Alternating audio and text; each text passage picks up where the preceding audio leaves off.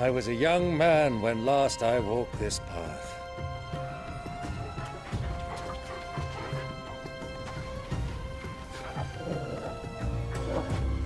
There's an old trading post not far from here.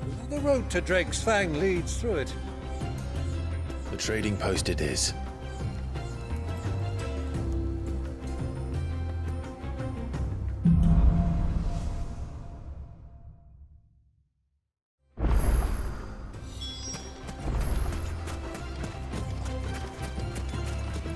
Our destination lies over that dune, beyond the ruins. Mark them well, Clive. It's all too easy to lose one's bearings in the sands.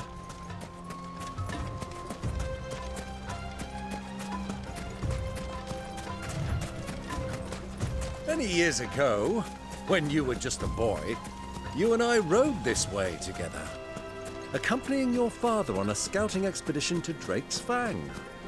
He let me come with you. I'm not surprised you don't remember. It was just before Joshua was born. You were so eager to be there when your brother arrived that you whipped your chocobo too hard on the journey home and fell from the saddle. I shall never forget how Elwyn fussed over you as you sat in the sand, bawling like a babe.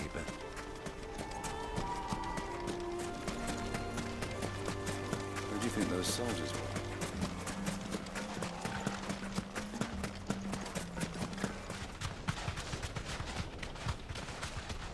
Ah, there she is. The good old Dalamil Inn. Do you know, this heat has given me quite a thirst. Quick drink before we press on?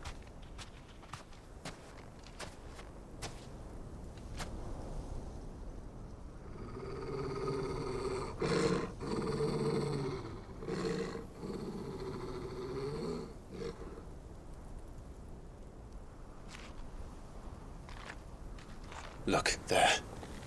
Those are Ashen steeds. No doubt about it. And such a long ride from Stonehere. Our Waluda friends must be soothing their saddle sores in the inn. Shall we join them?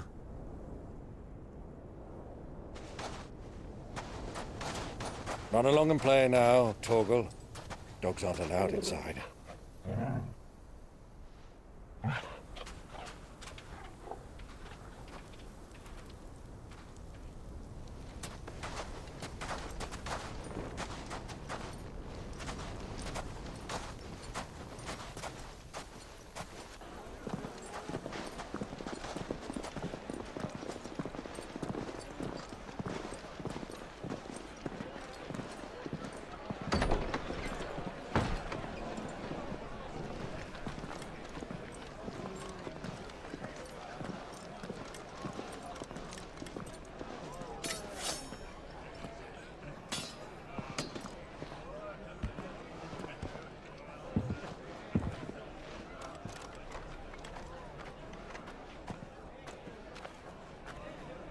Good day to you. Eating?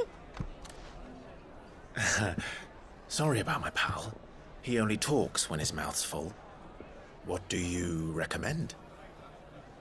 Well, if you're after something light, we do a fine chocobo soup with lentils and honey. 2 bowls of that, then. An ale. Right you are. Hey, girl! Coming! Your pal?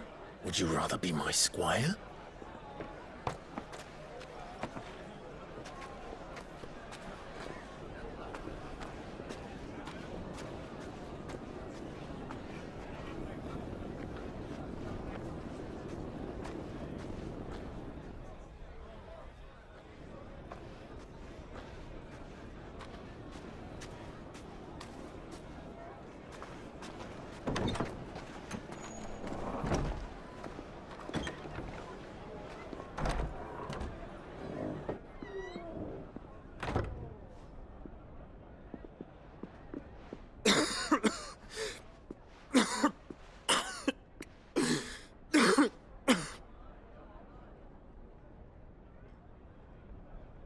Your Grace, it is plain you are not yet well enough to travel. If you would only let me take you to someone who can better attend to your ills. No, we must press on. Prince Dion has returned to his camp and will soon depart for the front. I must speak with him at all costs. Miss this chance and I may never get another. You do understand that? Yes, Your Grace. But you must at least agree to take your medicine. I'll fetch you some water.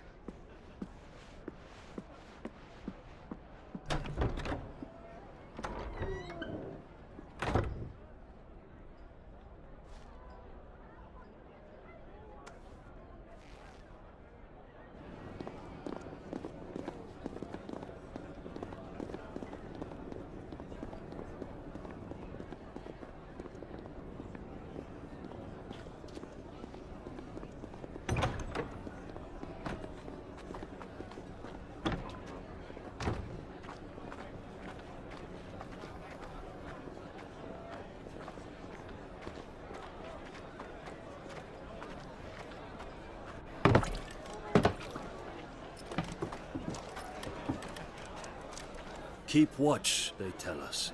But all I see is sand. I hear they got our guest back to the Fang without any trouble. We'll be leaving soon enough. Why the Lord Commander dragged us all this way just to save that blockhead skin, we'll never know.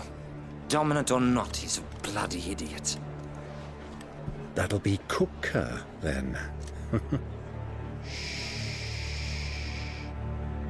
Well, let's get this down us. We've a long way to go. Hey, you!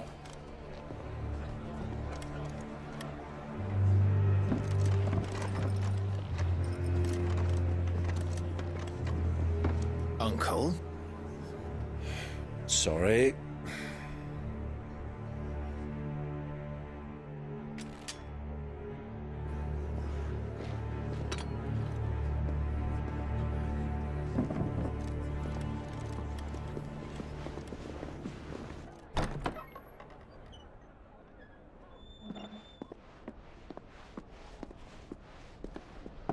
Can you walk, Your Grace? What's wrong? I fear trouble may be brewing downstairs.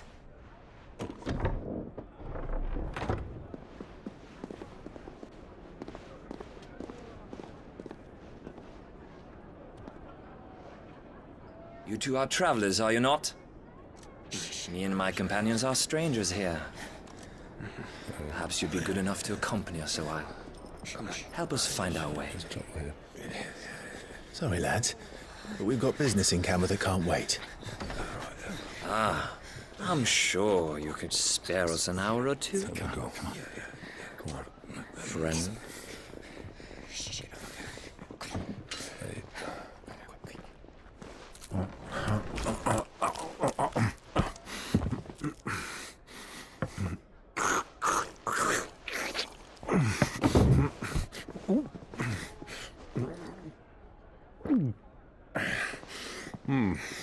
I'm afraid we don't have a moment to lose. Friend. Stay back, Uncle. Gladly.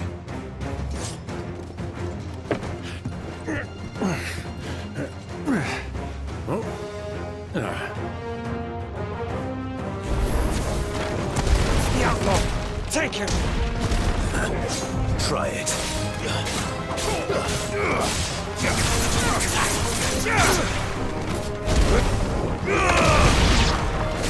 Bravo, my boy! Just like that!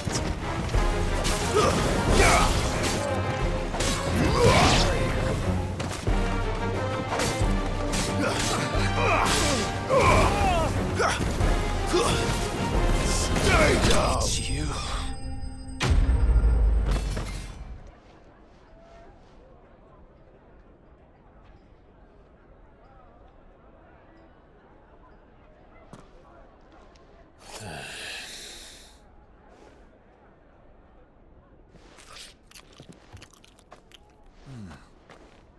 For your trouble.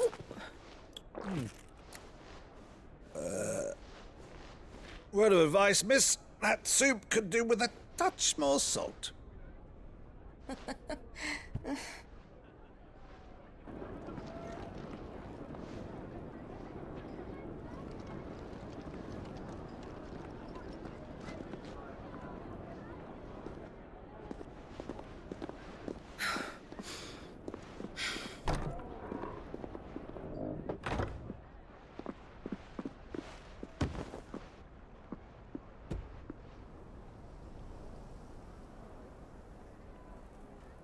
Now's our chance.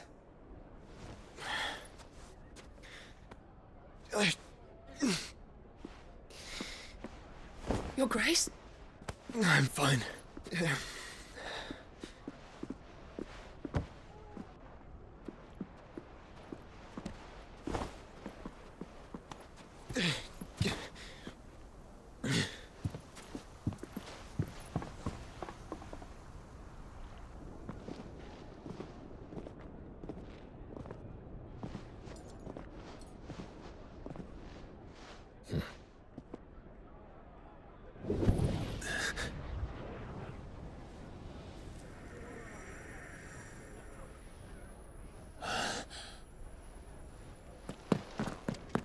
Clive?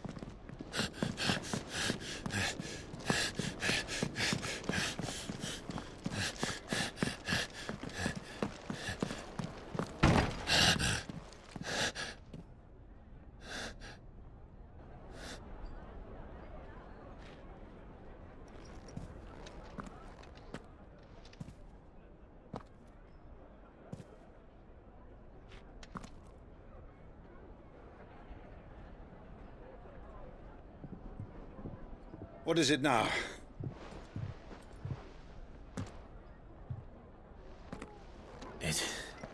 It's nothing. Let's go.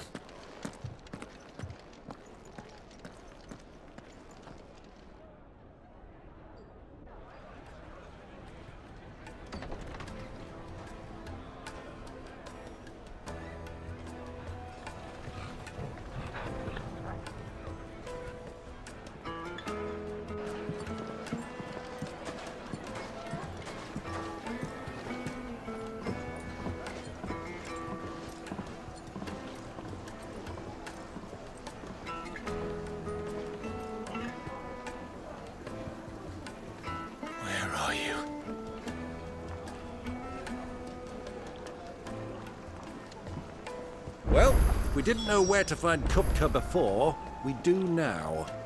The Royalists said it themselves. Their guest is in the Fang. We should press on before any more of their friends turn up.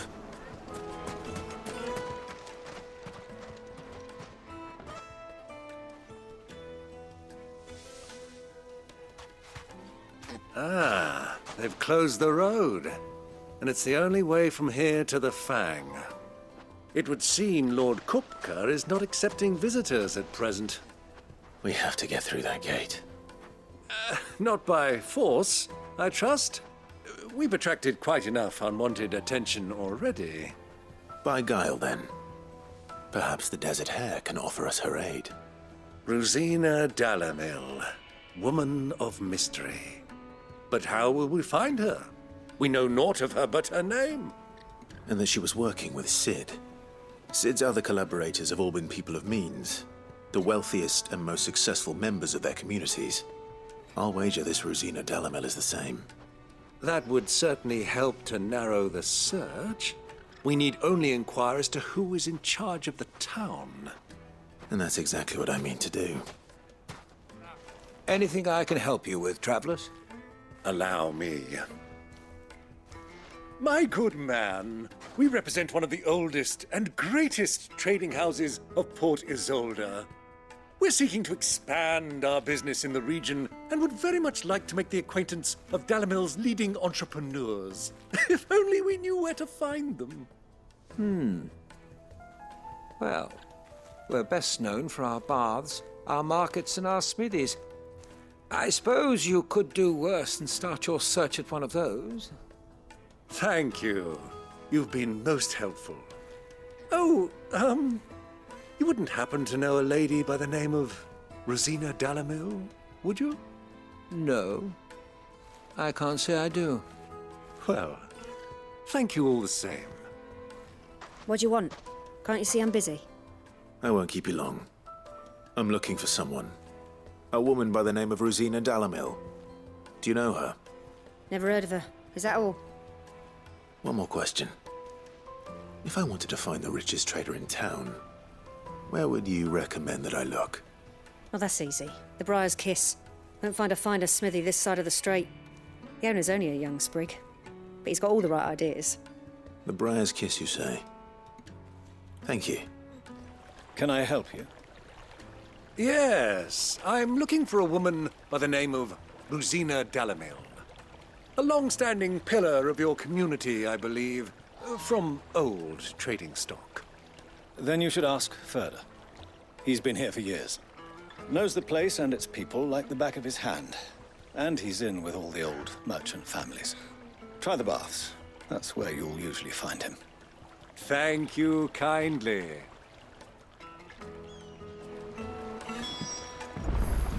Well, it sounds like we have our man. Perhaps. Let's go and find out exactly what this Ferda knows. Sweet incense, wax candles. Excuse me. Are you Ferda? I am. Can I help you, travelers? I hope so. You've lived here for some time, is that correct? Do you know Rosina Dalamil? We believe she may be a trader of some renown. And what business do you have with the desert hare? She was a close friend of mine. I was hoping she might be able to help me. Very well. Go to the bordello. I'll arrange an introduction.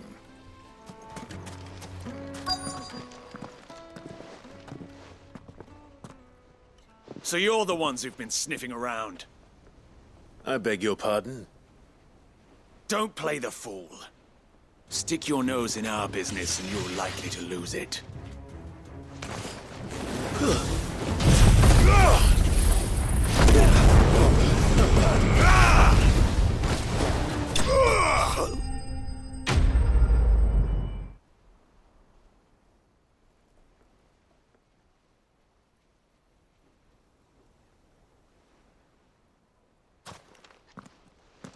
Who are you working for?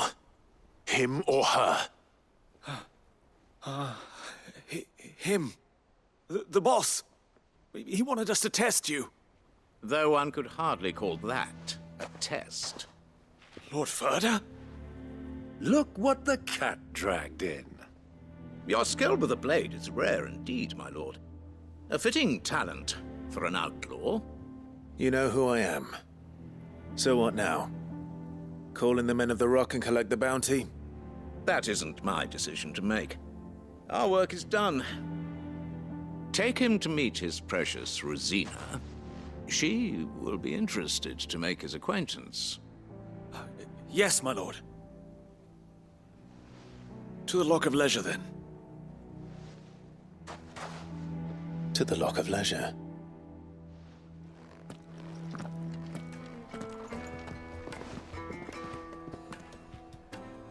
Is this the place? Lubor's Forge. The Briar's Kiss. Ah, so it was the young sprig after all. So much for Rosina Dalamil being a woman of experience. How wrong I was. It was an easy mistake to make, Uncle. After all, it must have been years since Sid last saw her. Sorry, him. Whoever this Lubor truly is, he's clearly a man of means. I'd say he deserves our respect. See that he gets it.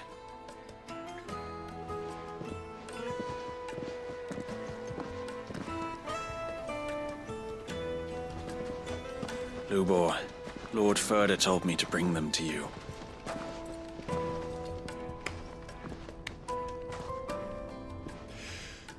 My boys tell me you're in need of assistance.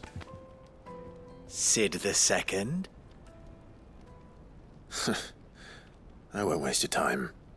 I need passage through the south gate.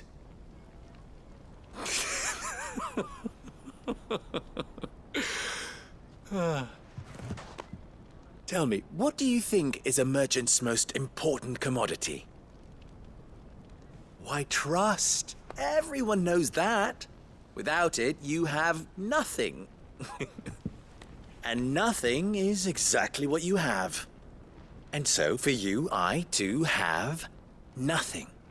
I'm not in the business of helping every lost puppy that wanders in off the street. I'm a busy man, as you can see. Let's leave this mummer to his farce. By all means. find someone else to help you on your way. Just be sure to tell them you're not the two travelers from the inn the guards are looking for. Don't want them jumping to conclusions, do we? Why, you...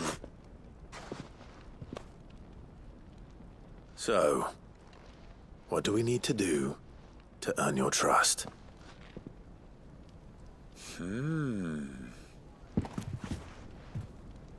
I like this one.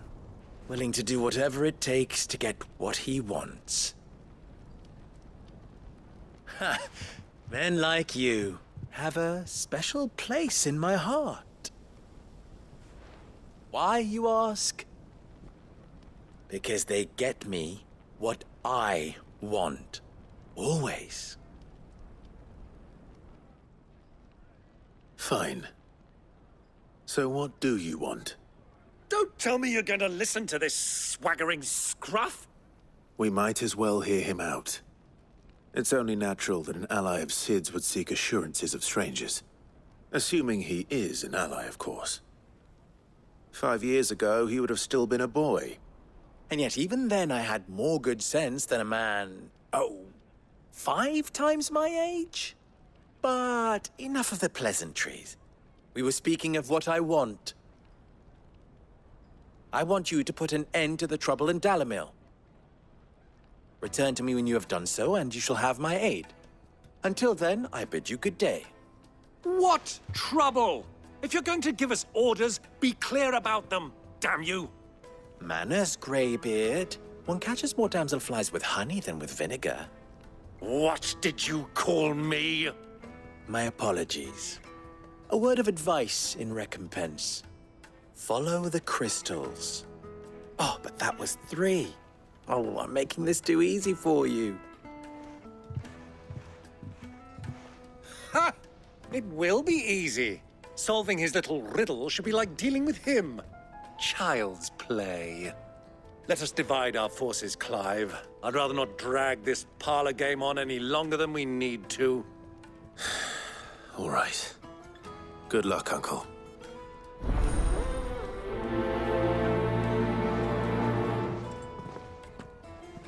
I thought we were the only ones causing trouble in Dalamil. Excuse me. Is it true there's been trouble with crystals of late? You've heard, then? I've heard rumors. Damn thieves.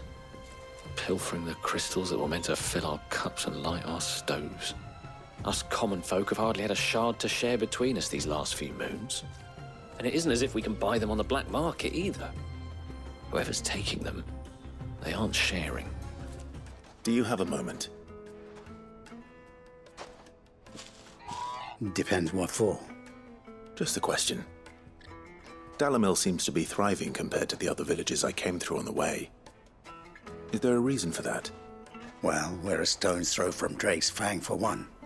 The soldiers guarding the Mother Crystal and the shipments need a place to spend their hard-earned gil. The men of the Rock throw their money about like there's no tomorrow. Is that so? Well, thank you. Don't let me keep you from your work any longer. What can I do for you, soldier? Need that sword polishing? I'm not a soldier. Ugh, then be off with you. I serve the men of the Rock and the men of the Rock only. You have an agreement with them? Don't be stupid. I just know which side my bread is buttered. Don't want to be stuck under some pauper when they come knocking. With pockets deeper than Zemeckis and an urge to empty them. No, just leave, will you? Before you scare them off. I think I'm starting to get an idea of what's been going on. I wonder if Uncle Byron's learned anything of use. He'll probably be back at the inn by now. What was all that crashing and banging about before?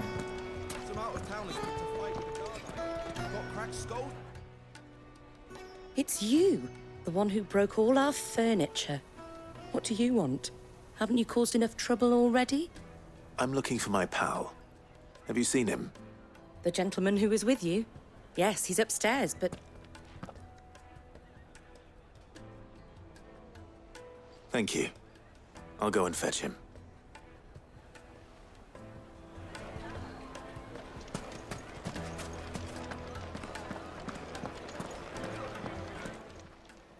Huh?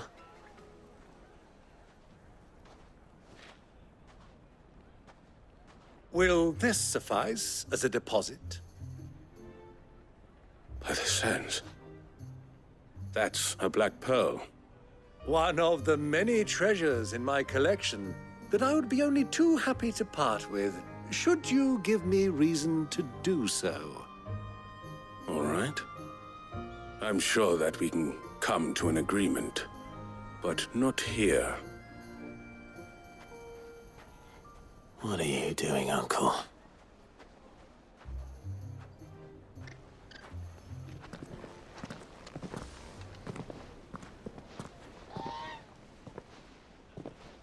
Care to explain why you're giving gifts to Kupka's men? Bait, my boy. One cannot catch one's prey without it. And I do believe I've snagged us quite the quarry. I started by asking around the markets as to where I might purchase crystals. I had no luck, of course. It's forbidden to trade in such things. But my uncharacteristic indiscretion just happened to attract the attention of those uniformed ruffians. They took me aside and said they could procure the crystal I sought if I proved I could pay for it. So the pearl was your proof? I thought they'd ask for more. A second-rate specimen like that would only fetch 500,000 or so. A small price to pay for admittance to the underworld. But enough about my little act of subterfuge. What did you discover? That the supply of crystals has dried up of late. And some people seem to think they're being stolen. Meanwhile, members of Kupka's private guard have been spending money all over town. I'll wager those soldiers you've been talking to have been siphoning off crystals meant for elsewhere, and pocketing the profits. I'll wager you're right. We'll meet with them then, just as you arranged, and put an end to the trouble Lubor spoke of. Ha! That preening popinjay thought this would be difficult. It just goes to show one should never underestimate a Rosfield. We'll soon wipe that smirk off his face. I arranged to meet with the soldiers in a secluded corner of the Velcroy, far from prying eyes. The perfect place for a spot of double dealing. I trust I can count on your support, if things turn sour. Of course.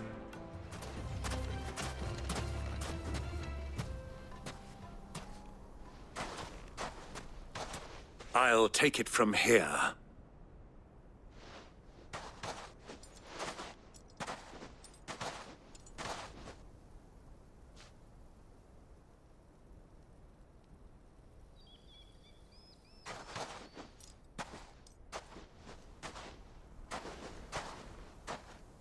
I was beginning to think you weren't coming, my lord. You've brought your contribution? All the silver and stones I could scrape together at such short notice? You brought the whole 500 talents. That was the price we agreed upon, yes? If you've no objections, I'd like to see the crystal. Of course. Right this way, my lord.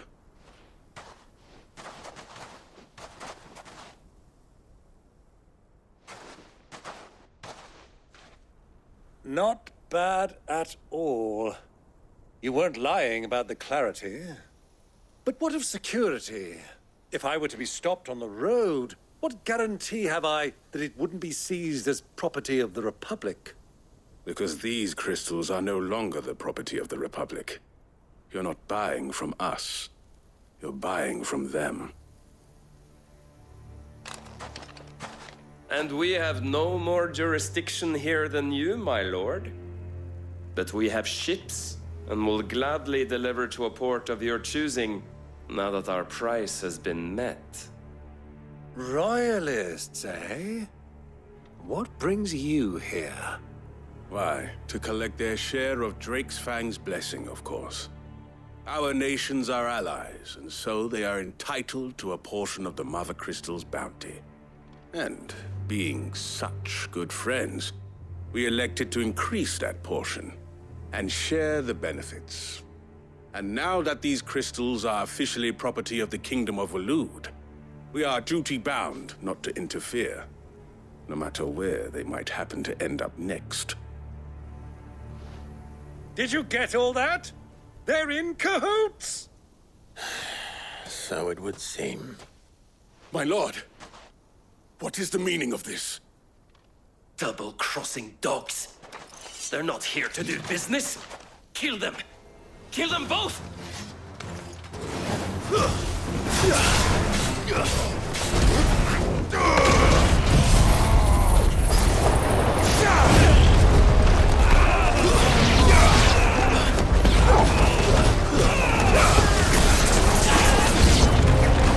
It's not over yet, Uncle!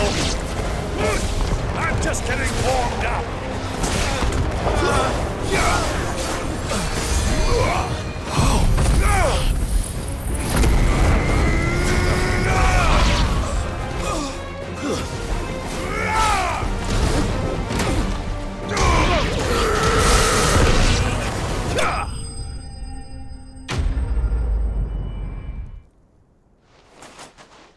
Well, that wasn't too bad. How'd you like my performance, huh? I've often played the villain on the stage. I think I did the role justice. Don't you? Greybeard, you were magnificent. The battle scene was particularly thrilling. Such a shame you didn't have more of an audience, but perhaps that's for the best. How long have you been watching? Long enough to witness your uncle's sordid transaction. I hardly expected one so venerable to degrade himself so thoroughly, buying one's way into the confidence of degenerates. Ingenious. This was the trouble you spoke of. The men of the Rock taking crystals meant for the common folk and conspiring with the Royalists. Well, now it's over. Indeed it is. The people of Dalamil had scarcely any means of redress against Kupka's men, let alone a foreign army. Until you two came along, that is.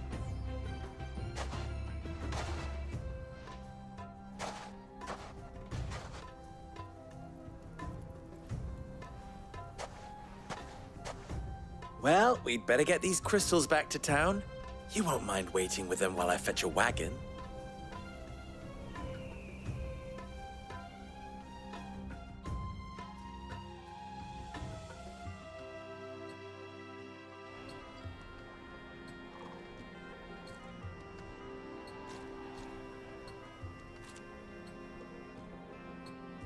It occurs to me that I still don't know your name. Clive. So, Sid the Second is a Clive? I suppose it could have been worse. Well, Clive, you held up your end of the bargain, so I must do the same. Passage through the South Gate, was it not? To tell the truth, you've helped a little there too. Many of the guards have already been redeployed to deal with the issue of their missing comrades. And those left behind have been encouraged to look the other way should you attempt to pass through. Thank you. And please allow me to cover your costs. You still have the purse I gave to the soldiers, I trust? I saw you pluck it from one of the bodies. Oh, dear. Was I really so obvious? And my name is not Greybeard. It is Lord Byron Rosfield, thank you very much. No, thank you very much. Greybeard. Double the... Ugh! Here, wear this.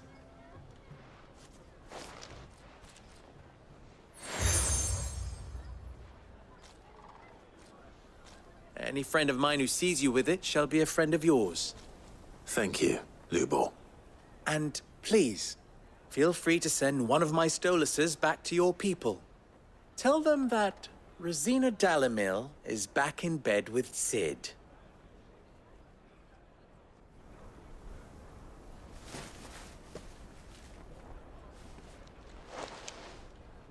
Omia Lostelan. Tuisa Kelis.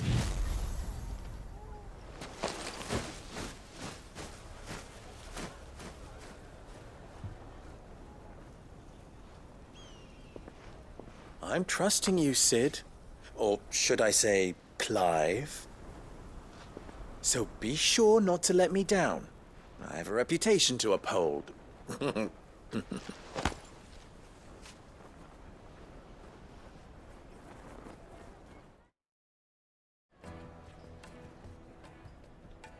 Well then, I wish you a safe journey south. Thank you. Not at all. It was my pleasure. Come on, Uncle. Let's go. We should get going. What do you want? Do you have water? Directions? Either take this road to the Fang. Ah, I'm not too late. What is it, Lubo? A question that I neglected to... Where is it that you're bound? To Drake's Fang. To finish Hugo Kupka. Just as I thought. Then allow me to share a secret. Drake's Fang is currently riddled with royalists. Talmeki and Waloed are allies, and as you have seen, their soldiers work hand in glove.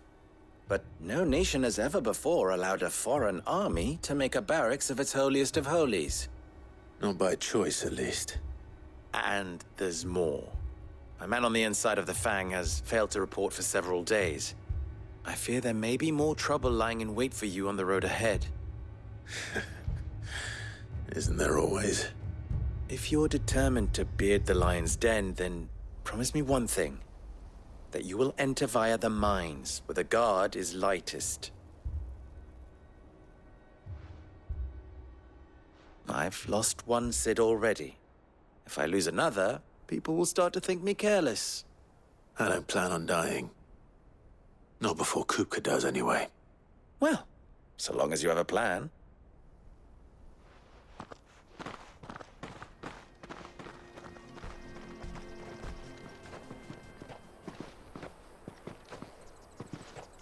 There it is.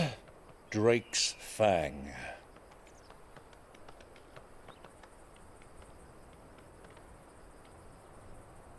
Kupka will be hiding inside. Along with goodness knows how many guards, all on highest alert. You'll need to keep your wits about you if you're to reach him. So be careful.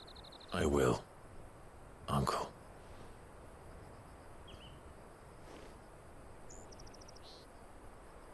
Before you go, Clive, allow me to apologize.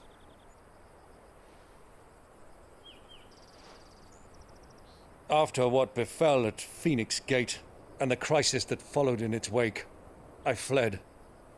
I retreated to my counting house and danced attendance upon the vicereine in the hope it would bring me favor. I betrayed my nation to save my skin, like the coward I am. And I'm sorry. Uncle, please. It's not too late, Clive. Rosaria is yours by right, and there are those that would help you to take it back. Had I the courage of my brother, I might already have done so. But that ship has sailed. You, however... No. Forgive me, but I cannot. I fight to build a new world now. A better world. Where men can live and die on their own terms. I was raised in a nation that strove to improve the plight of bearers.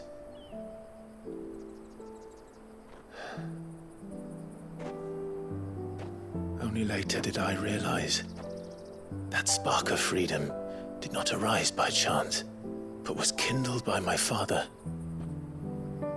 You would see me follow in his footsteps. And that is exactly what I mean to do. Not by ruling Rosaria, but by extending his ideals to the whole of the twins. Though every soul in the realm may judge my actions heresy, I am certain my cause is just.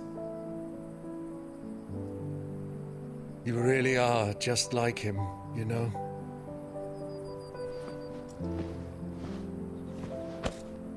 Thank you, Clive, for coming back to me.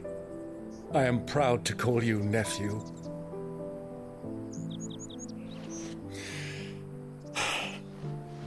Well then, this is where we must part ways. Wish me luck in convincing my Canvarian friend to share his considerable talents. I mean to plunder his coffers and prove myself worthy of a place in your merry band. Till then, my boy. Till then, go safely, Uncle. And you, nephew. We have much to catch up on, you and I. I shall expect you to regale me with the tales of all your adventures when next we meet. You can regale me too, Torgal.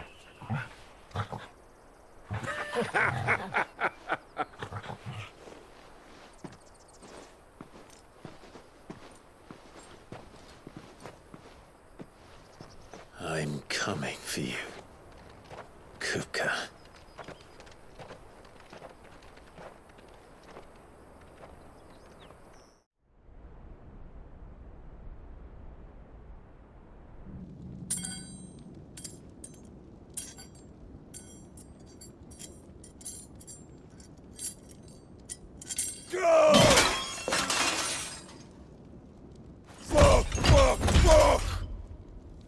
Why do they start? What has that gutter rat done to me?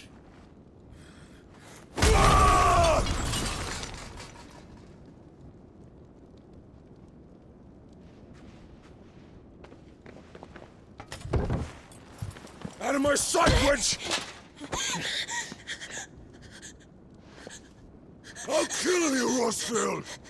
I'll rip out your heart! I'll tear you limb from limb!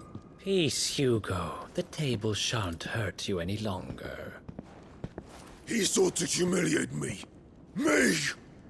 If you hadn't interfered, he would be dead! You truly believe you would have triumphed had the battle continued? Titan would have ground him into dust! And how would he have done that without his head? Shut up! You weren't strong enough, and you call yourself a dominant. Or rather, you did. You mock me, Harbert.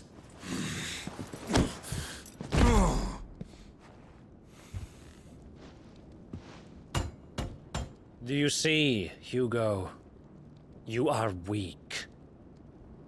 Fuck! But so long as that fire burns within you, there is still hope. There may yet be a way for you to take your revenge. Tell me, what must I do?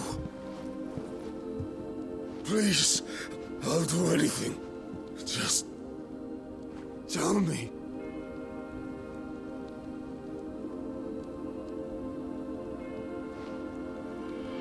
The heart.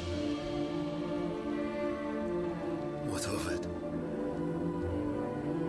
A mother crystal's heart is the most concentrated source of ether in all creation. Perhaps you could take advantage of that. Of course, the crystal would not yield her blessing to any ordinary man. But then, you are no ordinary man, are you, Hugo? Clive Rossfield stole your power, but others have suffered a similar fate, and still managed to find the strength to conjure their icon. Like Benedicta Harmon. She too drank of the ether and gained a power beyond human understanding. She did?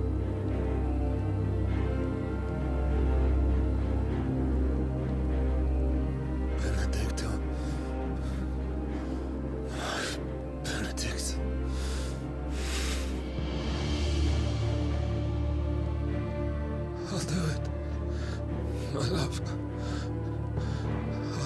Don't you...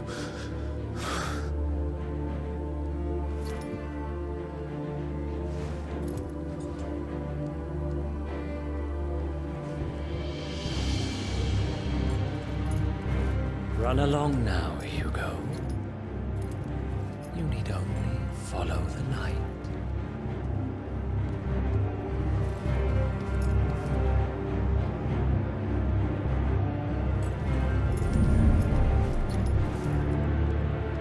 Muthos is here. Very well, it shall be so.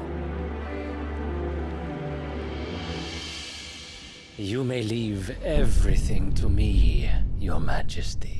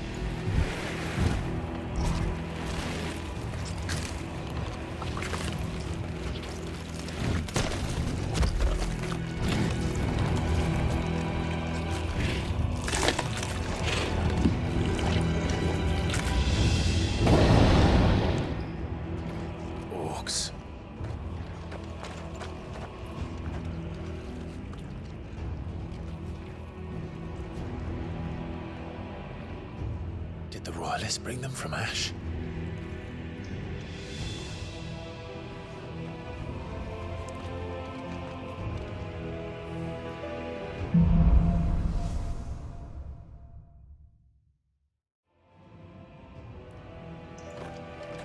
Are the Beastmen part of the Waluda army now?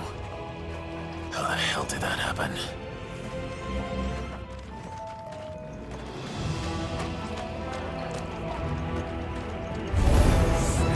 They spotted us. We need to block.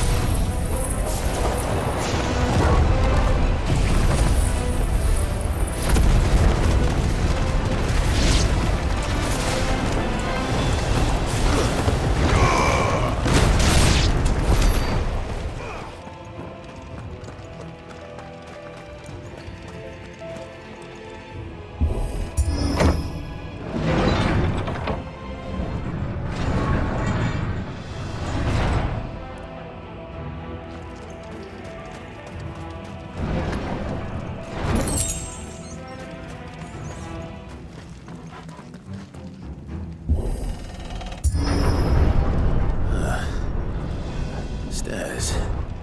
This must be the way out. This one.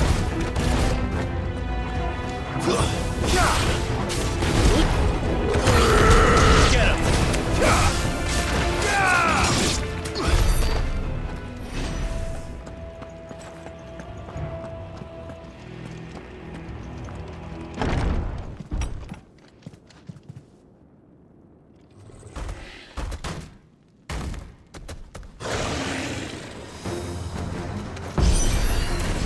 I won't be sneaking past this one. How did it get in here?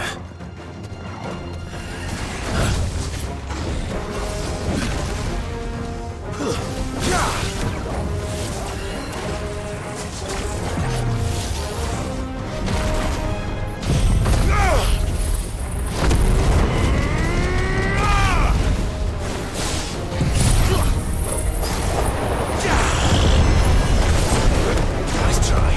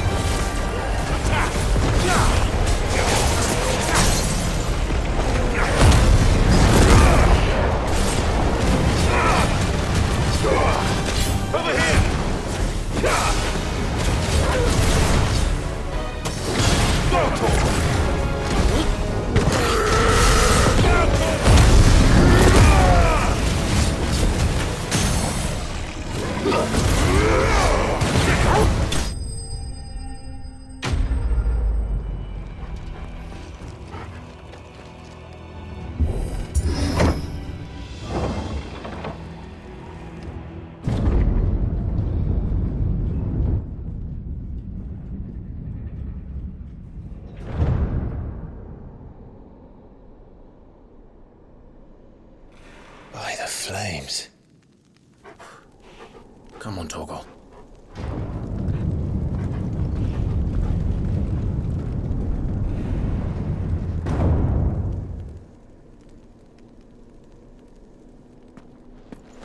Kupka never did do things by halves. As if taking the Mother Crystal for his own wasn't enough. He had to build his castle in it.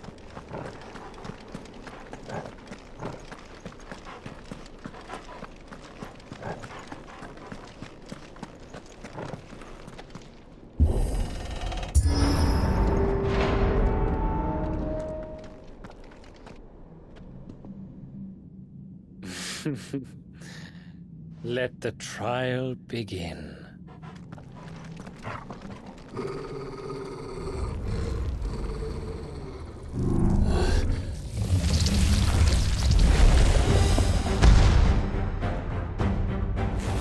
What the hell?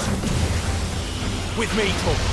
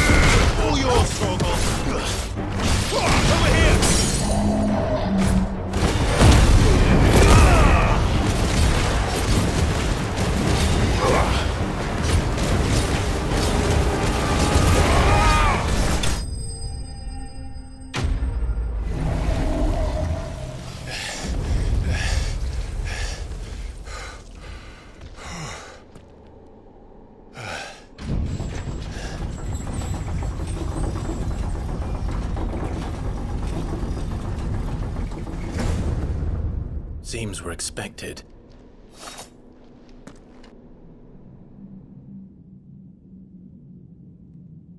So this is the power of Mythos.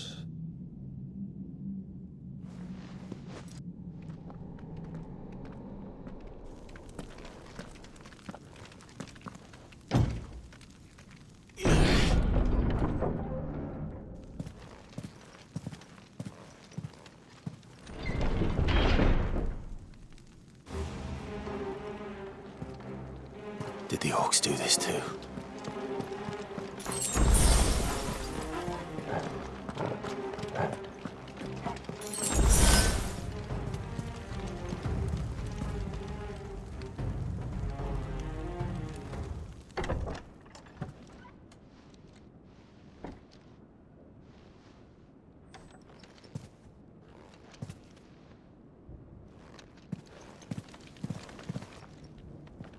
You've been busy, Kupka.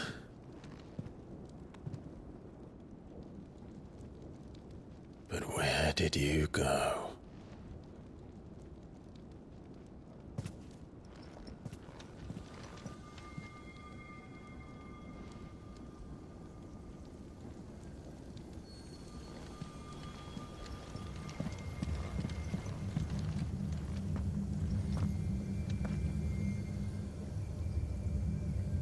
The heart.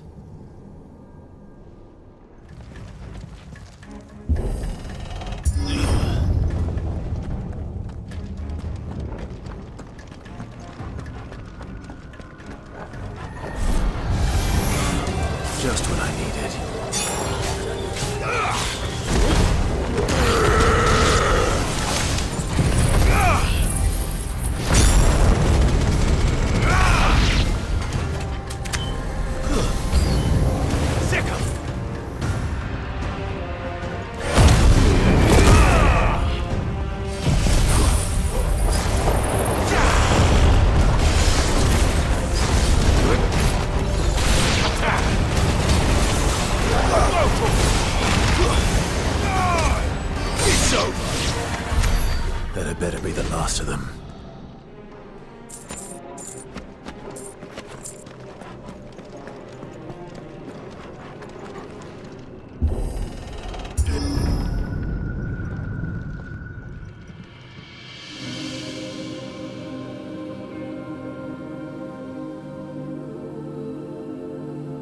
Benedicta, my everything. I've missed you so much. Kuka!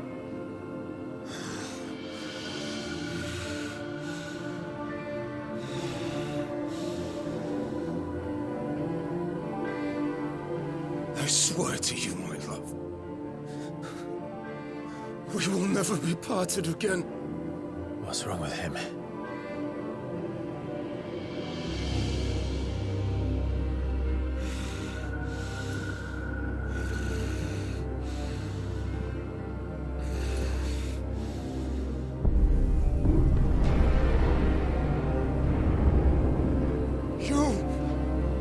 Get away from her!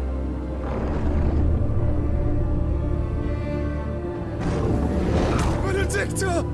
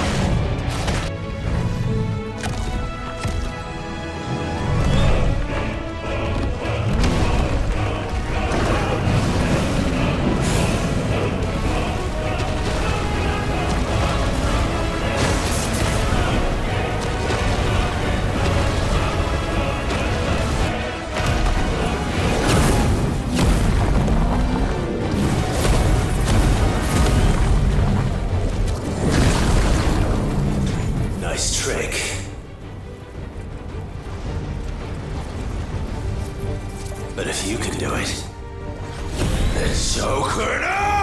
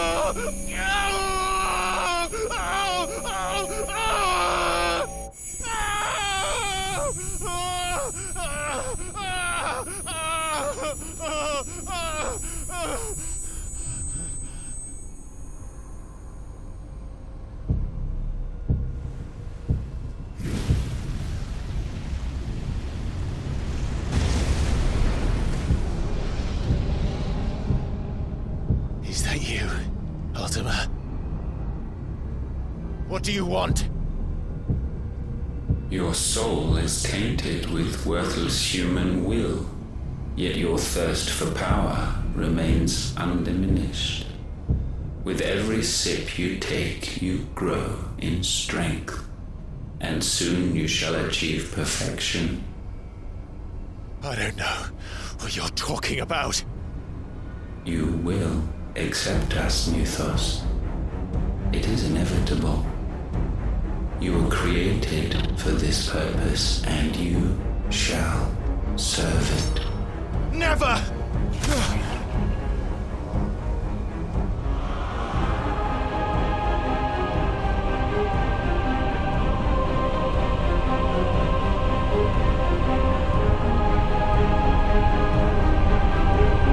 Fight it, Clive!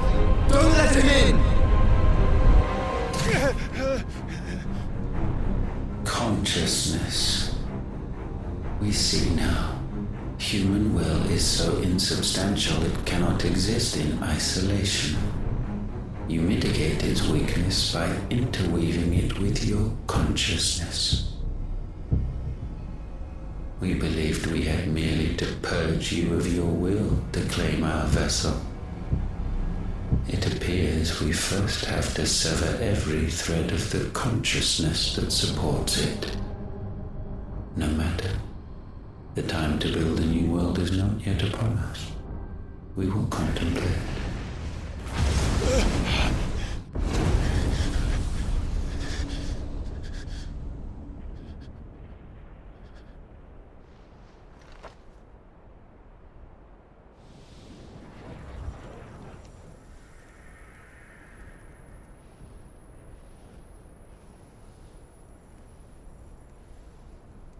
Thank you, Joshua.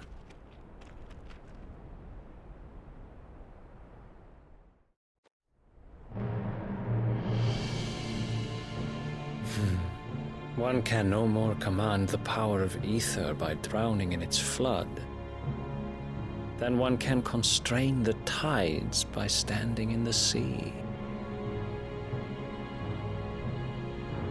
I had thought Hugo wiser than this, but it seems his head was full of rocks after all. Titan was strong. Your Majesty. But Mythos is stronger.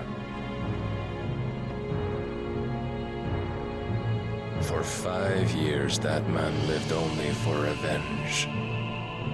Clinging fast to a fiction, even as it swept him into the abyss.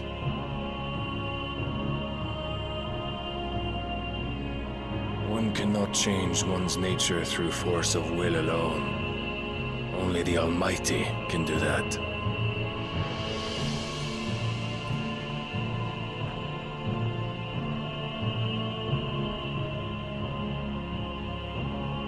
Hugo Kupka, the man who gave his life for a woman's head. A fool like all the rest.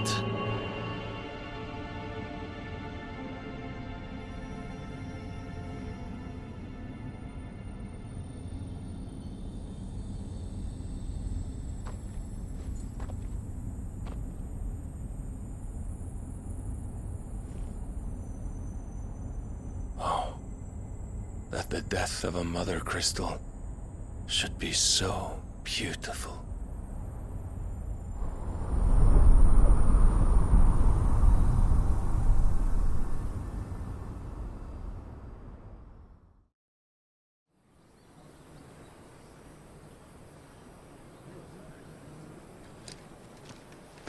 Some medicine, my lord?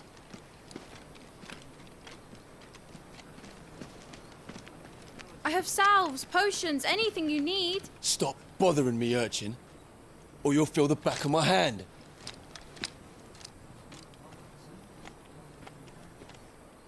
You must consider your health, my prince. If a show of force is needed to keep the Dalmex at bay, you may trust in your dragoons. I beg you to call on Bahamut only as a last resort. His strength comes at too great a cost.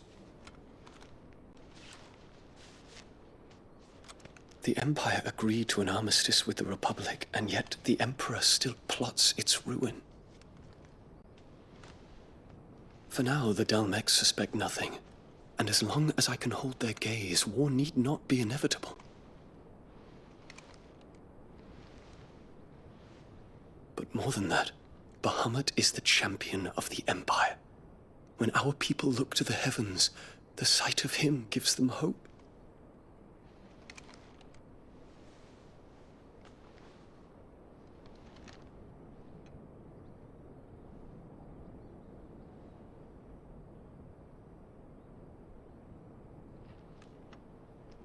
Forgive me, Terence. Would that you were my master. But alas. I will always be your loyal servant.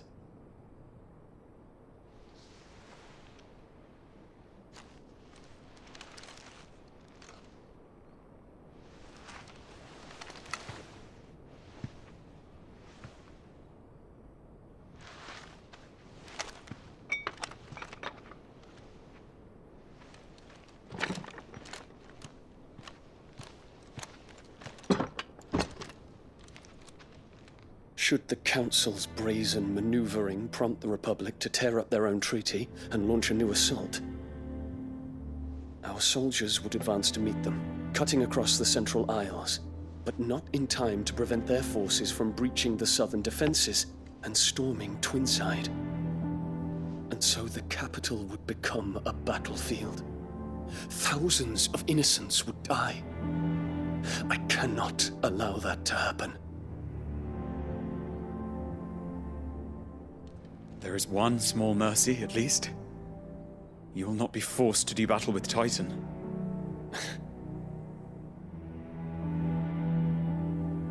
Would that I could avoid doing battle at all. 1,000 pardons, Your Highness. What is it?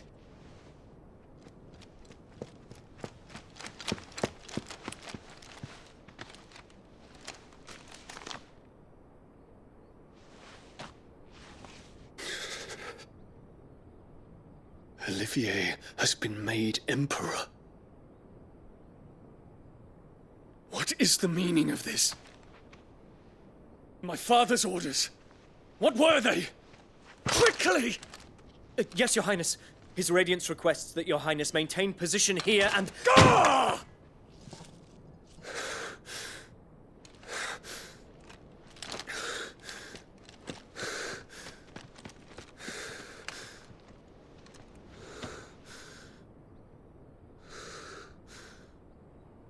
Terence. Yes, my prince. I must go to the palace. I'll ready your steed.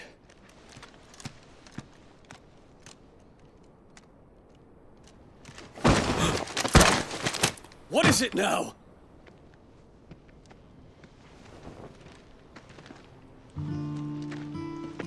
Forgive the intrusion, Your Highness.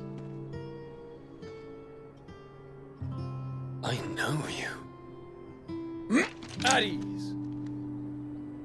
We stand in the presence of the Phoenix. You wouldn't want to get your fingers burned. I hope I'm not interrupting. Not at all. Though I admit, I did not expect such a distinguished guest. How many years has it been since the Remembrance ceremony? 20? I thought you long dead. Do I address a ghost? Many have told me that I look like one. But no. I'm alive. Just. Prince Dion of the House Lesage, I have a tale to tell you.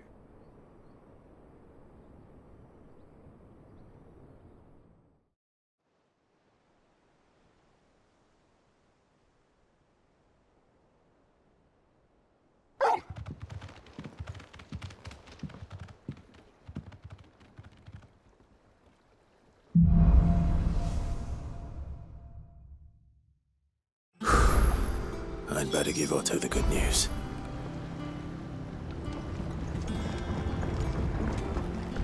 Walkways need Welcome home, patching Sid.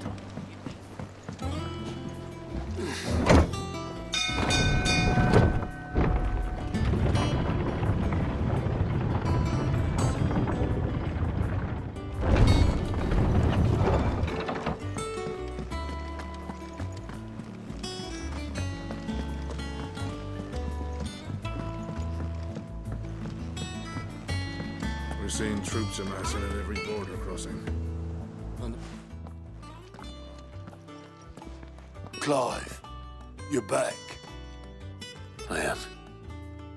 And with glad tidings for once. Hugo Kupka is no more. Well, I'll be. All of our comrades who lost their lives back at Sid's place be smiling down at you right now. We had a stolus from Lubor saying Drake's Fang had fallen. I expect that was your doing as well, was it? It's a long story. One for the history books, I'll bet.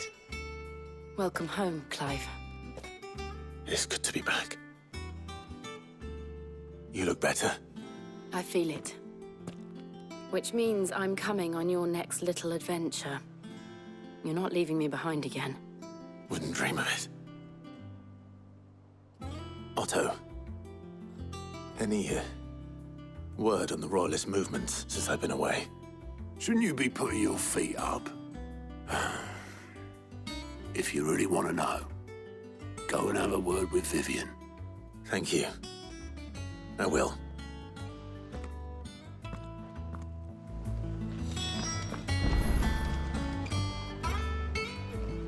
Ah, the conquering hero returns. And with hardly a scratch on him. I may have picked up one or two. Well, the fact that you came straight to me instead of visiting our resident physiker suggests that you picked up something more important. A scent. The scent of Waludas. The very same. But whatever plans Kupka was hatching with the Royalists, he took them to his grave. As did his men. Slaughtered by the orcs who'd taken over the Fang. Orcs, Vivian. I've never seen such creatures in Storm before. The Waludas must have ferried them over from Ash, but why? Why work to rescue Kupka only to invade his home, the mother crystal of an allied nation, and let both fall? It makes no sense. Do you know the tale of the blind men and the Adamantus?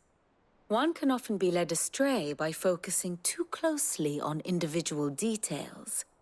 One must instead see the bigger picture. And what bigger picture is there than my map?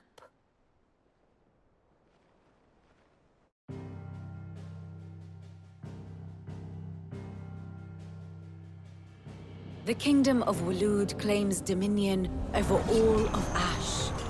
It is a nation forged by the bloody conquest of Barnabas Tharm, the dominant of Odin. The Canvarian War of Independence in 849. The Battle of the Twin Realms in 865. The Battle of Belinus Tor in 873. Wheresoever his armies fought, Odin was found where the fighting was fiercest. But of late, the warrior king appears to have laid his sword to rest. Battle rages for control of the crystalline dominion. Yet Tharm sends not a single ship in support of his Dhalmekian allies. Meanwhile, the Blight ravages great swathes of Ash. Yet warlike Waloed shows not the faintest interest in laying claim to untouched lands. So why go to the trouble of sending an army of orcs into the heart of Drake's Fang? only to make no attempt to claim the Mother Crystal for Waloed. It can hardly be for lack of men. Tharm's armies rival any in the Twins. No. We have not seen the last of the Waloed standard. Odin will ride again. It is but a question of when. And on that day, who will be trampled underfoot?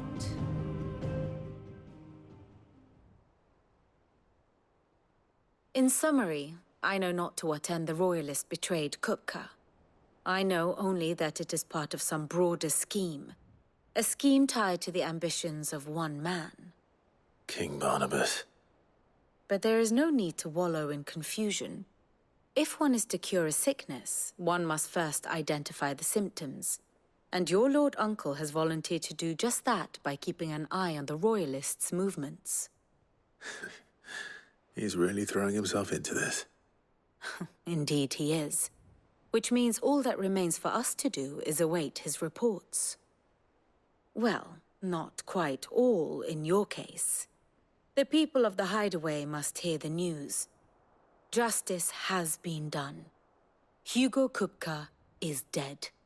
The wounds he left that night are still raw. Especially for those who lived with Sid the longest. Tell them that those wounds might finally begin to heal. Consider it the price of today's instruction. I've never known you to be sentimental. What can I say? I am only human. And we are, all of us, sentimental animals at heart. I suppose we are. Very well. I'll go and spread the word. Well, someone looks pleased with himself. It's true what I'm hearing, then. Nothing escapes you, Lady Karen. It's true. Kupka is dead. No more looking over our shoulders, then. Good. I'm starting to get a crick in my neck. Don't let it go to your head, though. Blackthorn, do you have a moment? What is it? I'm busy. I wanted to tell you that Hugo Kupka is dead.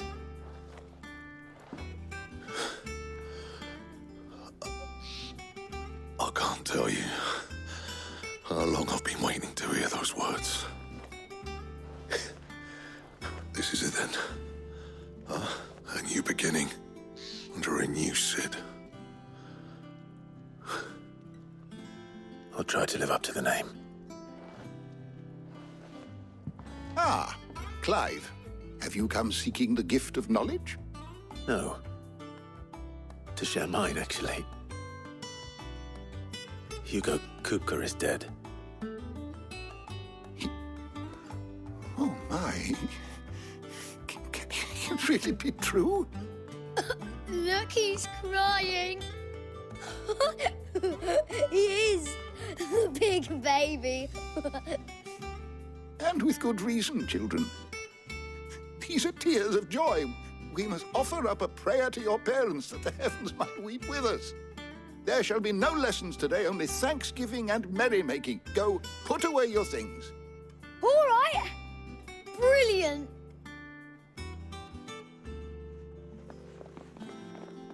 Finally, a new dawn has broken. It has. Thank you, Clive. I cannot wait to share the good news. Hippocrates. After Kupka fell, Ultima came to me. I need to know what he is. Have you learned anything? Alas, no. And not for want of trying. I have scoured nigh every historical tome in our collection and found nothing. Not even the sort of conspicuous absence that might suggest a concealment of fact. One is almost tempted to conclude that such a creature never existed. But I saw him. With my own eyes. I don't doubt that you did. Alas, it seems you are the only one who has. To others, he reveals naught. We see only that which he leaves in his wake, like some terrible force of nature beyond the ken of mortal man. A bringer of death. Whether the Ultima you met with was the being itself, or merely another projection of its power, I know not. But until I do, my investigations shall continue. Thank you. It means a lot. Right. Let's see if Otto has anything else for me. You barely sat down since you came home. Vivian got you running errands or something? Just spreading the word.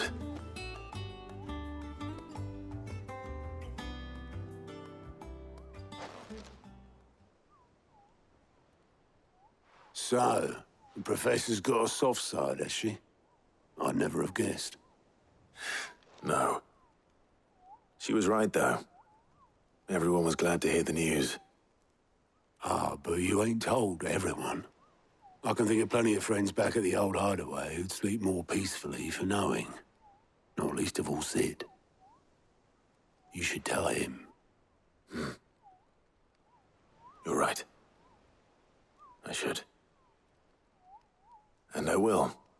Well, when you do, be sure to take Mid with you. She's been going at it hammer and tongs down in that workshop of hers, trying to do her father proud. I can't remember the last time she visited the old sod's grave. Very well. I'll suggest it. All right, Clive? What do you want? I'm going to visit Sid, and I thought you might like to come with me. Sorry, I'm too busy for all that right now. I've got to get this thermal displacement stack sorted. Thermal... Displacement stack. Here. And this is for... Only the fastest, finest ship the world has ever seen. The Enterprise. Me and my dad designed it together. Where other vessels rely on the fickle winds to drive them through the water, ours is fitted with mithril engines. And those things have got more push than a behemoth in a bad mood, and more heat than all the hells put together. Which is where the stack comes in. I may have already talked some tight-lipped shipwrights into putting the hull together for me in a little dockyard in Canva. But the stack's a bit more involved, so I'm building it here. Thing is, it's so involved that I'm running behind and it's starting to hold things up over at the shipyard. I'll come and see my dad, though, when I'm done. Whenever that is. Is there anything I can do to help? Good old Clive. I were hoping you'd say that. First things first, I need some parts meching. The stack will be made up of 3 major components. There's the plating, here, that channels hot vapors away from the engine. The helm over the top, that disperses all that heat into the air. And the shielding around the sides. That stops the rest of the ship from going up in flames. A full suit of armor, then. Probably best to take it one piece at a time. Then you'll need to start with the plating. Everything else fits onto it. I've got the designs and the list of materials here. Show these to Blackthorn. He'll know what to do. I can't make head nor tail of them. Luckily, you don't need to. Blackthorn, can I ask a favor? Hell with it. It's for Mid. This my last chance to say I'm otherwise engaged. I'd spare myself the arseache. Go on then. What is it this time? She said you would know. Here.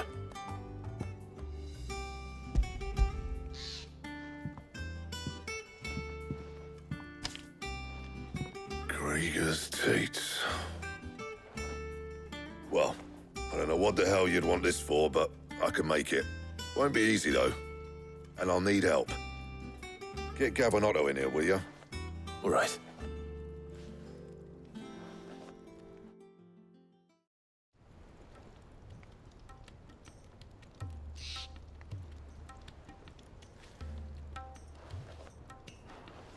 So Mid's roped us all in here again, has she? Typical. Still, if that's what it takes to get her to visit Sid's grave, I'll do what I can. And, what is it we need to do, exactly? Take a look at this. It's this plating. The usual sword-grade steel won't work. We need something that can get very hot, very fast, and still keep its shape. That means an alloy. Something that won't break or buckle at the temperatures she's talking about. Which is where you lot come in. I need materials, and I've got my work cut out already. You'll have to fetch them.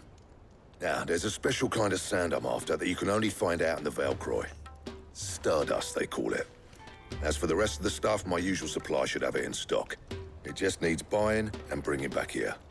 Well, we'll get it done quicker if we split up.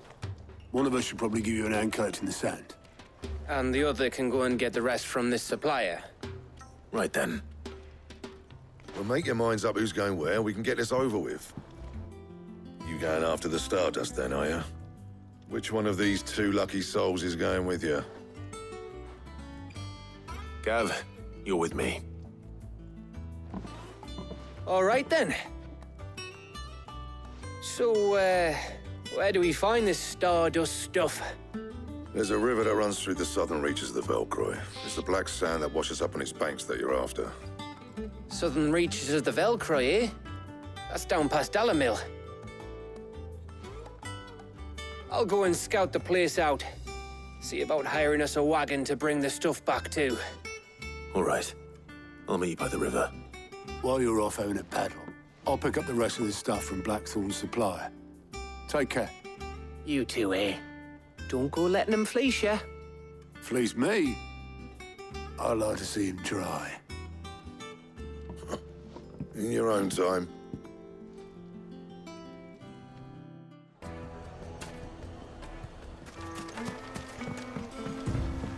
Looks like I found the river. Now where's Gav? Sorry to keep you, Gav. Better late than never. I've had a quick scout about, and I reckon round here's our best bet if we want to grab as much of this Stardust stuff as we can. Don't know what Blackthorn's planning to do with it, though. I asked over in Dalamil, and they seem to think it was worthless. But if Stardust is what Blackthorn wants, Stardust is what he'll get. There's plenty of the stuff lying about, just begging to be bagged. Then let's get bagging, shall we? We shall. Race ya.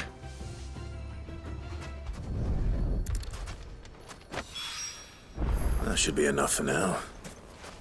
Let's see how Gav's getting on. You finished? How much did you get? Enough. I hope.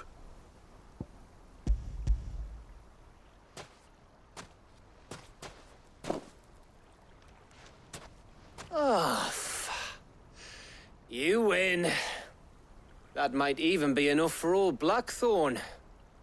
Hey, before we go, do you mind if we have a chat?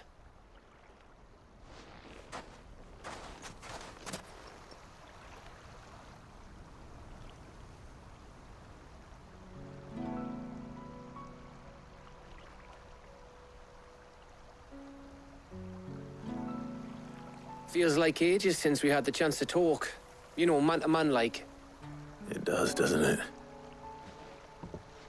Back when you first took Sid's name, we were talking all the time. Working out what to do in that. There was a lot to work out. And there still is. Those shoulders of yours starting to feel the strain. Hardly ever see you around the hideaway nowadays. Always on some errand or other. You can take a day off, you know. Well, says the man who spends most of his time behind enemy lines. Only 'cause you keep sending me there. I know I can count on you, Gav. Likewise.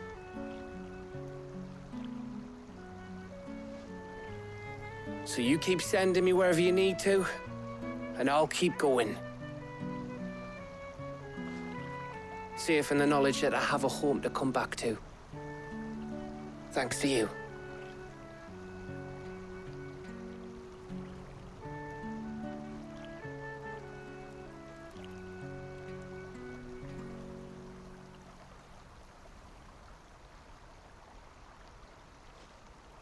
Right. That's enough soppy shite for one day. We'd better get this lot back to Blackthorn before he slings his hammer at someone. You go on ahead. And try to get some rest once you're there. Oh, I plan to. Believe you me. After Blackthorn gets what he needs, of course.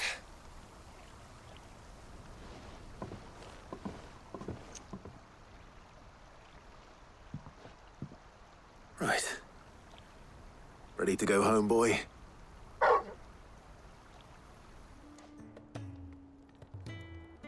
Blackthorn. Got everything you need? Yeah. Yeah, I do. Cheers for the stardust. Should be enough to be getting on with.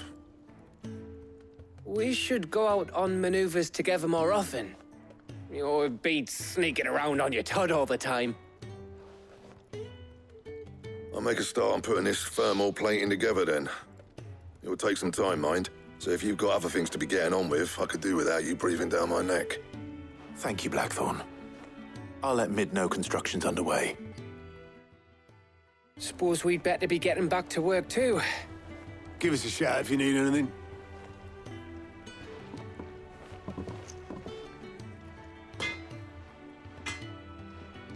You'll be pleased to hear that Blackthorn started work on the plating. Excellent. 1 down, 2 to go. So, what's next? The helm, of course. For this, we'll be repurposing fallen scrap. Salvage from the ruins? I thought that material was all but impossible to work. Ah, but we don't have to. I'm sorry. Just so happens there's one particular ruin that's broken into exactly the right shape and size pieces for what we need. What's the name back there? I'll give you all the details. What's her name?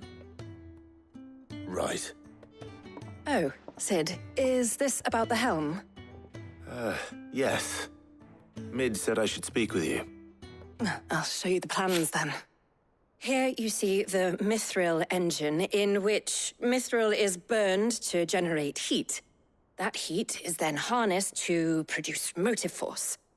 Excess heat is dealt with by means of the thermal displacement stack, which disperses it into the surrounding air. Now, were we to rely on thermal plating alone to achieve this effect, the rate of excess heat buildup would far exceed the displacement coefficient of the plating. In other words, the reactor would overheat and eventually explode. This is where the helm comes in. It connects to the plating, you see, and serves as a sort of thermal sink to absorb all that excess energy. Our experiments have shown that fallen ceramics are remarkably thermophilic. They can withstand and absorb levels of heat far above anything we are able to make today. And not only that, they're also waterproof and immune to rust, making them the perfect material for our protective hood. Why, if sea or rainwater were to enter the reactor proper, it would vaporize instantly. The forces produced would tear the ship from stern to... You can stop there. I understand. Mid said we might be able to use parts of a fallen ruin. Where would I find it? Ah, yes. It's in Lorbert's Pass, near Lostwing.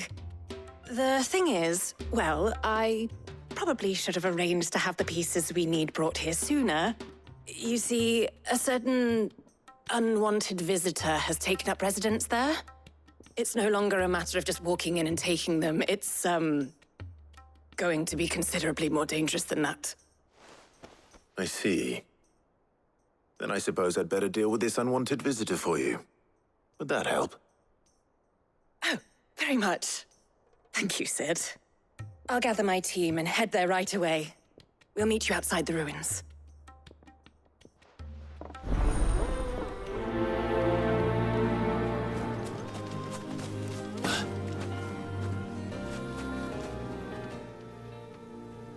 Oh, there you are, Sid.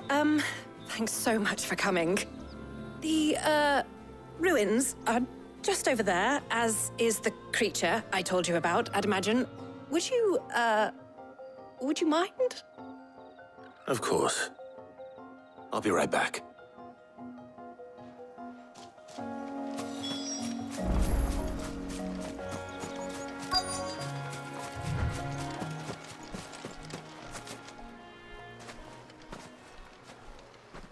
Anybody home?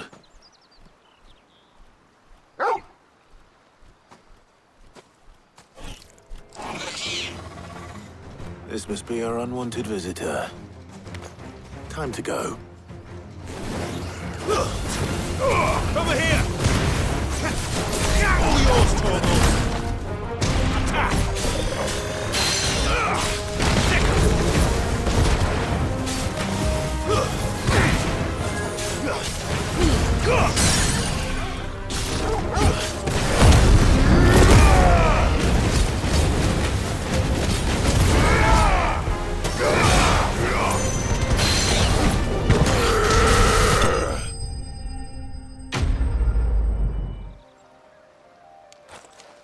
The things I do for you, Mid.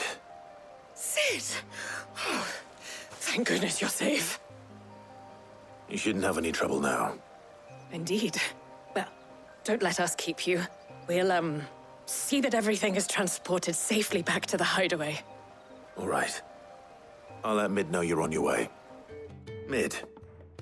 Helena has recovered the material for the helm. She'll be along shortly. Excellent. Another job well done. And just one remaining. Right. Right, the shielding. This one's a bit of a bugger. How so? The plating's enough to stop the engines going pop, but those things will still be spitting out enough fire to set the rest of the ship ablaze. Which is why you need proper shielding.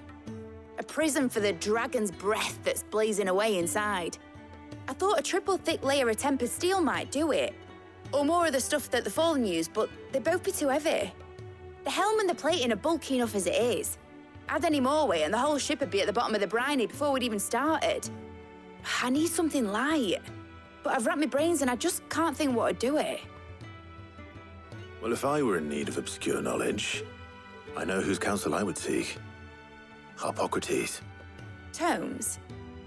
Yeah, well, I'd thought of that, obviously. I've got all the details written down here. Can you take this to him, see what he makes of it? Right away. Harpocrates, do you have the moment? For you, Clive, always. Well, actually, it's for Mid this time. Could you take a look at this?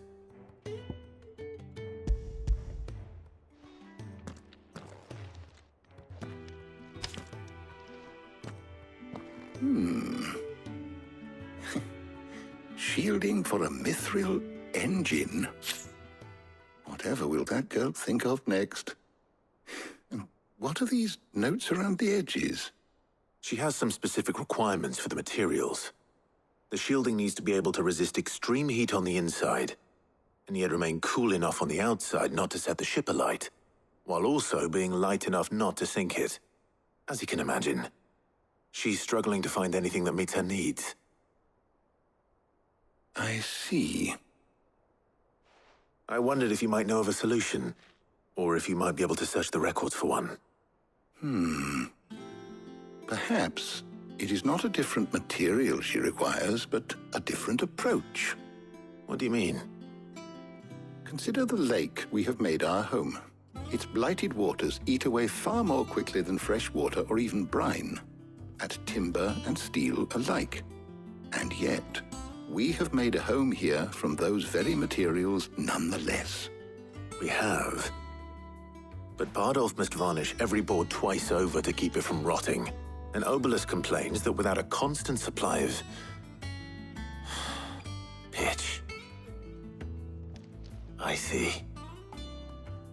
Early Gregorian histories speak of a preparation known as moon dew. It is said to be able to resist even the most ferocious flames. Before the dragoons tamed the worms and wyverns of the realm, nobles would daub their castle walls with it in order to guard against dragon fire. So if we could recreate it... It might be applied to some material or other in order to provide the protection Mid requires. As to how best to apply it and to what material, perhaps Bardolph and Obelus might be of assistance. I shall speak to them and see what wisdom they might have to offer. If you would be so kind as to procure the necessary ingredients, I shall discuss the specifics of how it might be most effectively put to use with our two friends. The knowledge of the past may yet prove useful to we of the modern era. Thank you, Harpocrates. And since you're asking others to help you, perhaps I should too.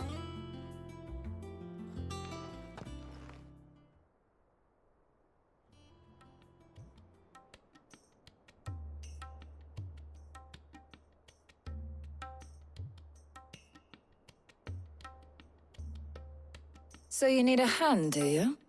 We do. I'll be heading to market for the ingredients we need. I could do with some help. And some company, too. The other can assist me in researching how best to prepare the shielding itself. Can we count on your aid? Always. Well, if Jill's game. Thank you. I am sure either of these fine young minds would prove indispensable in my research. I leave the decision as to who will go with whom in your capable hands, Clive.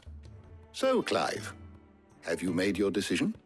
Who will accompany you on your little excursion? Very well. So then, what do we need to find? I have taken the liberty of preparing a list. Here. White chocobo eggs. Pepio nuts. Are you sure this list is right? Everything on here seems very edible. I would have thought the ingredients would be a little more exotic. Though these items may seem mundane, they have potent effects that are rarely exploited, effects for which they were once highly prized. So much so, in fact, that they were harvested almost to extinction, hence moondews having fallen from favor. Now, of course, they can be obtained with ease. You should be able to find everything you need at the market in Northreach. Is that so? I've been meaning to visit Northreach anyway. I'll set out now. Join me there when you're ready. I will. Until then. You two enjoy yourselves. You too, Talia. Now, where's Jill? You'll not find a bruised pippin in the bush. Nuts? How goes the hunt for ingredients? I've only just started. I'm sure everything we need is somewhere amongst all these stalls, though. Why don't we split up and see? We'll take a couple of ingredients each. All right. What am I looking for? How about you look for the pepio nuts and some garlic? I'll find the other things we need. We can meet by the gate when we're finished. Did you find everything? I did. Here.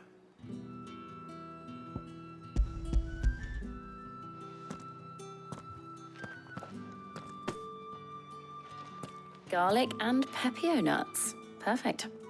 Now all that remains is for Harpocrates to somehow turn all this into what Mid needs to keep her engine cool.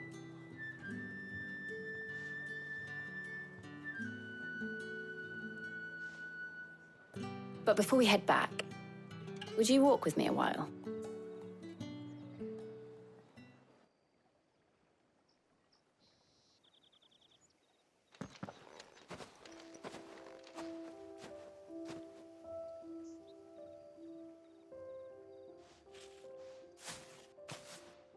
Thank you for asking me to help you today. It makes a nice change. It does. It's good to get away from all the battle and bloodshed for once. Just being here reminds me of when we were children. Do you remember? Walking down Market Street in Rosalith, taking in the sights and smells. How could I forget?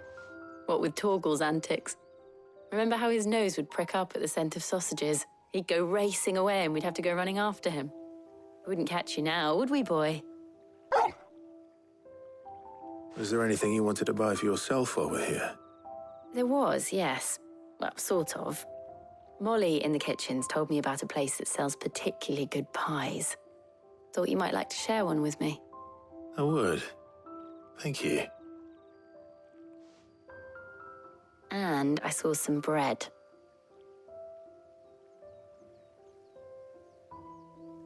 Big white cobs like the baker back in Rosalith used to make. What do you think? I thought we might get some soup to dip it in. But then I tried a slice of the butcher's dry-cured ham and it was just... oh. You all right? Sorry. It's just... you're right. I really do feel like a child again being here with you.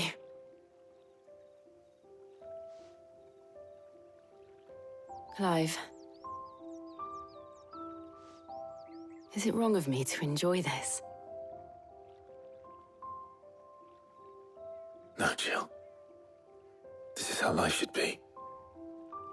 And it's how our lives will be when our work is finally done. When we can live on our own terms. I hope so. Thank you, Clive.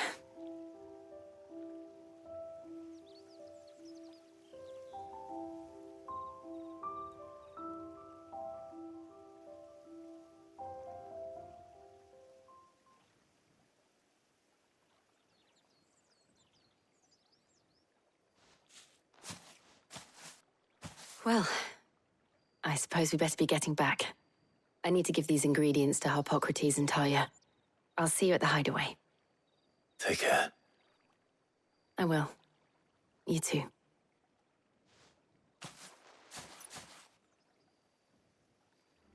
How's work on the shielding progressing, Harpocrates? Well, very well indeed. And thanks in no small part to your kind assistance. I was just explaining to Talia how we might best go about preparing the moon dew. And now that we have all the ingredients, we may begin. You can count on me. I've mixed more than a few mysterious concoctions in my time. I'm sure you have. What about the shielding itself? Work is underway, under the watchful eyes of Bardolph and Obolus. Apparently, it'll be ready soon. Thank you. All of you. Right then. Jill, would you join me in the infirmary? Many hands make light work and all that. Of course.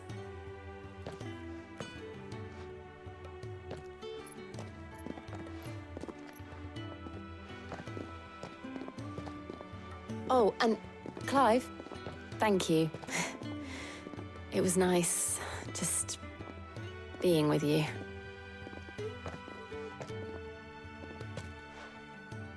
It appears our work here is almost at an end. A shame. I was enjoying playing the man of action for once. When both the shielding and the moon dew are ready, it will merely be a matter of applying the one to the other. Followed by a rigorous process of testing and retesting, of course. Perhaps someone ought to warn young Mid of that. Leave it to me. Thank you, Harpocrates. Well, I better go and give Mid the good news then. Sorry to keep you waiting, Mid, but you'll be pleased to know that work on the shielding is underway. You found something for it? In a manner of speaking, Harpocrates knew of a substance that's highly resistant to heat, a coating that should provide the protection you need. He's supervising the construction and testing of the shielding as we speak. Brilliant! I knew you wouldn't let me down. Don't thank me. I'm just the errand boy. Right then, better start working out how to bolt all these bits together. To the Black Hammer!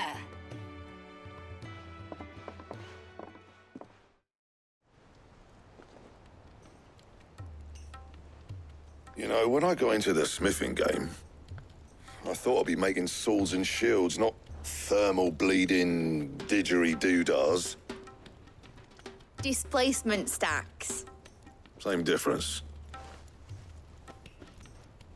Whatever you call it, I ain't putting it together in here. It's cramped enough as it is. Let's take this outside. Mid, you get all the parts lined up on the deck. I'll take care of the rest. On my way! Oh, and bring me the biggest hammer you can find. This is gonna require some precision walloping.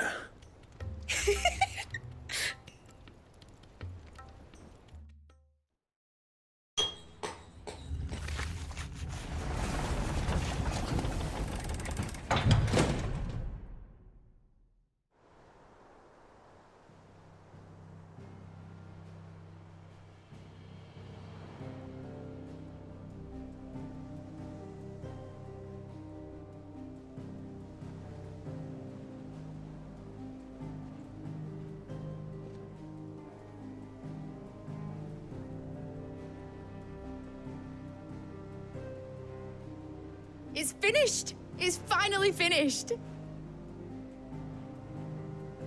Thank fuck for that. I'll be feeling my hammer arm for weeks. Thank you, Clive, Blackthorn, everyone. That's one down and just 3 more to go. I'm sorry? Oh, didn't I tell you? The Enterprise has 4 mithril engines, and we'll be needing a displacement stack for each. You don't mean... Don't worry. Now they've got a finished one to work off. My gang in Canva can build the rest. Good luck to them, I say. Right, I'm off to get a sling for this elbow. Any other work comes in, keep it to yourselves, eh?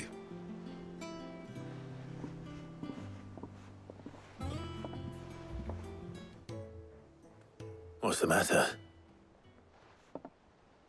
Nothing. Just daydreaming. Thinking about the Enterprise sailing off over the horizon to shores unknown. Searching for a land untouched by the Blight. Just like me and my dad planned. So if the worst came to the worst and every scrap of soil in the Twins turned black, we might still have a chance. That's what she was meant to be. You see, one last chance just in case we needed it. But now she's so close to being finished, I've realized I don't want her to be that. I don't want her to be just a lifeboat for us to cling to if things get desperate. I want people to sail aboard her by choice, not from the lack of it. In a world where we're not just trying to survive, but where we can actually live. I'm working on that. And I'll do everything I can to get you what you want. Don't you always? All right. My mind's made up. As soon as the Enterprise is fit to sail, I'm putting her under your command. Sod our plans, I'm trusting in yours. Are you sure about this?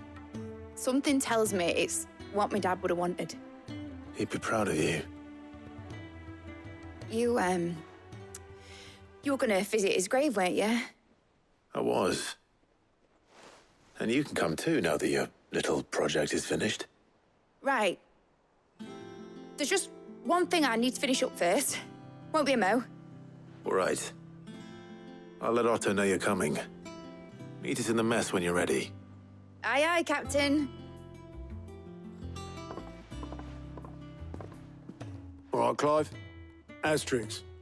We'd finished sending half the hideaway traipsing across the Twins, has she? I swear, that girl'd do anything to put off visiting her old dad's grave. No excuses now, though, eh? Not quite. She said there was one final thing she had to take care of. I'm sure she'll be finished soon enough. She said that? In those words? She did, yes. Clive? Were you born yesterday or something? There is no thing. She'll probably be halfway to Canva by now. Mid. I might still be able to catch her. Obolus, have you seen Mid? Yep. In a boat, going that way. Then I'm too late. You in a hurry and all, are you? Oh, I offered to take her across, but she wouldn't wait. Just paid for a dinghy and rowed off. Oars going like the clappers. Got some life in her, ain't she? But anyway, I was on my way up to see you, as it happens. Got a letter for you. Urgent, by the sound of it. One of your uncle's men said I was to hand it to you in person, post-bleeding haste. And you're here now. Thank you, Obolus. Don't mention it. What tidings, Uncle?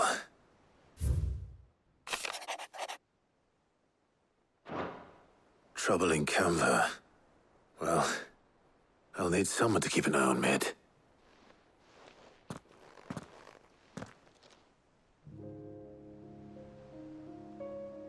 So what? Mid got us to do all the dirty work and then just sailed off into the sunset? It, seems that way. Well, nothing we can do about it now. But next time you plan on visiting Sid, you might want to tie her to something before you suggest it. Ah, don't be so hard on her. Gotta admit, the dirty work was kind of fun. Everyone pitching in, all that bollocks. Just like when we built this place. You're right. Anyway, We all set to head to the old hideaway. I could do with getting to Canva pretty sharpish. Wouldn't do to keep Lord Rosfield of the Seven High Houses waiting now, would it? Not after he asked for me personally. Gav will be leaving with me. Will you mind the place while we're gone? You can count on me. Just be sure to give Sid and the others my regards. All right. Oh, by the way, Jill will be joining us too. She's got some things to take care of, but she'll meet us there. I hope she's telling the truth at least.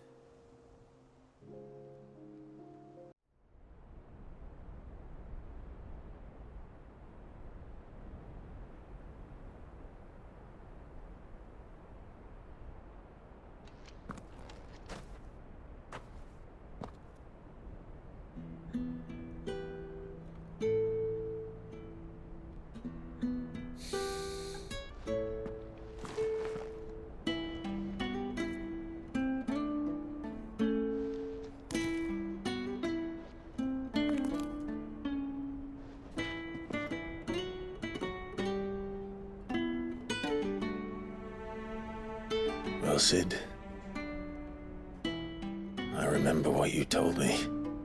That if no one is listening to what you have to say, you may as well not say it.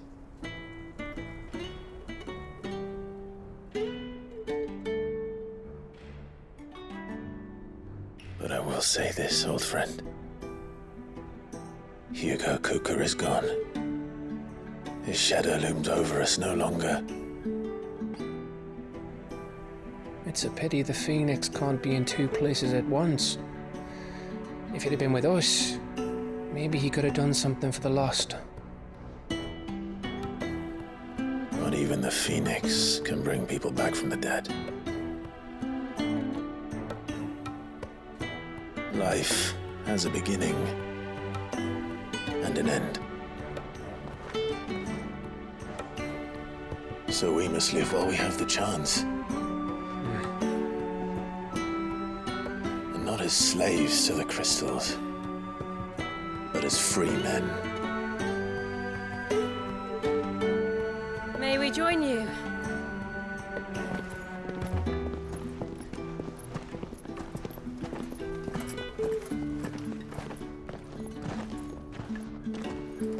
Lady Karen, what a pleasant surprise. I thought I'd drop by and see how you were all doing before heading off to restock my supplies.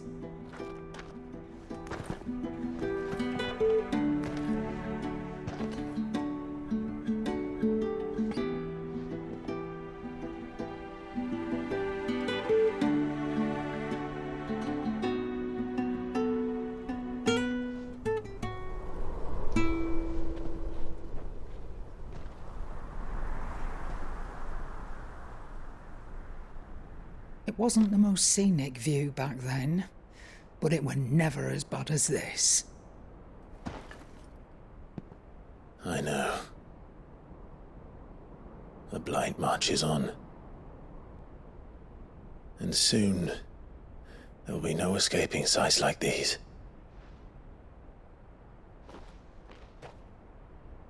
So our mission remains unchanged. We cannot stop until every Mother Crystal is gone, and their thirst for ether with them. The only one that remains in Storm is Drake's Tail in the Crystalline Dominion. Our next target. We're going to Twinside. It's the capital of the Empire these days. I wouldn't like to think how tightly guarded they've got the place.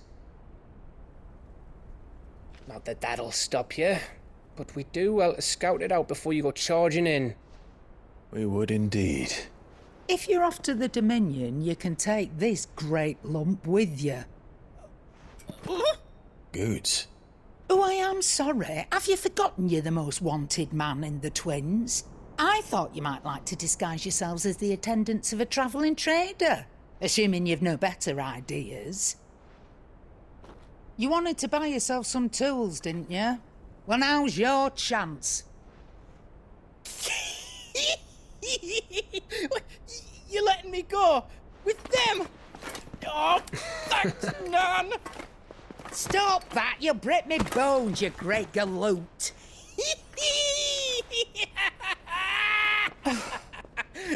There's a caravan that runs back and forth between the Dominion and the Bocklad markets.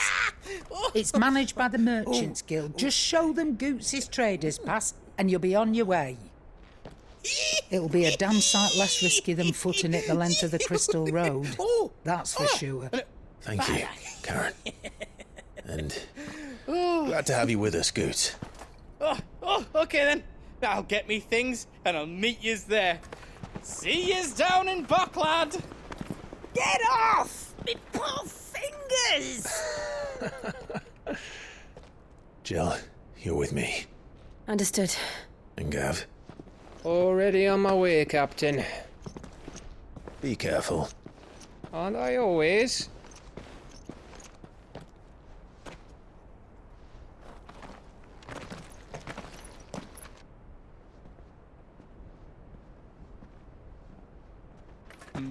Do you see that, Sid? Your protege's making a proper little outlaw of himself.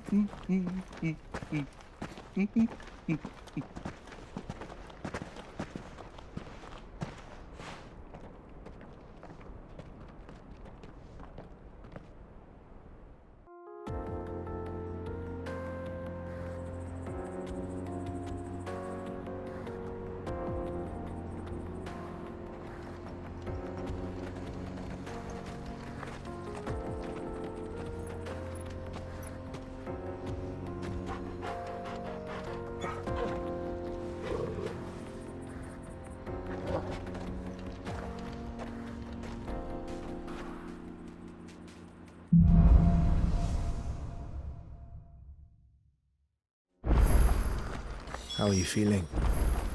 Better. Thanks to Talia. I'm glad to hear it. And Torgal helped too. Didn't you, boy?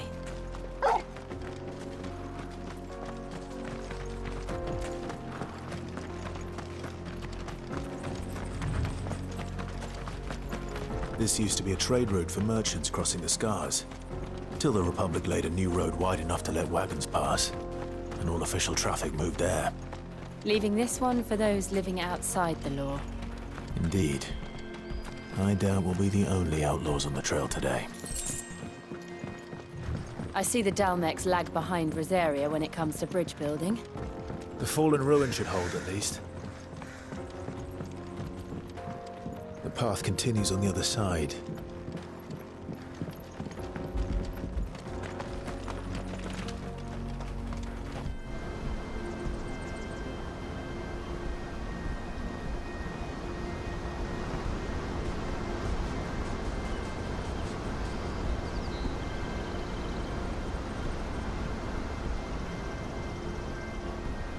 So this is Zemeckis. The land of the gods. It's even more impressive than I imagined. I remember being captivated by the story as a child. Long, long ago, man was overcome by avarice and challenged the gods in a bid to win their power. The final battle took place here, at these falls. Or so the legend goes. If anyone ever manages to plumb those depths, perhaps we'll learn if there's any truth to the tale. That the gods emerged victorious and punished man for his defiance by visiting upon him 2 curses.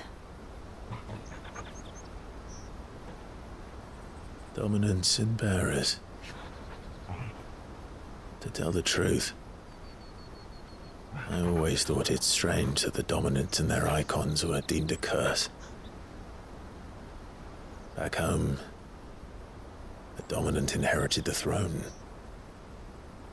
They were admired and exalted, not spurned. Whenever I got to that part of the story, I always assumed there must be something I'd misunderstood. You had a lot of storybooks, didn't you? In your room, I mean. When we were young. The old legends were always my favorites. Epic battles between gods and men. Father encouraged me to read as much as I could. He thought it good for my education. You really were a boy like any other, weren't you?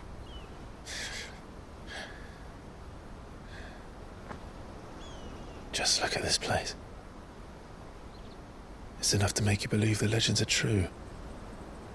I know.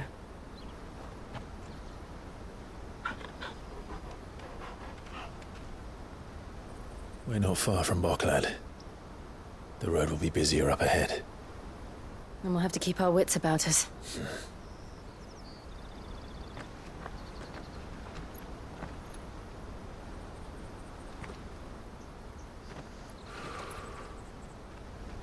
Clive? Something wrong? Nothing. It's nothing.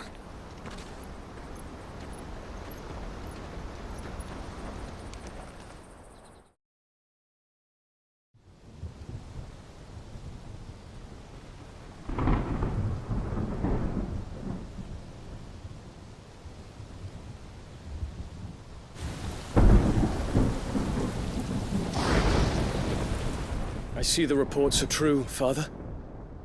You have surrendered the throne to Olivier.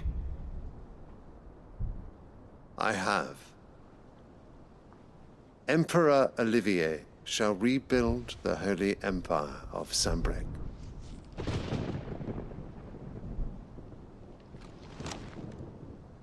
How is he to rule an empire? He is but a boy. I shall advise him until he comes of age. Father, please. Or for as long as I am able. The empire we seek to build needs young blood to rule it, and I can think of none better suited to the task.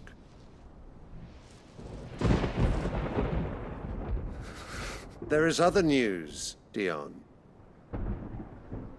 Hugo Kupka is dead, and Drake's Fang destroyed. The pillars of the Republic have fallen. Ere long, the Imperial banner shall fly over every city in Storm. And then, Valisthea. All shall bow before their Emperor.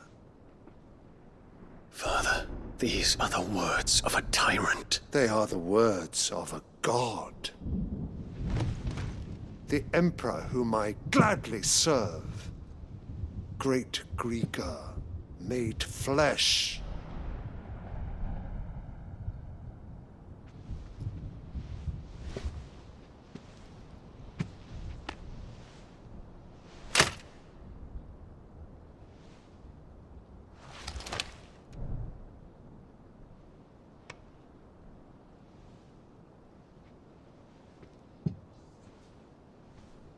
Return to your camp, Dion, and ready your forces. It is time to show the world the true power of Sanbreque. Father. I find you much changed. Is this truly the path you wish to tread? Or are these the ambitions of another? Of Ultima, perhaps? What nonsense is this?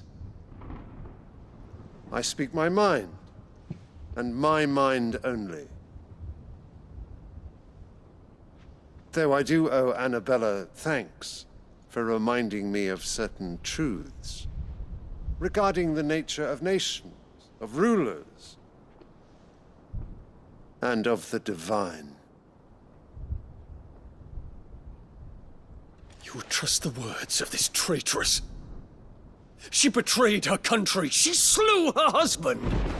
You have ever been an invaluable servant to Sanbreque, Prince Dion.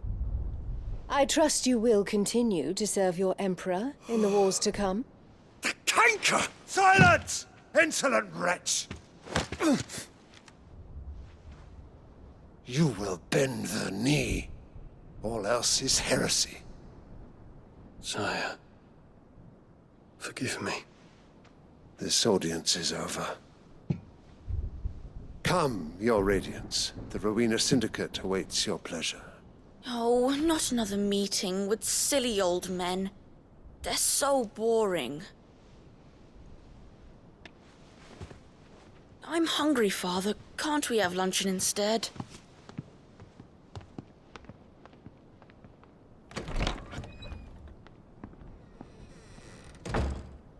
Does it pain you that you will not inherit your father's throne? I have suffered worse.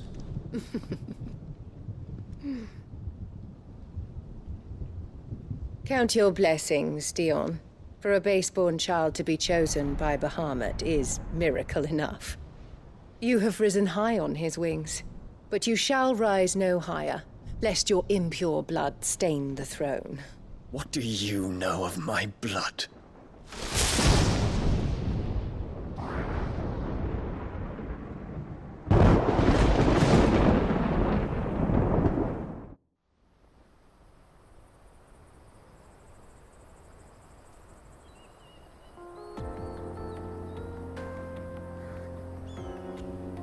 The Boklab markets are to the north. We just need to hug the coast. More refugees. And they're all making for the crystalline dominion. Because they don't know how to live without the crystal's blessing.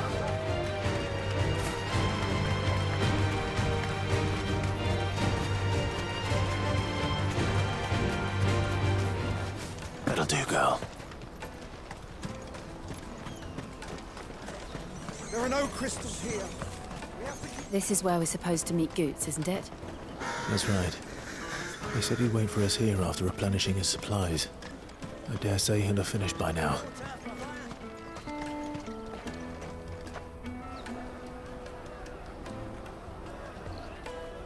Wonders from across the water. Come one, come all. Feast your eyes.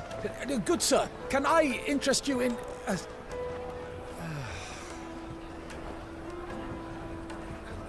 How much? For a measly crust of bread? You won't find any cheaper. Not nowadays. But you're more than welcome to look.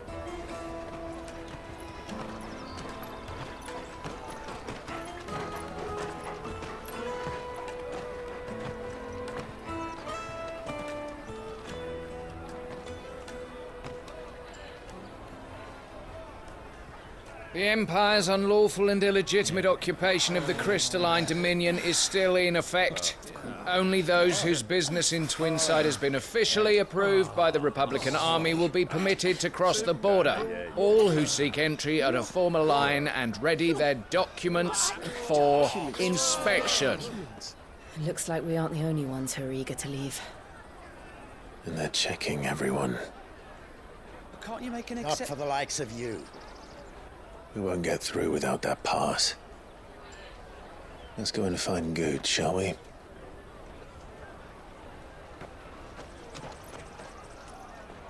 Ah, Good. There you are. Clive, I'm so sorry. Don't tell Nan, will you? Slow down, Good. Just tell us what happened. It's me trader's pass. It's gone. We cannot ride the caravan without it. We won't even be able to get through the flipping checkpoint. Do you remember when you last saw it? It was in my pocket a minute ago. Then a bairn bumped into me and... Here. You don't think that they might have nicked it, do you? It wouldn't surprise me. A busy market like this is prime territory for pickpockets.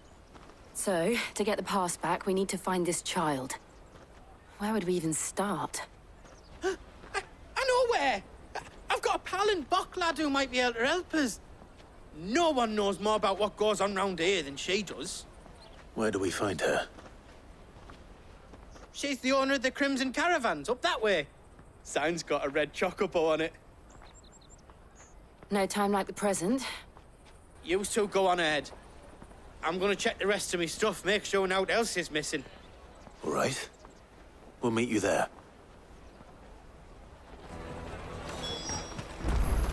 Let's keep an eye out for this red chocobo, then.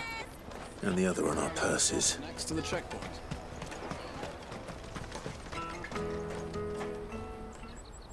Looking to hire a coach? It's 10 million for a two-birder to the Crystalline Dominion. Take it or leave it. Oh, we're not here for that. Then I bid you good day. Wait! Don't go, El! He's me mate. As I live and breathe. Goots, what are you doing back in Boklad?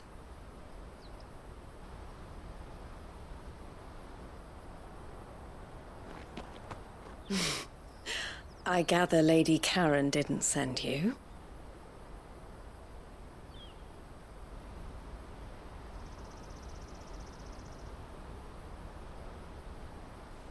So what trouble have you got yourself into this time? It's me trader's pass. It got stolen. By a little bairn. Of all the... You're the size of a marble. Honestly. Ugh. Goots told us that you know the markets well. Might you have an idea which little bairn could have done this?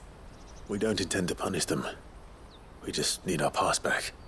Then, we can be on our way. I see. So neither of you has a trader's pass either. Not that anyone would take you for traders, but I suppose that's why you came to me, correct? Now, I can't say for sure who took your pass, but I suspect I know why they did it. Let me explain.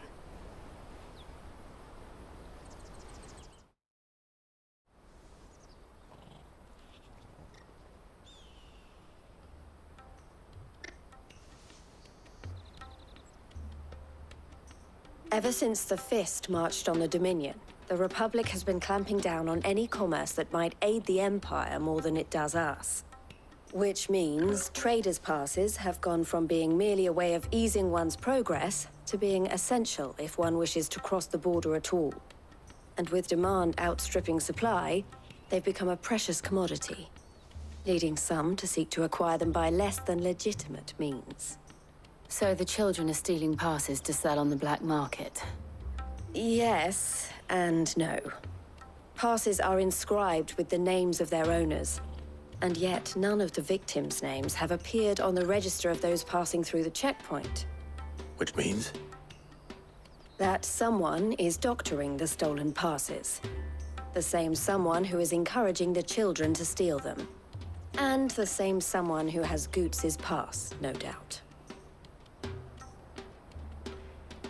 Whoever they are, they're ruining the livelihoods of honest merchants, which is why we've decided to take a stand.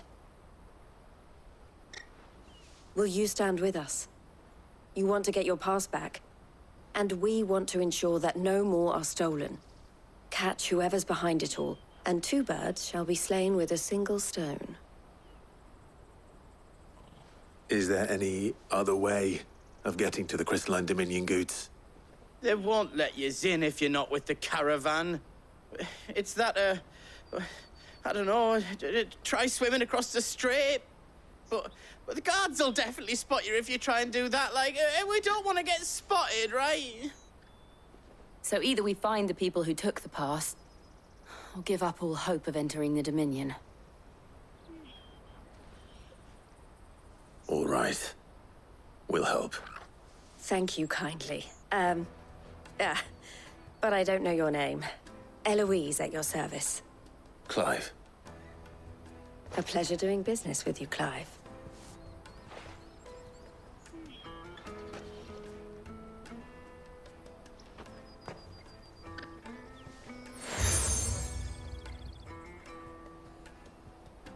The proprietor of the furniture makers by the coach stop is spearheading the search.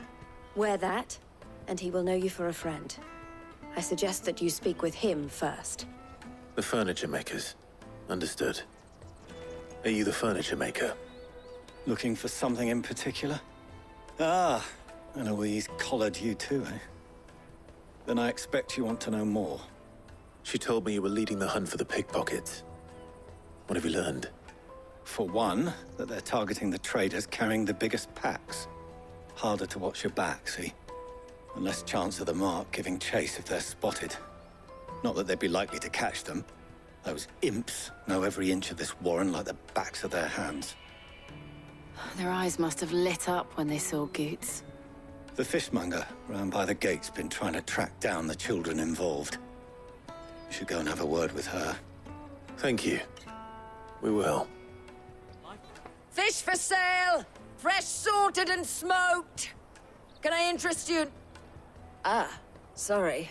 Message from Eloise, is it? She's asked me to help her.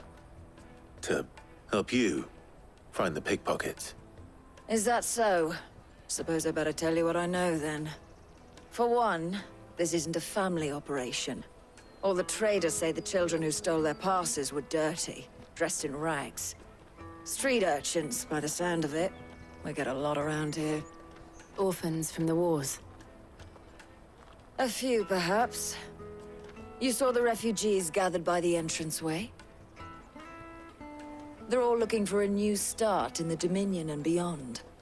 Some of them take it as an opportunity to rid themselves of unwanted baggage. The shame of it. Whoever's behind this would have to have made themselves known to the children at some point. And so should we. You should start with the children around here, then. I doubt they're the ones involved, but they might have heard something. It's worth a try. Excuse me, do you mind if I ask you something? Can't stop you. I was just wondering if anyone has asked you to do anything out of the ordinary recently. Anything you grown-ups ever ask us to do is shut up and go away. So guess what I'm about to tell you to do? Sorry. I'll leave you alone. Do you have a moment? What do you want? What I want is to know who's asking children like you to pick pockets. I don't know. Nobody's asked me. What's picking pockets? Do you get paid for it? No, you get in trouble for it. So if they come calling, you know what to tell them. Excuse me? What do you want? I don't have any money. It's all right. We're not going to hurt you. We just want to talk. What about? We've heard that some very bad people are making children like you steal from travelers. We need to know who's behind it so we can stop them. I don't know much about it, really. But my friend, Honza, he said he got a job doing something dangerous. Sounds promising. We need to find him and ask. Do you know where your friend might be? He's usually by the tents outside town. Thank you. You've been very helpful. That big fat donkey was easy pickings. He wouldn't have noticed if we'd robbed his boots off him. Yeah. Wish we hadn't handed over the pass, though. Could use one of those things to get out of this dump. Chance would be a fine thing. The moment they found out, they'd string us up by our guts. Would they now? Perhaps you'd like to introduce us to these charming characters. Shit! We're in trouble now! What do we do? You two get caught if you want. I'm off. Hunter, where are you going? So that was Hunter, eh? Jill, you watch these two. I'm going after him. All right.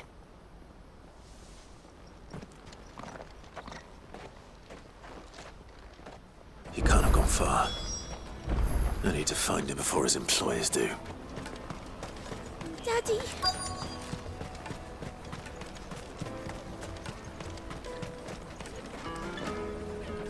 Did you see a boy run past?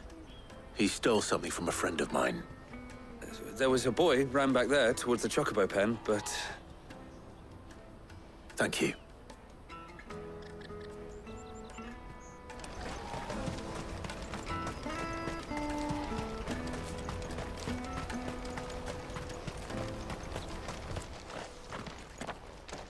Oh, shit. I'm cornered. It's all right, Hunter. I'm not going to hurt you. I just want to ask you some questions. Fine. Not like I've got a choice.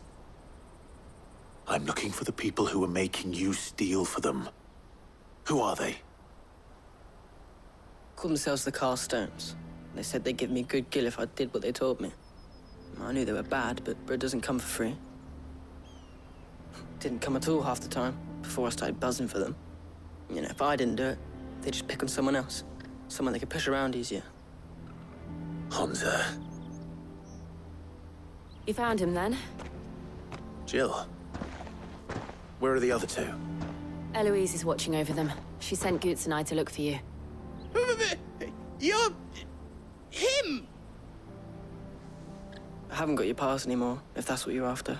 I gave it to the Carstones. Whatever you do to me, I can't get it back. Not that I go against them, anyway. If it weren't for their gill, me and my mates would have starved.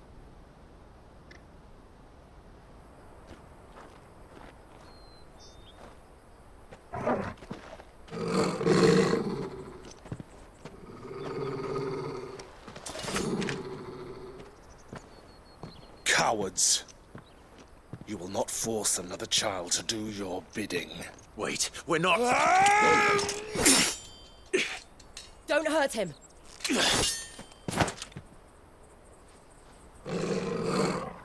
You're making a mistake. We're on the same side. Like hell we are. That brooch. Where did you get it? Master Theo? Goots. What are you doing with these people? Unless you're the ones my sister was talking about. Your sister?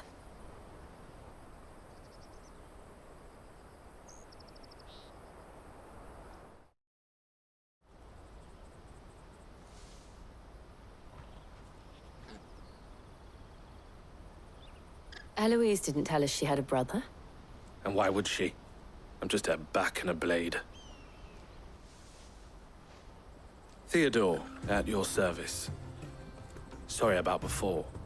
Theodore, what do you know of the Cast Stones? Vultures who have made Boklad their hunting ground. They prey on the desperate, stealing from those with gill and bullying those without it into joining their flock. I'd been looking into their activities in hope of sparing the refugees any further hardship. But it seems they've already stooped even lower than I'd feared. Honza's a good lad. Don't blame him for what they've made him do. If he and his friends hadn't agreed to work for the Stones, some other poor souls would have. On pain of death, most likely. Clive, was it? And my sisters asked you to help put an end to the pickpocketing. Then we all want the same thing. So, what's the plan? What else? We find the Cast Stones, and we crush them. You get your trader's pass back, and I make Boklad a safe place again. All right then. All right then. Honza, where are they camped? Don't worry. They'll never know you told us. Couldn't if I wanted to. They always come to town to collect the passes. Meet us outside the gate. I tried following them once, but they spotted me halfway down the trail. Said they'd string me up. We'll try it this time. Which way were they going? Back down the road towards Leitney's Cleft. To Leitney's Cleft, then? Not a bad haul today, eh? Aye. Some of our new recruits are natural-born ne'er-do-wells. Especially the little ones. That Hans has got nimble fingers, all right. It will be a shame when they chop them off. But till then, let's make the most of it. Scum. The leaders of the Cast Stones, I take it. They don't deserve any mercy, Clive. I wasn't planning on showing them any. We're ready when you are, Theodore. Oh, I'm ready.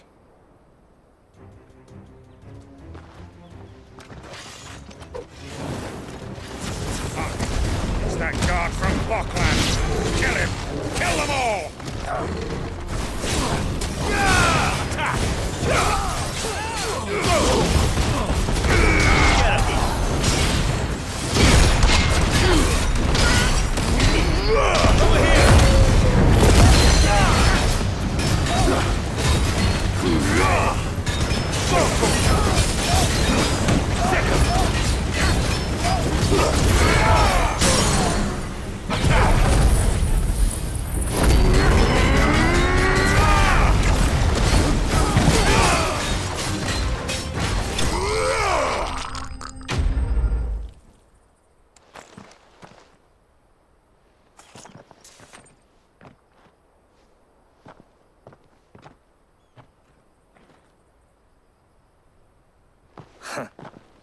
And they say crime doesn't pay.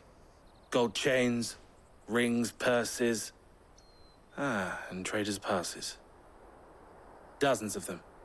Have the names been changed? Not yet. I recognize some of them. No doubt Goots's is somewhere among them. Now I just need to sort through it all and return everything to the people it was taken from. We should go and give Eloise the good news. Can we leave things here in your hands, Theodore? Of course. Oh, and, be sure to tell her of the part I played, won't you?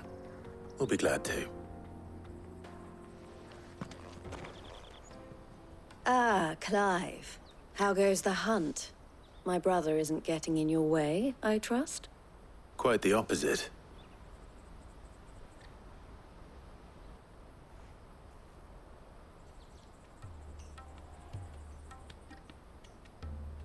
So it was the cast stones who were behind it all.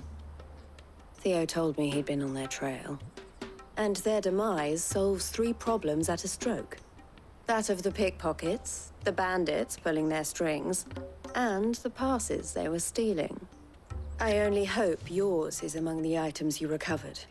Only time and Theo's return will tell. Speaking of whom, welcome home, dear brother. You are too kind, Eloise. Here, Clive. Goots's pass. Ask him to keep a closer eye on it from now on, would you? I will. Thank you. El, I've asked our boys to carry the rest of the goods back. Can I count on your help in sorting through it all? Of course. I'll make some space in the storeroom. I expect you'll soon be on your way then. But it wouldn't do to leave without introducing yourself properly. Would it now? Sid. Don't look so shocked. We're on the same side. I don't understand.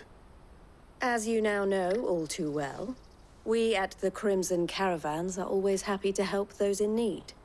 For a small fee, we will move anything that needs moving. Be that goods to market, or bearers away from it. I was the first my sister helped escape. If it wasn't for her, I'd have been branded as a boy. I had no idea. It just so happens that we are seeking to expand our operation. And who better to join forces with than the leader in the field? Wouldn't you agree, Theo? I would. It seems our purpose is the same in more ways than one. So what would you say to working together again? It would be our pleasure. And our honor. The honor is ours. Here, Clive. This is for you.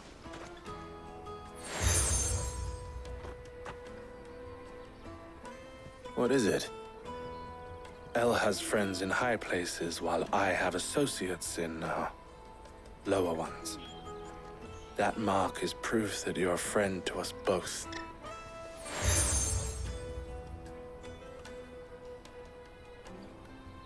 I shall bear it with pride.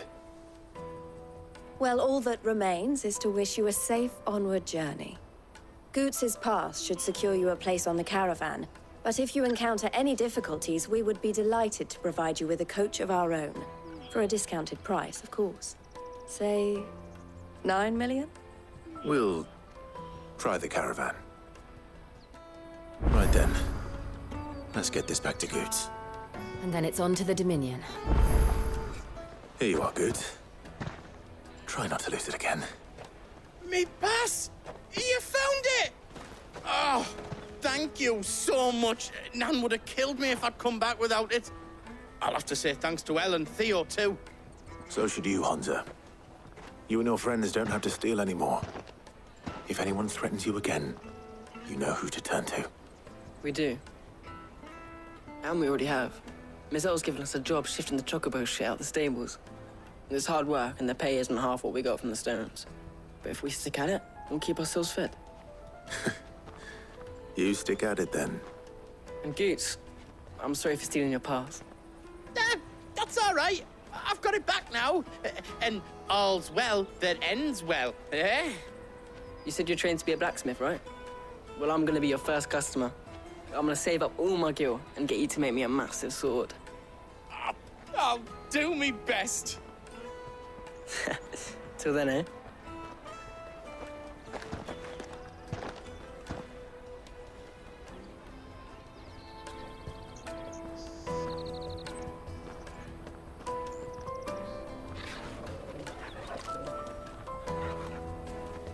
All right. We have a place on the wagon.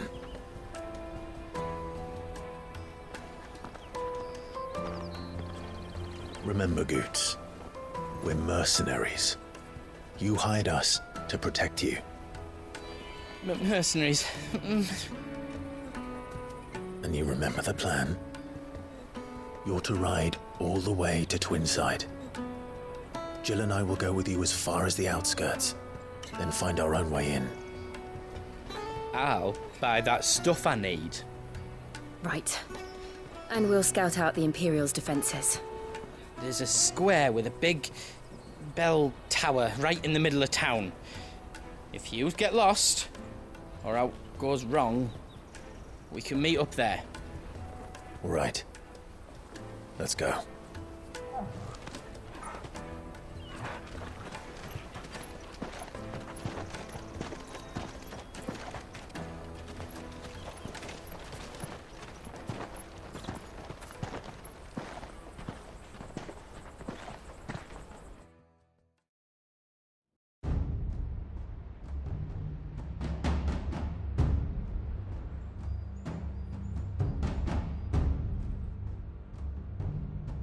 I see. And you're quite certain your father has no knowledge of Ultima? I am. I have no difficulty believing a sinister force has come to exert an influence on Sanbreque. But be that as it may, it is yet to claim my father. For better or worse, his radiance speaks his own mind. Then the Fiend works from the shadows. I confess, when first you told me of this Fiend, I had my doubts, and more than a few at that. A beast that labors to plunge Valisthea into turmoil, all in pursuit of your brother. But that wound is proof enough that evil is afoot. Then I have your answer, Your Highness. You will join me in my fight. I cannot. Not yet. Your Highness, please. As you are aware, the Dhalmekian army is at our gates. They have lost their mother crystal, and with it all hope of a negotiated withdrawal. It is but a matter of time before they invade. If Bahamut is not here to meet them, my people will be slaughtered. Though not by Hugo Kupka, thanks to Ultima's machinations. I know the fate of your people weighs heavy on your conscience, but if we do not put an end to Ultima's plans, they shall face a far darker fate. The chaos he would wreak would sweep all of Valisthea into the abyss. The lives of every man, woman, and child in the Twins are at stake. I believe what you say, Phoenix. But I have duties of my own, and I must discharge them. Come what may.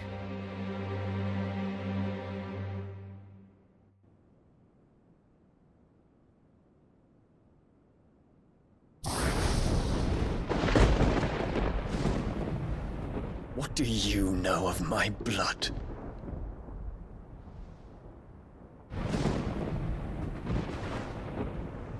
I know that it is wholly unworthy of the highest offices of state, which rightly belong to those of purer breeding.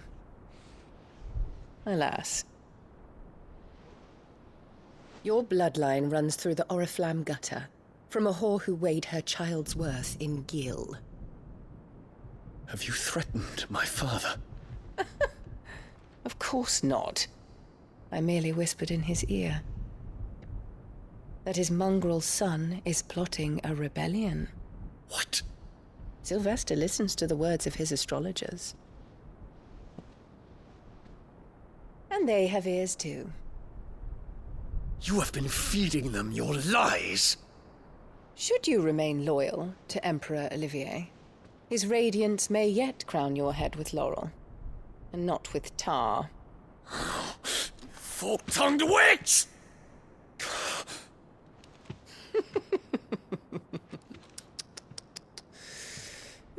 In consideration of your long years of service to the Empire, I shall forgive this uncharacteristic rudeness.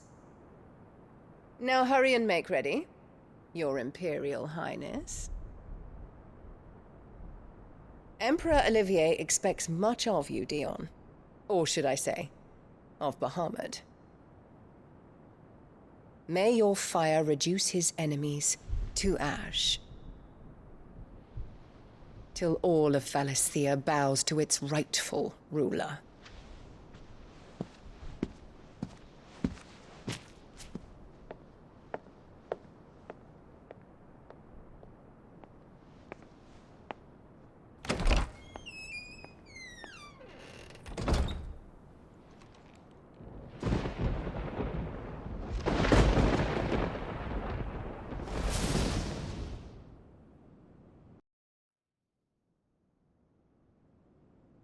There is another darkness that has taken hold of Sanbreque. And until its grip is released, the flames of war shall spread ever wider, just as Ultima wishes. Forgive me. My family has caused you much grief. You are not her keeper, Phoenix. This is a matter for the Imperial household now, and as a member of that household, it falls to me to resolve it. At such time as that is done, what strength I have shall be yours.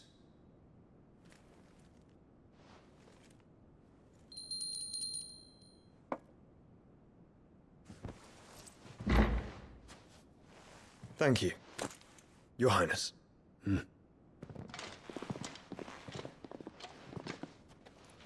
us take to the skies together, and bring a new dawn to Valisthea. I should like nothing more.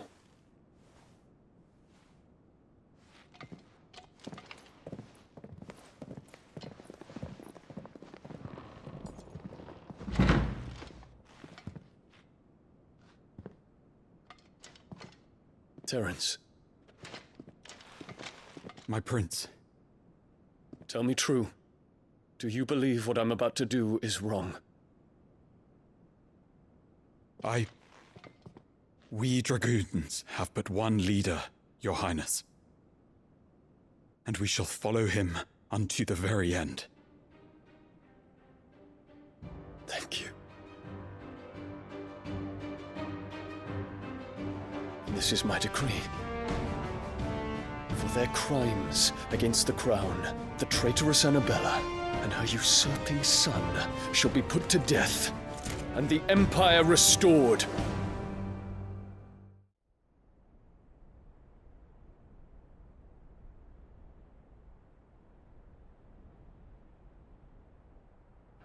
Hey, what do you think you're playing at? I'm trying to stop you getting eaten by a fucking wolf, that's what. Come on.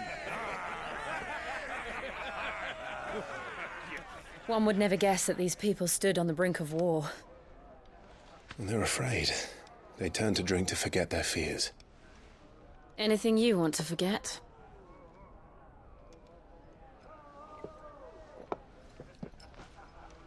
The harbor is empty, and half the market stalls too. The city may seem peaceful on the surface, but it's balanced on a knife edge.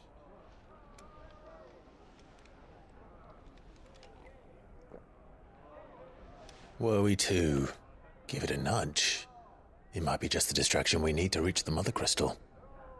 I thought you might say that. We should send for Gav.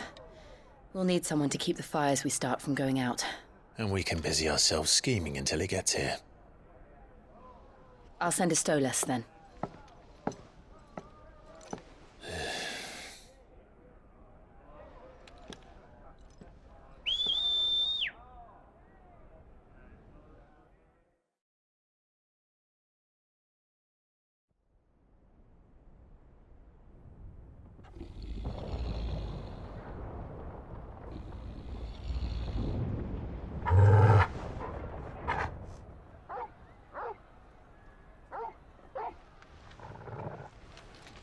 What is it, boy?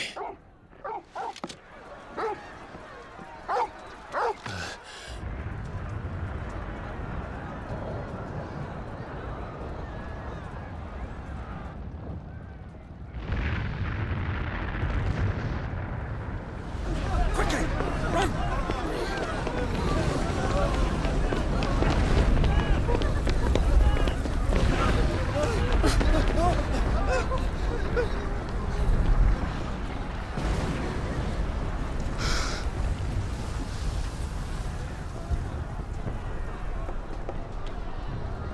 What's happening?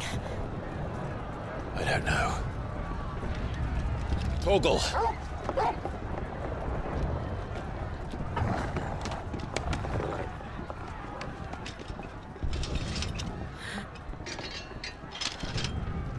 This way.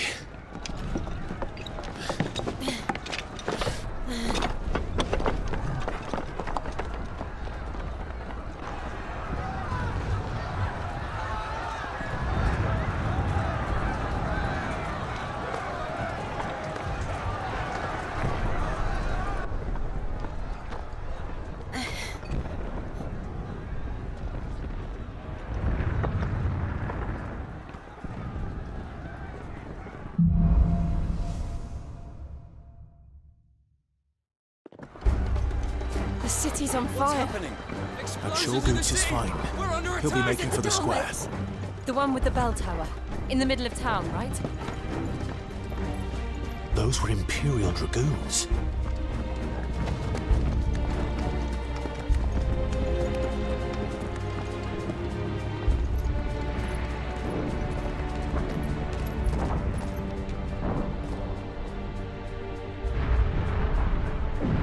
What in the hell is going on? Let's go and see. Right.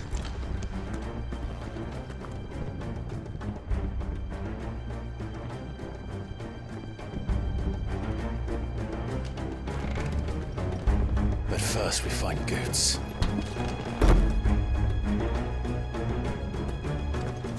I just hope he's all right. You there! Identify yourself! We have to.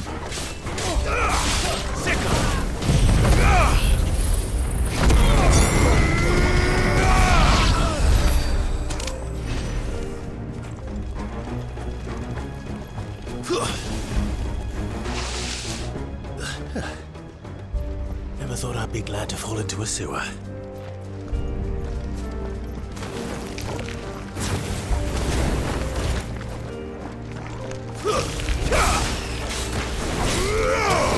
Over here!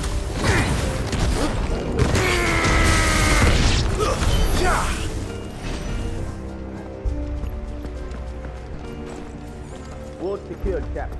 None of the Emperor's forces remain. It's out of the men! We press on to the council chambers. Yes, Captain. What of the men and women in the market district? The evacuation is complete, Captain. Good. Then all that remains is dethrone the Protector. There it is. The bell tower. Right. Let's go.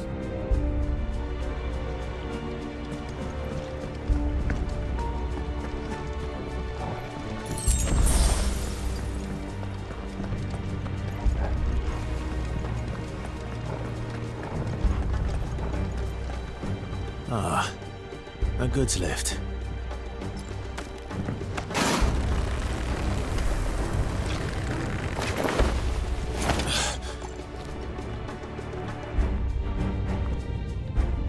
Where in Grieger's name did you come from? This one. It's over. You will not take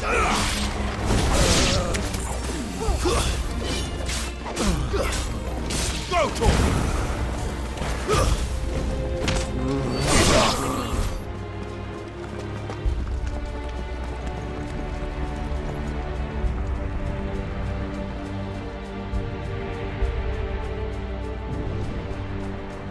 Hold on, kids.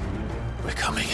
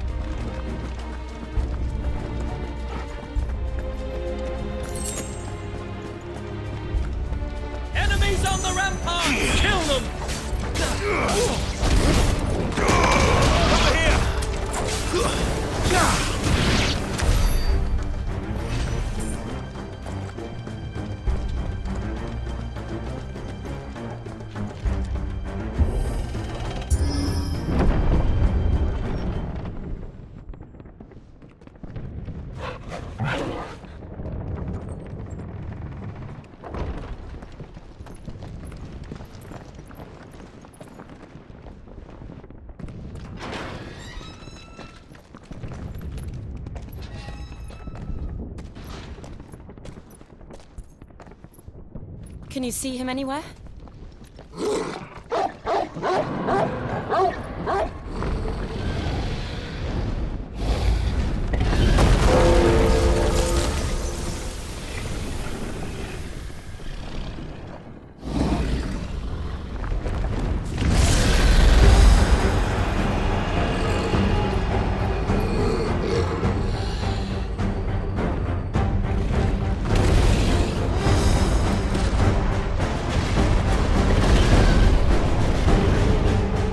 It must be one of the Dragoon's pets.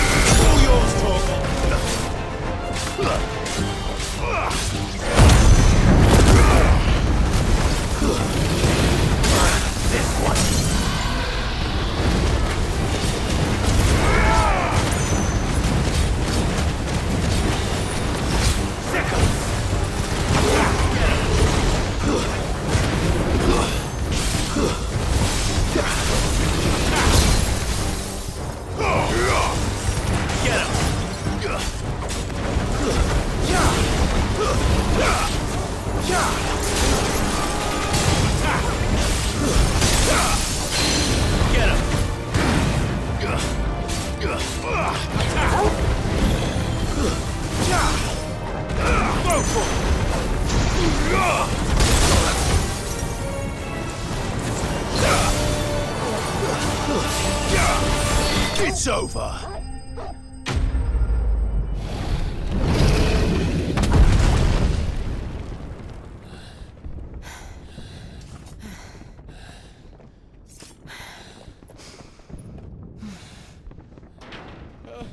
Over here, Clive! Are you all right? Goots, there you are. I didn't know there'd be a dragon. All right, let's get out of here. Oh! What now? Is that Mother Crystal's heart? What the hell is it doing up there?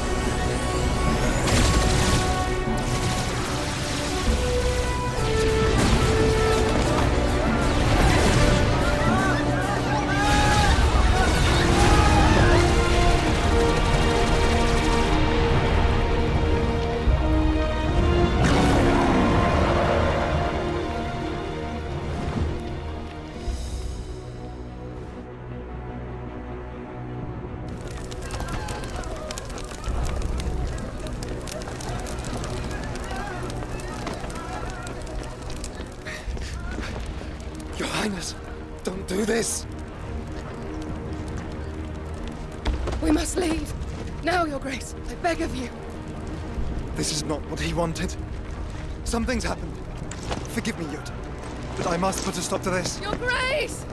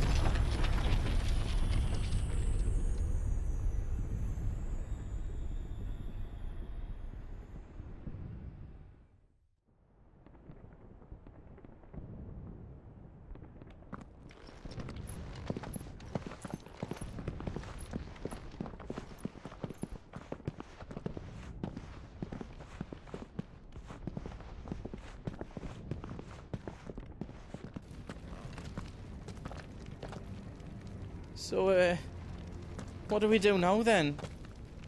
We destroy the heart. Well, you might come back! As soon as the flames die down, the Imperials and the Dalmex will move in. This may be our only chance. And Bahamut has gone for now.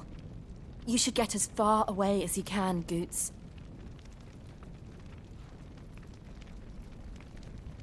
What? And leave you lot in the lurch? I can't do that. If you're staying, then so am I. I packed everything up before I made a run for it, so if there's out yous need, just ask. But I won't be giving it away for free. Nana'd never forgive us if I did. Thank you, Goots.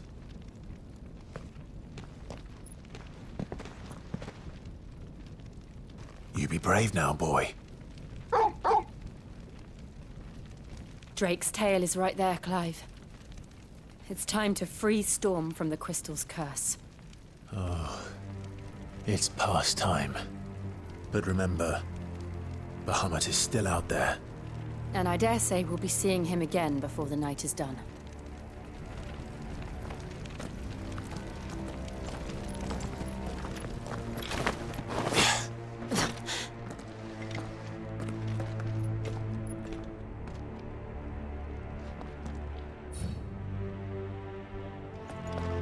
No more roads. We'll have to find our own path. Do you feel that, Clive? Ether.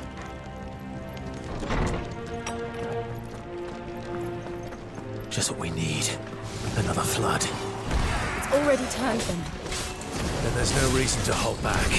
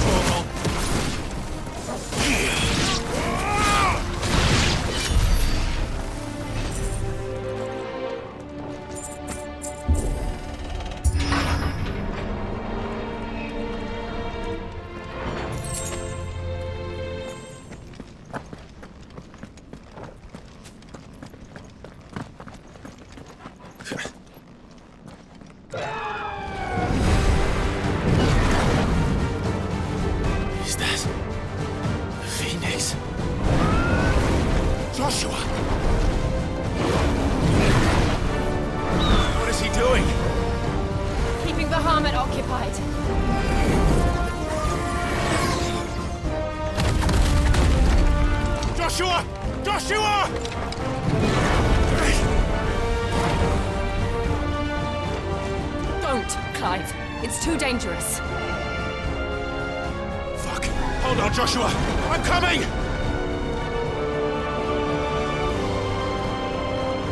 We have to save him. And we will. We just need to keep moving.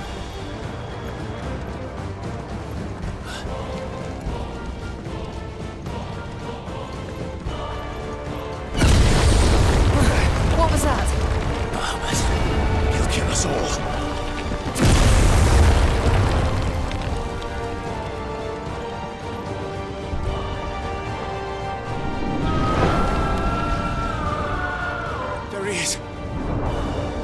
Joshua! I'm here, brother! Clive. He can't hear you. Joshua! They're heading for the heart. Then so should we.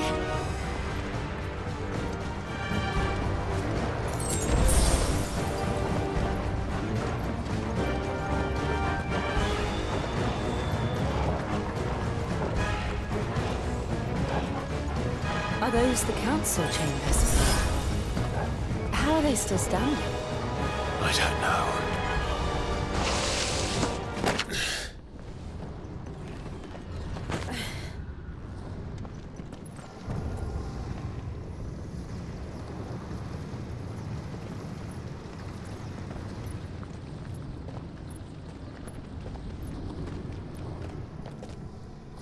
He'll be all right, Clive. He's a survivor. We're getting close.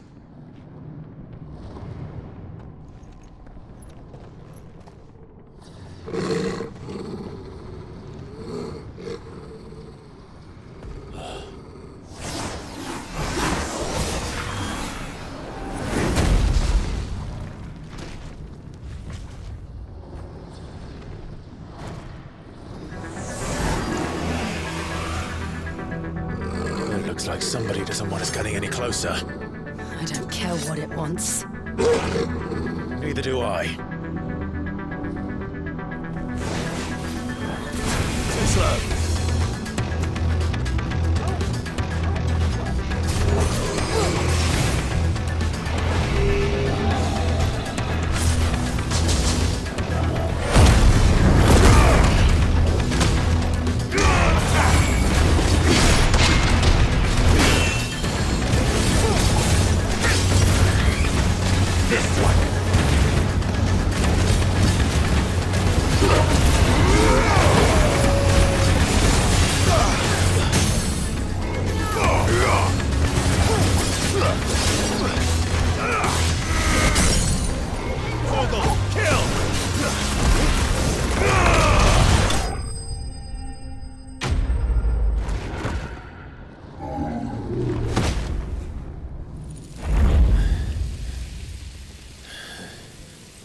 These beasts, they're getting stronger. We can think about them later. Right now, there's only one thing we need to focus on. The heart.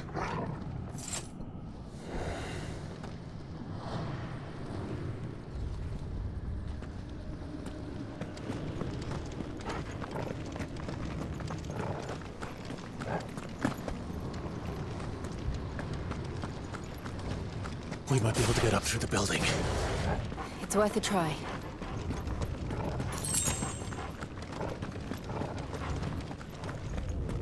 Quiet. There's someone up there.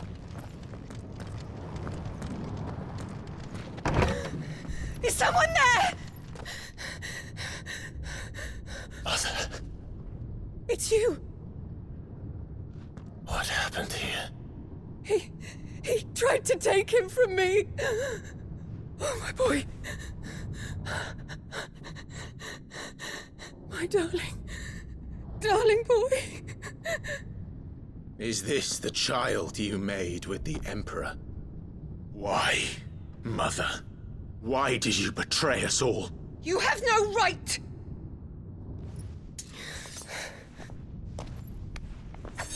Answer him. We took you in, savage. Show some respect for those who raised you.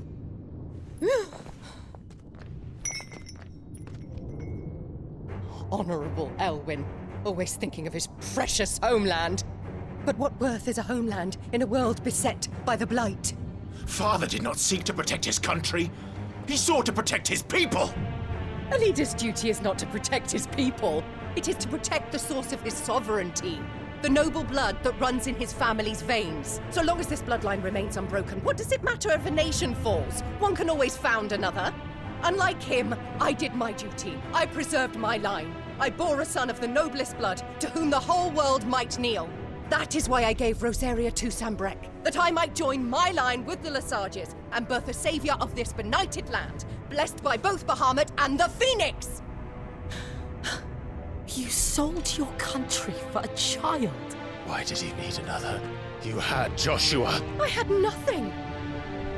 You were always your father's son, so very strong and bold and daring, and yet you failed to awaken. Would that Joshua had been granted 1/10 of your strength? Oh! How the nobles laughed that Elwyn's firstborn was surely the son of a concubine, and my own, not long for this world. The shame of it! The shame of being slandered by one's inferiors! How could you ever know how that feels? It should have been you! Why didn't the Phoenix choose you? Joshua's every waking moment was spent trying to shoulder the burden that you and the Phoenix and the Duchy foisted on him. That's why I became his shield. To help bear the weight. But what did you do? You betrayed your own blood and surrendered your son to his fate! Joshua, my darling boy. I never meant to hurt him. The soldiers' orders were clear. He was to be spared. Why did you survive when the only one I truly cared for died? What? Have you not looked out of the window? Joshua is here! The Phoenix lives on! He's battling Bahamut as we speak!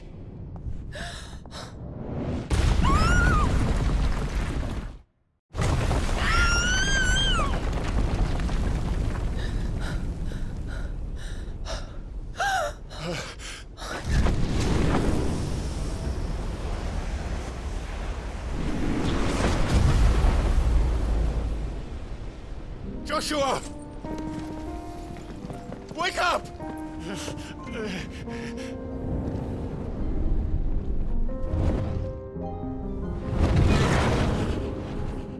I am a shield of Rosaria.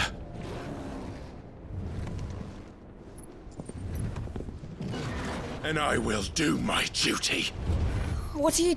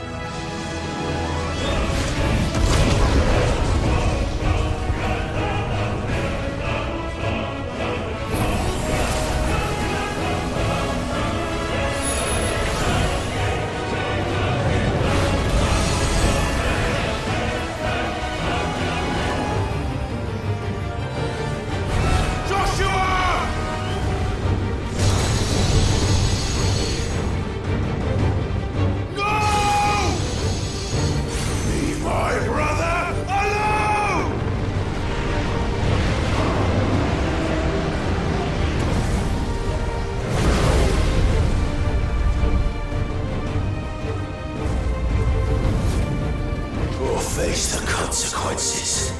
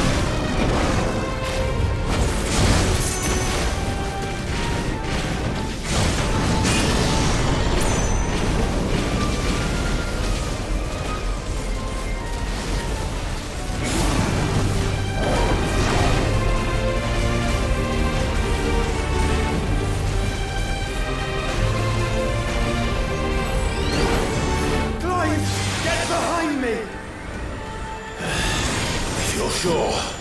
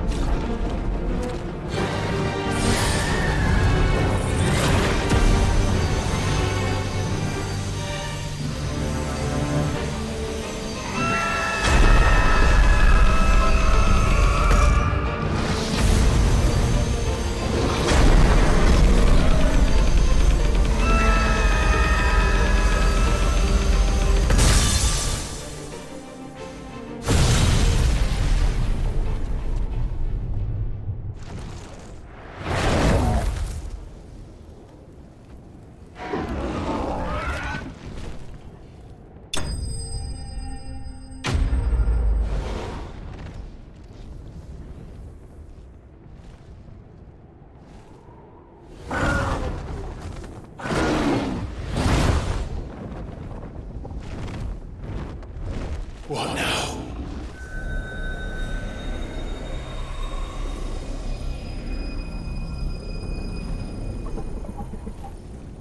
This is drinking the ether. We have to stop him.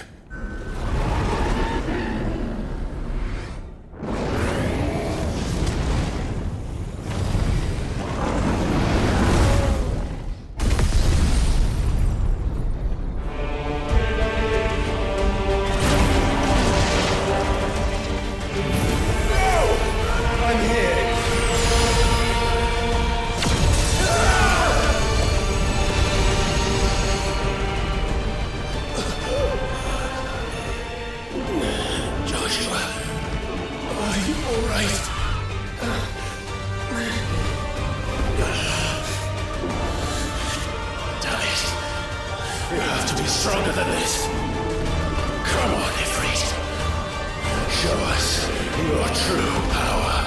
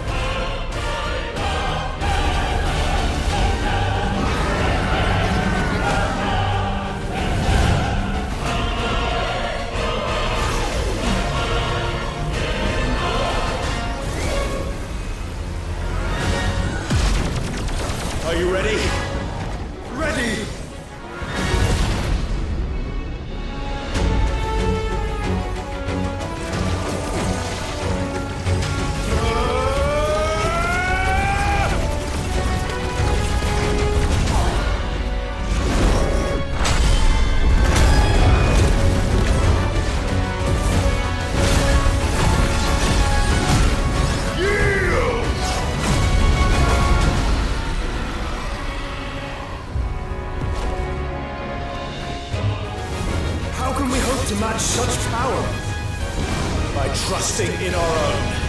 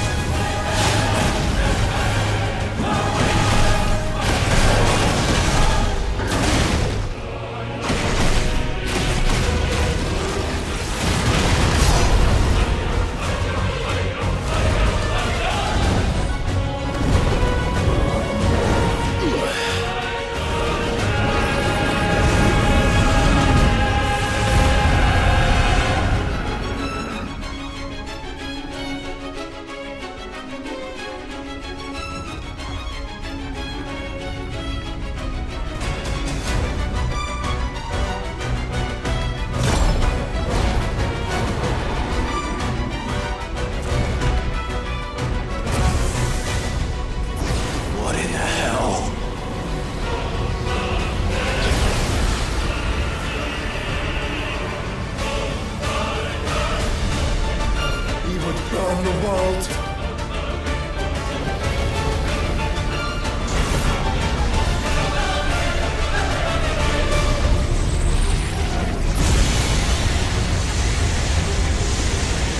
Not today. Come on, Joshua!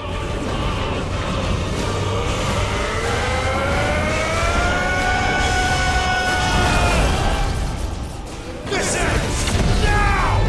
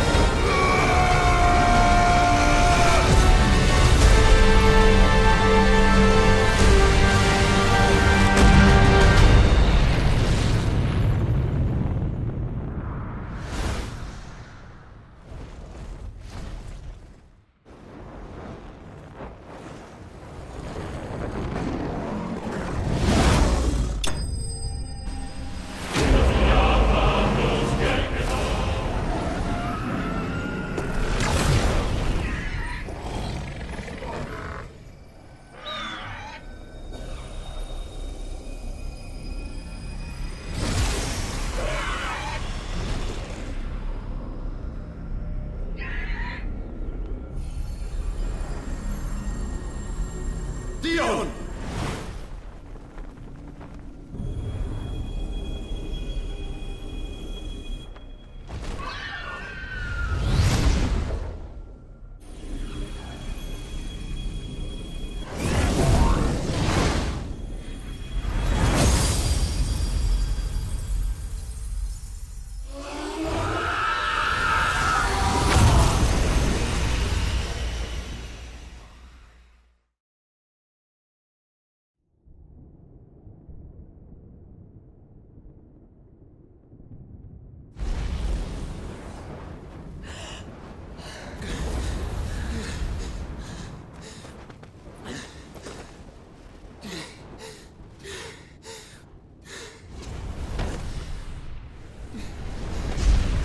Joshua!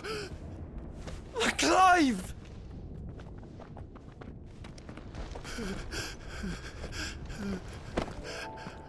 My brother. I'm sorry. I'm so sorry. You're alive. We both are. Nothing else matters.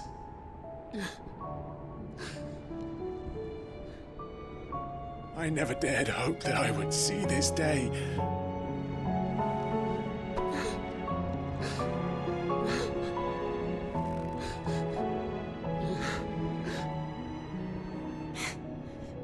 Reunited at last. Jill.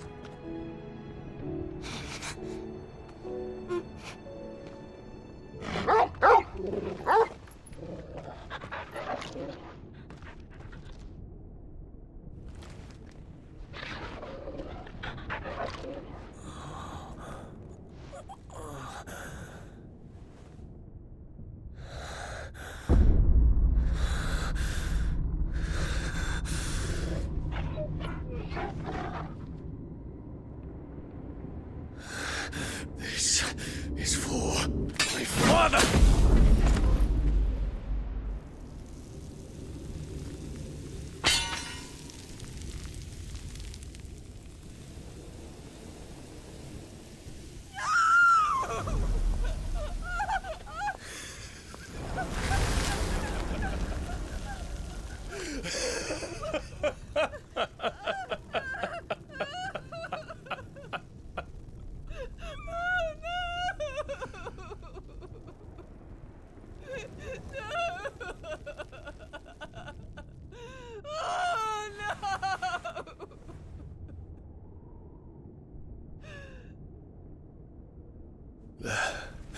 It is done. The demon that would tear our house apart is no more. Father.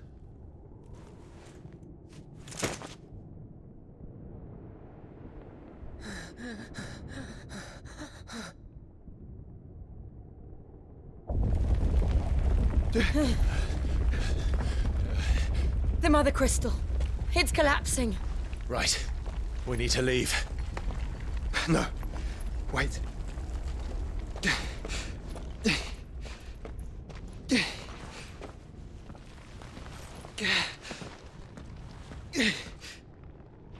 I owe him a debt. Fine.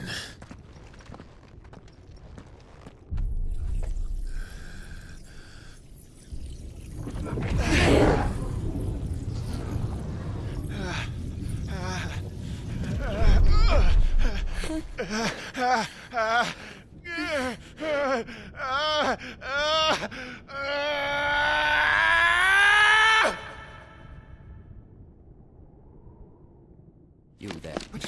Won't sanction it. Little as you Don't reinforce the walls. May not be the our situation. Report, Captain. It could be supplies of strength. Can nothing be done to call them off? I regret not, Your Radiance. The Dragoons answer to none but His Imperial Highness. The Council is powerless to intervene. We're hearing reports of rebel Madness is this, Dion. throughout the neighboring districts.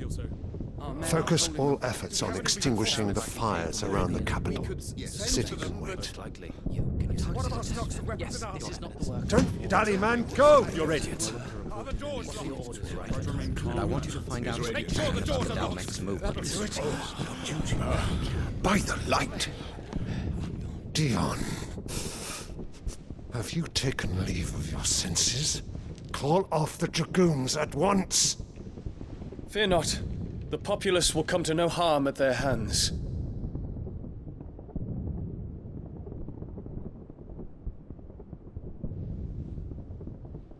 I am here to save you, Father. Save me? A creeping darkness hides in the heart of Sanbreque. It stems from your wife, the traitorous Annabella.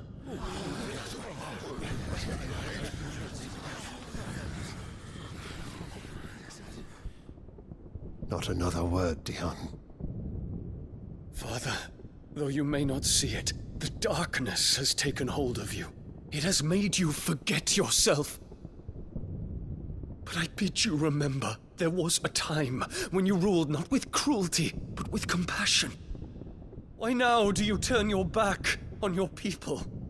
Why now do you seek to stoke the fires of war? You too have borne witness to this change, Your Eminences. And you know, as well as I, who is responsible for it. A puppet now sits upon the throne, but cut his strings, and the master loses her power! What?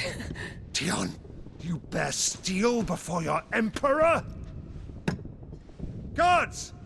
Take him!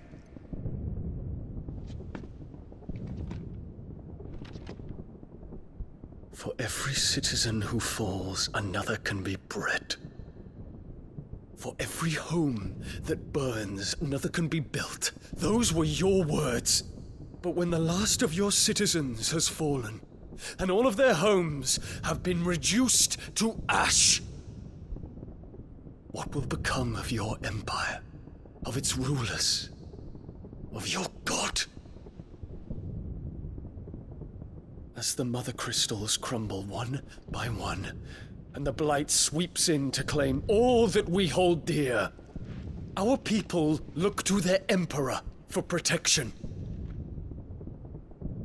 Yet he labors not to secure their futures, but to seize what is left of the twins for himself! Even if it should come at the cost of everything his loyal citizens have labored to build! Dion, you must understand. A small price to pay, is it not? You've been blessed with great power, Dion. Enough to win me the world. So go, claim Valisthea for me, brother.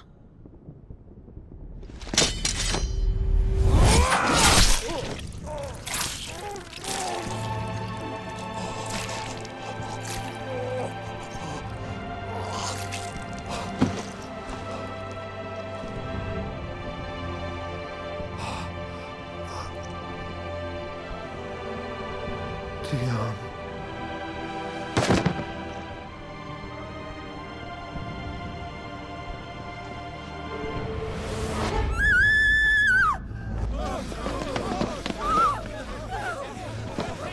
Gods!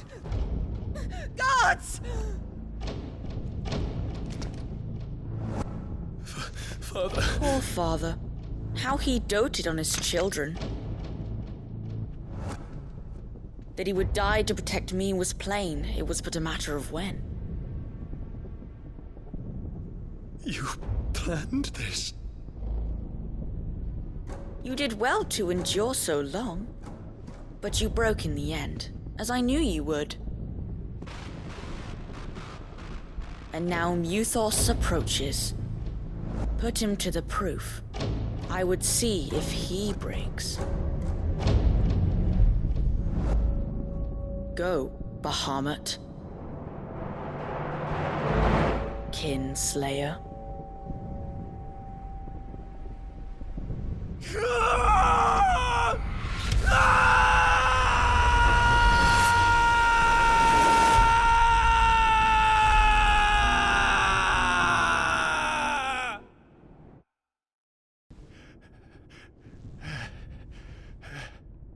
Not again. Brother? It's a long story.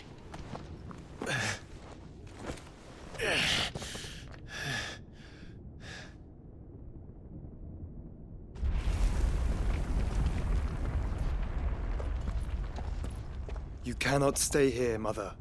Come. Take my hand.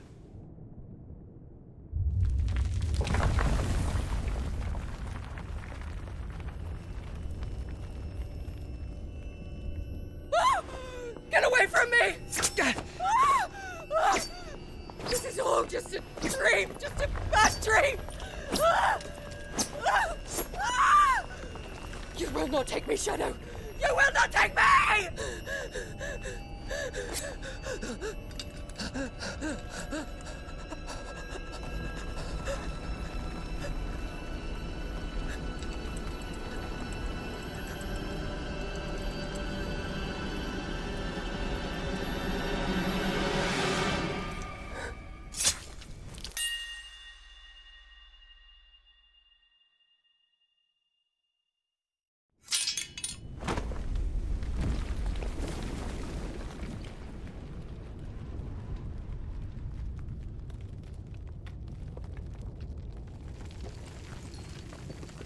Mother.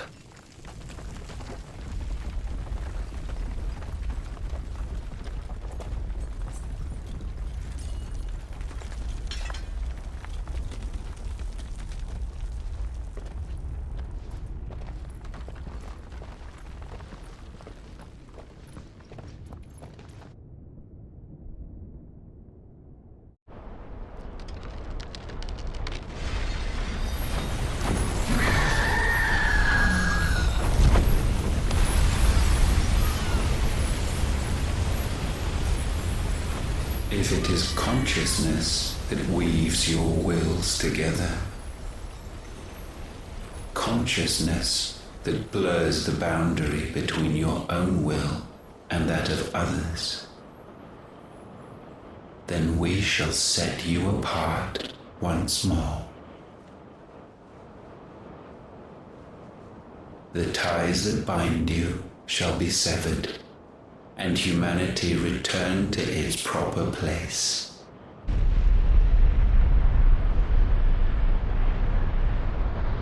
By primogenesis shall a new age of reason begin.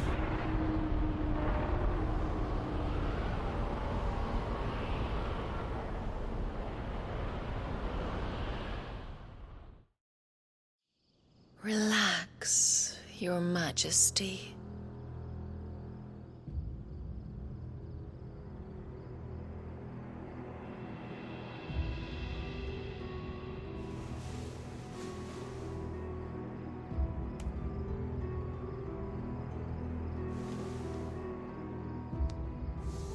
Don't you want to play? It's been a long time. That is your wish. Men, you are as meek as all the others.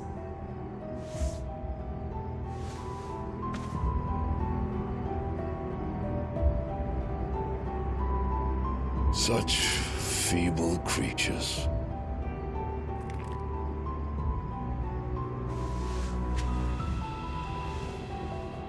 Gifted the power of icons, yet slaves to fickle emotions which usher you to your doom. And so you bind your fragile wills with strands of consciousness. The wretched handiwork of a wretched people. The sons of fire were united at last, and for but a moment their flame burned bright. Soon Mythos shall become our perfect vessel. And then shall the world be remade. Not before the bonds are severed, of trust, of respect, of love. Only when every strand of consciousness is cut away, may Mythos return to our side. By primogenesis shall all be undone. Mankind shall be rid of his wretchedness, and Mythos of his will. But while he yet clings to it, he has the power to forge bonds anew. And so we bid you, find Mythos, and sever every one. To destroy that which has no physical form, you ask the impossible. There is nothing your black blade cannot cut, Odin.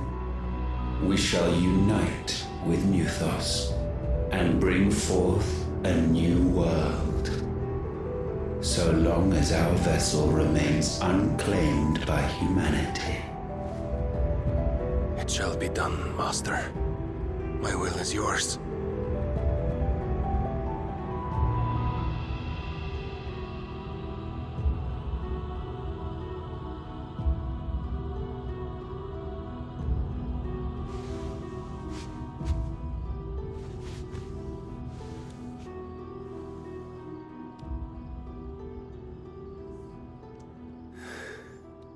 Mother.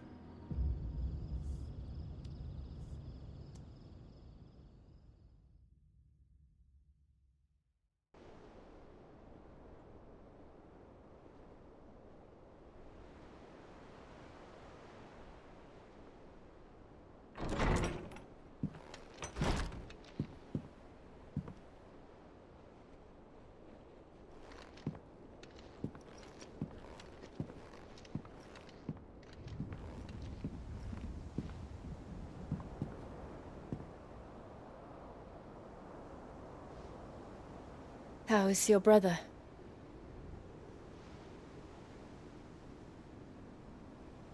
Asleep since I returned from the Dominion. Taya says he should be back on his feet soon enough. For a while, at least.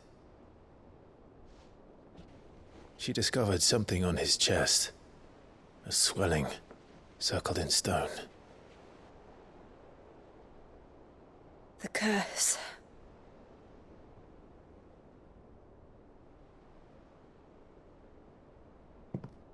For every mountain we climb, another rises up to greet us, doesn't it? It's never ending.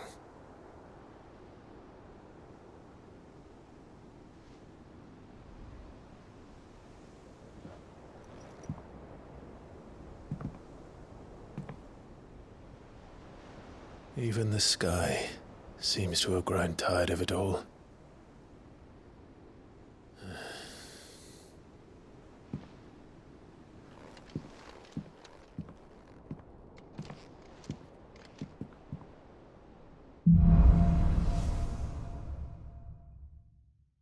I won't be happy if I disturb Joshua.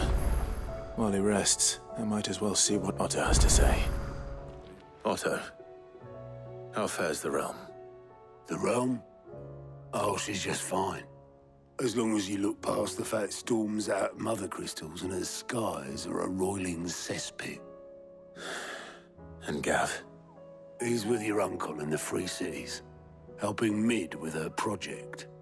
Sent an owl their way the moment the winds turned foul. Still waiting on a reply, though. Do you have any good news? Well, that depends on your definition of good. All right, fine. What do you suggest we do? Oh, no, I'm just the messenger. I'll leave the scheming to those more suited to the task. Could be that Lady Vivian and Old Tomes have their own thoughts on the current state of things. Could be that they don't. It certainly can't hurt to ask. I suppose not. How is it that every one of your little excursions presages some inexplicable catastrophe? Not that you are to blame for the Dominion's fate. No one could have predicted the actions of the Crown Prince. I'm sorry I couldn't save your home. My countrymen are stronger than you think. A few toppled clock towers won't break their spirits. They'll be back on their feet in no time. I hope so. Look at us. Bluer than a pair of bog crabs. Tempting though it may be, sulking will not help us find a solution to this mess. You believe there's one to be found? I don't know. But I am certain we're more likely to find it if we first examine the facts.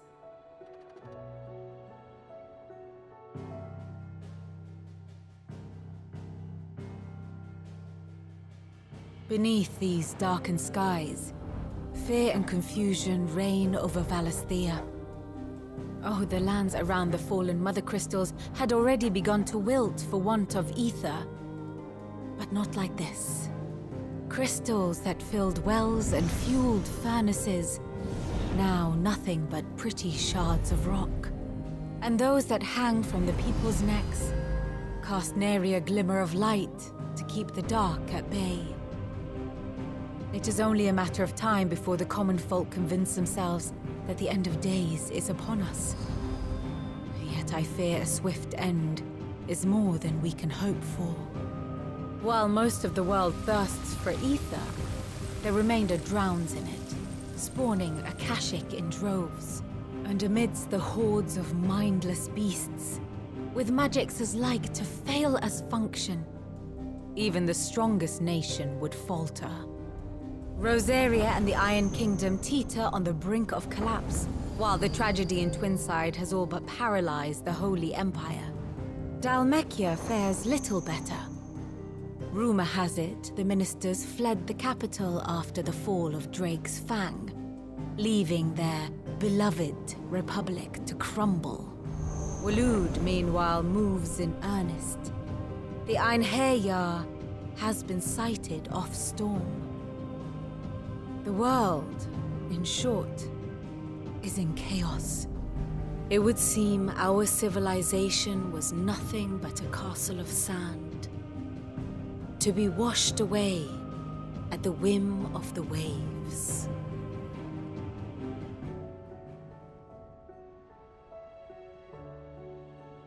A castle of sand. Not my best flourish, but it seemed fitting. The reports I've received are considerably more blunt in their appraisal. Without the protection of their nations, it will fall to the people to defend themselves against those who would take what is theirs. Which is only ever going to end one way. Defending a farmhouse against a band of chocobo thieves is one thing, but pitchforks and palisades will do little to stall an army's advance. Should the King of Waloed deign to invade, there would be none to stop him.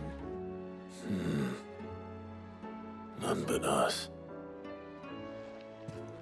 Let me guess. You're here about the skies. Is there anything you don't know, Lawsman? It doesn't take a court astrologer to augur the obvious. As for what has disturbed the heavens, that, I believe, is a question the Fallen might be better placed to answer than I. And on the 6th day, did the gods tear the sun from the firmament visiting darkness upon their prideful sons and daughters. But I dare say you remember your childhood lessons on the sins of Zemeckis only too well. You think they're connected? That Ultima was one of the gods responsible? Well, he has certainly exhibited powers that we mortals would associate with the divine. There is nothing divine about him. But he wouldn't be the first god of whom that could be said, now would he? Yet for all the fairy tales that tell of the sins, there is almost nothing in the way of actual historical accounts. Had I the Journal of Moss the Chronicler, I may have been able to tell you more, but alas, I fear all remaining copies have been lost to time. You will forgive me, I hope? Certainly not. Because there is nothing to forgive. Even without this journal, you've provided us ample wisdom. And we will always be grateful for it. Perhaps Otto will be more inclined to share his thoughts when he hears what the others had to say. Clive, we have a problem. Only one? That would be a first. It would. Actually, there are three. We had as many owls arrive while you were at the shelves. Martha's got a Akashic out her gates, and talk of monsters roaming the hills outside of Northreach has put the wind up Isabel and her lot. And don't forget Dalimil. Lubor says the village was raided by bandits.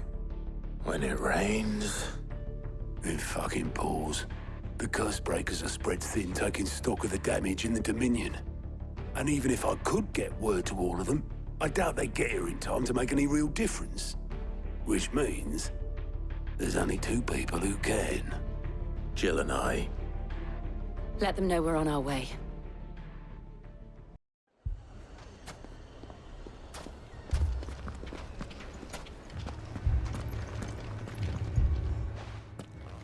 Sid!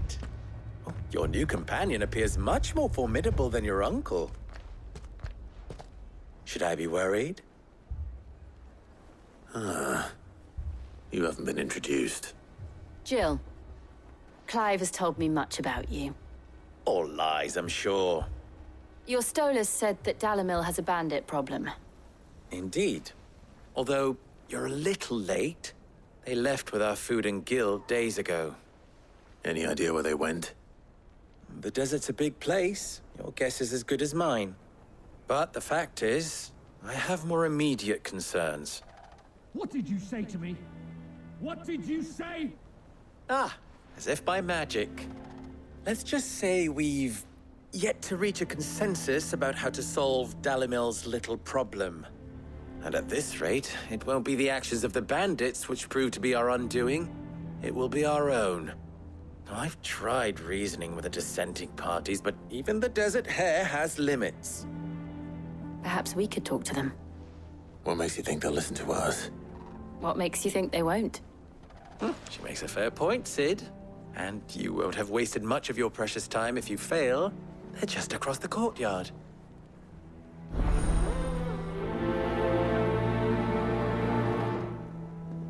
Suppose we just follow the shouting.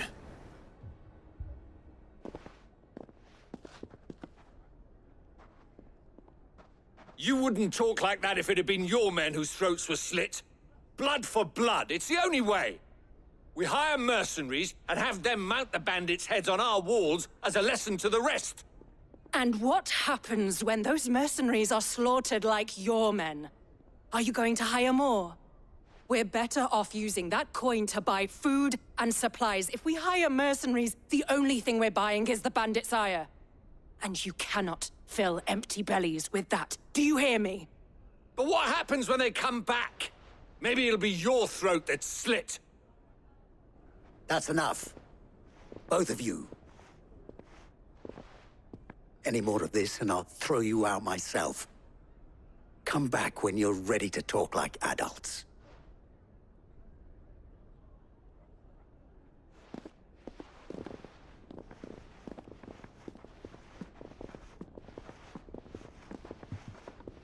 Victor.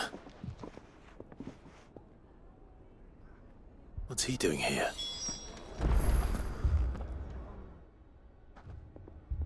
Sid. And Lady Jill. What brings you here? I was about to ask you the same thing. Costness is in chaos, and the markets have all but ceased to operate. The Briar's Kiss here in Dalimil is the only place I can reliably obtain supplies. I was here to do just that when Master Lubor told me of his troubles. He thought I might be able to talk some sense into these fools. But if you're here, I suppose his patience must be waning. Who are those people? Those were the thorns in Lubor's side. And the reason this place might be headed the same way as Costness. It's these accursed skies. The darkness is enough to drive a man to madness. Or an entire city, for that matter. We're still working on the skies. But in the meantime, perhaps we can find a solution to Dalimil's problems. I hope so. For all our sakes.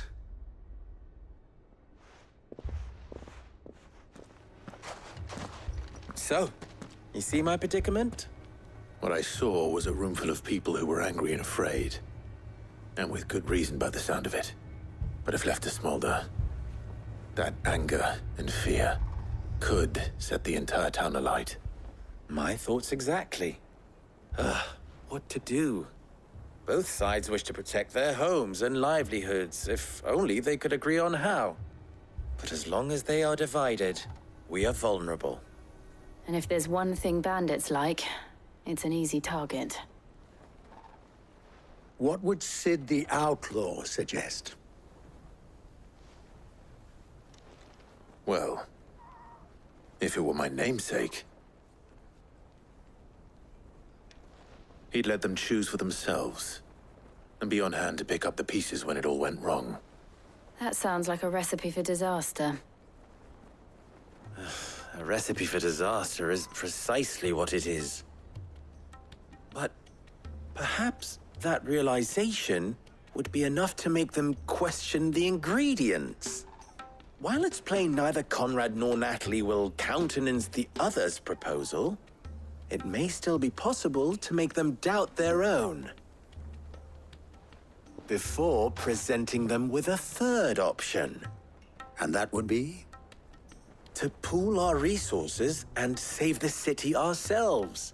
Why fight each other? When all that fear and anger can be directed at the bandits. It appears we have a plan of action. Victor, pay Conrad a visit. See if you can't convince him of his folly. I'll speak with Natalie. As you wish. Your faces are not well known in this town. That may prove useful. Don't worry, Victor and I will do most of the talking. You need only play along. Play along? What he means to say is yes.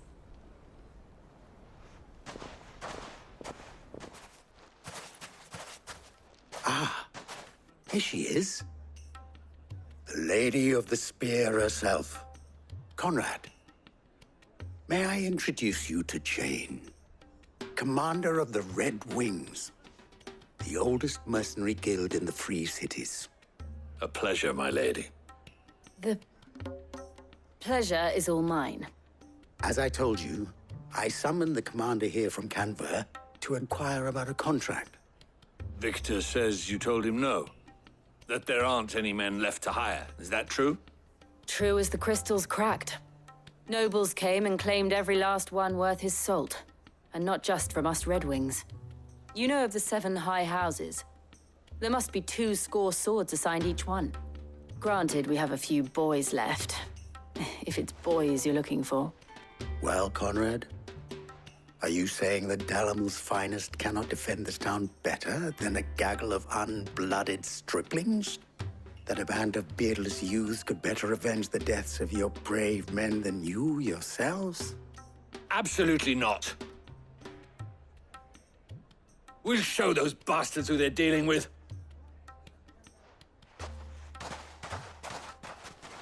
I can't believe that actually worked. Conrad's not what you called the brightest candle in the crypt. And there's a reason why I had you do the talking and not Sid. Well played, my lady. Ah, here he is now. Natalie, allow me to introduce Lord Underhill of Randalar's prestigious League of Merchants.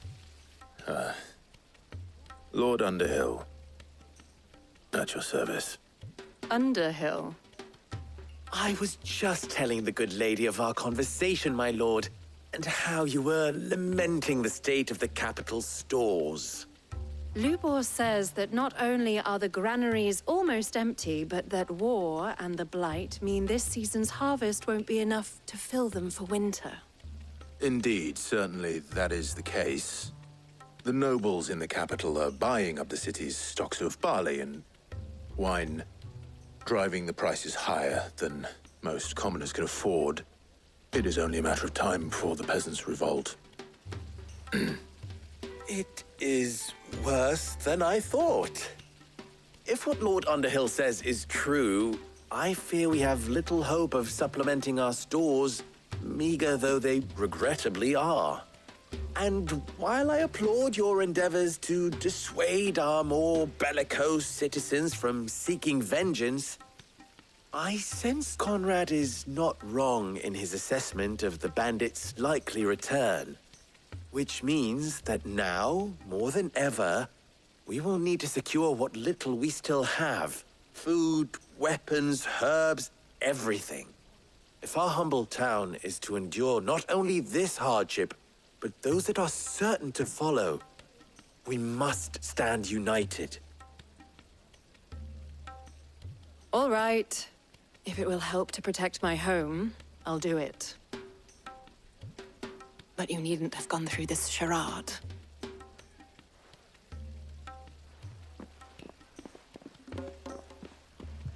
Thank you, Clive. Your performance was nothing if not workmanlike. She saw right through it. I didn't say it was good, merely that it produced the desired effect. Now, my scouts should be returning shortly. Meet me back at the Briar's Kiss, and we shall see what we face.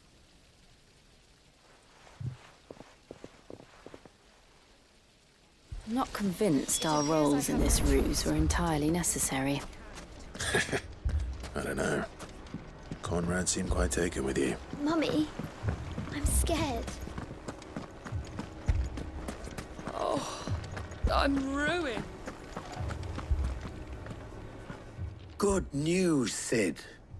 Both Conrad and Natalie have somewhat gracefully accepted their new roles. With time, they may even learn to. Time no longer appears to be the luxury it was before lunch. I take it your scouts found the bandits. Technically, it would be the bandits who found my scouts. It appears they march for Dalimil as we speak. All of them. You're not serious. They don't just want food, they want the whole damn town.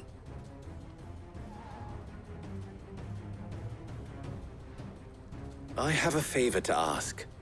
I'm told the bandits march in two groups, one from the south and one from the desert, in a move doubtless intended to stretch our already gossamer-thin defenses.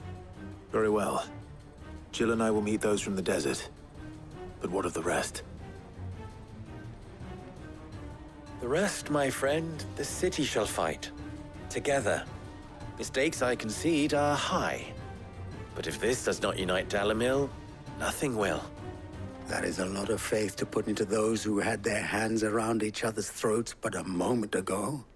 Then it will be for us to see that their hands are kept occupied. And I do mean us. I thought you might say that. We'll hold them off for as long as we can. And we will do the same.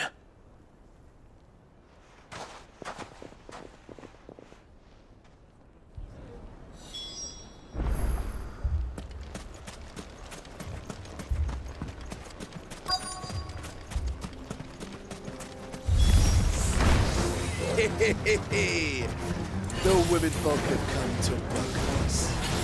I'll take that one. He's all yours.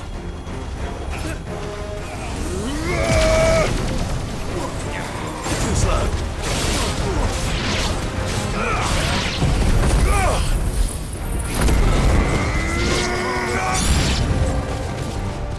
They mean to overwhelm us.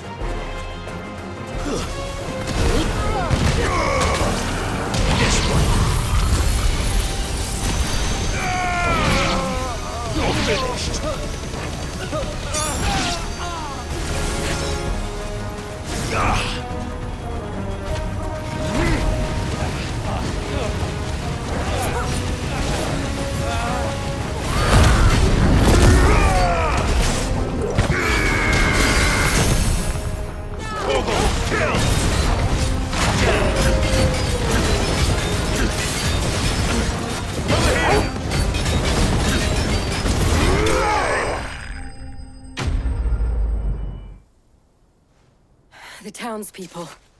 Could they have held out? I don't hear any fighting. What do you think? That we should hurry.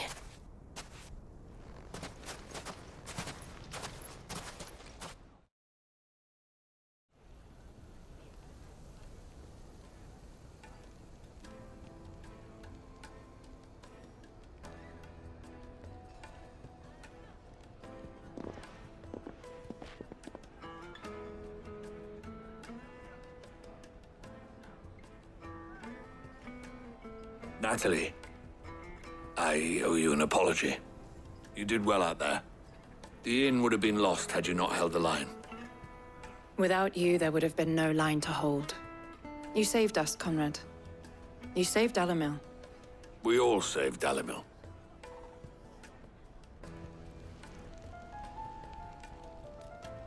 Conrad seems to have had a change of heart. I'd say they both have. I take it from your presence that our visitors from the desert won't be joining us either. Pity. The plan worked, Sid. Granted, it only took an army of bloodthirsty bandits at our gate. Calm now, Victor. Why quibble over the details? We are united, and that is all that matters. As for you, Sid, you fight considerably better than you act. I'll take that as a compliment.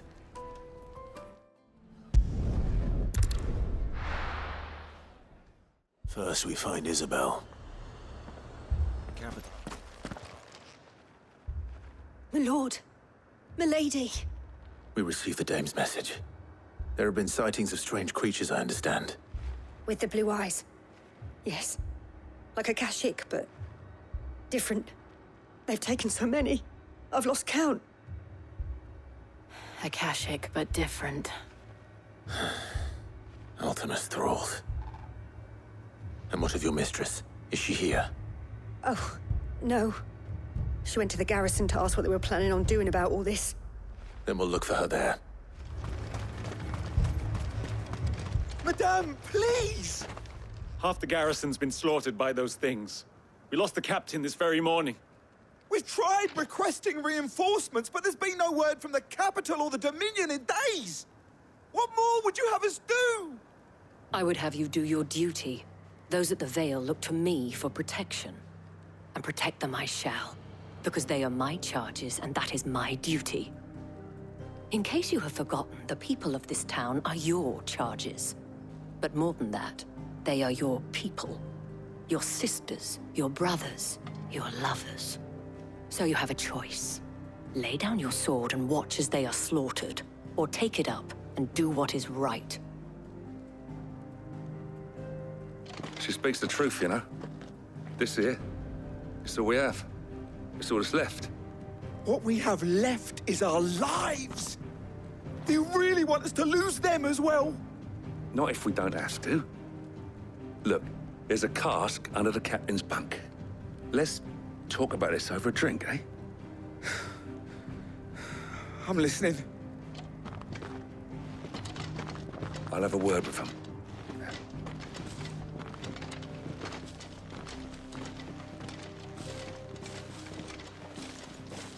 Ah, Clive. I didn't expect help to arrive so quickly. And sought to take matters into my own hands. It was a noble effort, but I thought you might still need some support. I'd like you to consider my needs. What we need to consider is where the creatures came from. The way the survivors speak of them, one would think they appeared out of thin air. And perhaps they did. It's hard to know what to believe these days. We'll talk to the survivors. You're a pikeman, yes? What happened? I've got family in Moor. I heard the flood was spreading, so I went to see if they were all right. And a pack of them glowing things found me in the meadow. I ran for my life. I never did get to the village. Leave that to us. My family. They're still in the capital. It's all right. Give me your arm. Did you see the creatures that attacked you? Creatures?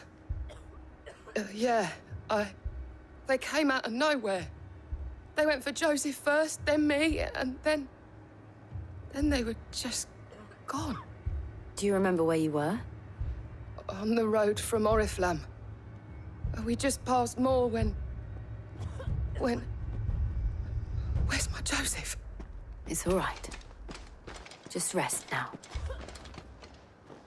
At least we have an idea of where the thralls might be now. We should head for more.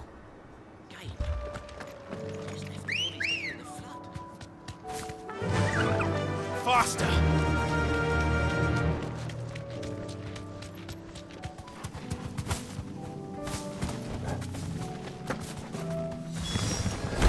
Clive, look! I see them. With me!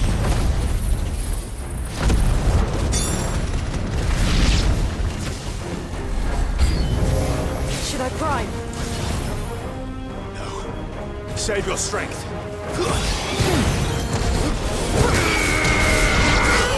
Kill!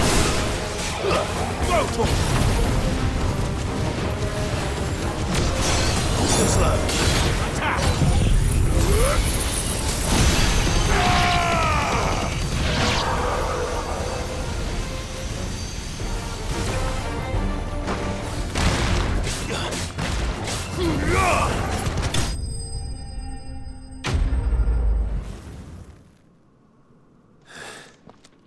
Do you think there are more?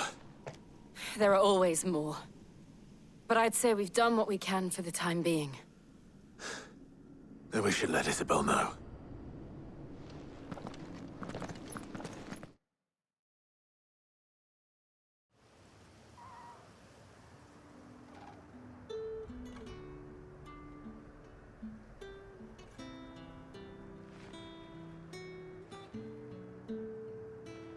You have the town's thanks. Don't thank us yet. There will be more. Many more. And you'll need to be ready for them. Oh, we shall. Isn't that right, Captain? Yes, milady. The garrison will be ready. Philippe here has convinced most of the men to remain at their posts. For now, at least. Hearing that the Dane would look kindly on any man who committed himself to the task certainly didn't hurt. It's not the most selfless of motives, I'll admit. But whatever it takes, eh? Now me, I never needed convincing. I became a soldier to protect the people I love. And the people I love include the ones standing before me. Handsome and chivalrous. Now, if you don't mind, I have sentries to post. Milady.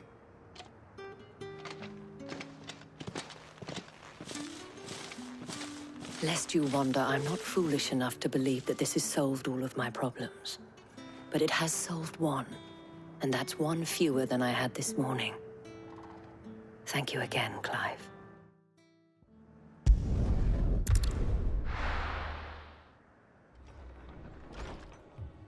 Martha, it's good to see you.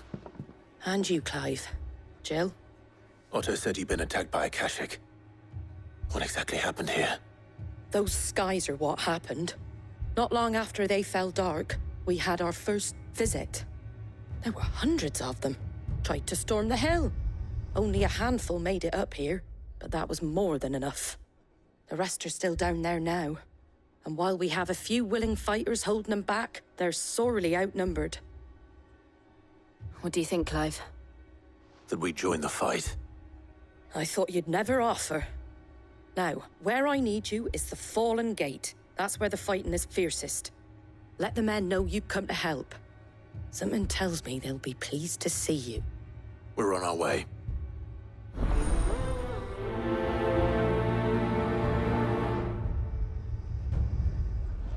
Do you think there are as many as Martha says?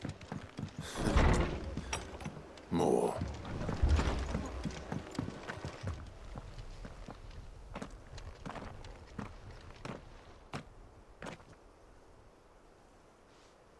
Clive, wounded.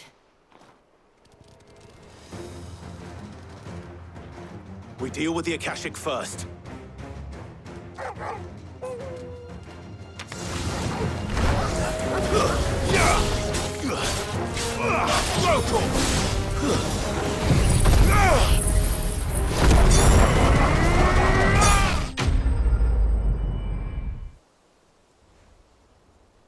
These men don't have the look of hired swords.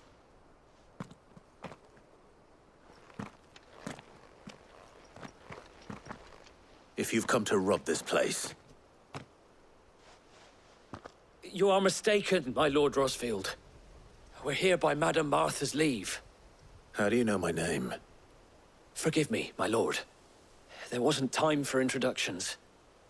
We're with the Guardians of the Flame. Wade's men? But how did you come to be here? Where is your commander? Sir Wade left earlier with a scouting party to find out where the Akashic were coming from. Did he? Take your wounded back to the inn. Martha will see you're looked after. We'll join you anon.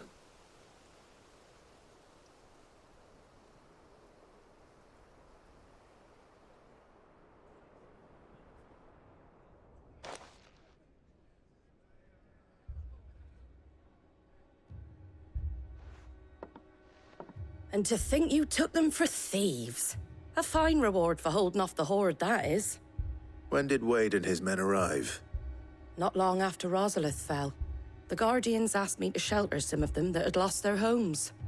They were making ready to leave just as the skies turned, and we agreed it was best we stuck together. Martha! Trouble! The scouting party's almost at the lift, but they got a pack of Akashic snapping at their heels! And they've got wounded with them! They're not gonna make it!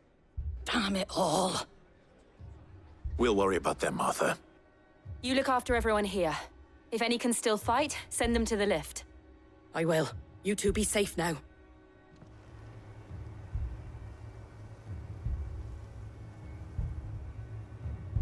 Squire, I need you to get those who can still walk up the lift to Martha's. But what about... I didn't ask, Oscar. Sir. Sir Wade. Lord Rosfield. If you aren't a sight for sore eyes. Martha seemed to think you might need some help. And by the looks of it... We thought we could sneak by them. But we didn't know there would be so many. How could we have? Behind you!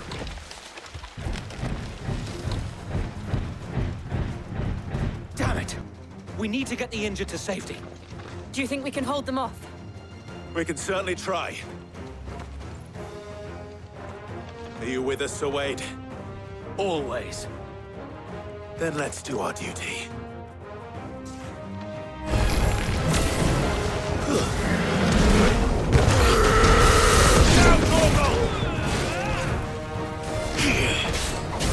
Too slow.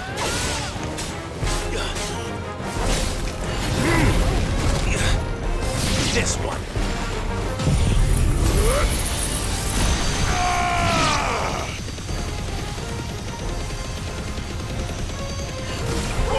Kill!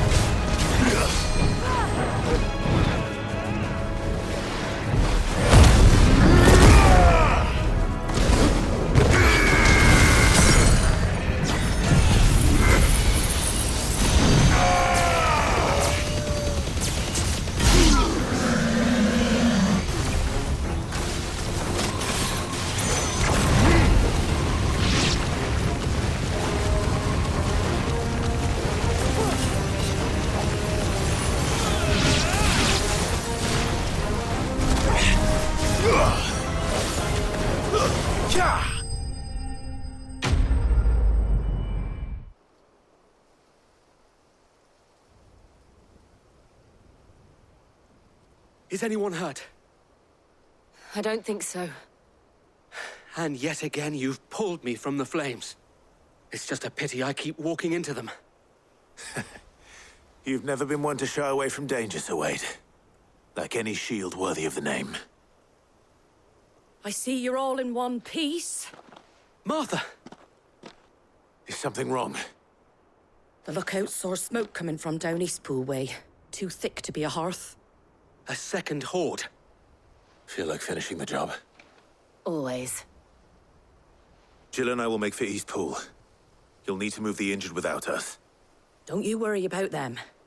The moment my men are safe, I'll follow. Good luck.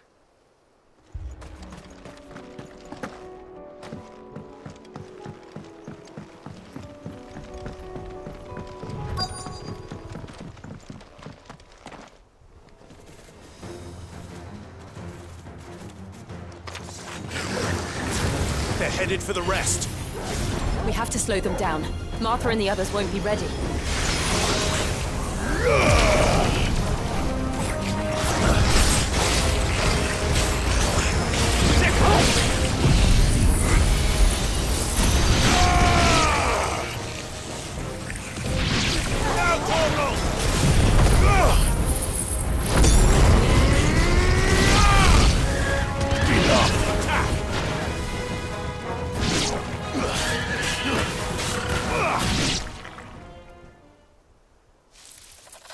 Something's coming.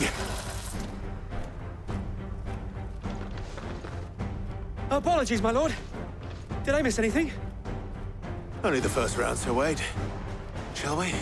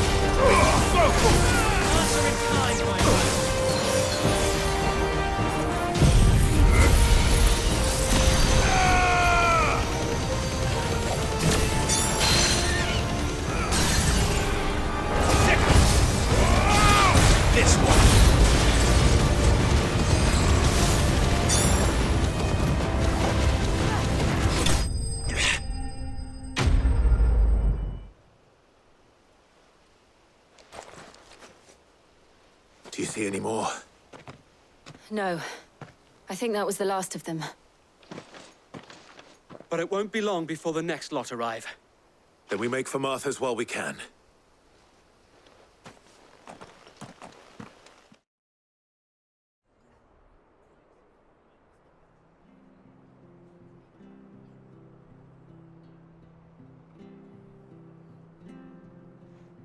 What did you find out there?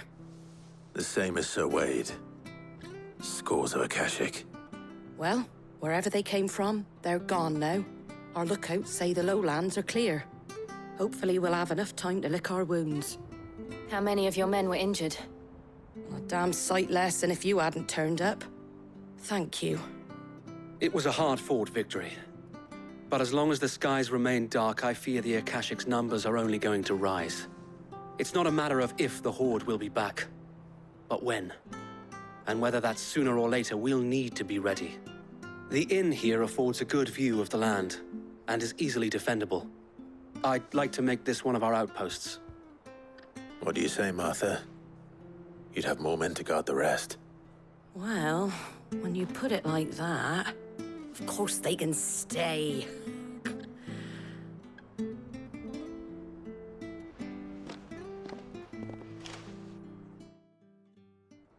My lord, there's someone I'd like you to meet.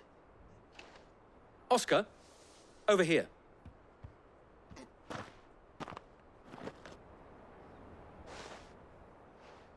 It is an honor to make your acquaintance, Lord Rossfield. I am Oscar. Oscar of House Murdoch. Murdoch? I wasn't aware the Lord Commander had children. Oh, he didn't. But his brother, my father, did. I am Sir Rodney's nephew. Well, go on, then. It's not for me to ask him. Yes, Sir Wade.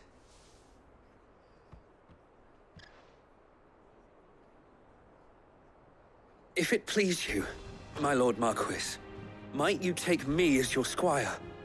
I would learn the duties of a shield from the finest. I'm sorry to disappoint you, Oscar, but I'm a shield no longer. Nor was I ever the finest. And spending time in the company of an outlaw hardly seems a fitting education for one aspiring to take his oaths. My Aunt Hannah once told me that a man is not defined by his title, but what he does in its name. You have accomplished much since taking on the mantle of Cid, winning no little honor in so doing. And I would sooner serve under an honorable outlaw than an unworthy shield. Not that Sir Wade and the other Guardians are... I mean to say that, they're... It's all right. We know what you mean.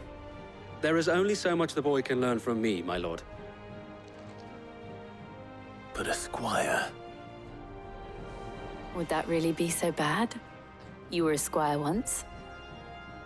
And I'm certain Sir Rodney would approve.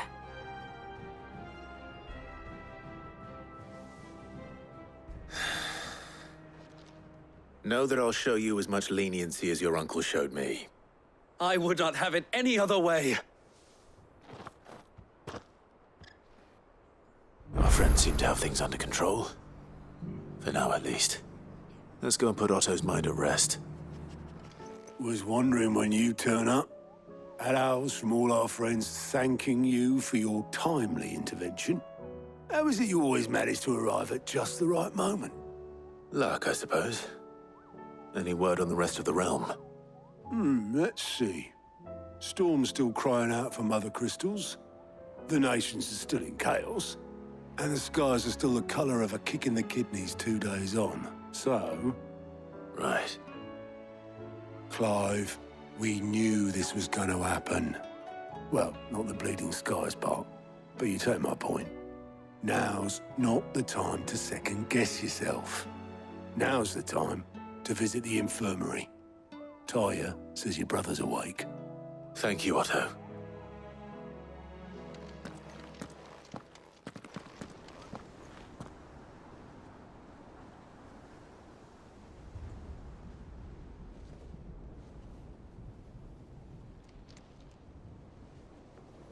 So it was not Sylvester, but Olivier who served as Ultima's puppet.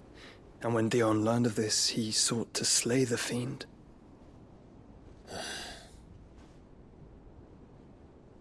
Only for his father to take the spear that would have freed him.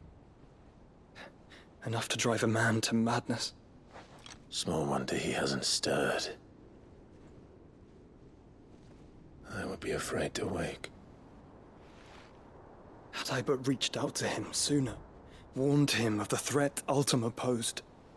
But now, both an empire and her prince lie broken. Joshua, what do you know of Ultima?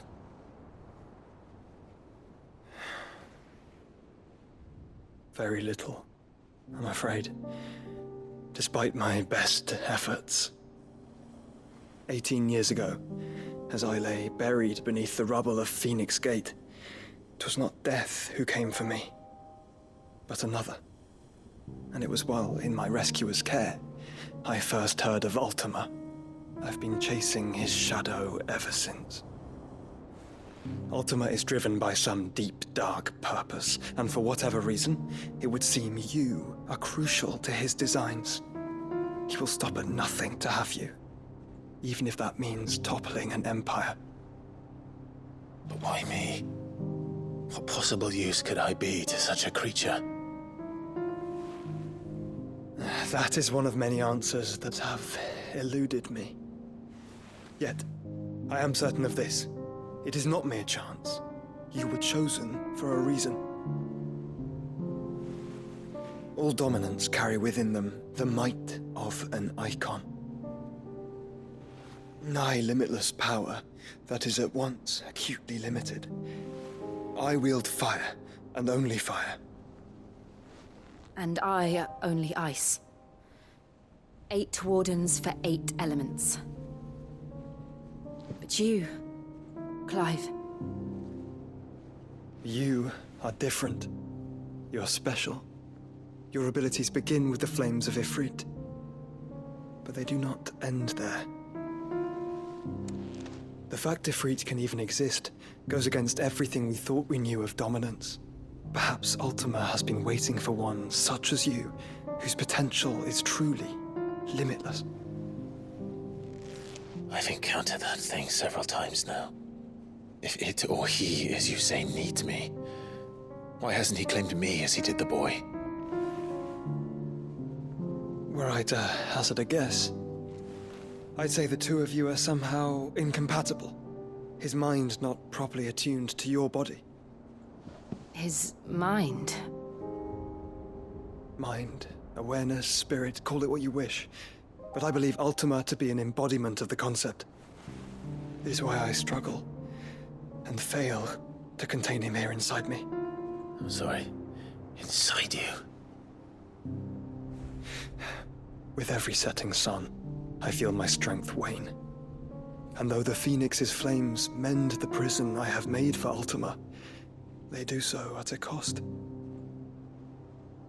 We must find a means to bring an end to him before I meet my own. What were you thinking? It was that or let him take Clive. And I've always had a soft spot for my brother. But that doesn't mean you should sacrifice yourself to save me.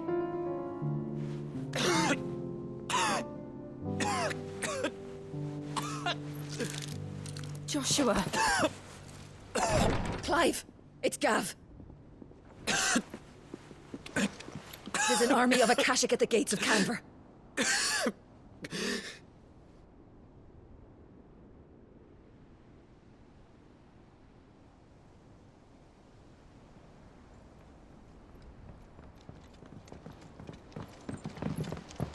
Well, what's the short of it? I thought Tyre told you. The capital of the Free Cities is under siege by an army of monstrosities. The City Guard are doing their best to stem the tide, but numbers ain't on their side. What of Lord Byron and Mid? Were they able to escape? No, but they're all right for now. They're hiding with Gav at midship. We have to get them out of there. And we shall. Otto, prepare a Stolas.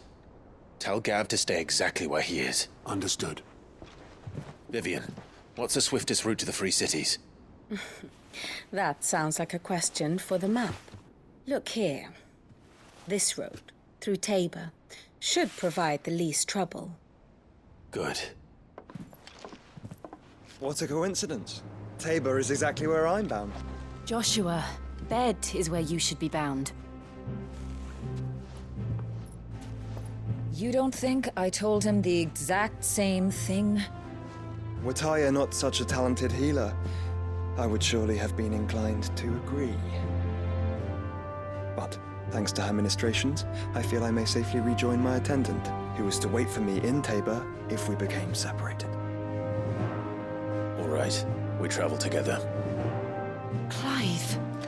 If he stays close to me, he'll be fine. Thank you, brother. I'll look after him.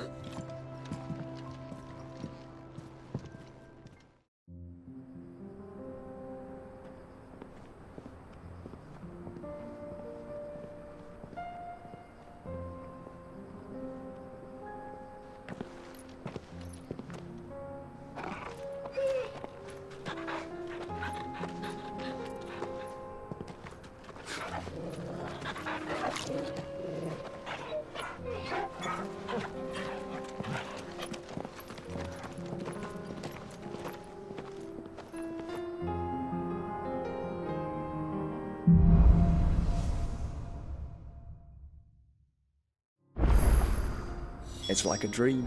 The four of us out walking like we used to. Enjoying this, are you? Gav and the others could be in danger as we speak. You're right. I'm sorry. Yote is a fine scout, If Canville was attacked, she will already have begun gathering information. Tabor isn't far. We should pick up the pace. When did you get so big?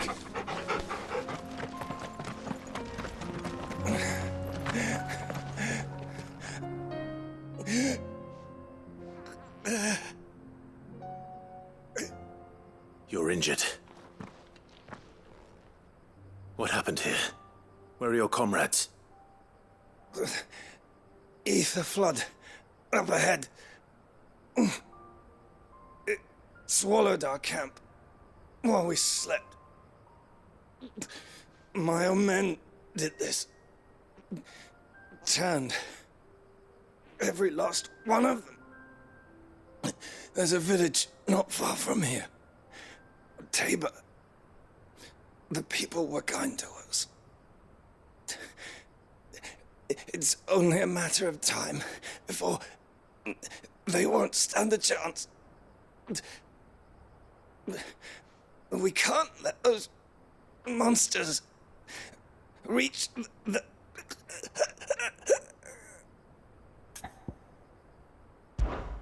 I'll go. You catch your breath. Thank you. Our encampment is up ahead. Just off the track. They must not reach Tabor. Forgive me, Lord Kupka.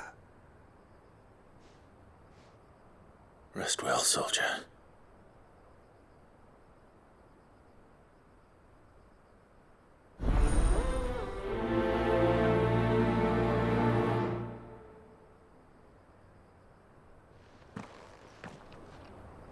You said the encampment was close. Let's hope the Akashic are still there. Good. I got here in time.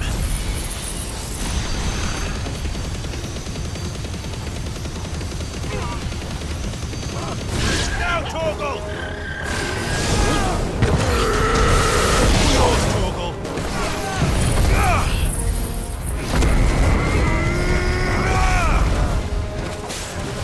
It's over!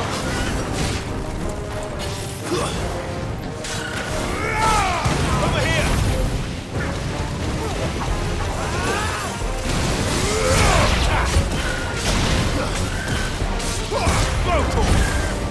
Enough! Is someone there? Please, I can't move my leg! That doesn't sound like an Akashic.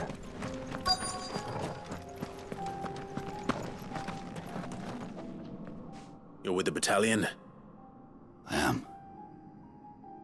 I heard the fighting. Are the others? Taken care of. One of your brothers in arms told me what happened and asked for help. Another survivor? Where is he? Tell me. His wounds were too deep.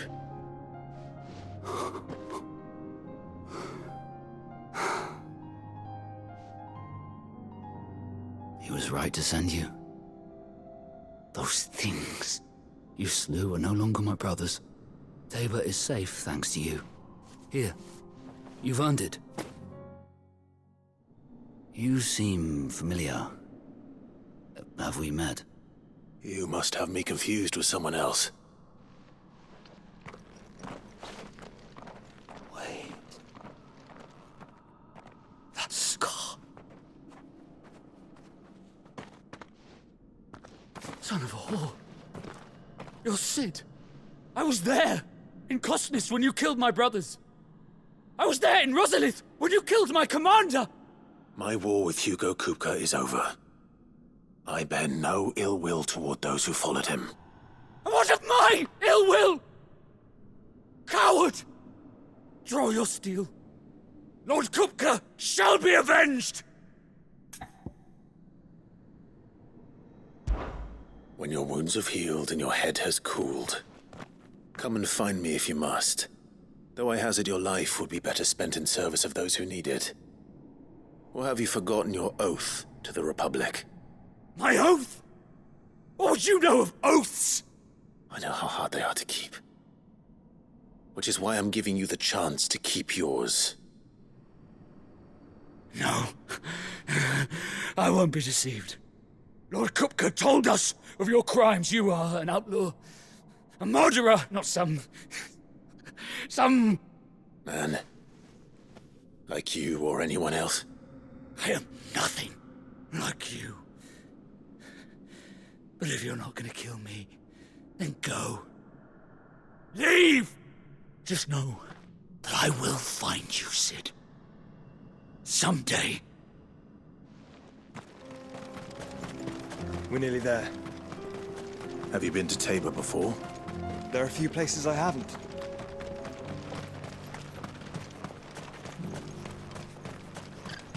Where now, Joshua? There is a residence just inside the city gates. She awaits us within.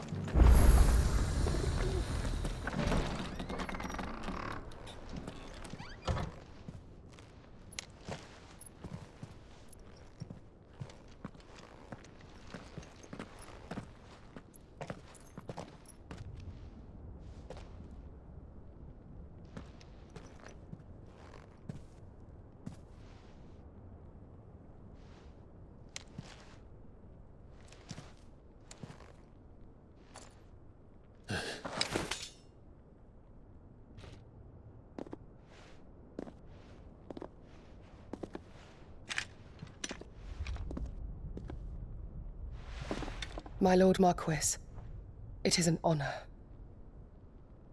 I am Yote, Knight of the Undying, charged with the protection of His Grace Joshua Rosfield, Keeper of the Flame of the Phoenix. Of course. It all makes sense now. Would you care to elaborate? The Undying are loyal servants to the ducal throne. Or more specifically, to its heir. They have served our family for generations, albeit from the shadows. Since their inception, they have been tasked with the preservation and enactment of the rites of ancestral communion. After the events at Phoenix Gate, it was the Undying who delivered me to safety. And since the day I left Rosaria, Yote has been my constant companion and protector. Without her sword, I would not have survived my journey across the realm. Rise, Lady Yote.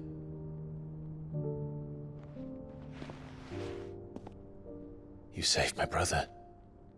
I owe you a debt I can never repay. I but did my duty. Come now. Tell us what you've discovered. Your Grace. It is as you feared. The vessel we spied off the coast of the Crystalline Dominion on the night of her fall. It was the Einherjar. Beyond any doubt. The Black Galleon. Joshua. The Einherjar is the Royalists' flagship. What business would they have in the Dominion? Upon learning of Waloed's involvement in recent events at Drake's Fang, I sensed the malign influence of Ultima, and bid Yote and the Undying look into the matter. We have reason to believe that the Black Galleon weighed anchor shortly after the fighting began, and set a course due south. For Canva? Then it is Waloed knights who besiege the cities. What is left of them, yes. And the Black Galleon sails at but one man's behest. Barnabas Tharm.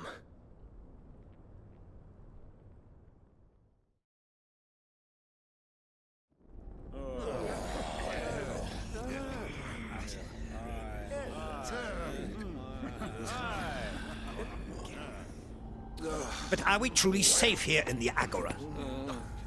The city guard have been paid, if that's what you're implying. All the more reason for them to run.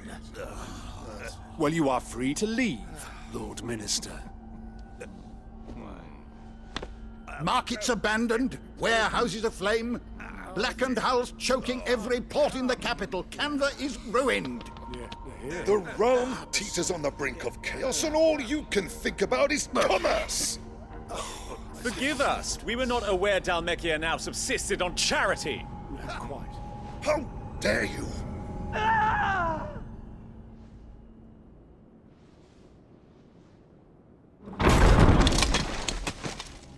Distinguished members of the Council, you must forgive His Majesty this intrusion.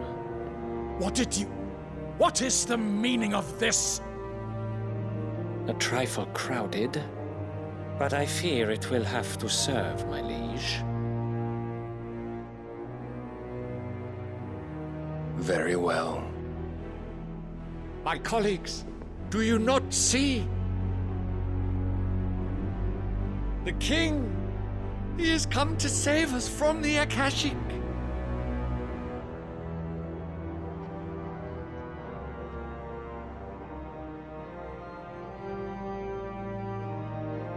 He is a gift from the heavens, divine intervention, our very salvation. And of course, if it is compensation he requires, we would be most willing to negotiate a fair price for services rendered. Fools! Your ignorance unbecomes you. Your Majesty, correct me if I'm wrong, but I would swear that the fiends washing the cobbles of Canva with the blood of her citizens wear the colors of Waloed. Ha! So you do not deny it.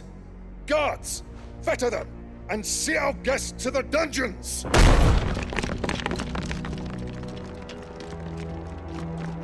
Enough.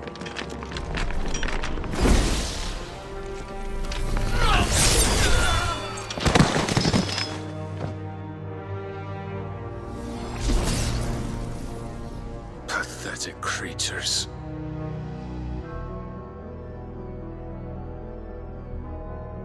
That you should imagine yourselves worthy of salvation. The girl is still here, somewhere in the city. Her consciousness fair dripping with her late father's hubris. A consciousness to which Mythos is inextricably bound and inexorably drawn. See that he is made welcome. Yes, Your Majesty. Come, Mythos.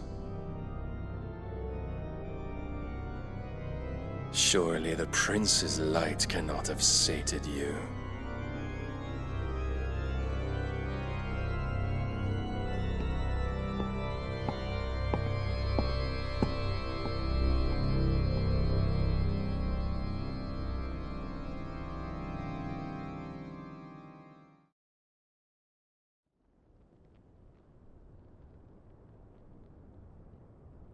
So then, how long has Waloed been under Ultima's control? How long indeed? Based on what we know of Barnabas's actions, I would guess some few years, mayhap more. But to what end? What does Ultima want? The tapestry. Show them.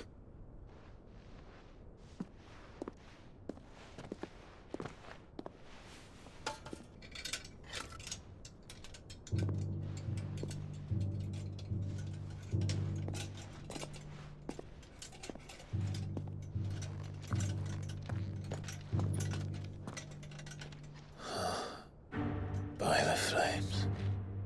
Phoenix Gate, Drake's Breath, and now here. But what is it? It is old, ancient, even. Naught remains of the faith it represents, save what can be gleaned from the image itself. None could tell me what the one in the apothecary meant, even the Undying. But I believe it may be the key to discerning Ultima's purpose. That figure in the center, the one beneath whom the icons congregate, that I believe to be Ultima. He is a god, or at least godlike, his very existence beyond our ken. The icons, and by extension their dominants, are meant to be his subjects, and while some, like Barnabas, have accepted this role, others have rejected it, like you, Clive, which is rather inconvenient, as it appears he needs you most of all. And gods don't like to be disobeyed. I don't suppose they do. Clive, may I tell Yote of the lake? By all means. Yote, I will be accompanying my brother to the Free Cities. Whilst we are afield, I would have you watch over those Clive has made his wards. Omielos delan tuisag ilith. Though well concealed, the hideaway lacks trained fighters to defend its occupants should they be discovered.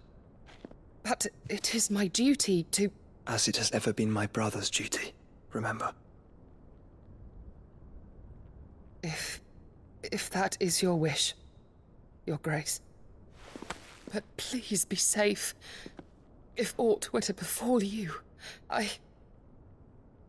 You have my word.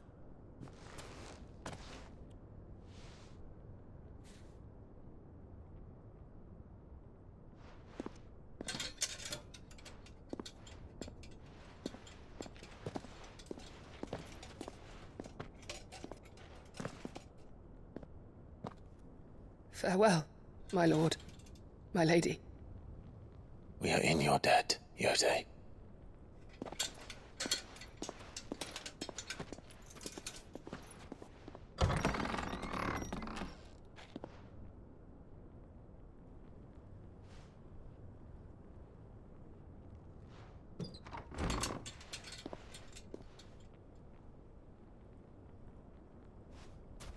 Let's find our friends.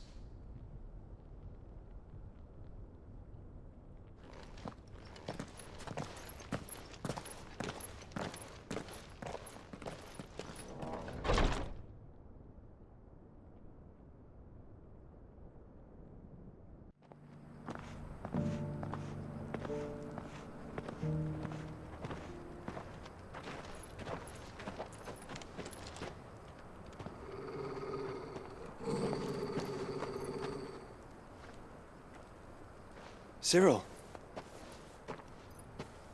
How fares the search? Well, Your Grace, my report shall be with you ere long. Ah, yes. Yote is otherwise engaged, at my behest. And the duty of wardenship? Fulfilled. For as you see, I've been reunited with my first shield. I am Cyril, Knight of the Undying and bearer of the Burning Quill, charged with chronicling the mortal deeds of His Grace, Joshua Rosfield, keeper of the Flame of the Phoenix and rightful Archduke of Rosaria. I entrusted Cyril here with overseeing the investigation into Ultima's origins. Findings from his brothers and sisters afield are delivered here to be collated and catalogued. Just how many Undying are there? Not nearly enough, milady. Yet we are glad to give our all in service to the Phoenix. Such is, and has ever been, our creed. I see. You have your associates, I have mine. But you may now think of them as ours. That won't be a problem, will it? The Phoenix is our sun, and we but the shadows that quicken in his radiance. It is from the darkness that we serve, both him and now you.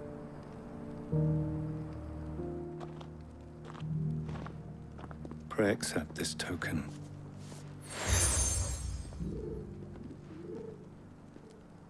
For as long as you bear it, members of our order will reveal themselves unto you, if there is nothing further. No. You are dismissed. Your Grace.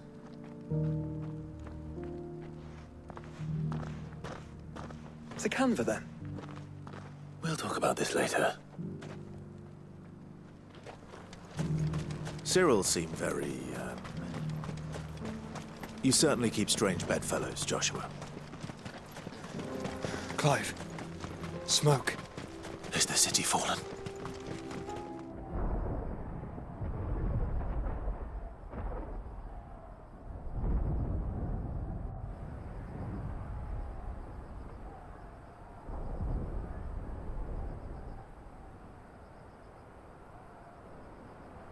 The free men are still holding their own, then.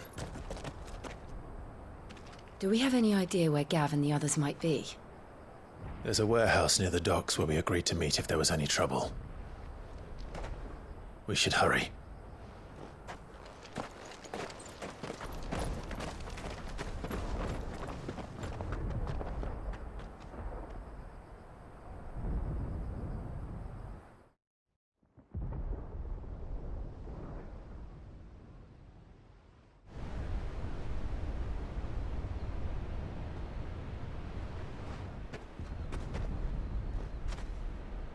Sounds like thunder.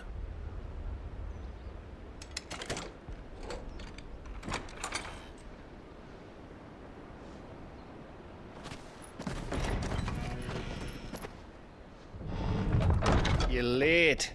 I was starting to think you'd stumbled off a cliff. I seem to recall that was you, Gav.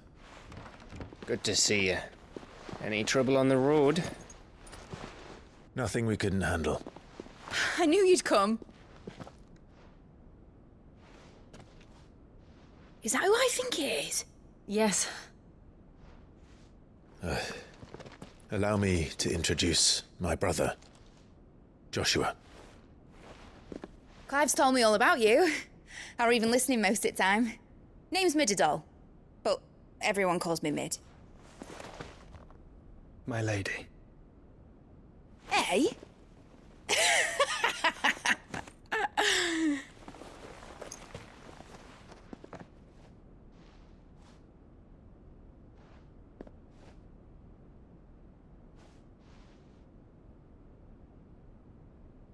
My boy. Uncle Byron. It's really you. I never thought I'd see the day.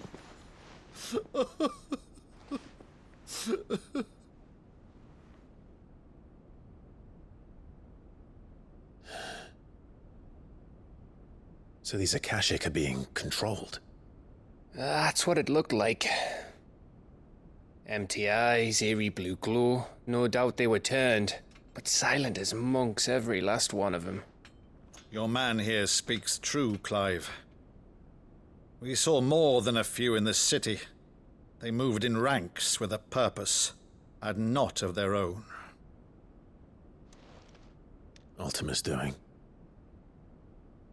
Perhaps. What of the city? The people? Dead, mostly. Mostly, but not all. A handful managed to lock themselves in their villas before the Horde arrived. Some in the Merchants' District to the west, and a few others on the far bank. If the Akashic stumble across either hiding place, a few bolted doors won't hold them for long. We need to find them. And quickly. What do you propose? We split into two parties. I will make for the Merchants' District, while you look to those across the river. Mind keeping an eye on my brother? Not at all. We find the villa and try the servants' entrance. Understood. And what of us? Mid, is she fit to sail? The ship, the Mithril engine could probably do with a few more tweaks. Then you better work fast. Even if we do reach the survivors in time, they'll never make it to the hideaway on foot. You leave that to me. See that Mid doesn't get herself into trouble, would you? Think I can manage that? I'll keep him safe. Looks like you stuck with me, Byron. That's Lord Rossfield, you little gutter snipe!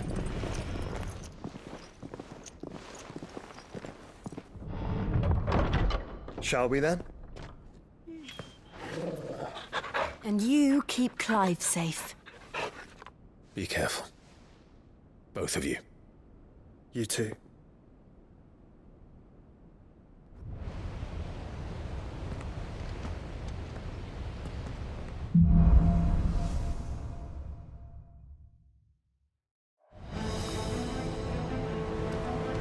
All right, Torgal.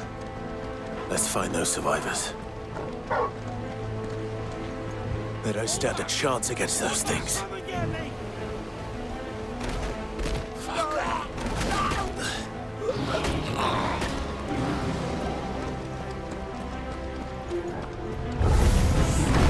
They've been routed.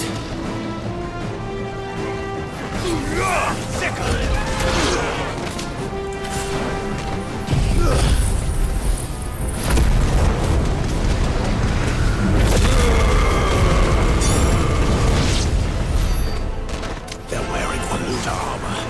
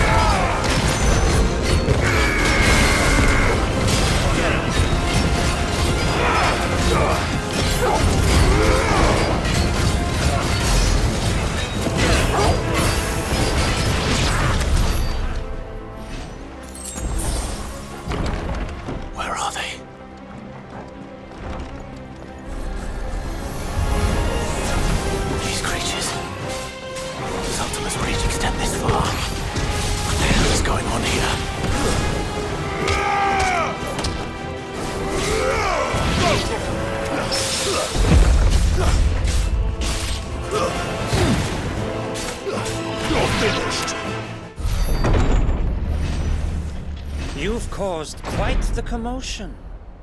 But then I would expect no less from you, Muthos. You again. I don't believe we've been introduced. You were in my family's crypt, and now you're here, with an army of Akashic thralls. Manners, Lord Rosfield? They are men, like you and me. Albeit ones unburdened by the wills that drive our kind to madness. They are pure. They are divine. What? And they are all that remains in this once raucous city. You'll pay for what you've done. As you wish. I confess I have been very much looking forward to this. Pardon me this indulgence, Your Majesty. The vessel shall not be spoiled.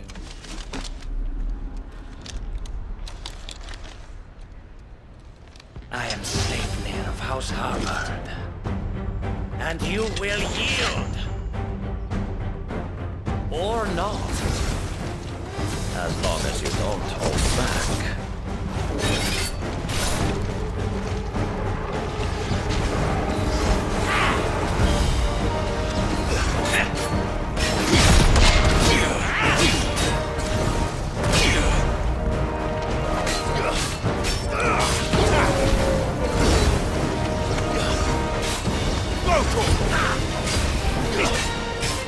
Nice try.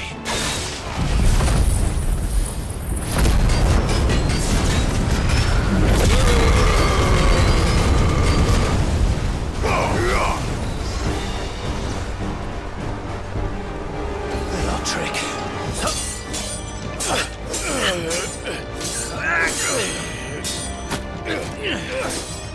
Fuck.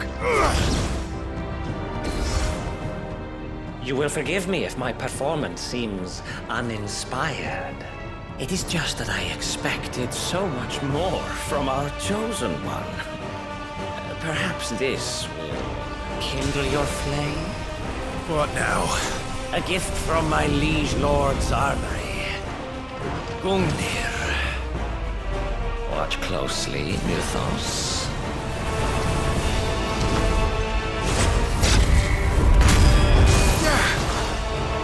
Yes! Yes!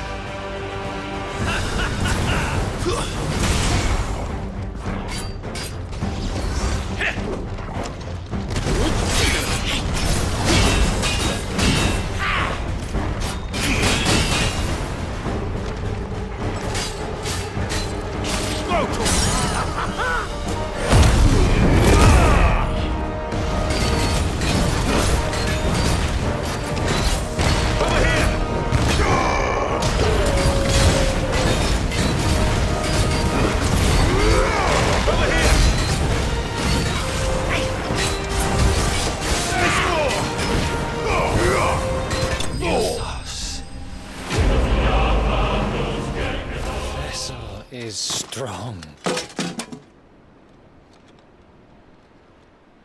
My liege.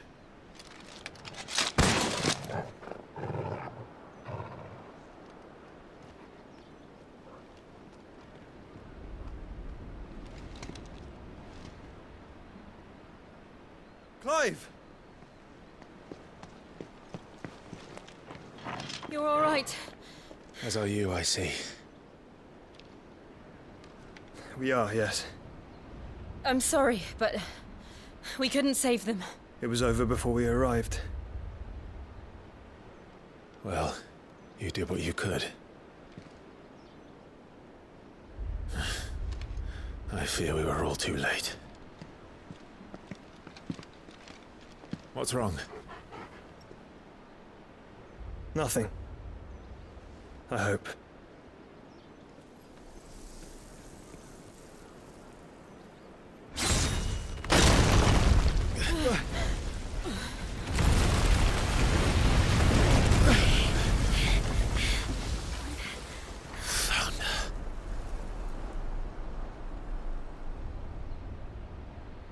Leaving so soon, Mythos? It's the king. Indeed. You may kneel before Barnabas Tharm, Warden of Ash and King of Waloed.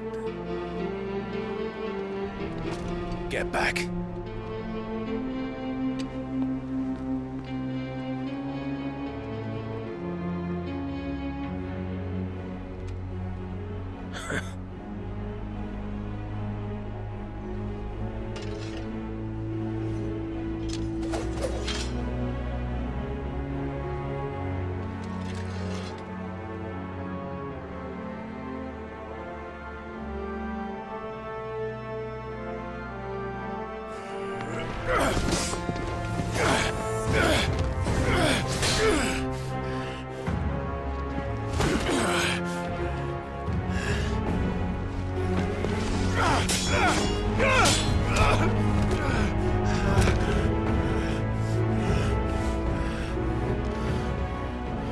Wild and impetuous.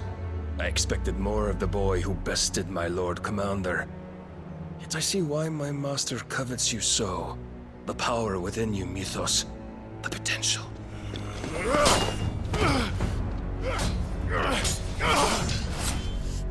Stop calling me Mythos. But Mythos is everything. The cornerstone of all creation. The Lord's vessel. Your purpose. My purpose? To surrender my mind and body to that thing.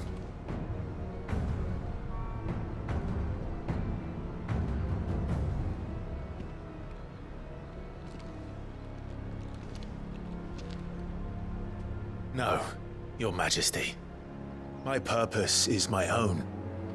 I made a promise to my friends, to my people. And nothing is going to stand in my way.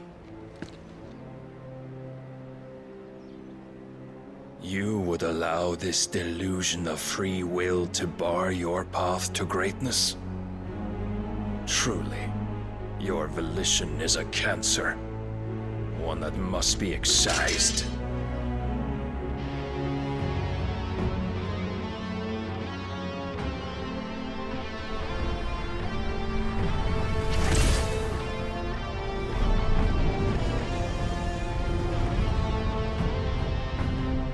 Try it.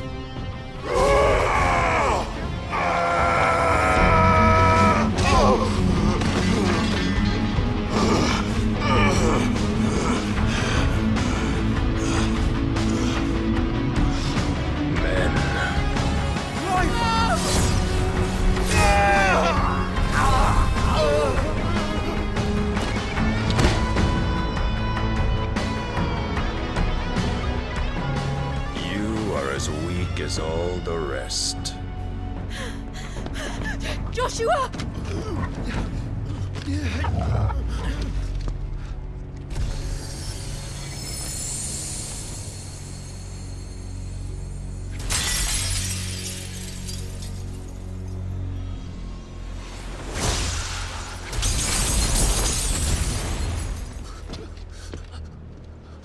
Oi! Oi! This way! Hurry!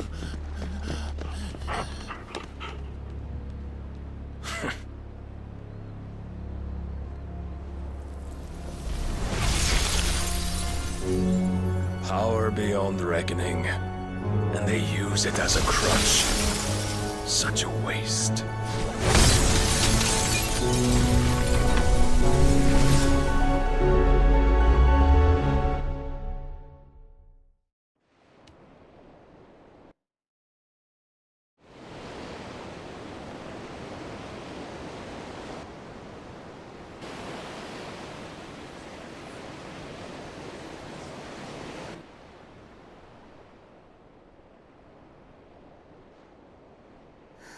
Will you be all right?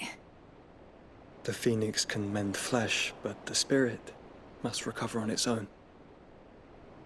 I'm afraid the rest is up to him. This place is remarkable. Outfitting it must have been no small feat. But why go to such trouble? That beauty's belly's filled with wonders the world ain't ready for. If the guilds caught wind of what we were up to, they'd all want a piece.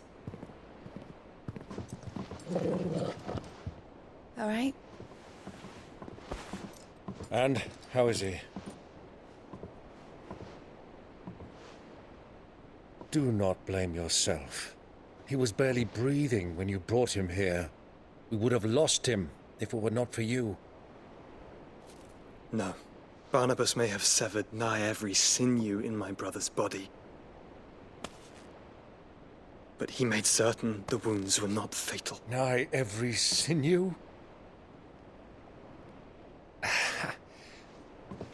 Allow me, your lordship.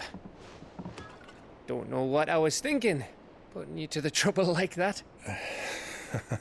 'Tis no trouble carrying comestibles to my ailing nephew. I know, but you've already done so much for us. Pouring your gale into the hideaway and now the ship. I don't want to take the piss. You risked your life.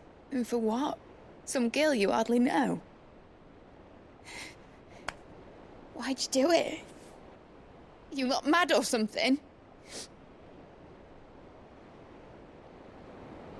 I wouldn't go that far. Clive! You're awake. My boy. Oh. All I want to do is help. And the world won't save itself. It was Sid. Your father, who taught me that.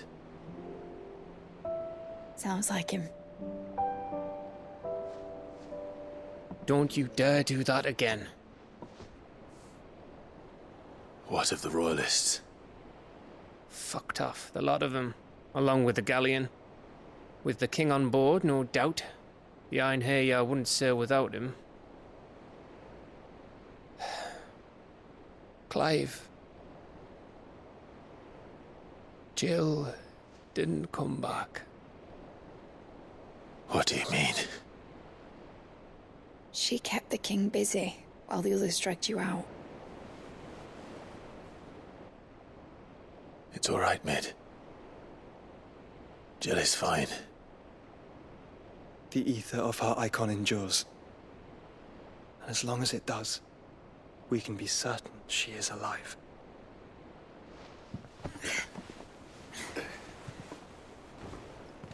We must pursue the Black Galleon. Jill will be with the king, I'm sure of it. Well, good luck catching him, because my ship's going nowhere. It's the Mithril engine. She's got a kick like a wild chocobo and a mind to tear the hull in half. But you have an idea. Well, of course I do. My dad'll have seen this coming a league off. If I had his old writings... If you had his old writings, you'd be sitting under a fuckload of rubble. The ones Otto didn't save anyway. I suppose he might still have a few pages in his stores. We'll have to hope it's enough. Do what you can to ready the ship. I'll speak with Otto. In your condition, you really are mad. Perhaps. But the world really won't save itself.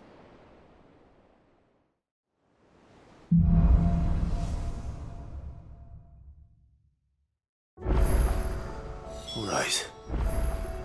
Gav said that Otto might know something. Clive? But if you're here, where the hell is everyone else? Don't tell me. They're all right. But it's a long story.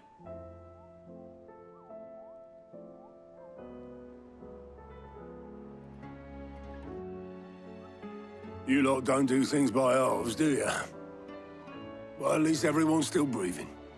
Now, as for these writings, I'm sorry to say, Clive, but if you had those, you'd be... Sitting under a pile of rubble, I know. But we were able to save a few bits and pieces from the ruins, most of which ended up being used to build this place. The more personal items we gave to the next of kin. In the case of Sid's things, that would have been Mid. Then I'll check the workshop.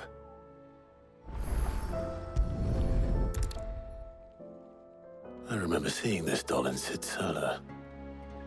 I wonder if it was Mid's.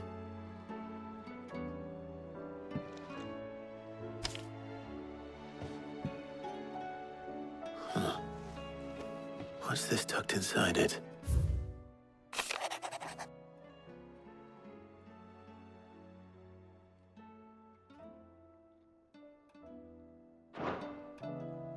Sid's best invention.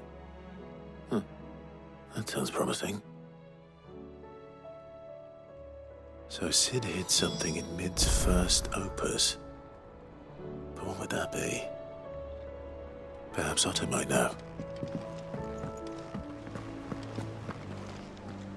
Well, did you find anything? Possibly. You wouldn't happen to know what Mid's first opus was? Opus? That girl's as tone-deaf as a banshee. Unless you mean the orchestrion. She couldn't have been more than, what, 11, 12 when she cobbled that thing together? It surprised us all. Not least her dad. You should have seen how proud he was of the little scamp. What's that battered old box have to do with anything? I think Sid may have hidden something inside it. Wouldn't surprise me. Those two and their bloody treasure hunts. Half the things in the hideaway were hidden one time or another. I didn't break it. Well, I didn't break it. What didn't you break? Nothing. We didn't break nothing. We definitely didn't break the orchestrion. What's wrong with it? It's broken. Except when it isn't.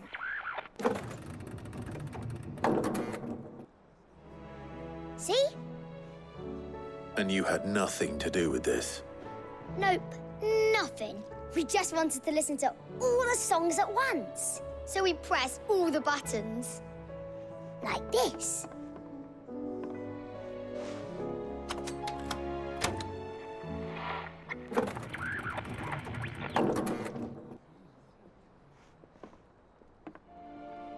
See?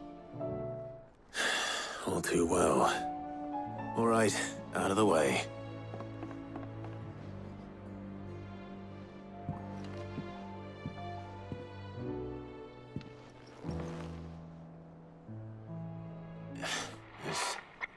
Something caught on one of the gears. Did you break it? Can you fix it? No, I mean, yeah, yes. There. How about now? You fixed it! Sid fixed it! He more than fixed it! Yeah, new music! Huh. Never heard this one before. They started playing when I removed this. Whatever it is.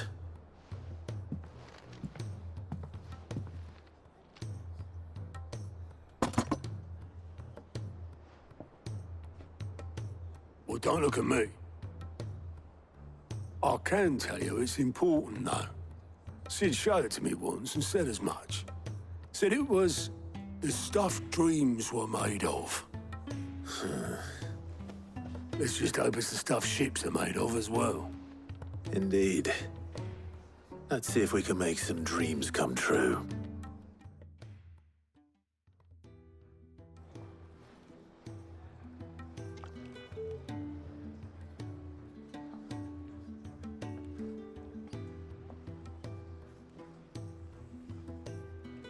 Just the two I was looking for. Aye. Lose a patient? Actually, yes. The Crown Prince just left. Dion left? Unless you've another word for stood up and walked off. Yes, left. He did have the decency to leave a message with Obelisk before commandeering one of his dinghies. Should we go after him? No. We're not the Prince's keepers. He's free to do as he sees fit. I'd rather he did so in bed. His wounds are nowhere near healed. Much like yours, I suspect. Otto told me what happened in Canver. What is it with this realm's princes and their aversion to rest? Ask me when I get back. Though I may be sometime. Then at least try to stay safe. And if that fails, try to stay alive, eh?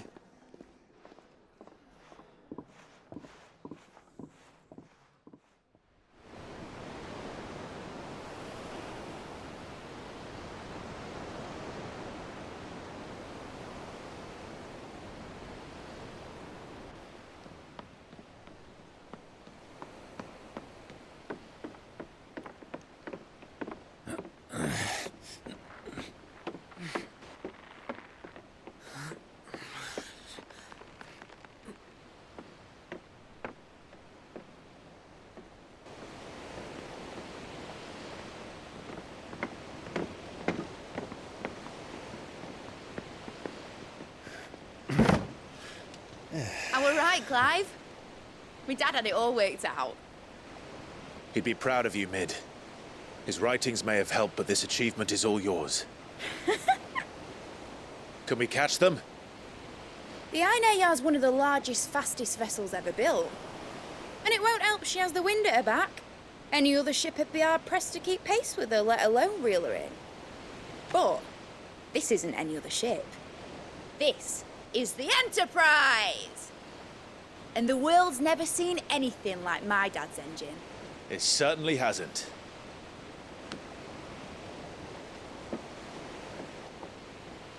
Clive, what do you know of Barnabas Tharm? Only what the bards sing.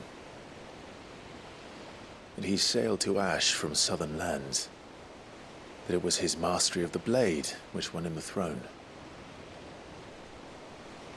And that his sword, Odin's sword, can sever the very threads of creation.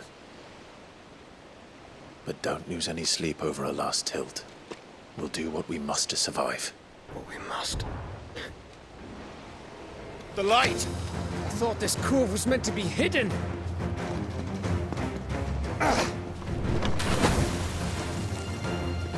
Mid! Company! Eh? We'll hold them off until the ship is ready. But hurry! Bollocks! All hands! Man your stations!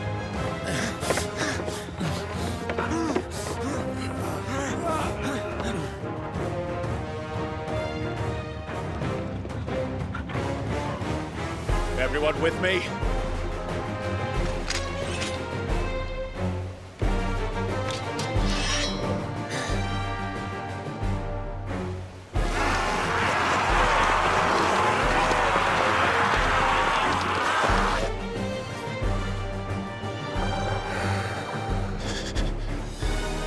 Here they come!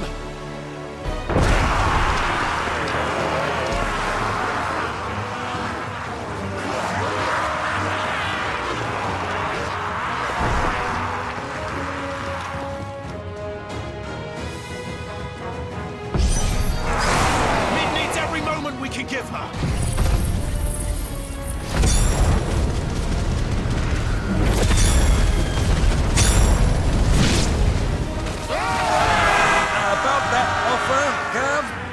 How are we doing, Mid? I thought you said that ship was fast!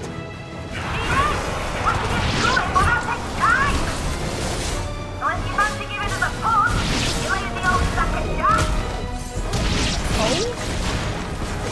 I haven't felt this alive in 20 summers! Come on, then! Which of you lot fancies meeting Hogan? Don't let the conflict occur. We don't prepare and I'll stand if I'm going first.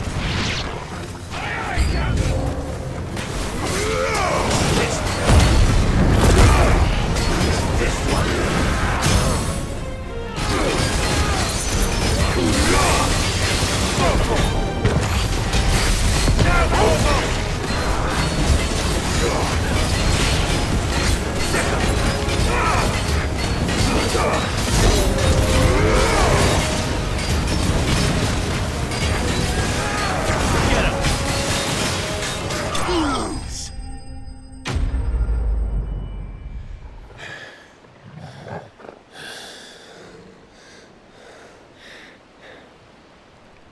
That was easy enough. All right, you lousy lot. Get your asses on board. She's ready to sail. You heard the captain.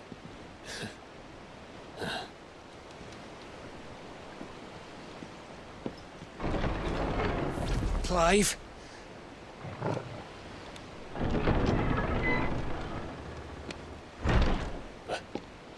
But I thought he was... Confounded. Then it is as I feared. Sleipnir is no man, but a creation of Odin.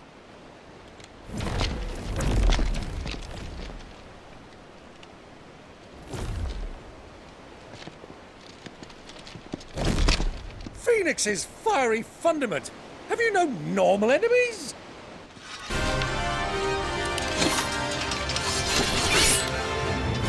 Up for another round? Of course we are.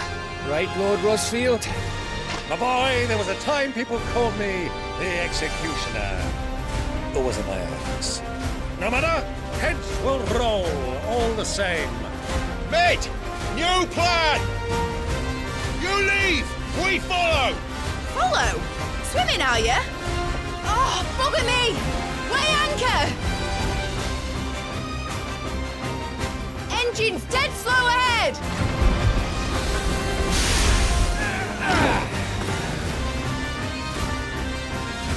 Have care, my friends.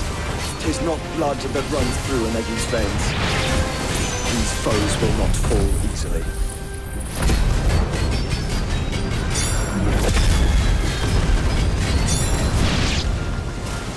But they will fall.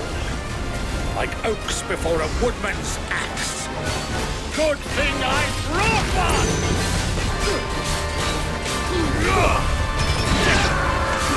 How long are we meant to keep this up? As long as it takes. Unless you have a better idea. Well, I've already killed at least 5 of the bastards. Fuck it! Let's do the lot!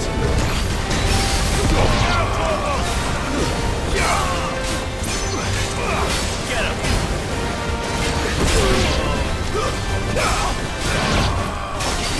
It's over! It's over!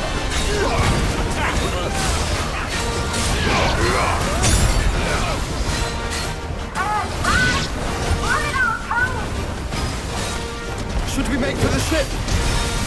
Not yet. Wait for my signal!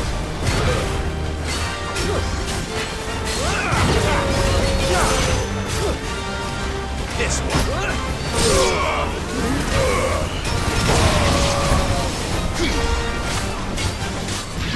This one! Get him! In your own time, Clive!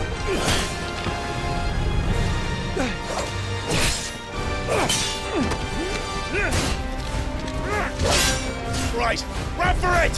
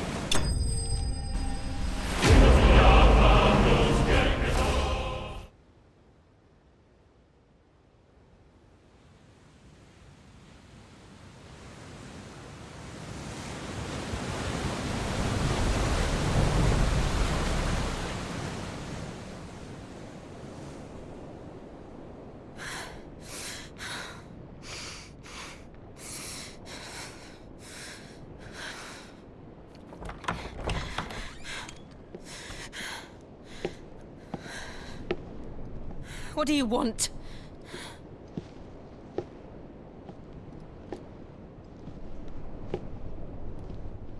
That's quite a mess you've made.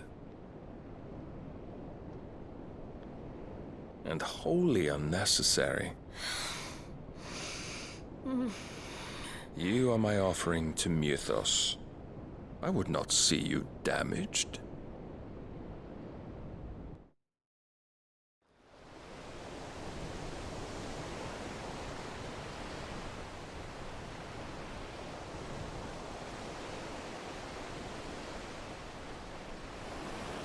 Back to your stations! Every bell spent treading water puts another league between us and the galleon.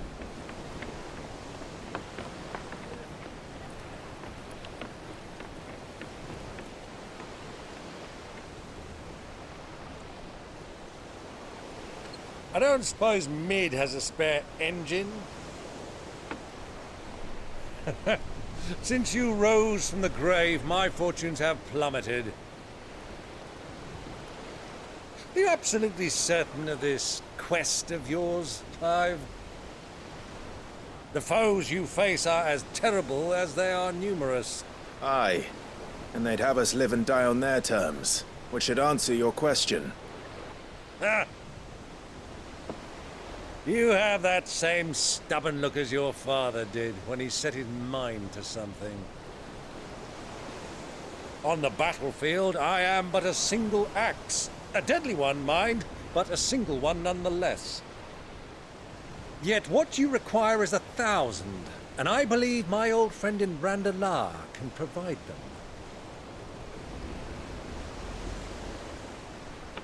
Take care, Clive. I have many more tales of your father's exploits to share. And I cannot very well do that if you're dead. Again. Good luck, Uncle. And may fair winds attend you. As for you, Joshua, take care. I shall do my best, Uncle. Farewell, my nephews. When next you see me, it shall be with an army at my back.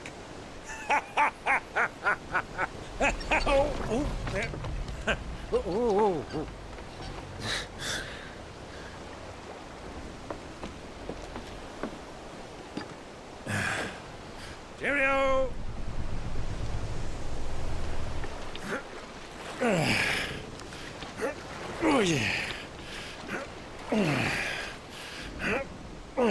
Do keep up, my boy.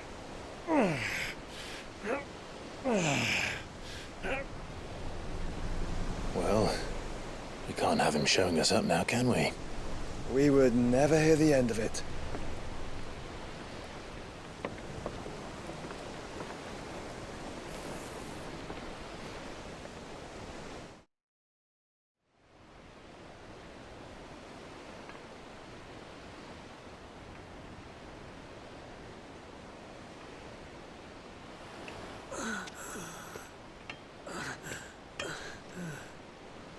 Great God of mercy.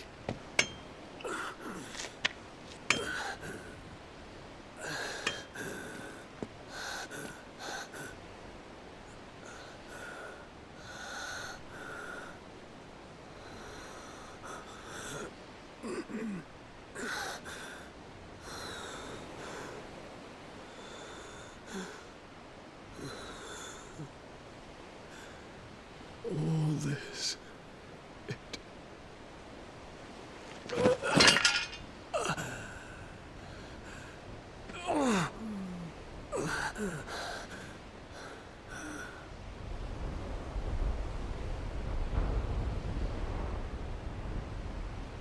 What have I done?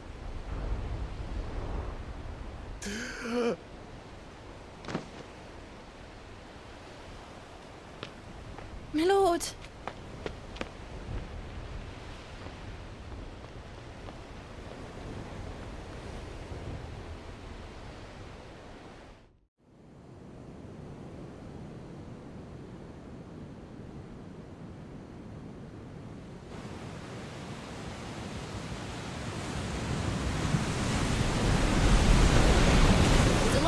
Between here and Waloed, but any ship heading north has to round Zemeckis and put through the Narrow.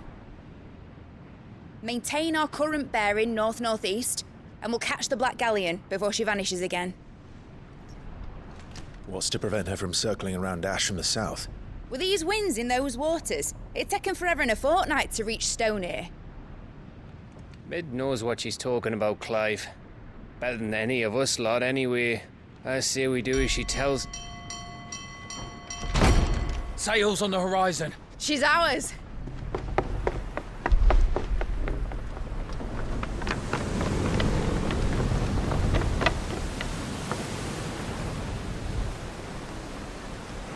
Look alive, boys! Full ahead! And keep those furnaces fed! Aye, aye! Do you feel that? Jill. All hands! Battle stations!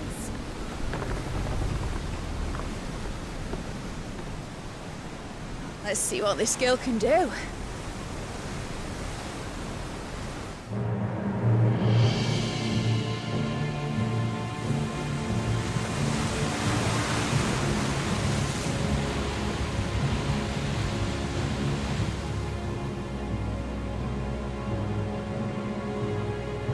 Where one leads, so does the other follow.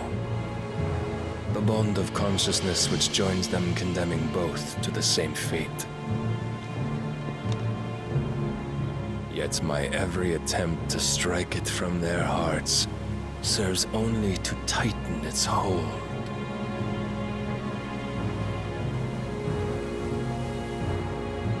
Fascinating.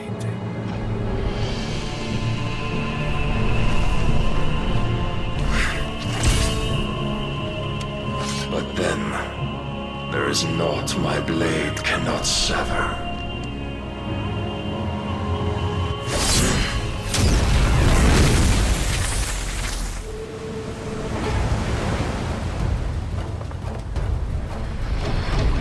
Great Grigor's gosh!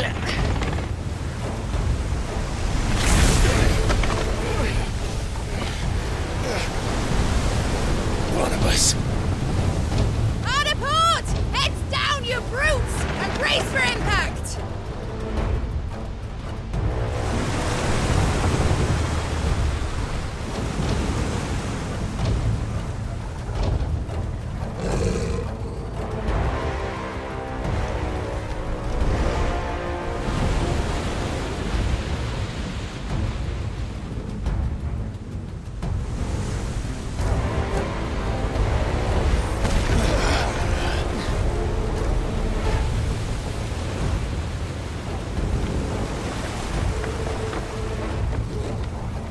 or never. I'll find her.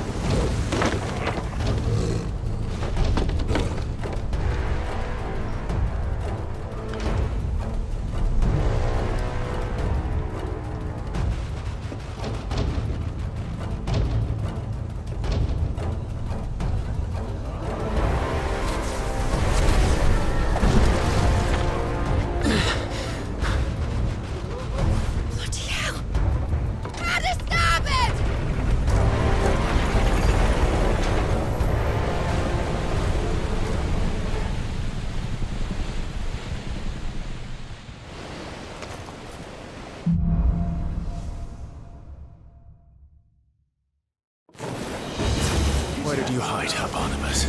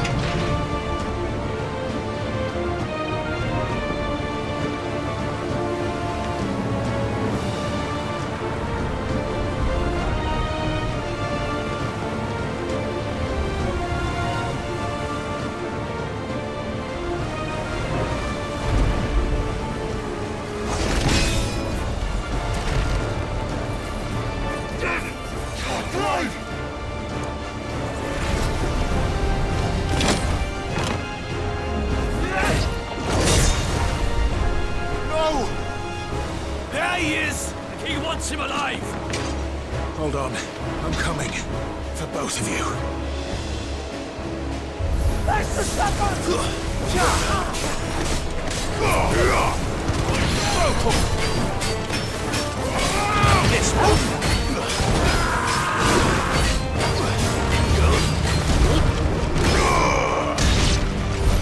She must be here somewhere.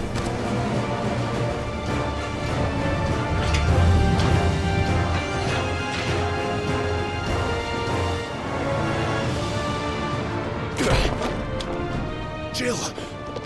You came. Get back!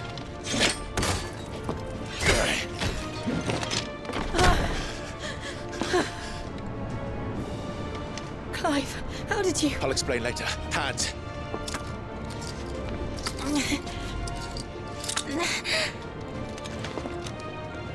Can you walk? Out of here I can.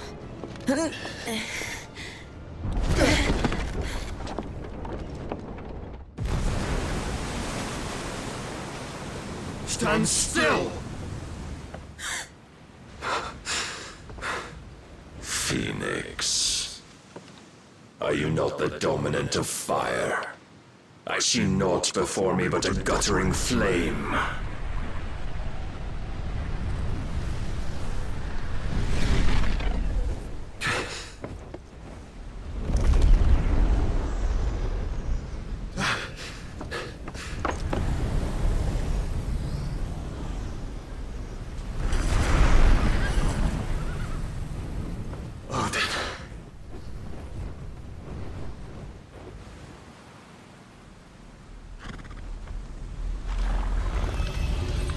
In earnest, then.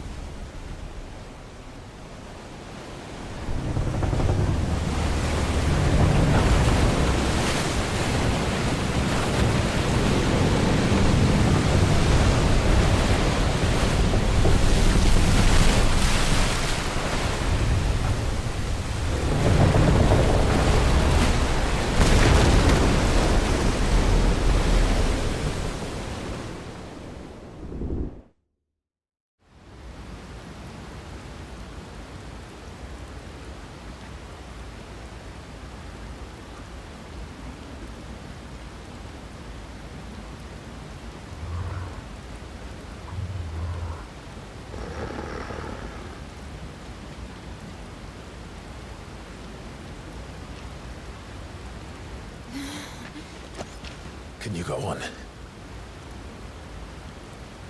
I think so.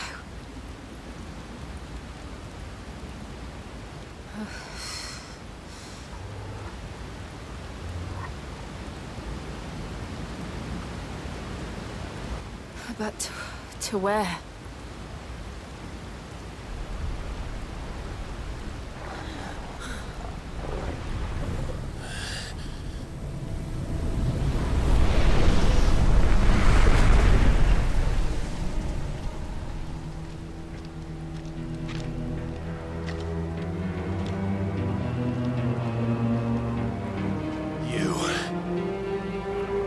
What did you do to Joshua? The Phoenix? Oh, I expect he will survive. This consciousness in which you coil your feeble souls is grown thick with desperation. And thus has my master turned to my blade.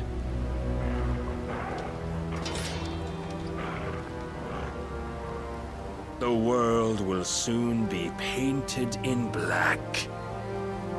And all that live shall gather in death's autumn wake. Not if we remove the cause of this misery.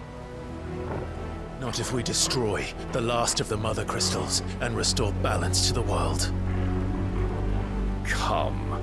Do you truly think it's so simple?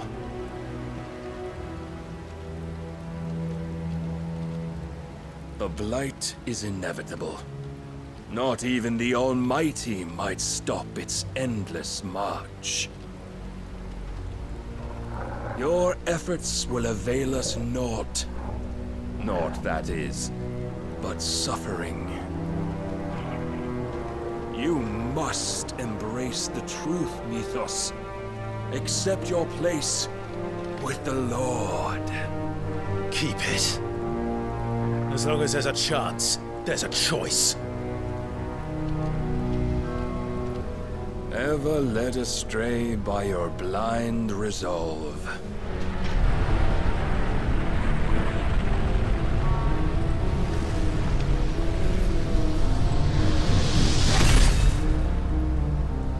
Now, it is time you learn the inevitability of your divine fate. However much it may hurt. Get as far away as you can. Clive, no! Trust me, Jill.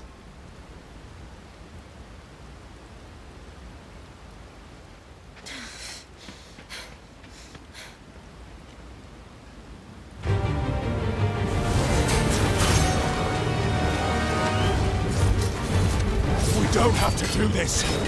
Oh, but we do. If only to remind you of your duty.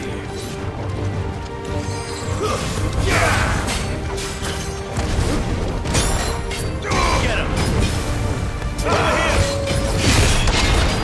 In the short time since our last meeting, you have grown much. Yet as a vessel, I fear my lord will still find you lacking. Defend yourself!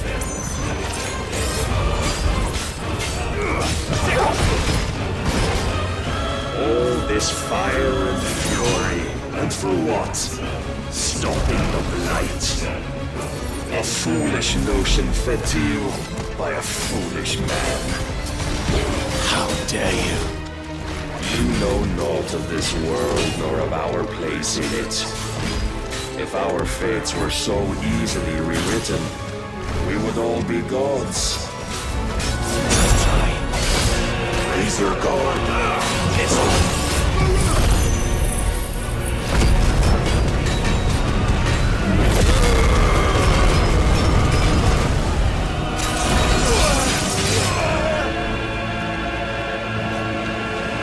I have seen enough. If reason cannot sway you, there are other means of persuasion that might. Cast off the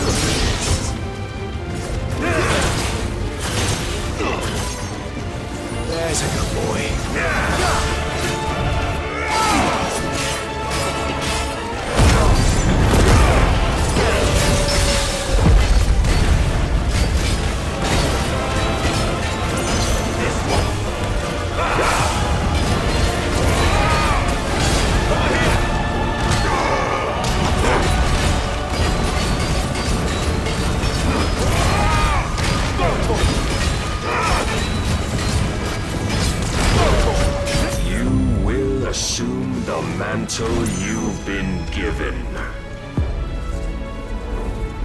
And thus is the light of hope severed.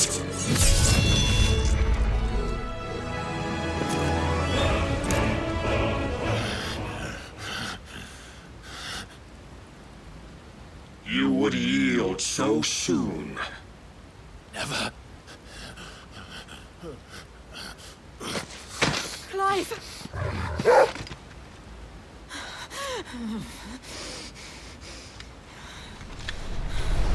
Do you not see? Your iron will weighs you down, dragging you ever further from your purpose. And what is my purpose? Mythos. Who are we? What are the dominants? The breath of the Creator still warm on our lips. We carry his light that we might guide the masses in his name. We are but mighty acts of God. We are more than that. You would be nothing without what he has granted you.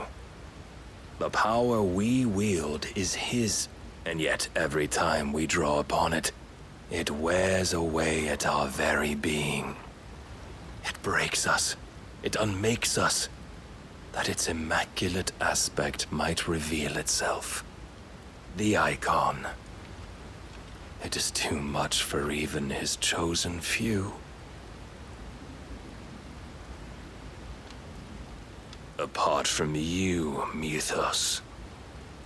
You wield the might of many, yet your body does not answer for its avarice. What are you saying? What I am saying is that we dominants are a means to an end. We were created for you, that you might drink deep of our strength and thereby fulfill your divine purpose. Which is? To feed. As you would know, could you only look beyond the walls of your prison of self-regard. As long as you choose to ignore this, you shall never penetrate my defenses. Still, you may take solace in the fact that you are not alone in your plight. The chains of volition shackle all of mankind, but there is yet cause to rejoice.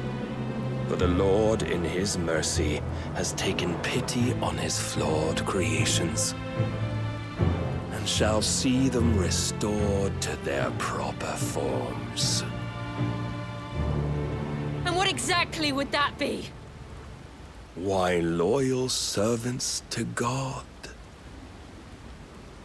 No. Manners, Lord Rosfield? They are men, like you and me. Albeit ones unburdened by the wills that drive our kind to madness. They are pure. They are divine. You mean to turn everyone Akashic? Not turn, Mythos. Turn back.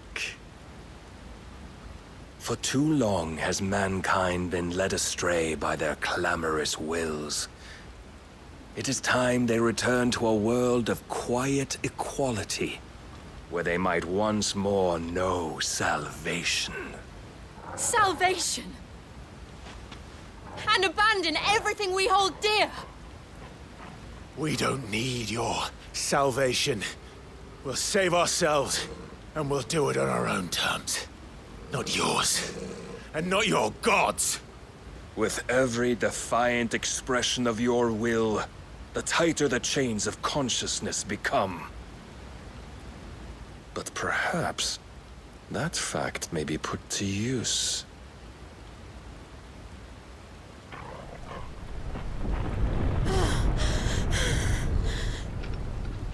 Clive! The faster it binds you to the remaining dominance, the stronger your hunger will become. Until it leads you back to the only answer there ever was. Mayhap not by the path my master intended, but back all the same.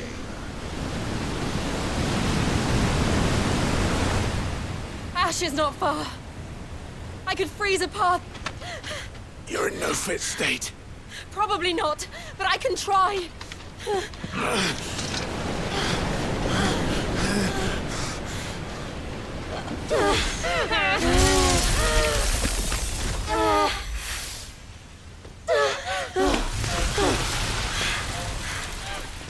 Don't look back!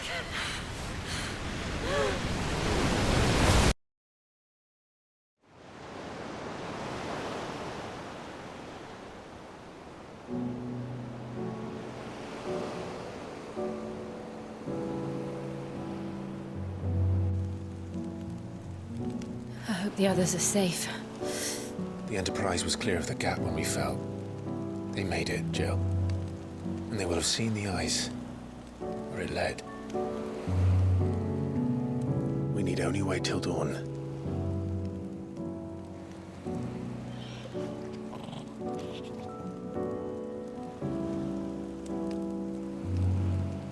This is the second time Barnabas has bested me. I'm powerless against him. And maybe there really is nothing else for it but to give yourself to his master.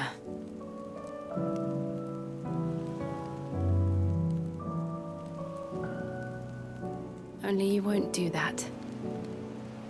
The Clive I know would never do that. So you believe? But do you really know me? If what Barnabas said was true, then I'm more monster than man. And each time I summon the flames from within, I burn away the things that make me who I am. Do you, though? Think of what you've used that power for, of all the people you've saved. It doesn't matter how or by whom it was granted, only how you choose to use it.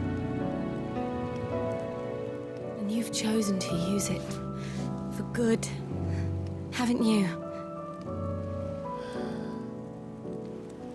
I've also used it to kill. What if that's my purpose? What if it's all I'm good for?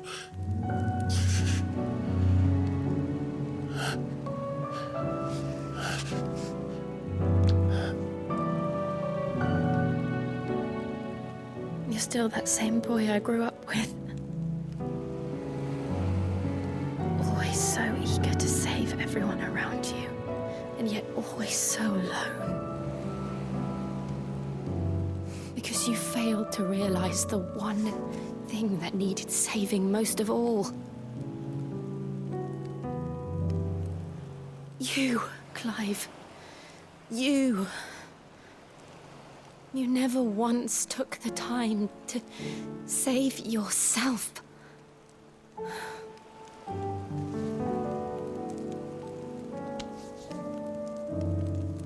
Myself? I think I might be beyond saving. No one is beyond saving, provided they want to be saved. You fight to survive. And you survive so that you may protect those you love. It's what you do. What you've always done.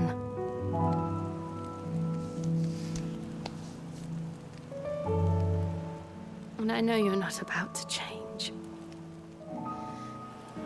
So I'm going to help you. To give you what you need to protect us all.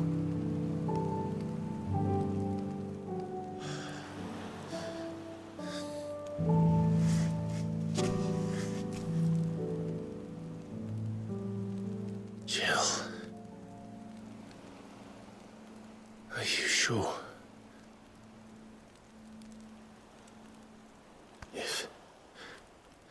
If this is what you want, then...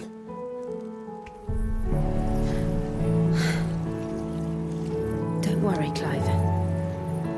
it is.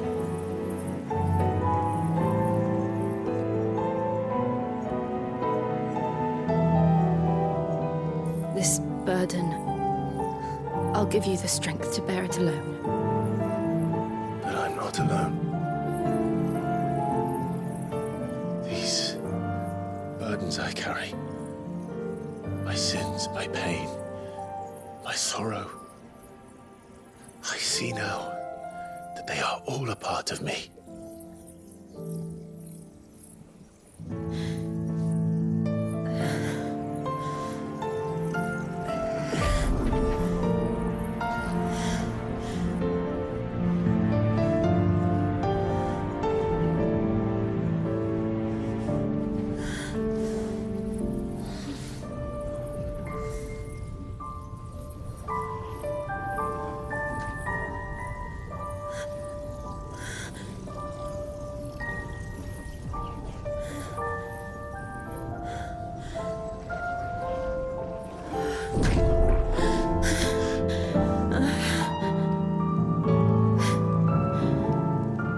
If I'm to continue on, having pledged my life to those I love, then I will gladly bear your burdens too, until my last breath. Clive.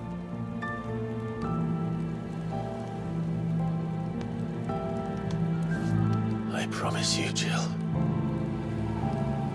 we will find a way to escape this fate. Find a way to save each other.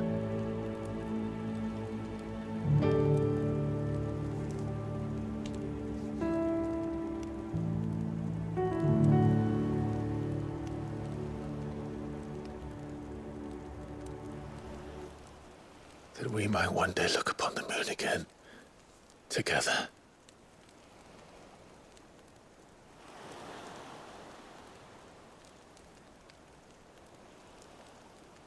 And I promise you, Clive,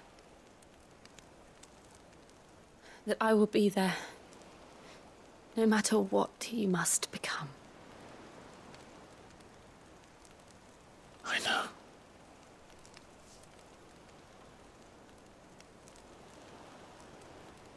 I never thought a smile could bring me so much joy.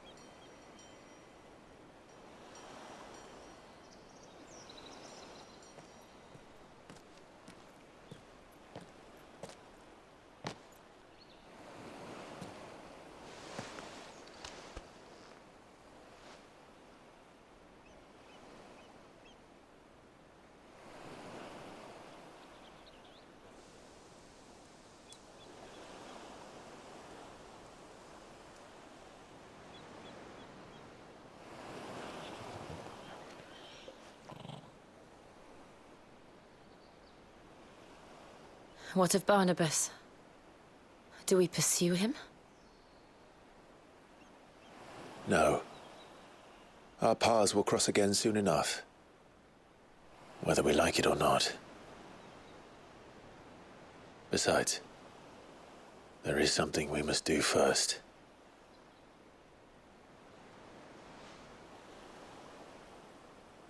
Of course. Drake's spine. The last Mother Crystal.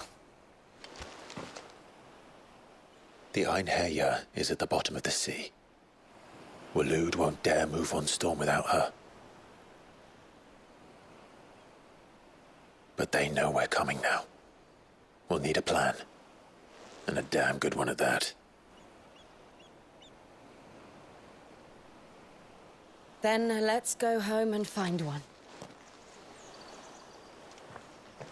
Ash will have to wait.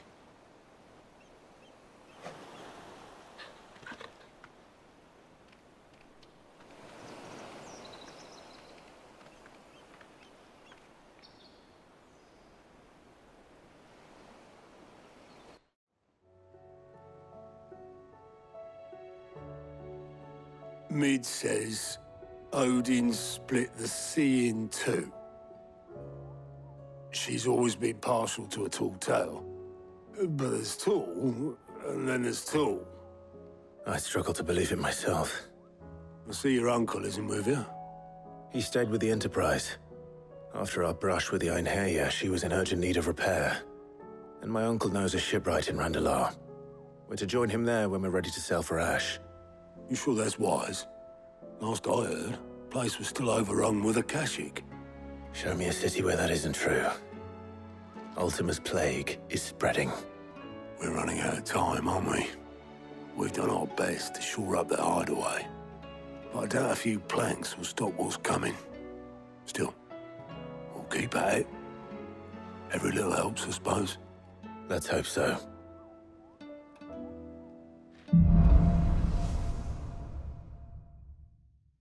I should visit Joshua. Assuming Tali will allow it. How are you feeling, Joshua? Better than I was. But not nearly as well as you should be. Your cuts and burns may have healed, but your body still bears the burden of every spell cast. And what would you have had me do? It was no ordinary foe we faced. It was the Warden of Darkness. Yet still, it was not enough. The king could have ended me at any moment, but instead chose to toy with me like a curl does a mouse. You underestimate yourself. Oh, it was crystal clear. Only one man established his dominance that day, and that man was Barnabas. I'm sorry, brother. That was ill-spoken. It's just, I have never felt so powerless. And when so many are looking to us for strength, perhaps the prince feels the same.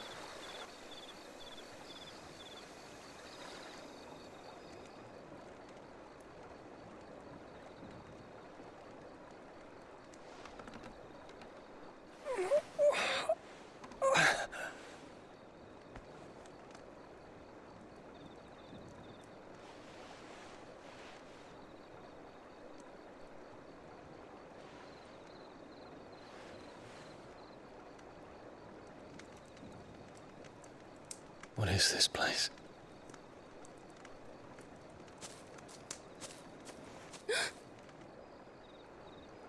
Don't move.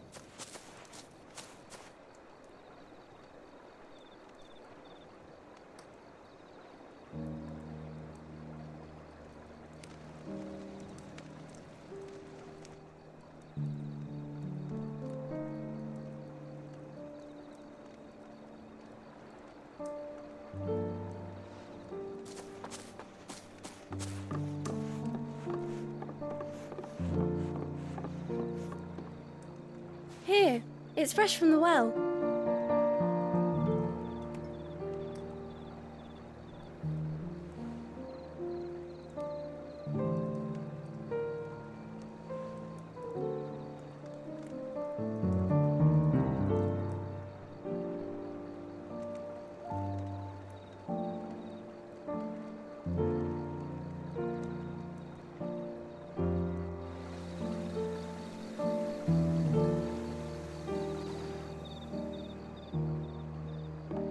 Grandmother told me spirits sometimes get lost, and that the lanterns guide them to their proper place.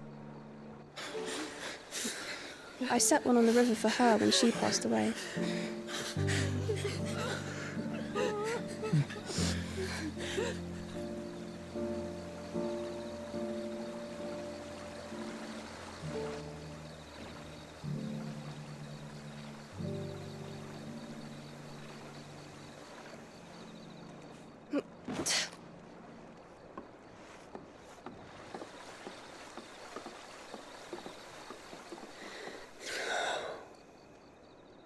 The fiend works from the shadows. Was it you who guided my hand then, Ultima? No, not you. This is my doing, my fault, my sin to bear. And for it, I must atone. Your hurts are healing nicely. It was my poultices that saw you well. You make them? And sell them, or try to. Earns me enough for bread, most days. Forgive me. I have nothing to... I know, but I couldn't just leave you lying there.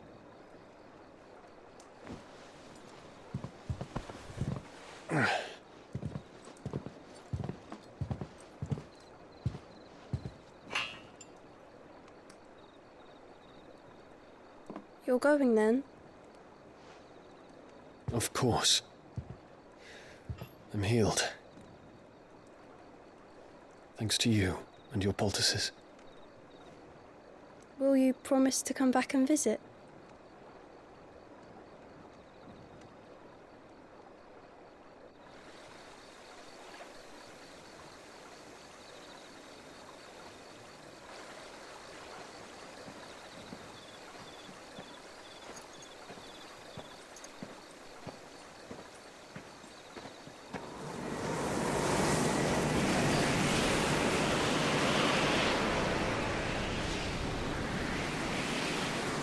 Well, Phoenix, it would seem that I owe you my wings.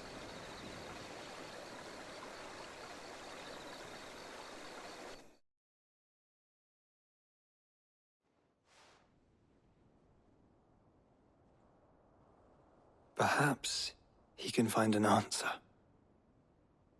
You will be returning to Waloed soon, I gather. I see no reason to wait. Then neither do I. I can think of a few, but I doubt they'll stop you. You will take your medicine. Of course, Lady Daya.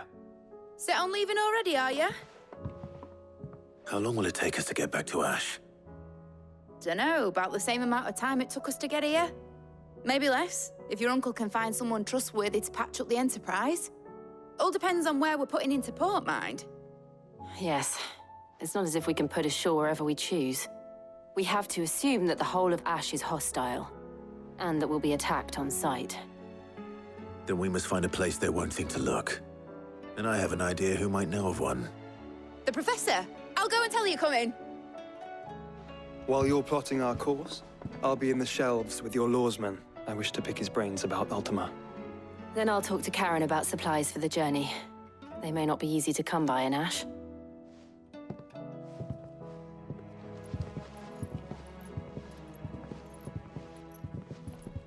Your brother's body won't take much more of this recklessness. You know that, don't you? I do. Ah, Clive. I was wondering when you'd arrive. Please tell me you've come to take our young prodigy here off my hands. I'm not here for Mid. I need information on Ash. Then why not ask Molly if you can look in one of her ovens? Go on. As soon as the Enterprise is ready, we'll be setting out for Drake's Spine. And we're going to need a safe place to land. Preferably one that won't see my ship blown to shit and splinters. If it were that easy, do you think Waloed would have resisted invasion for so long? Very little is known of Ash, and the information we do have is spotty and outdated. We have the good King Barnabas to thank for that. Waloed's borders have been closed to outsiders since the day he seized the throne. If there is anywhere safe to land, you won't find it on my map. And tell us what we will find. I'm sure you know better than we do. But no splinters. All right, if it will get you out of my hair. But interrupt me, and it's over. Understood?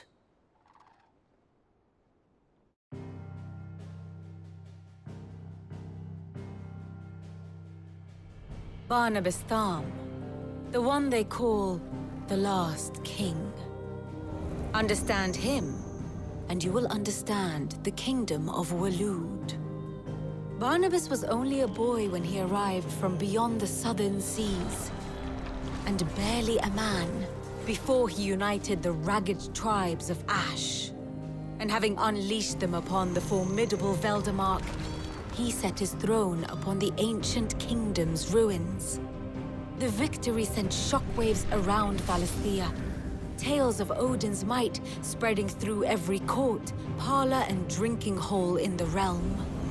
Note that this was in the year 843, and that the king still sits upon his throne some 40 years later, quite untouched by time. Waloed's recent inaction left many wondering if Odin had lost his appetite for war. And yet here we are. The Einherjar was committed to the fray, a bold declaration of intent. Orcs swarm around Drake's Fang, and throngs of Akashic haunt Canva's streets.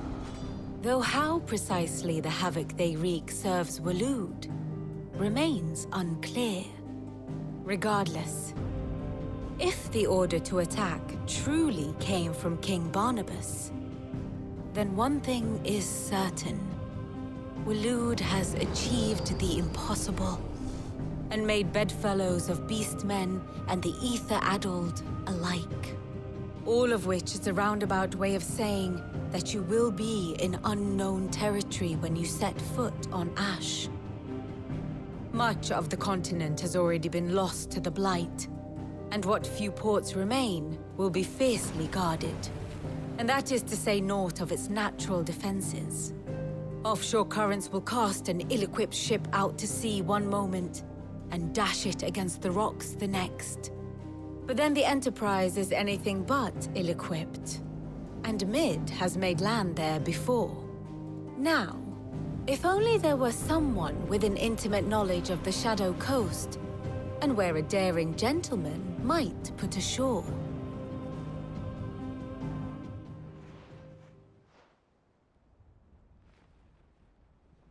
You see, Clive, you had the answer all along. Do you think you can get us back to that beach, Mid? Picked you up from it, didn't I? Not that it were easy. The currents were a right bastard. But then, if it wasn't hard, it wouldn't be worth doing, would it? Well said. Thank you, Lady Vivian.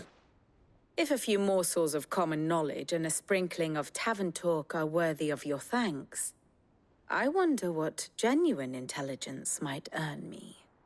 Probably more visits. Mid, I need everyone in the ale hall now. I'll fetch Joshua from the shelves. Aye, aye, Captain. Clive, you must listen to this. Lawsman, tell him. Do you recall when we spoke before on the divinity of Ultima? Well, it inspired me to delve deeper into the subject. And what I discovered appears to agree with the findings of His Grace. You will recall that my quest to uncover Ultima's origins began with the mural at Phoenix Gate. But while I've always known it to be important, its secrets have heretofore eluded me. Now, however, I believe I know where to find the more complete example, one that will reveal all we seek. Master Clive, have you ever in your travels chanced to hear of the Circle of Malleus? I would think not, if you have. But there was once a time when the faith flourished, the oldest known religion in the Twins, and though its popularity eventually waned on Storm, hints of its dogma remain embedded in more modern faiths such as the Crystalline Orthodox. Wait, you said it waned on Storm. What of Ash? Religious monuments are often torn down or repurposed when new faiths rise to prominence. But if no new faith arose, then perhaps the ancient temples might still stand. And so, you see now why I must accompany you to Waloed.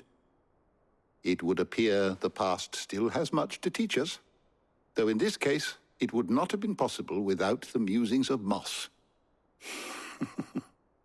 To think that you carried a copy of my old mentor's chronicles all along.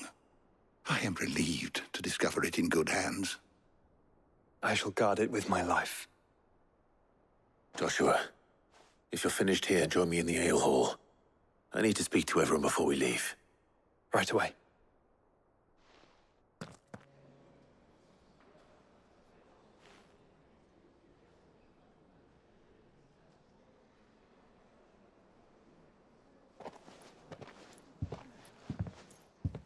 My apologies. By now you've all heard where we're going and why. So I won't bother you with the boring details, only the important ones. If we attempt to approach Stone here by sea, there's a good chance we'll be sighted and fall prey to the capital's artillery. So instead, we'll disembark on the southwest coast and make for Drake's Spine on foot. I say we, but it's highly likely the entirety of Ash is under the rule of Ultima.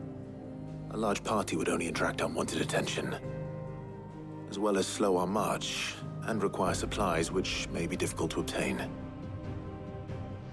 Only Joshua and I will be going. And a scout.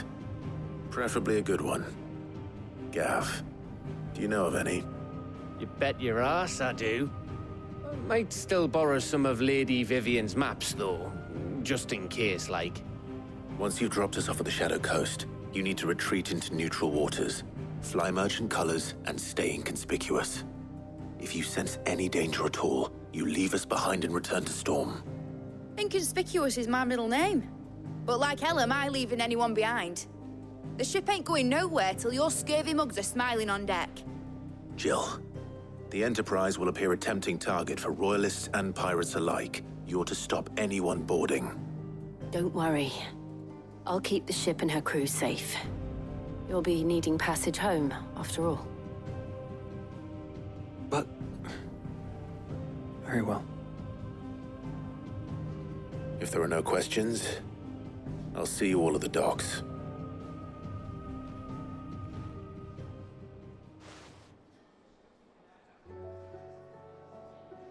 Let me know when you're leaving. I want a word before you go. Of course.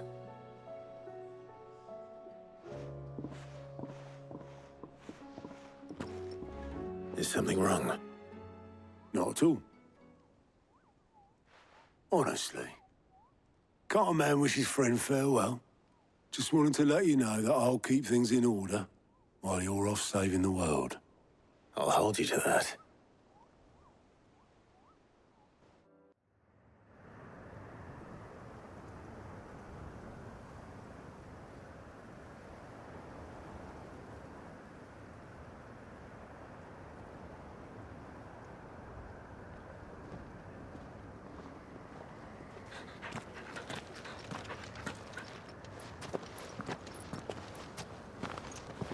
Reckon it'll be a long walk to the capital if we follow the cliffs.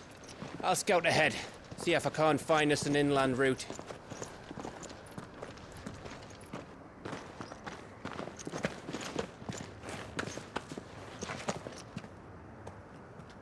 Clive.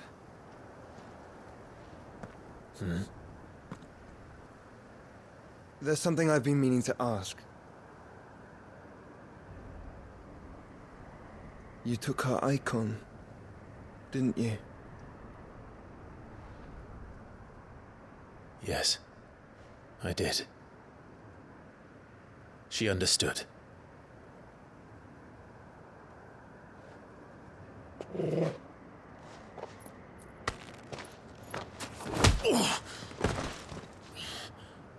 Oh, she understood.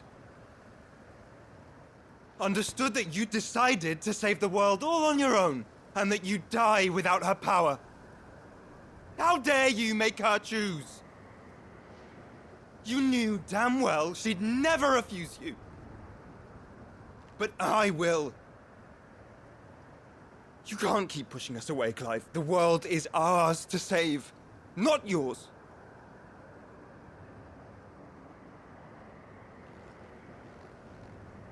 I used my gift because I thought it was the right thing to do.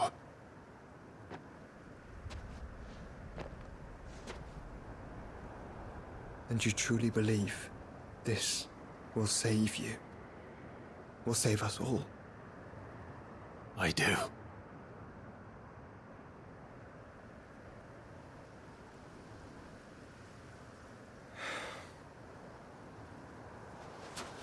Then so be it.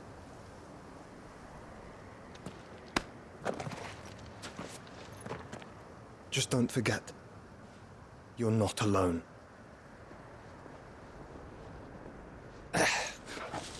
Think I found us a trail. Did I miss something?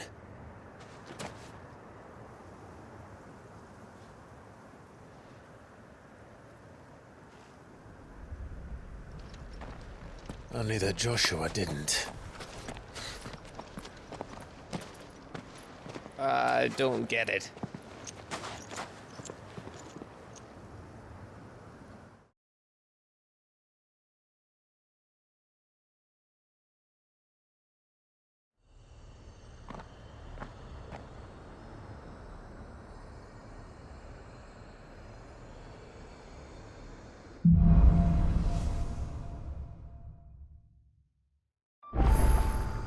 Always wanted to visit Ash. We're in Waluda territory now. Don't expect a warm welcome. Oh, I don't know, Clive. That castle over there looks inviting enough. Shall we sample its inhabitants' hospitality?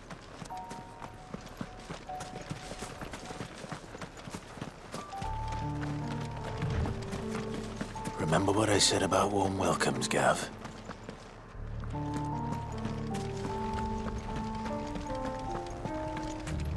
This place is as dead as Grieger's ghost.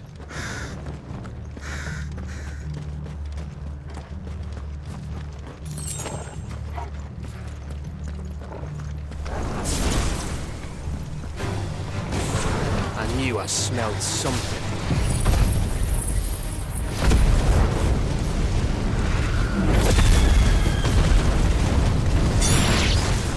I see only orcs and a Kashik here. Let's hope the villagers made it out in time.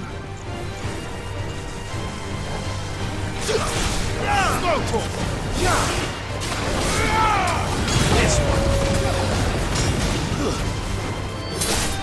It's over.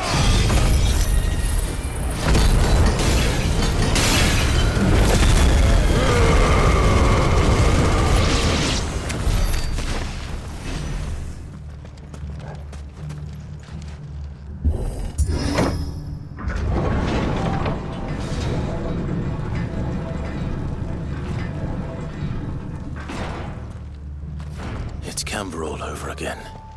Where the hell are the royalists? Seems you were right about that welcome after all, Clive.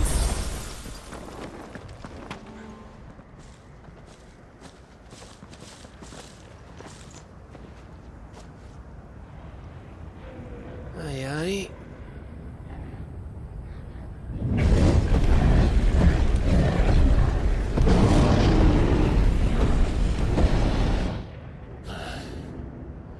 Is the whole of Ash fallen into Ultima's hands?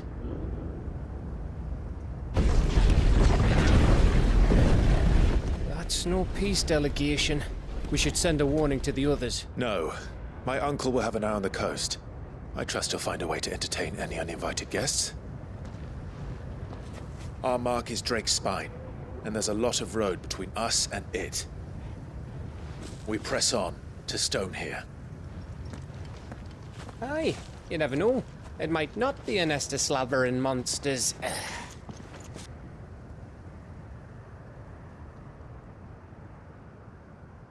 Clive, you must go on ahead without me. This stronghold is as old as Phoenix Gate, perhaps older. It may yet hide Ultima's remaining secrets, and if we are to best him, they must be unearthed. All right. Stay out of trouble. I always do. Mostly.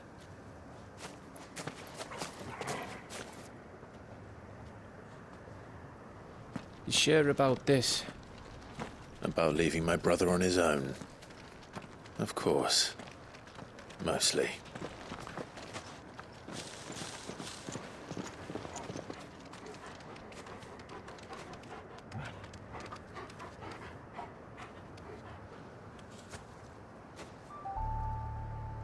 Lady Vivian's map is so old it's hard to tell which way is up. But if I'm right, we're not far from a village called Aistla. Then we make our way there, resupply, and wait for Joshua.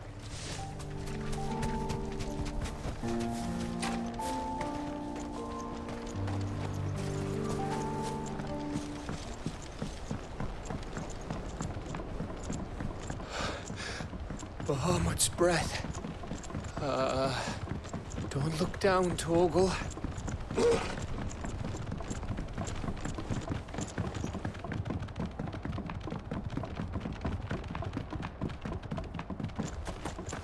That must be Aistla.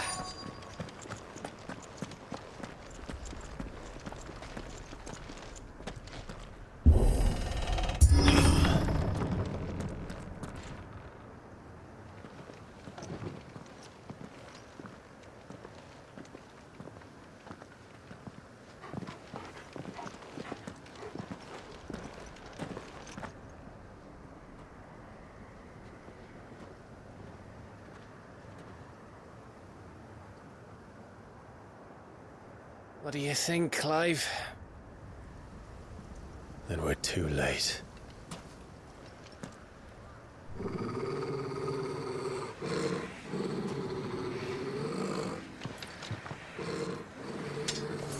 Damn it. They're all turned. There's nothing we can do. I wouldn't say nothing. No quarter gap! No quarter!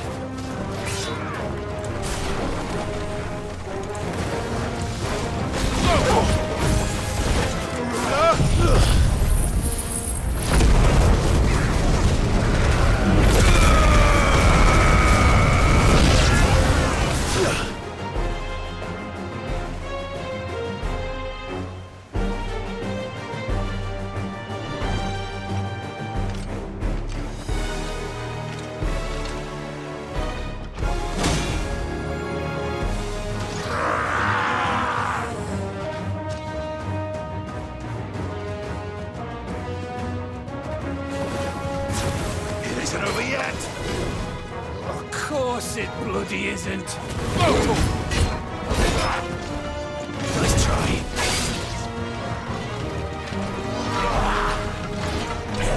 This one.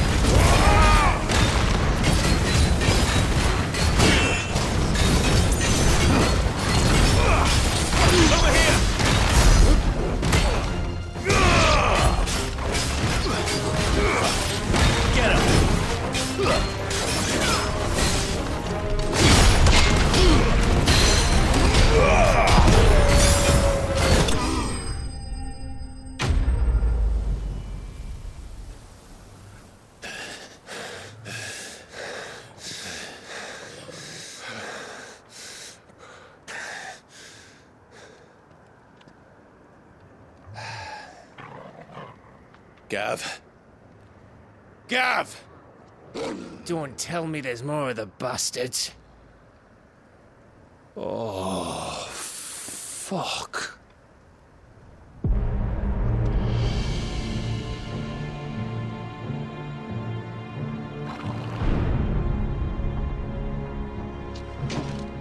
Have you come to watch, Odin? Bound for stone here. Good. My master awaits you in the capital, though I cannot allow you to attend him in your present state. And how are you going to stop us? Why, with this!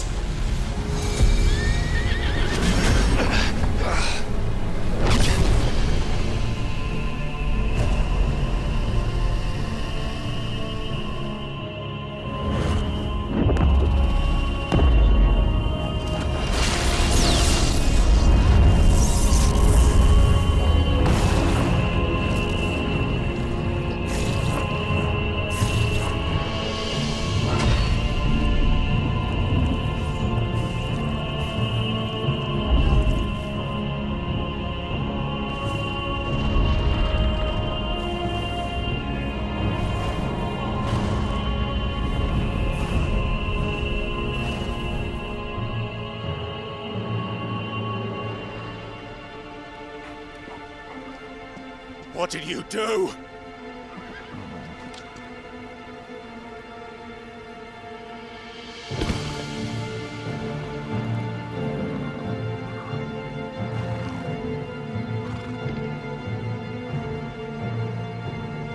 If the vessel would see the path opened, it has but to ask.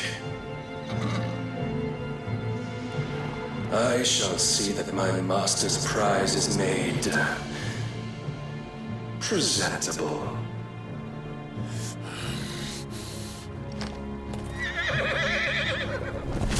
Shit! No!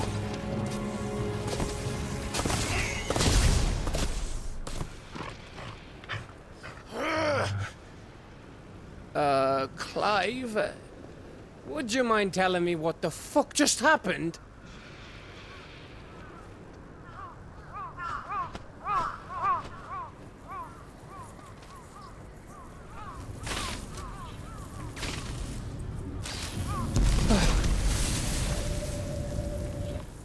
Oh, you've got to be. How are we supposed to get through that? We seek an audience with the king. If His Majesty wants me to come and ask him, then that is exactly what I'll do. Before you go practicing your petition, we don't even know where the fucker went. How about we cool our heads and think this through, eh?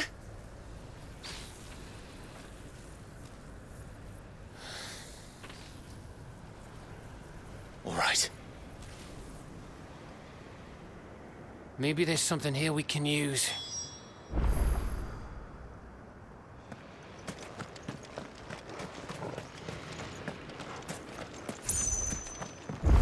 I thought we got them all. So did I.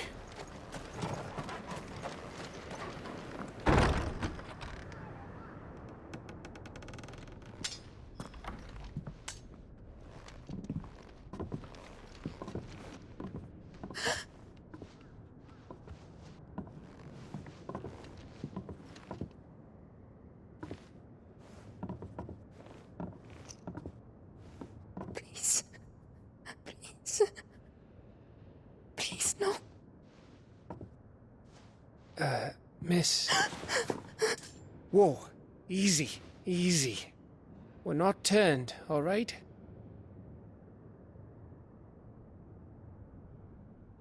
Who?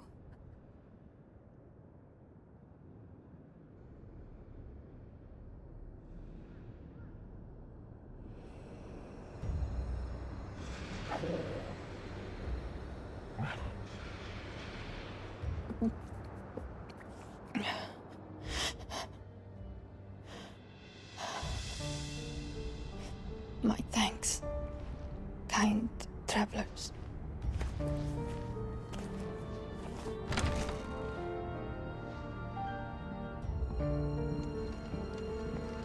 Edda, forgive me for asking, but what went on here?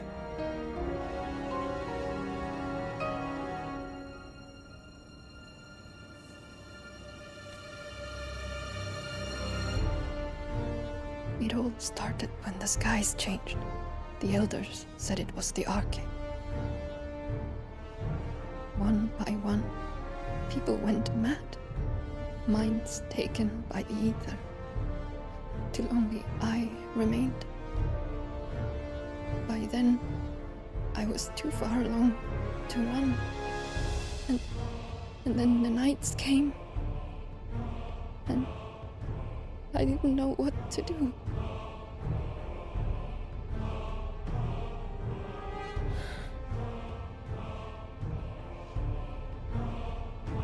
And this, arcade is...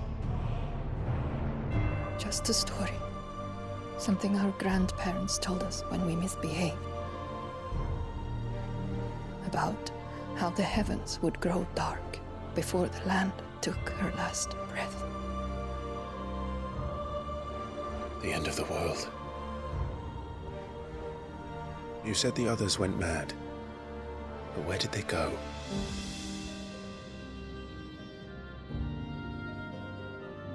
They all left. Drawn east to the tower, to reverie. The elders, the healer, the blacksmith, my husband.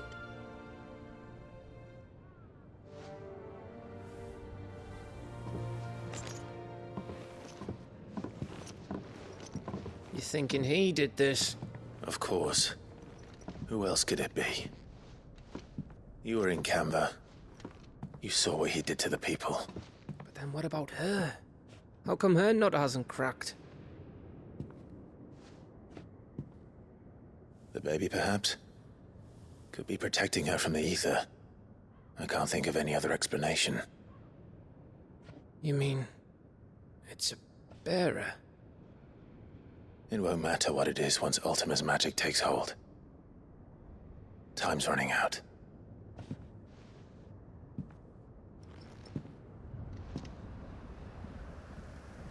This tower. That's where we'll find the king.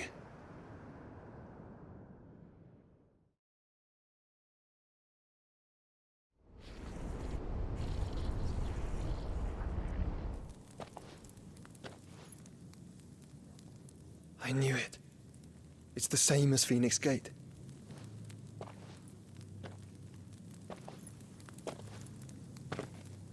Which means at the end of these stairs should be...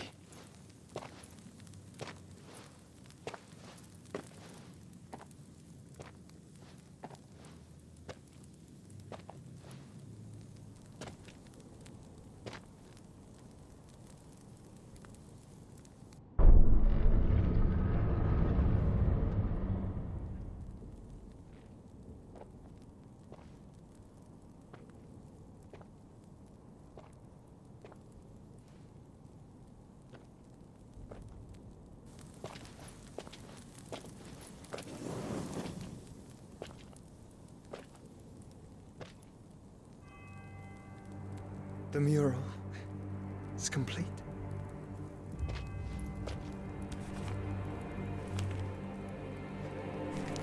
Ultima and this vessel, Ifrit. Garuda, Ramu, Shiva, Titan, Bahamut, Odin.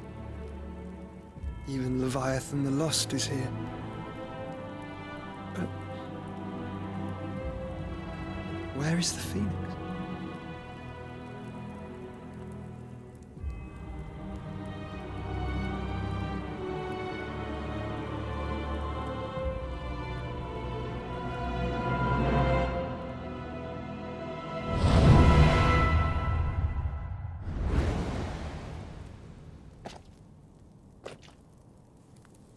By the Founder.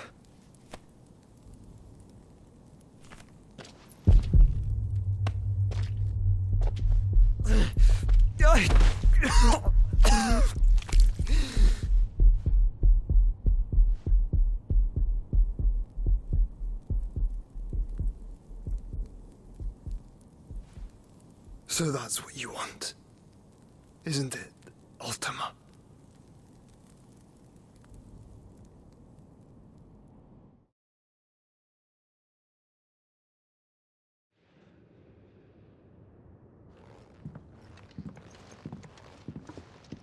So that's how it's gonna be then? I'm not asking, Gav. I need you to stay with Edda. What? I must do this alone. If I don't return, you're to find Joshua and make for the Enterprise. Understood? Aye.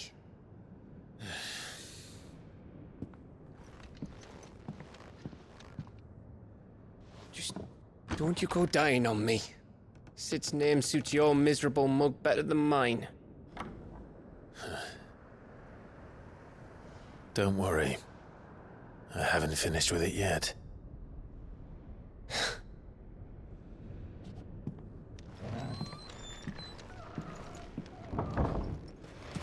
If Barnabas is controlling the Akashic, then wherever he goes, they'll follow. And so will I.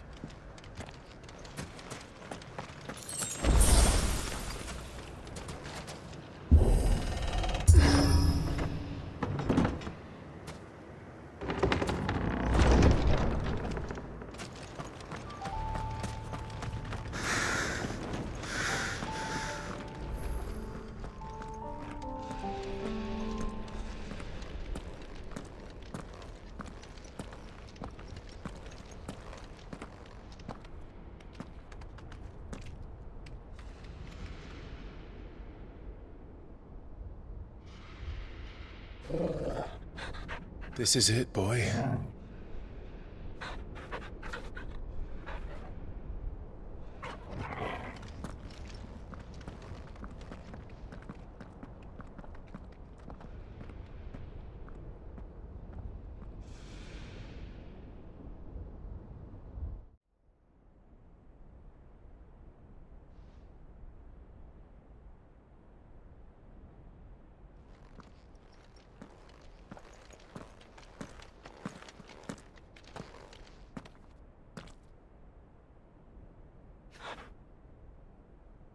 I've come for you, Barnabas.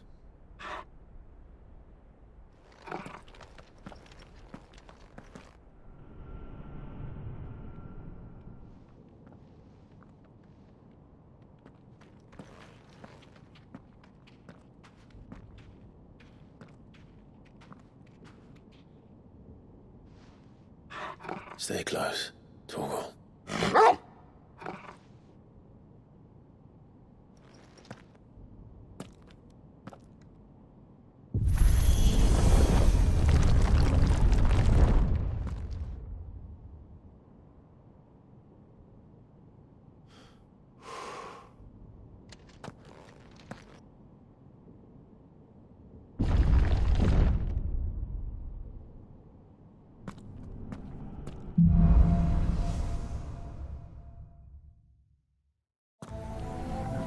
The tower. It's alive.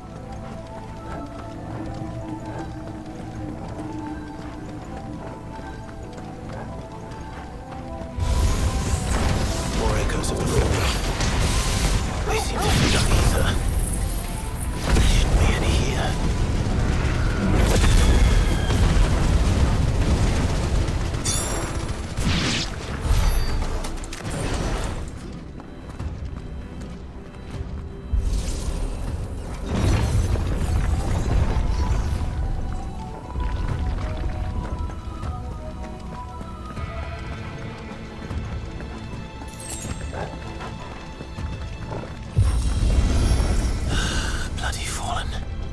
Why do all their floors seem to have a mind of their own?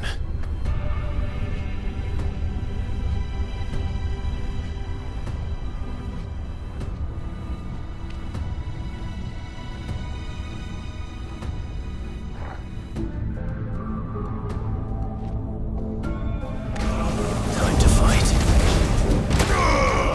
Over here! Go! Get him!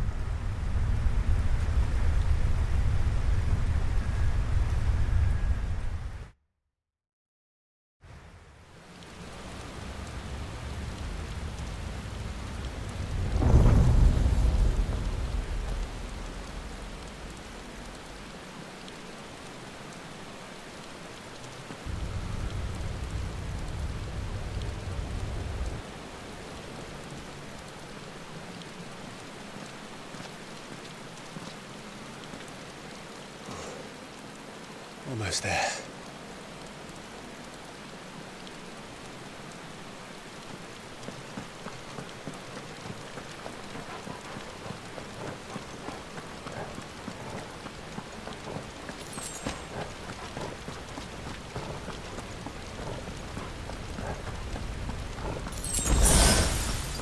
He's here. I can feel him.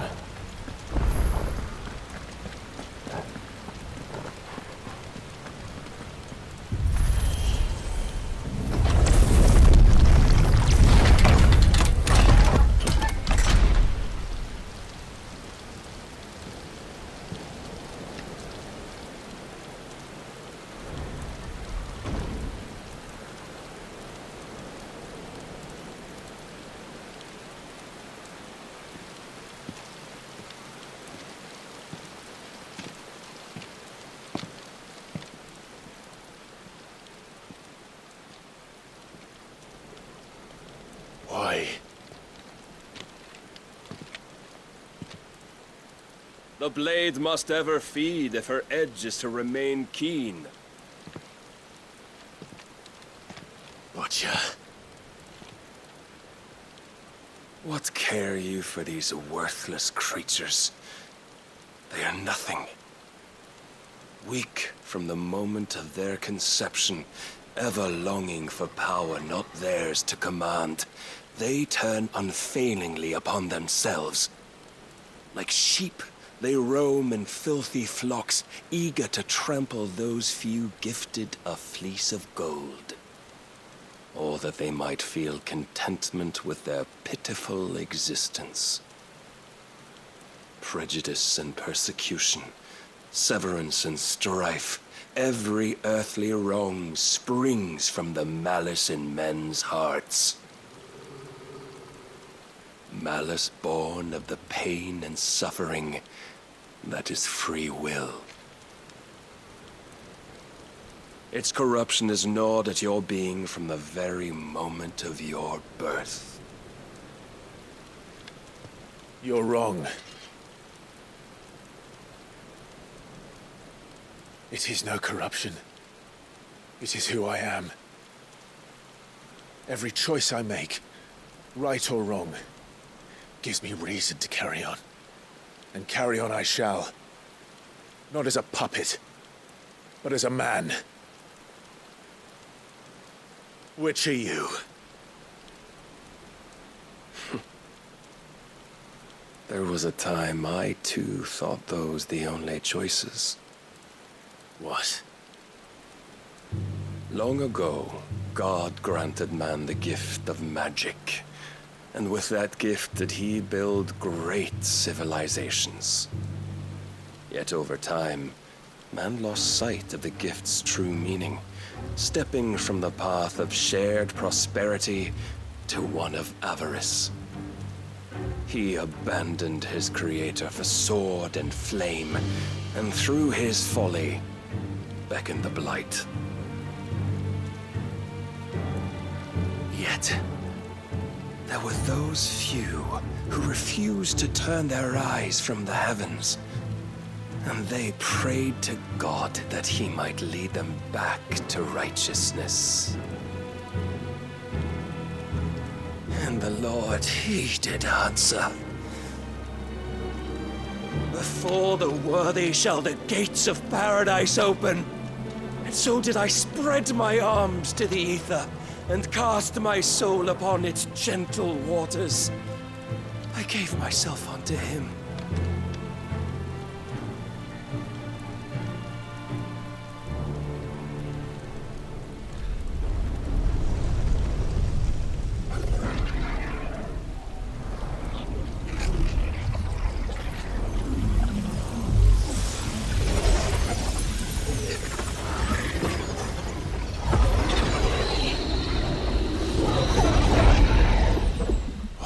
Is this?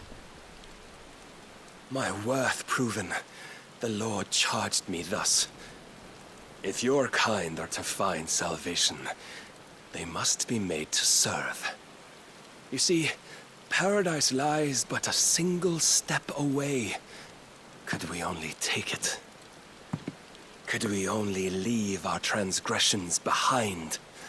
For none save the pure of heart and mind may set foot in the new world. I will save us.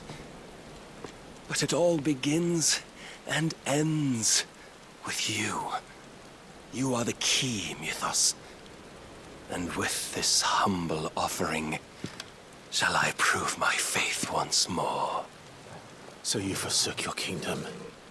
You forsook yourself to serve.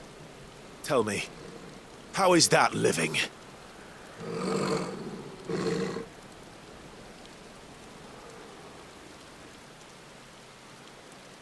What you seek to provide is not salvation.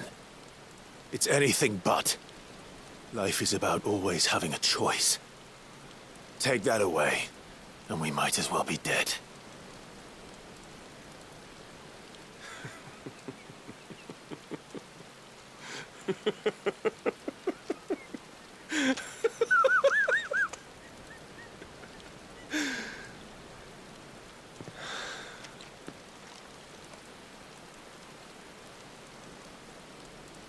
Very well. Come then. Show us the strength of your will. It's not the strength of my will that should worry you, but the weakness of yours.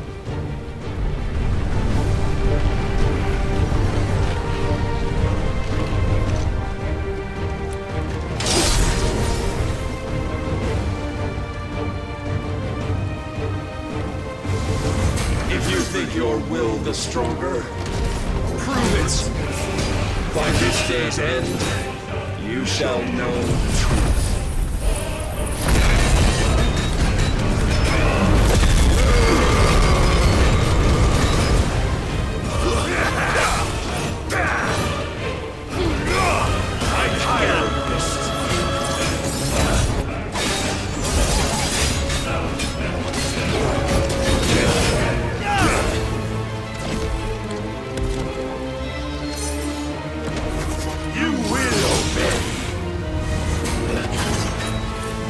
Blessed with the might of a god, yet still you fight like a man. Nice try.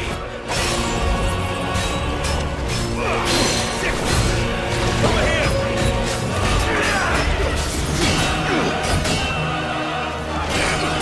Show me more!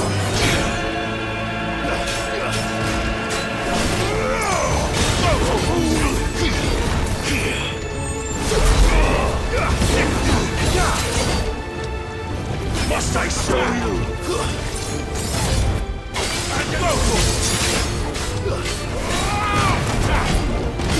Over here!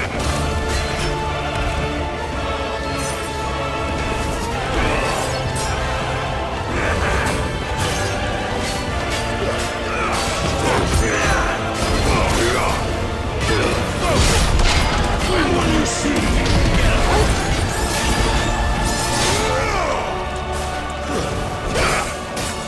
Disappoint me.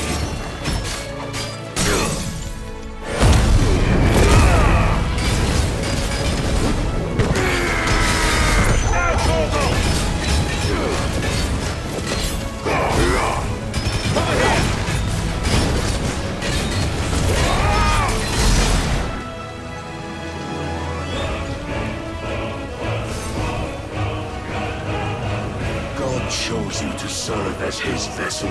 And you cling to this foolish notion of hope when there is none.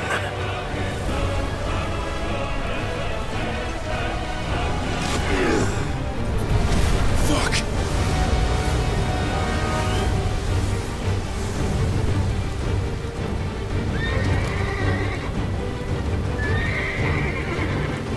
Desperate, are we?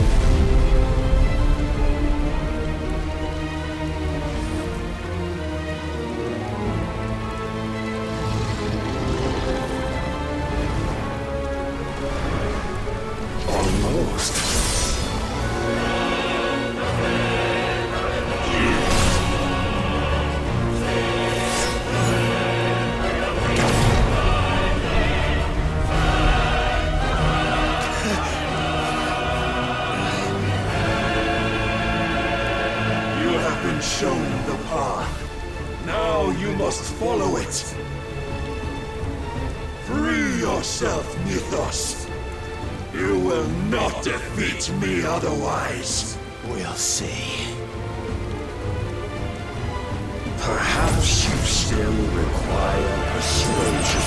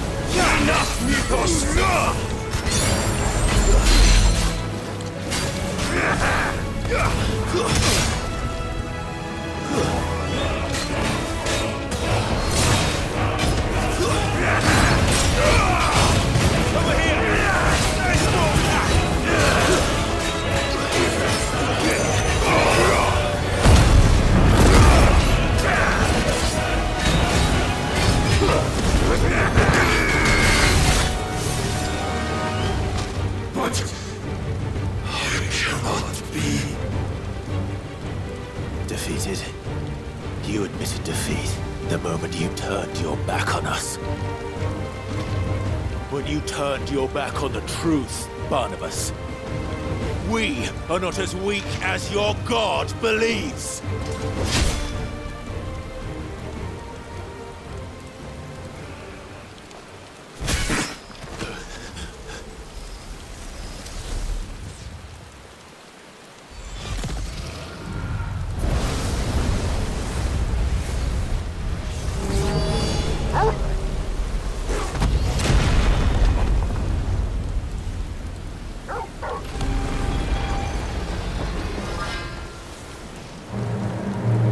Damn it.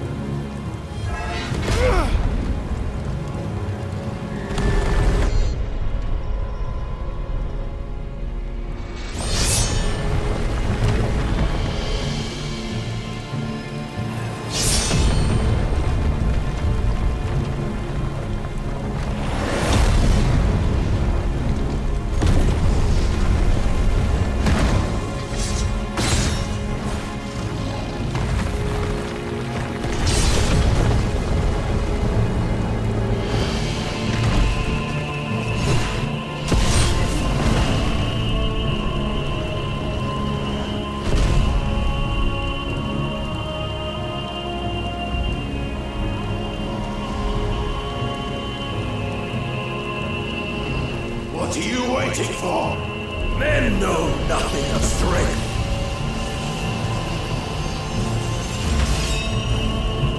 What you will.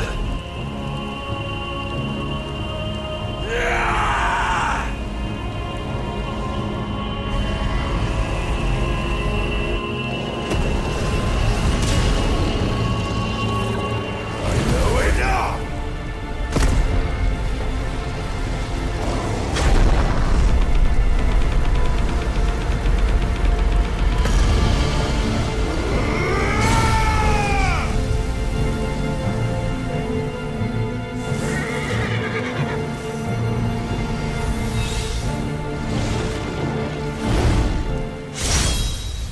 You dare!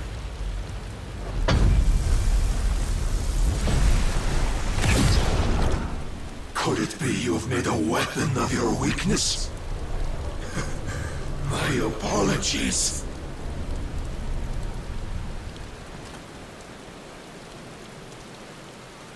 You are not the fool I took you for. And so it ends. No!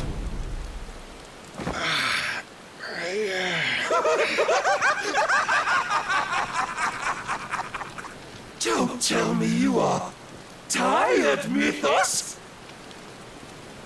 Your stubborn defiance has stirred my long-becalmed heart, filling it with a joy that I have not known for generations!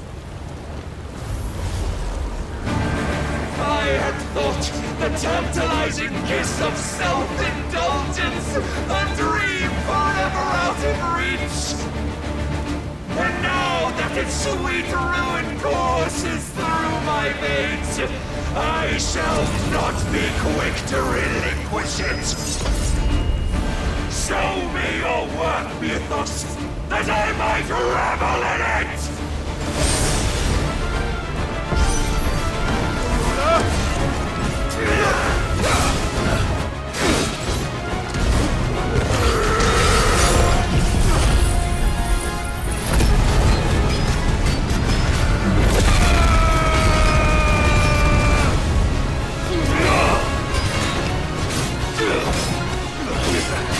Come to me! Nice try. And another!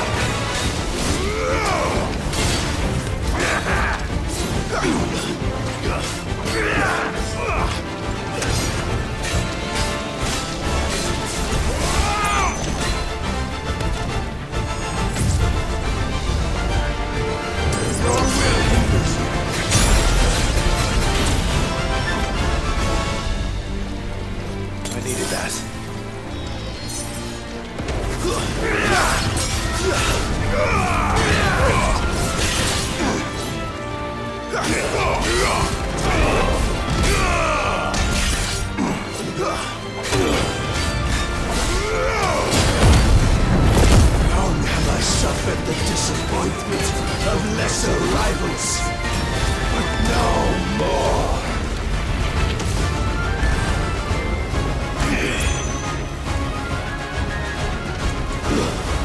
Oh, my constant congregation, salvation is come.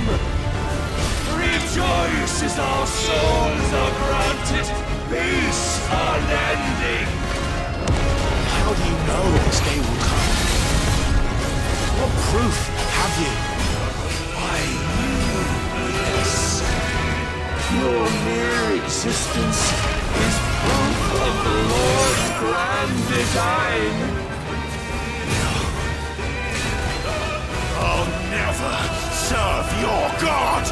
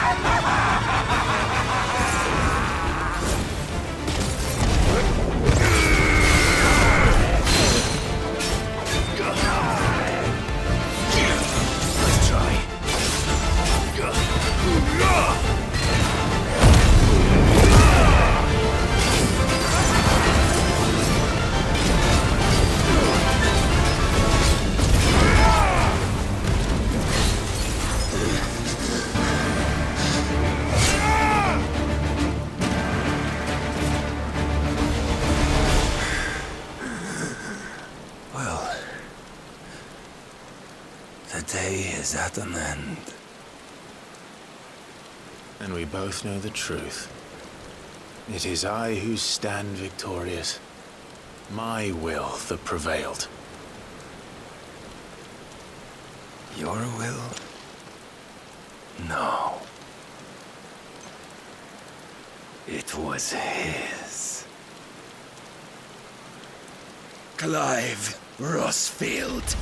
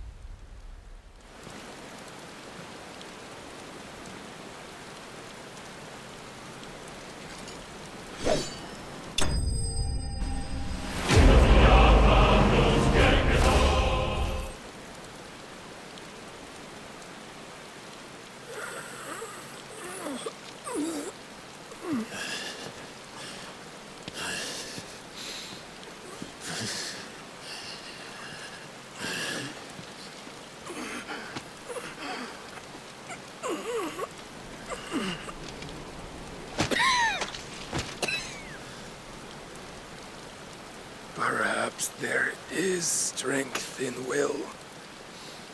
Would that I had not relinquished my own.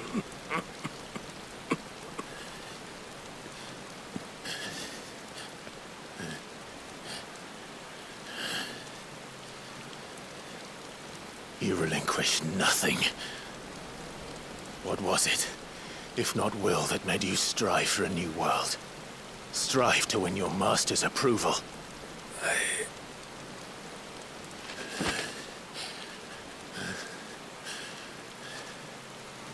You were shown a fantasy, and you chose to believe it. But you were wrong. There is no world, but the one we live in. And that world is worth saving, even if it means killing a god.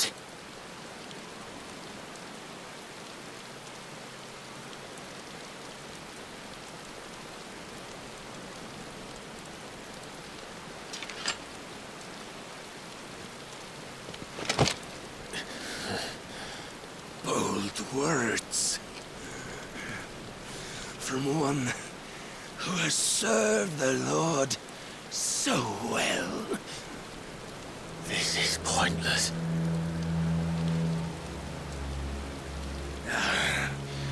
But I almost forgot. I promised that I would make you presentable. Did I not?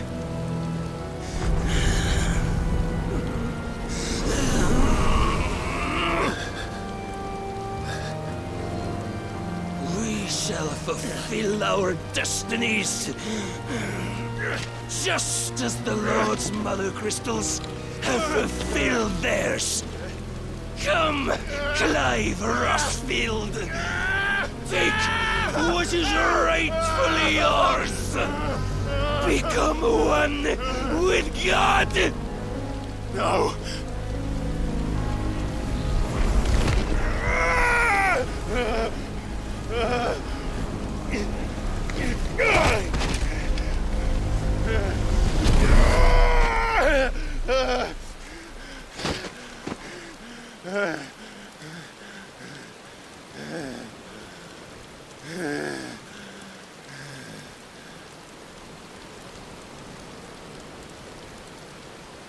At long last, salvation. I'm coming home. Mother.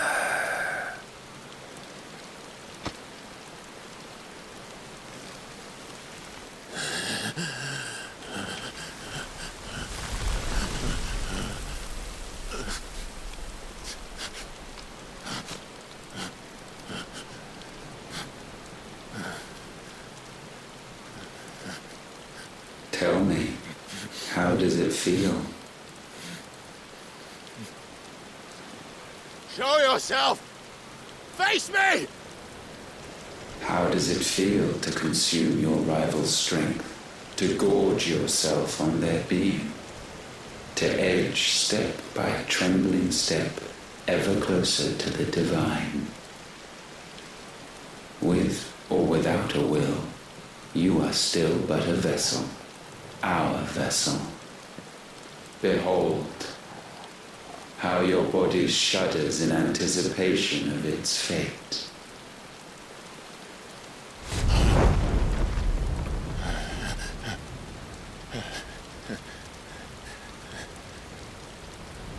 Oh, it's not yours yet. No. Come then, O wayward child. We shall await you upon the back of the first worm. There all shall end and begin again.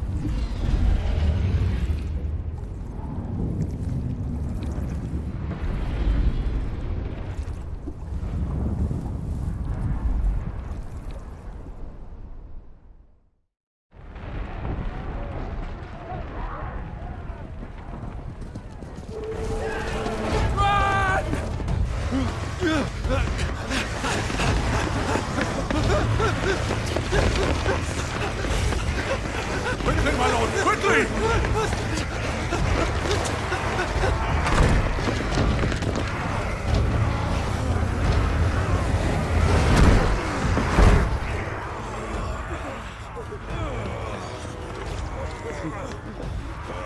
Why the hell is my city falling with the gases? Don't ask me, ask them! Since when was Eugen Hamel one to hide when there was a fight to be had? Since they stripped me of my rank and banished me from the battlefield. Now I'm stuck driving the backsides of this lot while the city burns and my wife tells off the man half my age! And then you turn up! What the hell are you doing here anyway?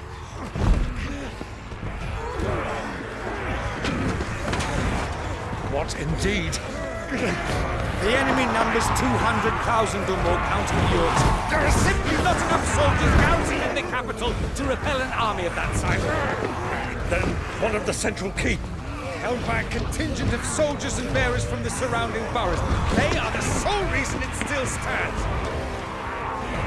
And all it took was an army on their doorstep to bring them together. The prospect of death does put things into perspective. Perspective. Perhaps it's what we've lacked all along.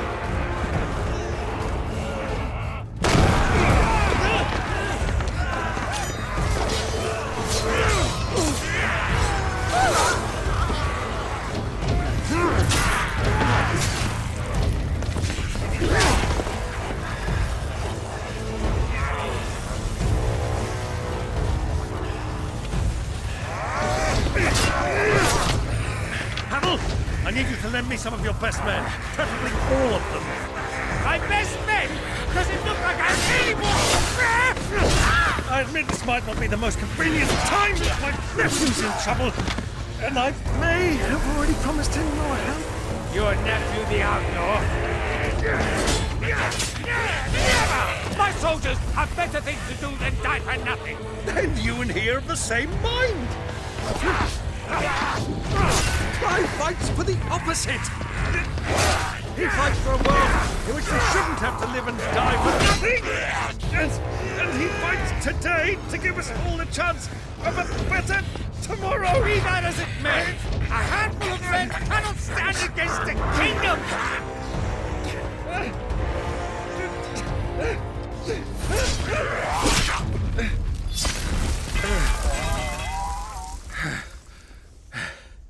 Then mayhap they are the wrong men. Well, I'll be damned. Our numbers are few, but I shall rally as many of my dragoons as I'm able. You, apprise the Lord Strategist of the state of the city's defenses. Yes, Your Radiance. And you would fight alongside us? I owe the Phoenix a debt.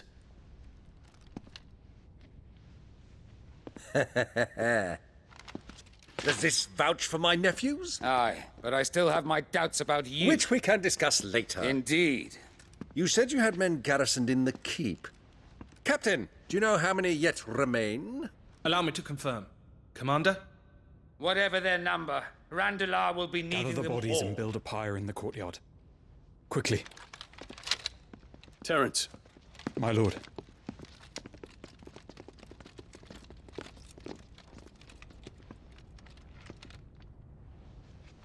You will find a girl there. A girl? We are in the middle of a war. I owe her my life, and I always pay my debts. You are to see that she is provided for. Dion, I cannot leave. But you shall.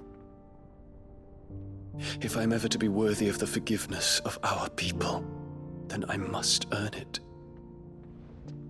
And I must earn it by my hand, and my hand alone. Know that I do not ask this lightly. And know that I will do it.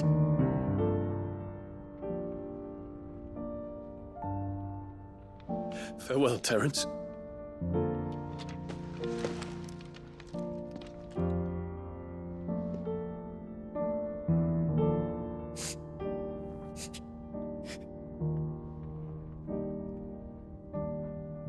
Farewell, my prince.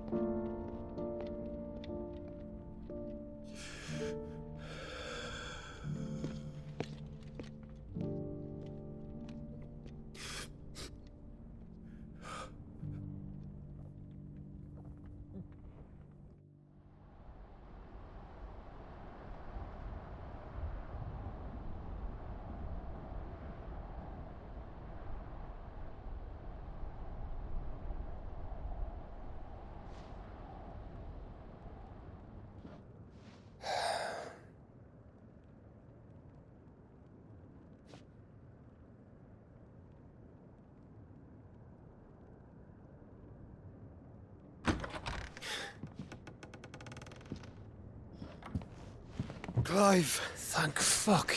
You alright? I am. But I'm a damn sight better for seeing you, Joshua. And Barnabas. The king is dead.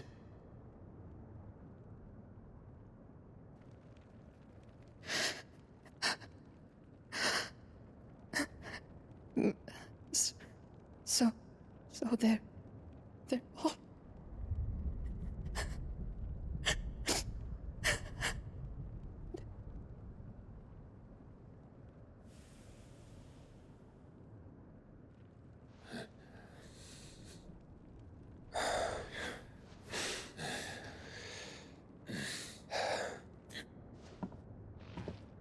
They are, but so is their killer. He can't hurt anyone anymore. You're safe.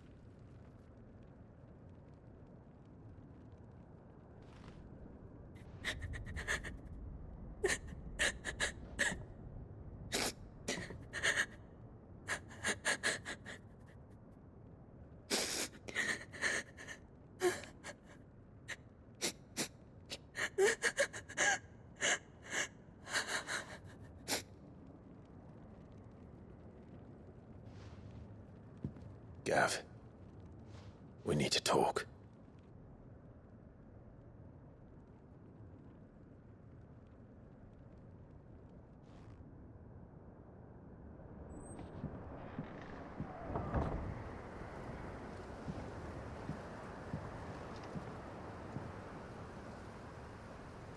I'm sorry, Clive. You know I want nothing more than to go with you. I do. But I'm glad you're heading back to the Enterprise nonetheless. And not just for Edda's sake. Our people need to know what happened here. You can count on me. As can she, I hope. Thank you, me lords.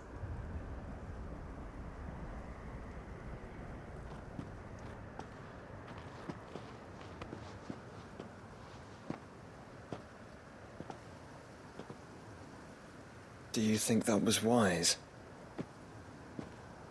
Wiser than leaving a woman with child alone in the Deadlands. They'll be safer at the hideaway. For now, at least.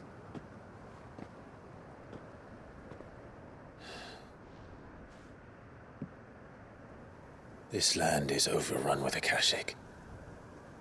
The king himself was long turned, albeit by choice, all to serve Ultima, in his damnable quest to forge the perfect vessel. The chaos Barnabas wreaked upon nation after nation. How many were killed for this? He didn't consider it killing, or a mercy of sorts. A way to end their suffering. He truly wanted to save mankind, and ultimately use that. As he uses us. But why us? What are we? What are we? We are dominance. That is our fate. But that doesn't mean we have to accept it, which is why we fight. For the right to deny it. Is that not so? It is. For our sins.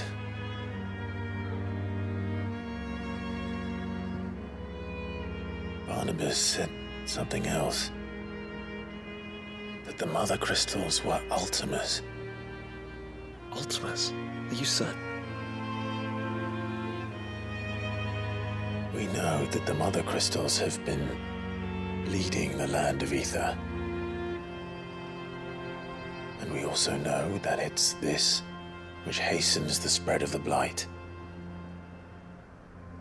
But what I cannot fathom is what Ultima stands to gain from that.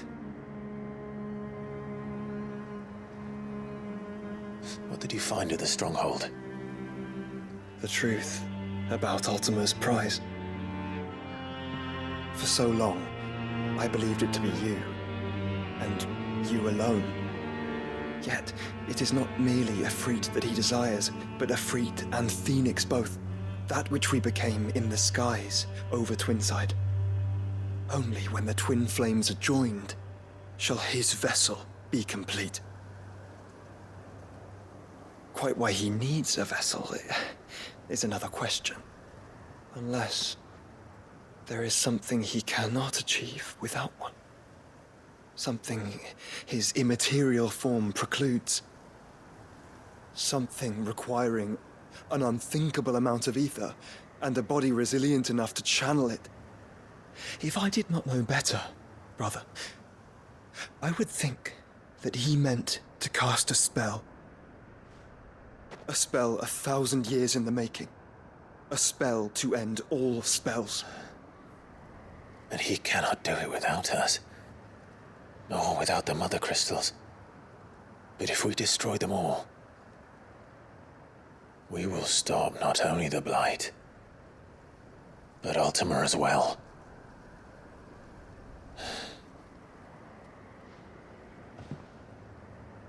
We stick to the plan then, Only this time, we face him together. Well, it's a long walk to Stone here. Let's not keep Ultima waiting.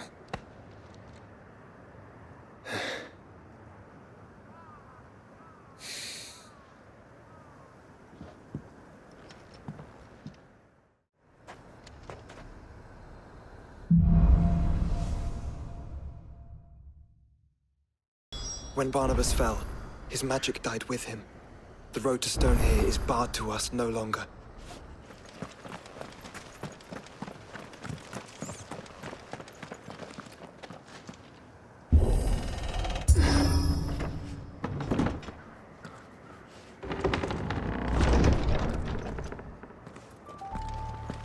You were right, Joshua. Bodies up ahead.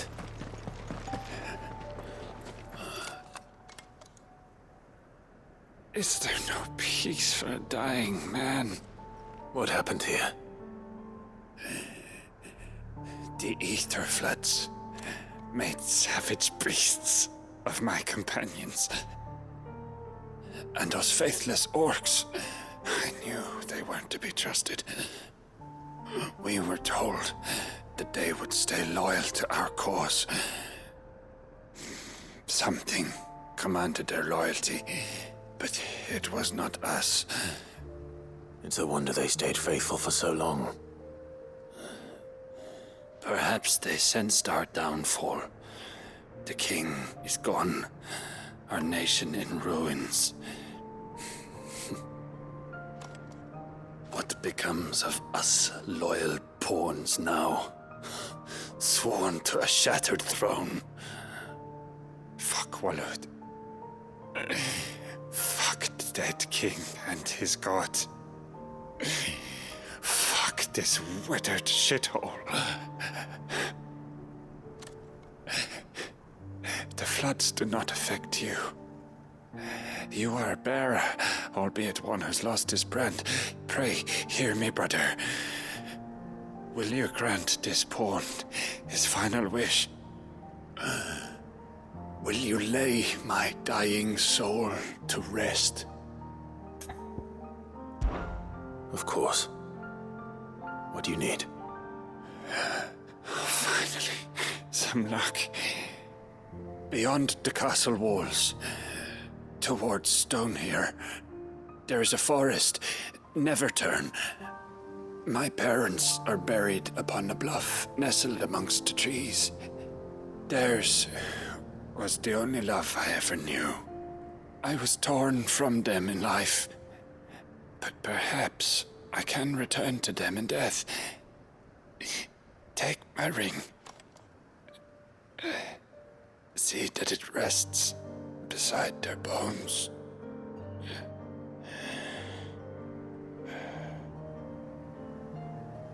May you find peace at last.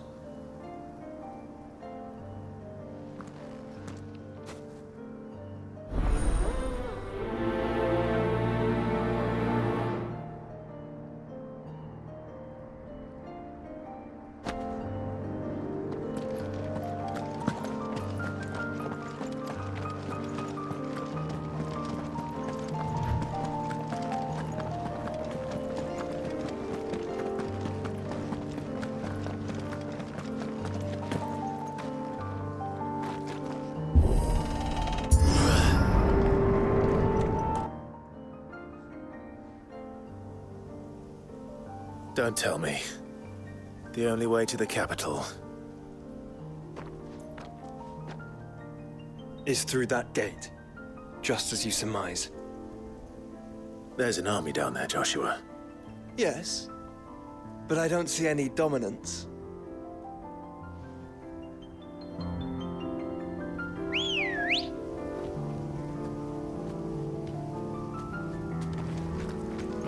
Let's go.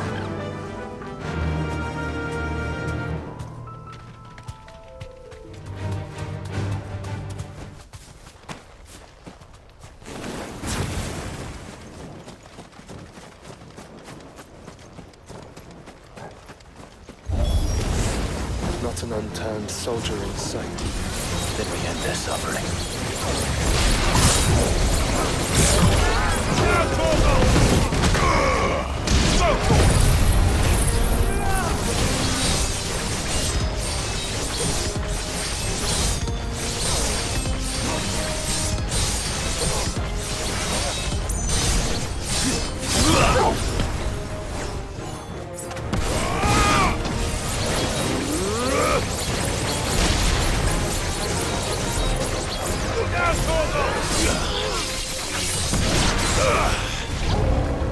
You don't think all this is for us? I wouldn't put it past Ultima. We've made nothing easy so far.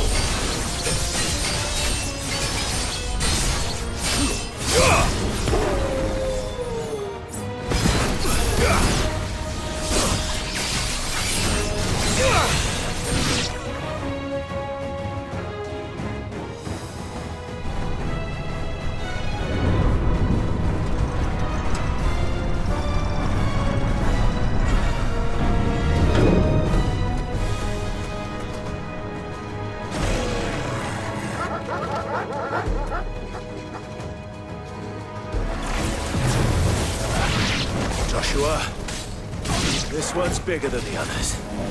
And Nina, by the look of it. This one. Let's try. Get him. This one. Get him. This one. Fighter! Over here! Go to him!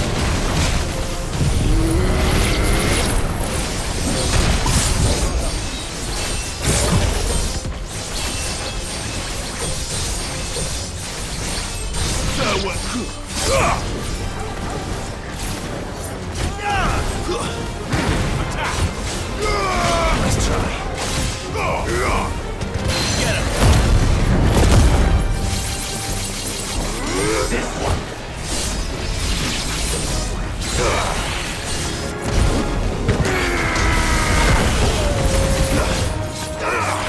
This one.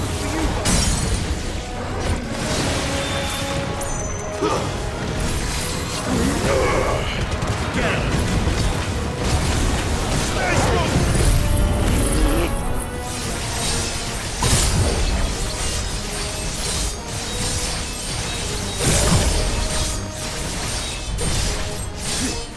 All yours, Torgal.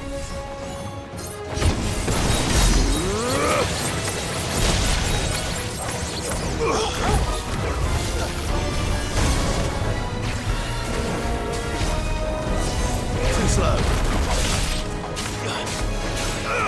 Get him.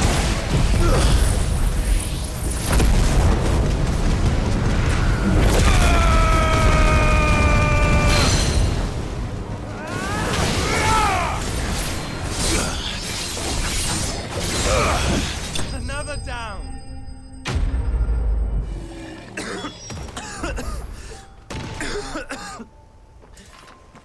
We can rest here if you like. Don't worry. I'll be fine.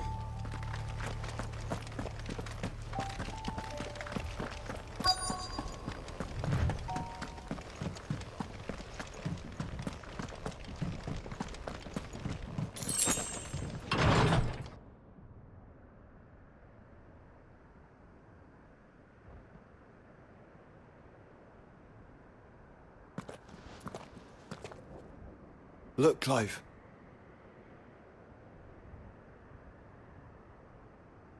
By the Founder. The place is a fortress.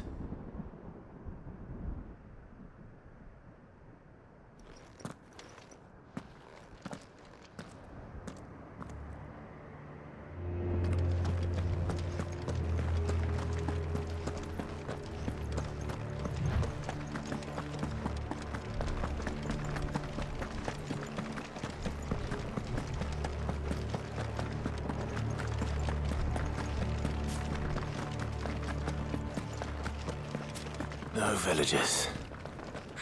No knights. Not even any bodies. One could almost believe the whole kingdom had turned to Kashyyyk.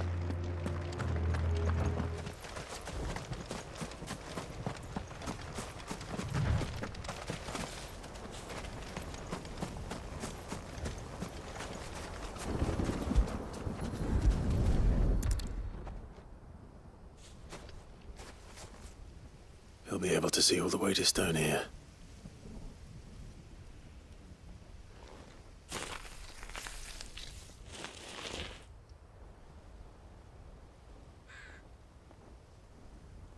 As fine a resting place as any man could hope for. Reunited with those he loves at last.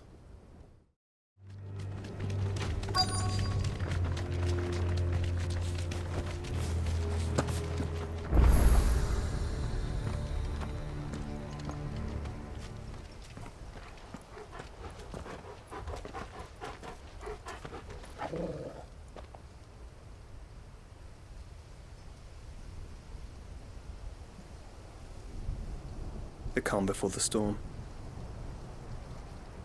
There's only one way into that city.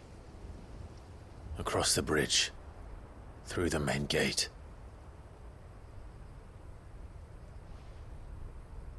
Right into the midst of whatever is left of the late King's army. Are you ready for this?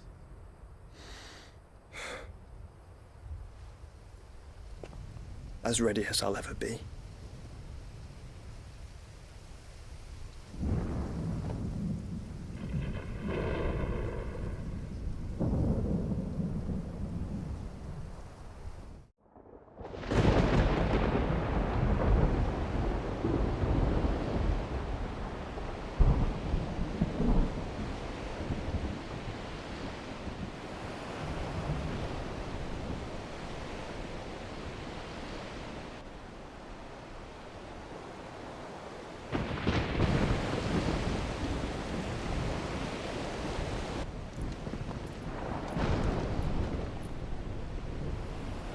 What the hell happened here? I dare not think. A stroke of good fortune, perhaps?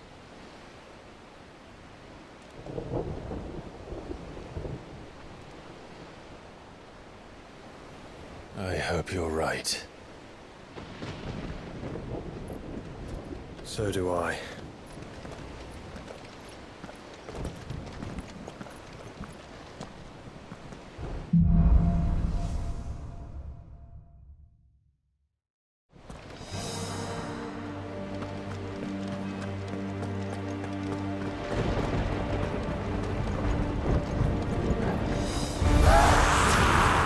Has claimed them all. Let's see the win on next.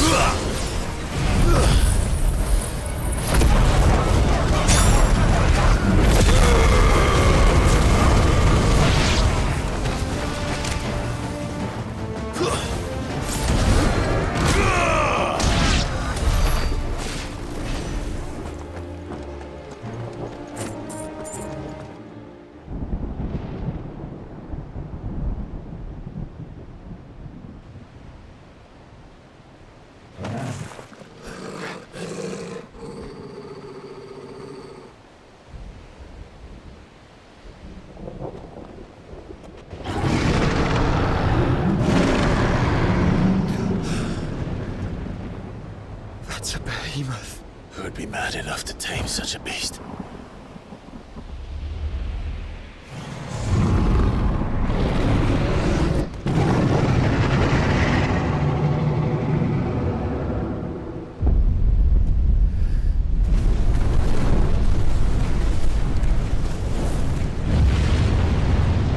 Stand back.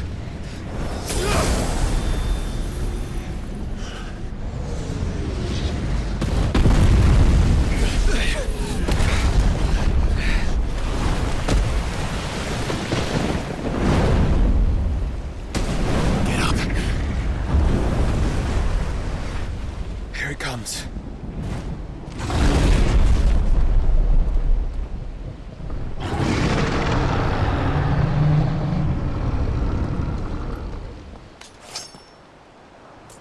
Well, what are we waiting for?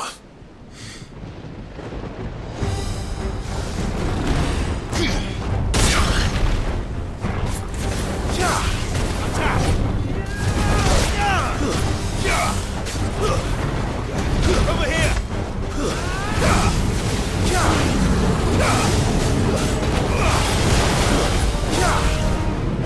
Too slow. Over here!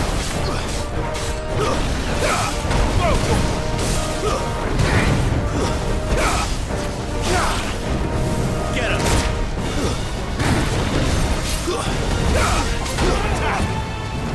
Over here!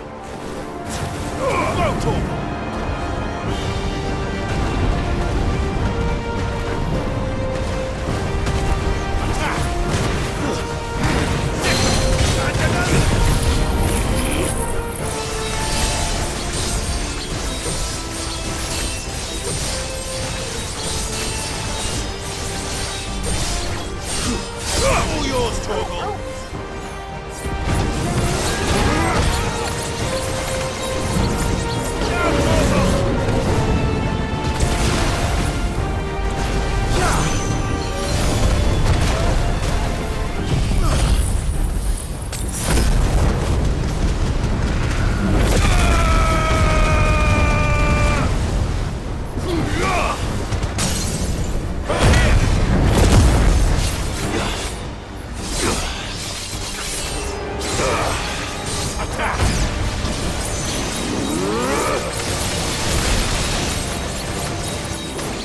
All yours, Torgal!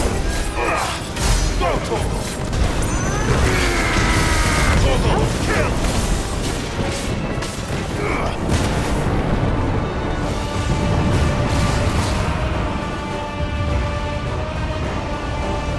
No! Stand back! I'll conjure a ward!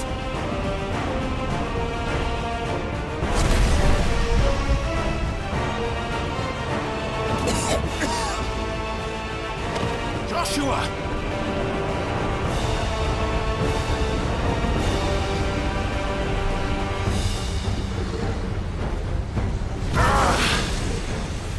Desperate times. Clive, no! Trust me. I'm your shield, remember?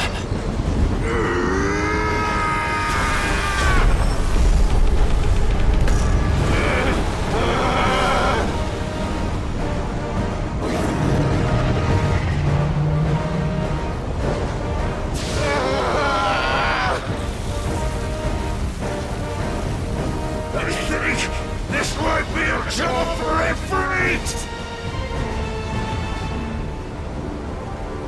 Why would you turn to him, brother?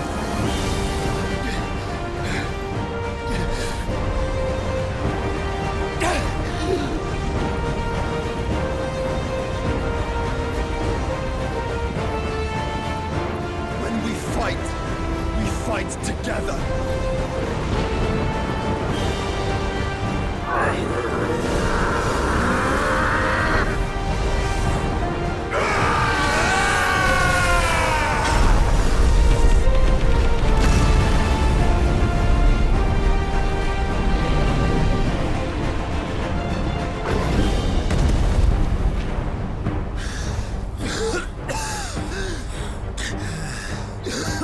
That wasn't too bad. That was just the beginning.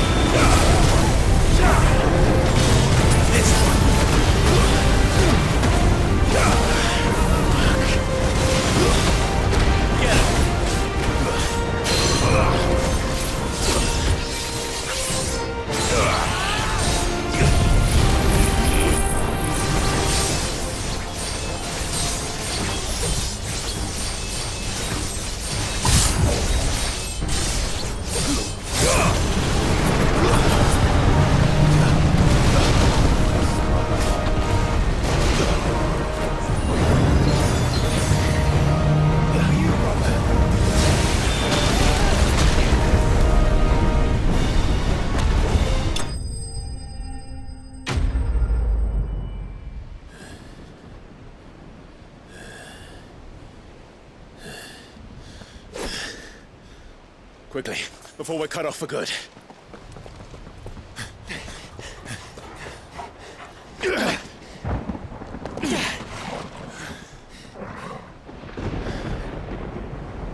If it is like the others, the entrance to the inner sanctum will be at the foot of the crystal.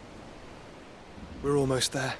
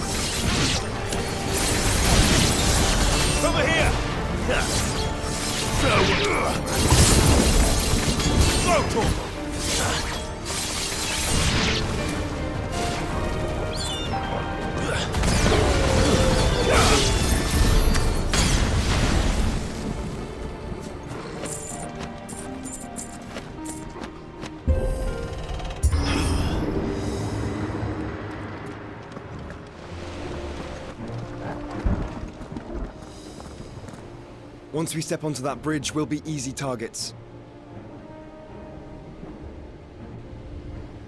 Then we better move quickly.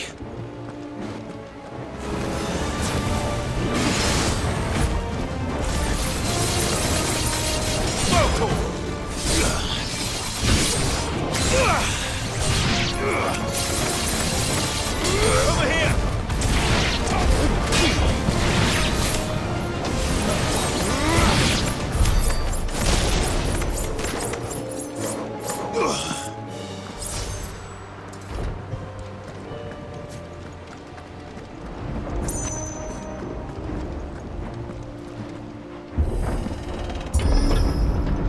Through the castle, then.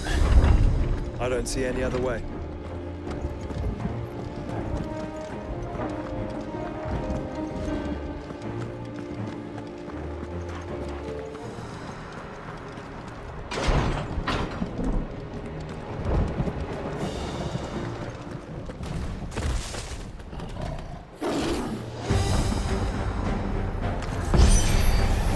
Ultima's corruption knows no bounds.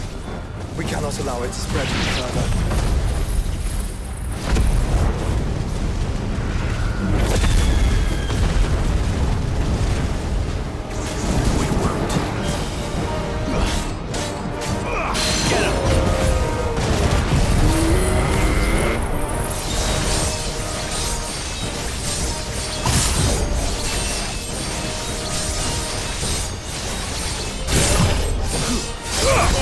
Kill!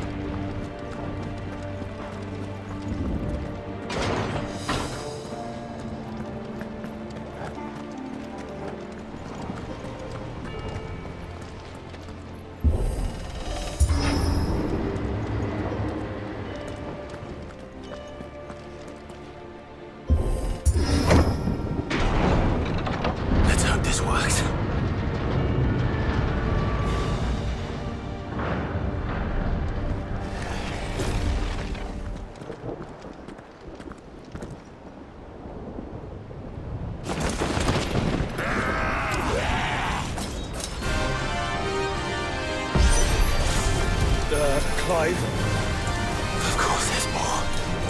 There's always fucking more.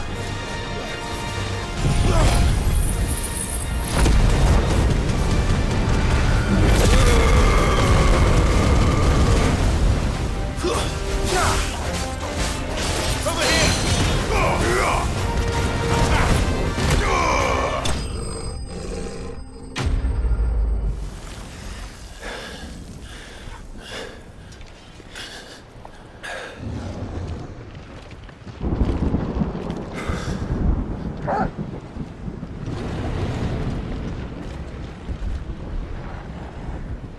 There's no end to them.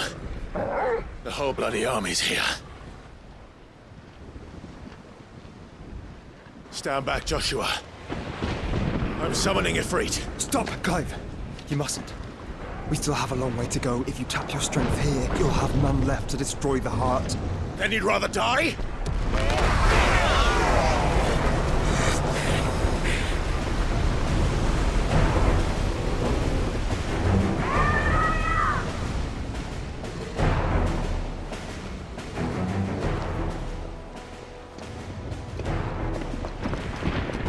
Jill!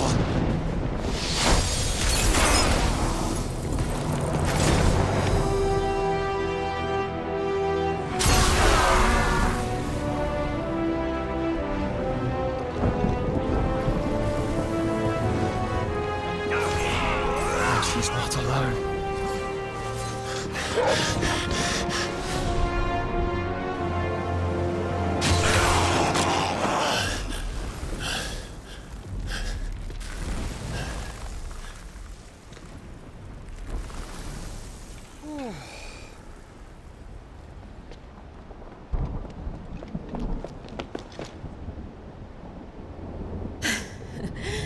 Surprised to see us.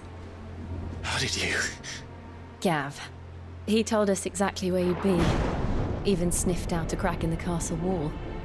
And when we saw the heavens come crashing down, we had no choice but to believe him. It's been quite a day.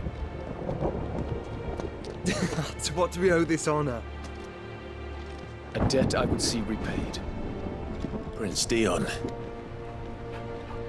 It's good to see you well. So, this must be Ifrit. Your uncle bade me give you a message. Listen to your heart, and guide your steel true. Your father would expect no less. That is all. Thank you.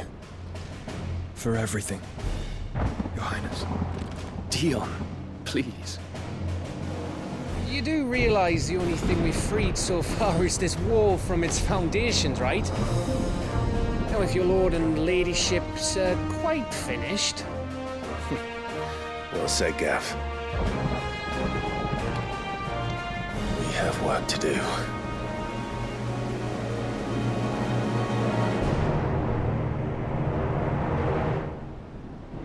You see, Clive, we're not alone. If we are to win the day, we must all play our part. And ours. Ours lies beyond those doors. We've fought long and hard for this moment. Sid's dream, our dream, is within our grasp. We need only endure this final trial, and we shall. Together.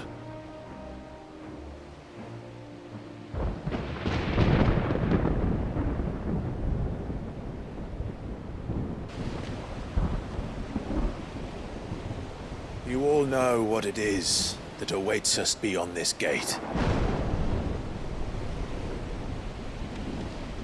And we shall face it together.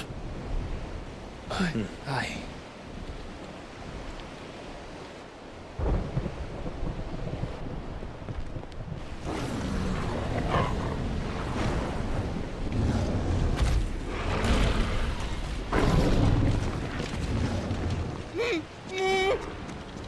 It seems our hosts would rather we remain.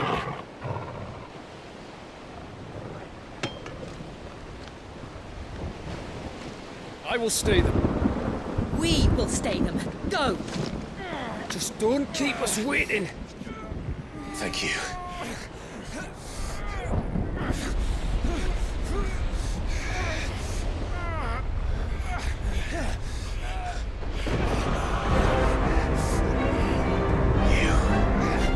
Welcome, sons of fire.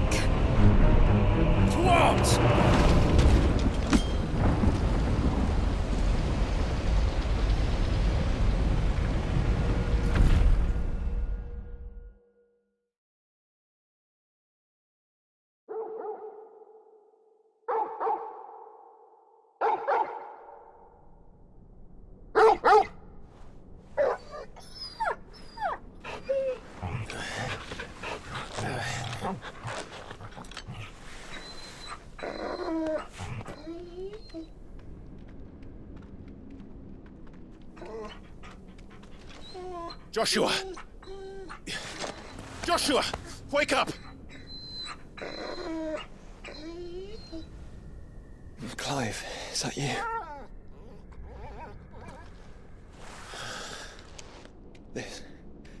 This isn't stone here.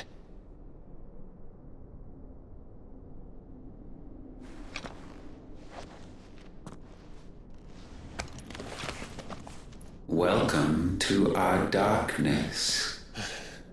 A rift between worlds wherein your kind might reflect. Show yourself! Grave and many are the sins of man. And we would have you know them, all of them. As fate has seen fit to deliver you home, consider this our welcoming gift.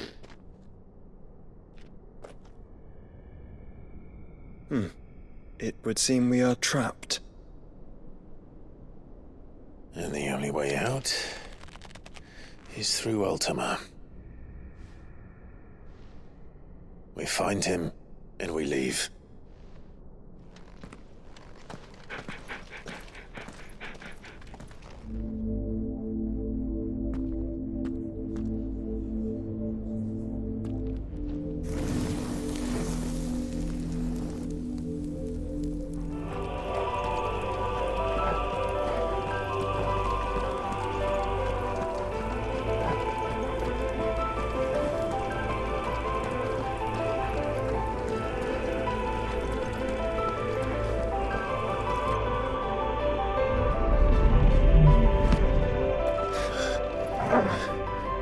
If you are to comprehend the full extent of your transgressions, we must go back to the beginning. When the world was still young, we visited upon it a miracle, magic, and in its light did all life flourish.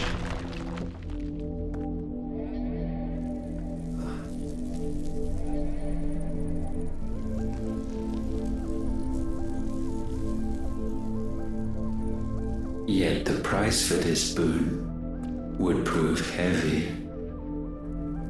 A pall descended upon the land, painting the horizon black as night. Though we labored to forestall its spread, in this one endeavor we stood powerless. And so we fled, that we might endure, that we might discover a means of salvation.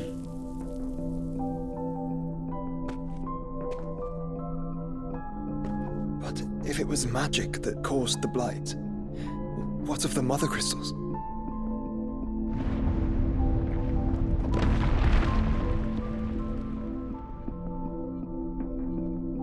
I expect he'll tell us soon enough.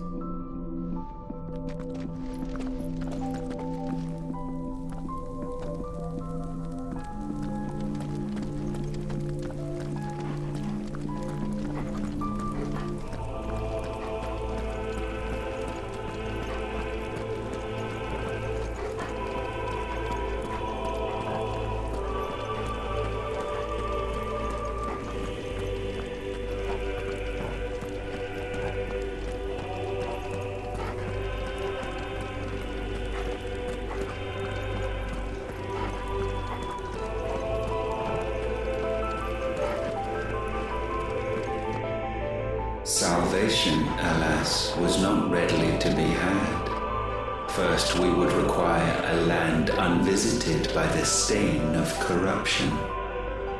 An unprecedented journey lay before us, one beyond the limits of our fleshly bodies, and so we cast them off. Thus, stripped to our very spirit, did we find our new paradise. A land as pure as driven snow, Valisthea.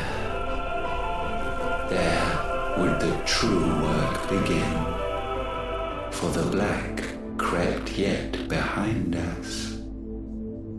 And soon did we arrive at a solution, the illness having spread to every organ. There was but one escape from this fate, to start afresh.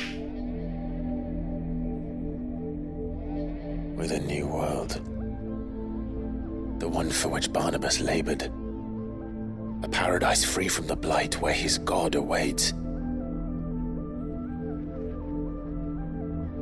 And where, if we only forfeit our wills and abandon everything we hold dear, humanity can join him. So, Ultima would have us follow in the footsteps of the king. And follow we shall. For now.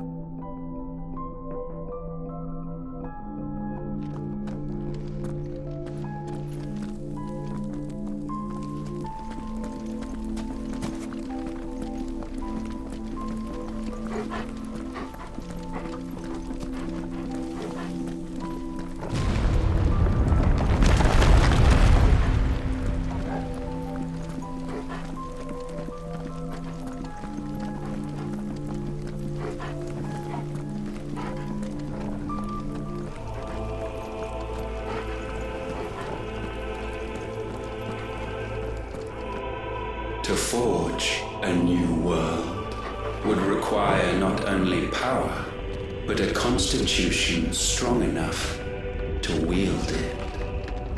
Acquiring the first would be simple. Untouched by the blight, Valisthea was replete with ether, and we had only to place jewels in her crown to claim it. Acquiring the second, however, demanded creativity. And so I cast forth the seeds of humanity. You created us. Is that not what gods do? We sowed the seeds for you, Muthos, all that you might one day blossom. And our future thus secured, we thought to slumber, though that would prove a grave mistake. For it was as we slept that man committed his greatest sin. He awoke. Alone in a world bereft of his God's radiance, he stumbled blindly, desperate for guidance. Finding no light, he sought to kindle his own.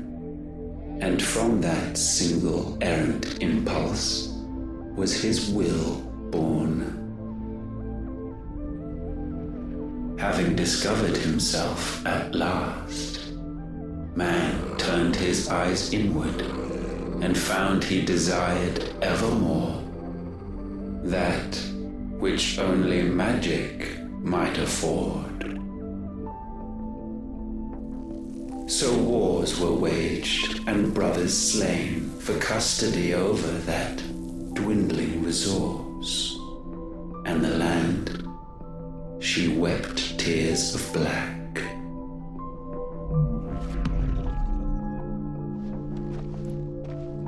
He would condemn us for this.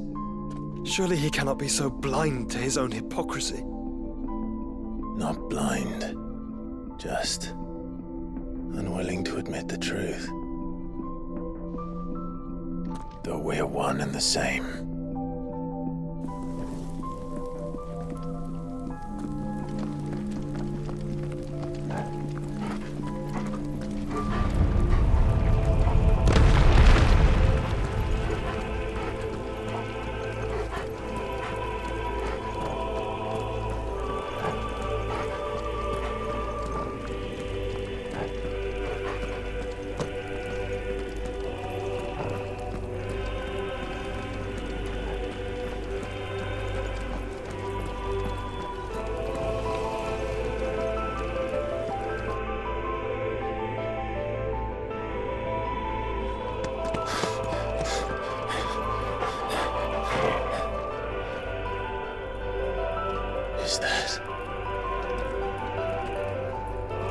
street, or what's left of him.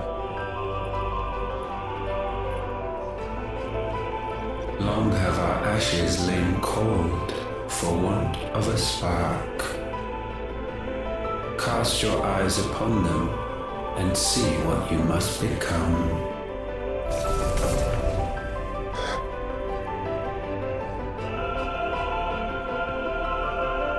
Valisthea cannot endure a second claim upon her being. The avarice of man drives her ever closer to destruction. But she may yet be saved by you. It is what you were born to do, why we nursed you and fed you, as your own mother should have.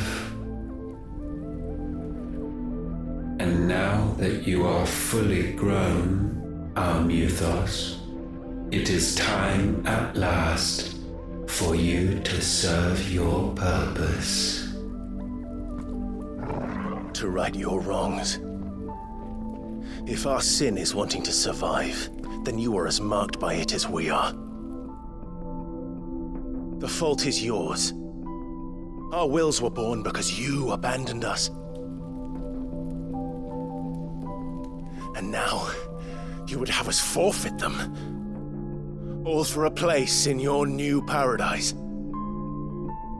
Do you imagine yourselves worthy of one? Mankind has no place in our world.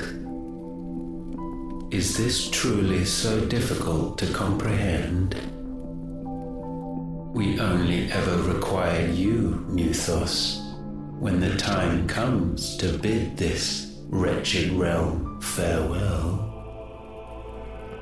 None shall follow, none shall remain. What do you mean, none? This is our world. Once the land's rebirth is complete, humanity will have served its purpose.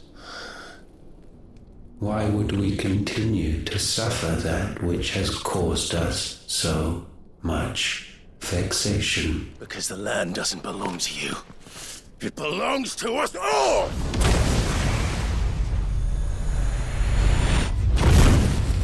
What? That is where you are mistaken. You own nothing but your precious will.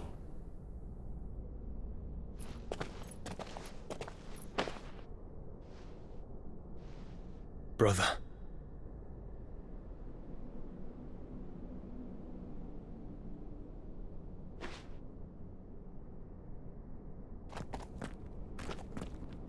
I can't do this alone. And you don't have to. I grow weary of your dissent. Now you must learn that this master will not tolerate disobedience.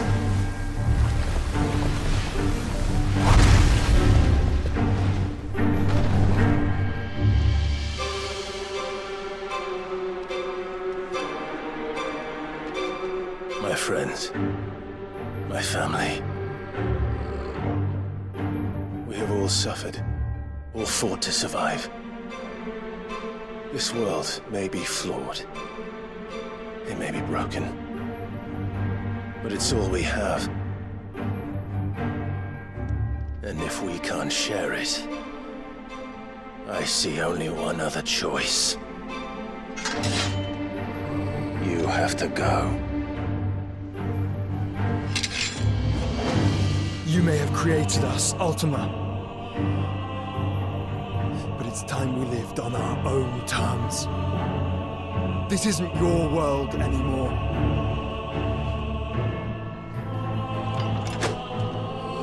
It's ours. Bow down, offenders, hearts disdained.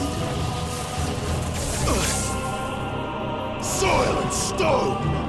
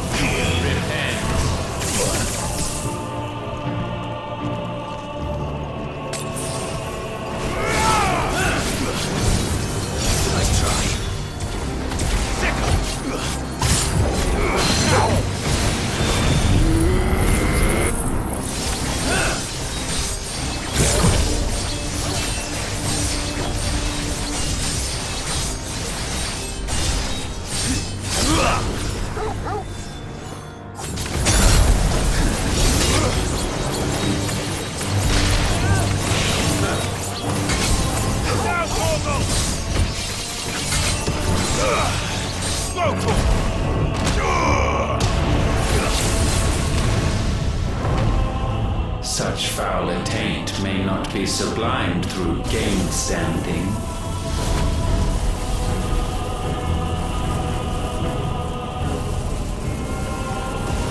Only with heads hung low is penance paid.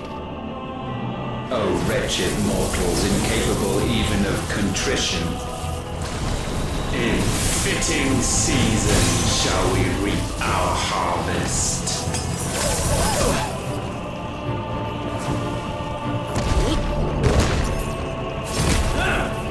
This one.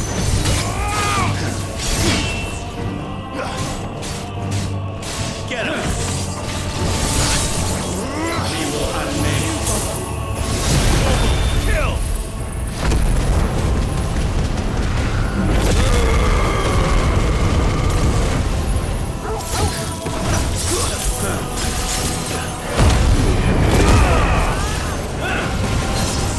Over here.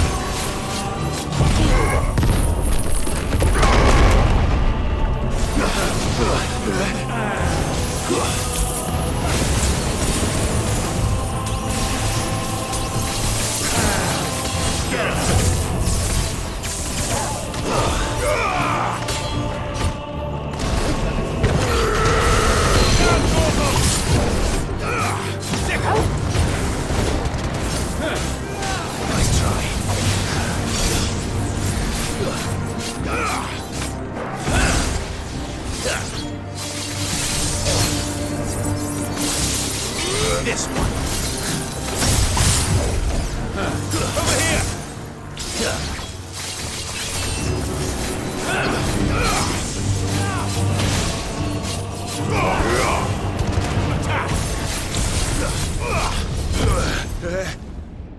Gifted this chance, and still you would raise your hand against the Lord. What now? The darkness bends.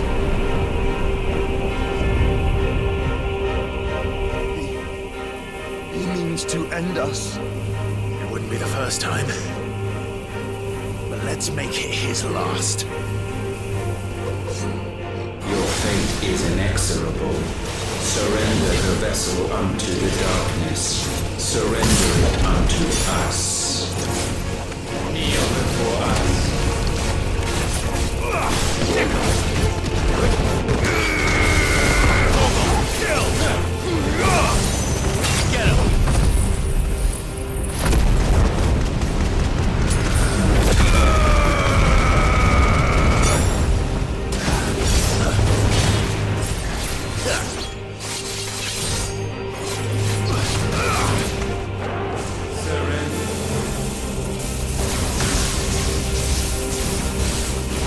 Prostrate yourself.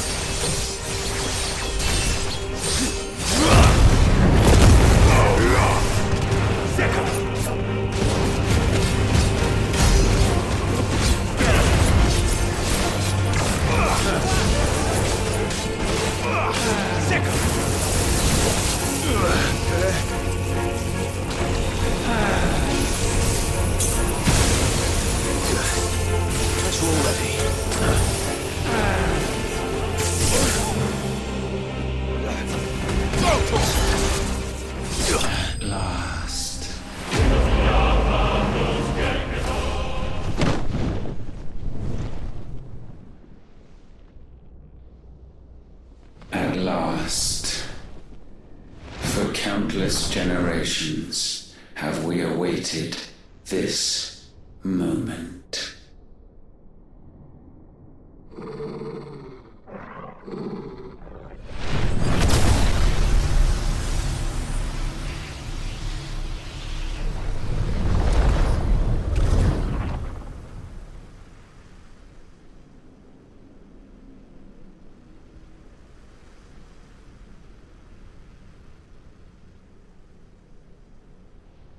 Your struggles have made you strong, yet your soul remains heavy with sin.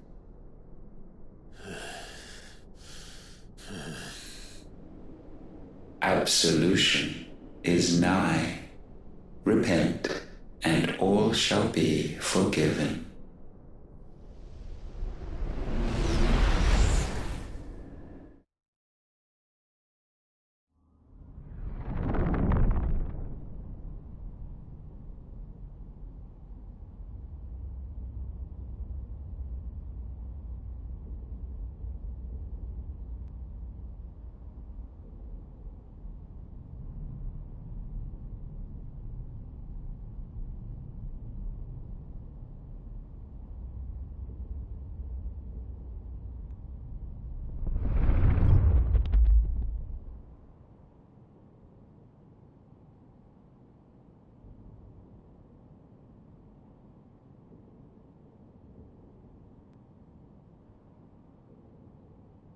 Tell me, Clive, how many lives have you saved since taking my name?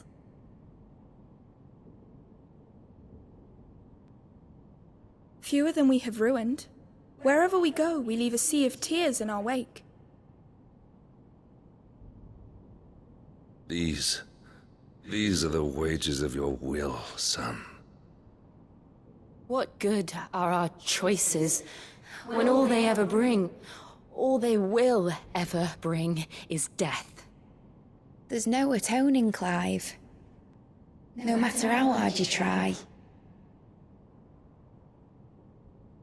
So why not leave it all behind?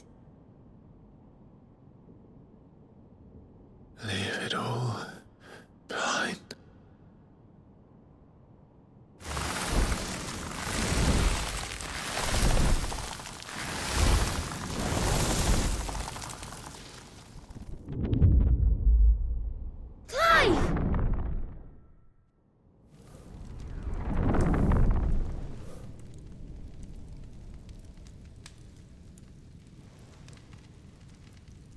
Please, won't somebody save me? Won't anybody love me? I yearn, yet still she is not mine. Have I not given enough? From will is born desire, and it is this which consumes you, rendering you incomplete. Do you not see how the world bends and warps under the weight of your hungering hearts?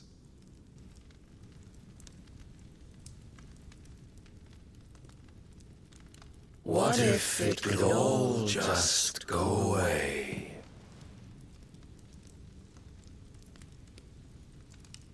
Just go away.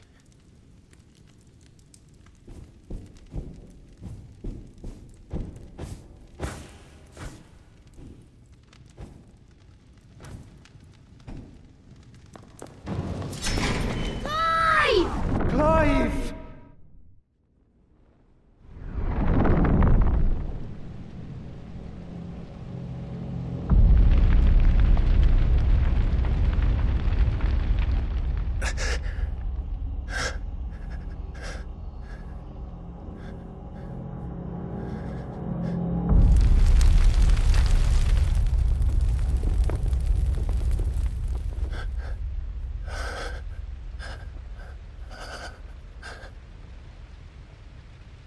None of this is real.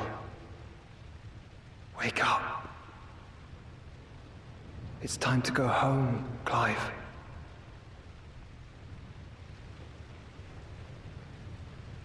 Clive. That's right. You're my brother. Brother.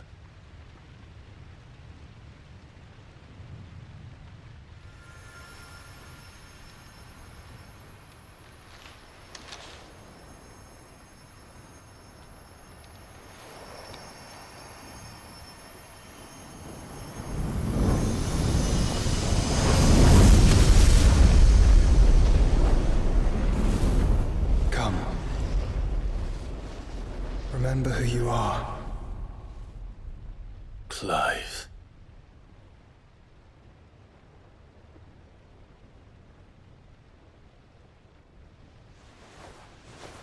Once more, lest you forget.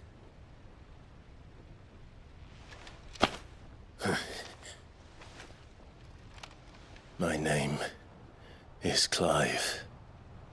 Clive Rosfield. Look, Ultima.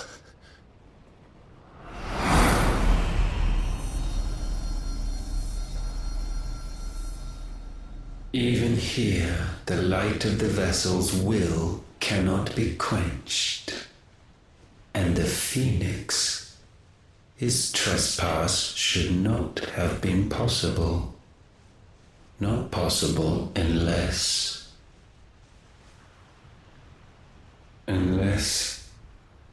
he has been with Muthos all along.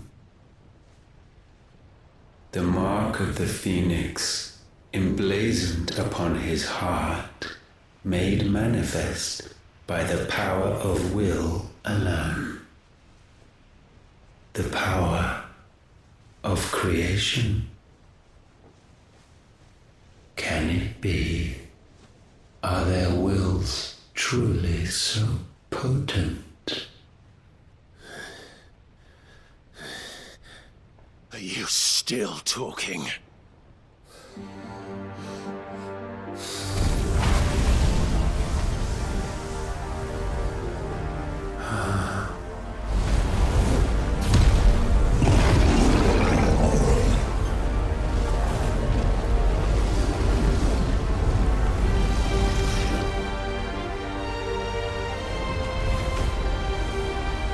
Our flames burn as one!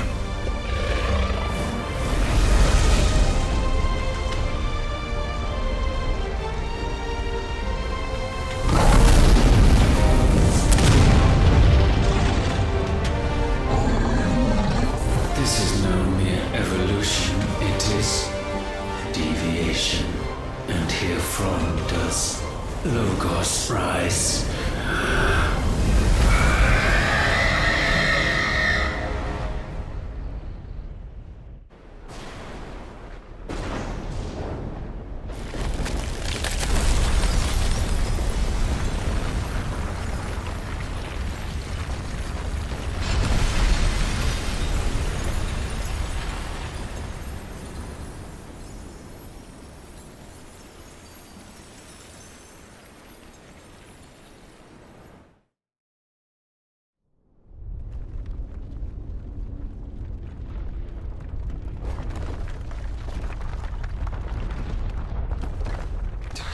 Damn it, Clive. Wake up.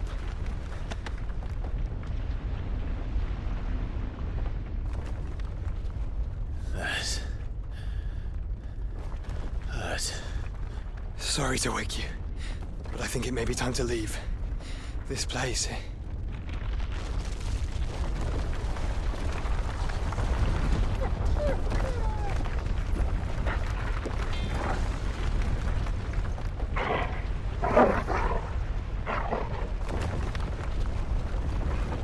And once again does my creation stray from the path laid before it. Steeped in conceit, you fancy yourself a god. You embrace Logos. But we will put an end to this hubris. What are you talking about? In the halls of origin does our true power quicken. And there shall you be made complete. Soon, Muthos, soon you will discover how little you know of suffering.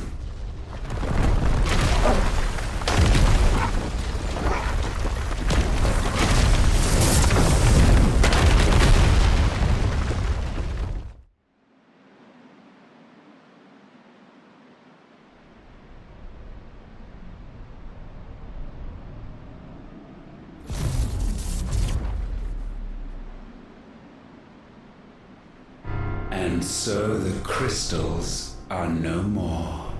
Yet in their silence, a new song rings. Its chorus building, a crescendo as it enters its final movement, stirring those long aslumber to waking. And back to their origin.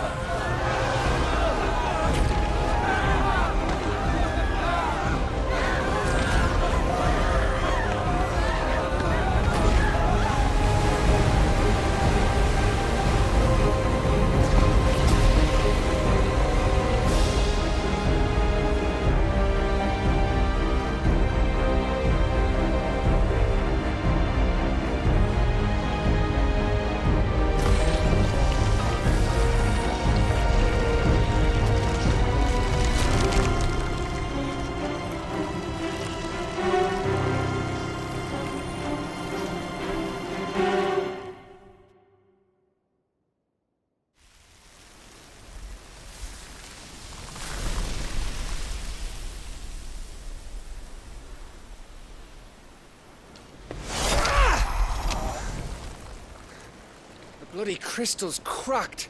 So where the hell are they?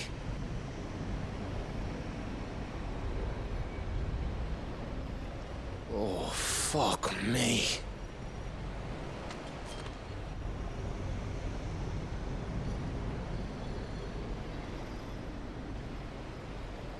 Is that ether?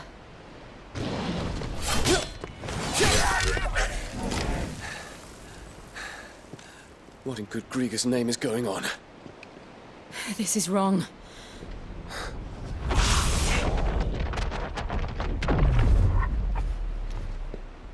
Are we back? Clive! Joshua! Jill!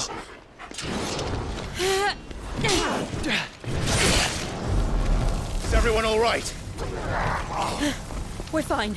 What happened? Too much to explain here. Mate! We're leaving!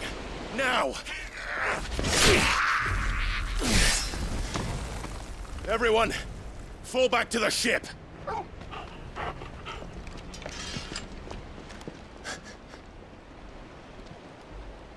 I will be with you anon. Thank you.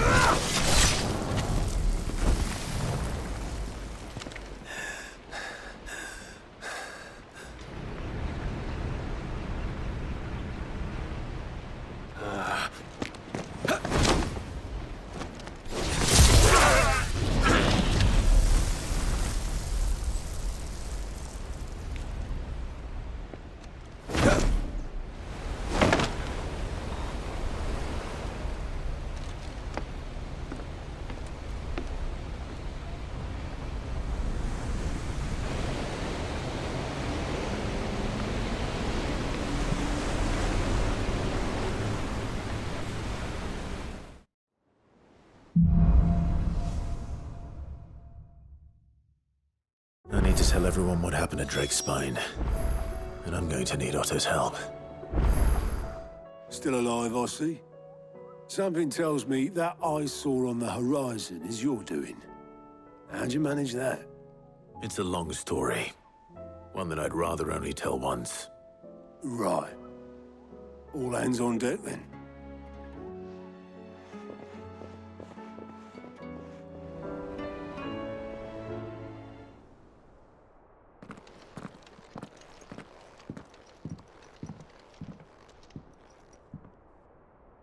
Is this everyone?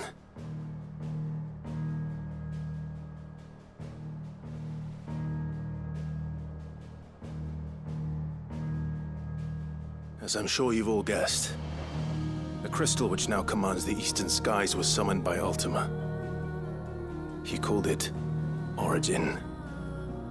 Though the significance of that name is as yet unclear. What does it matter what it's called? Its emergence tore Twinside asunder and wiped my homeland from the map.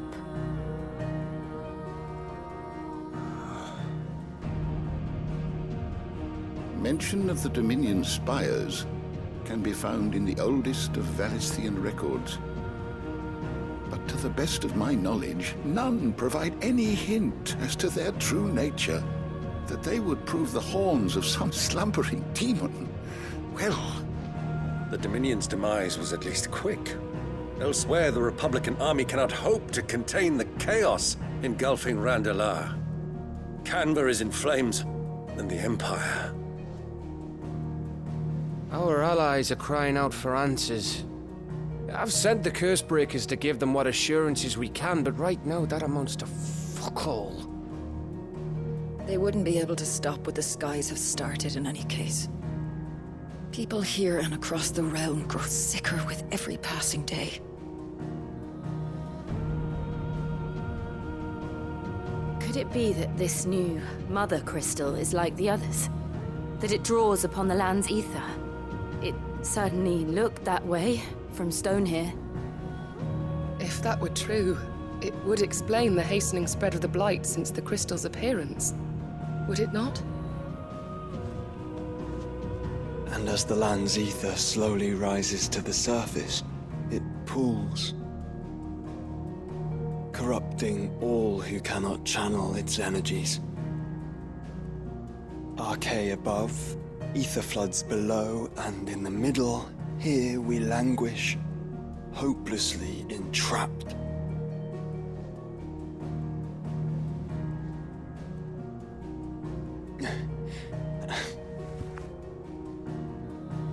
It's all right. When we faced him at Stone here, Ultima told us his true power quickens in the halls of Origin. Needless to say, we cannot allow that to continue.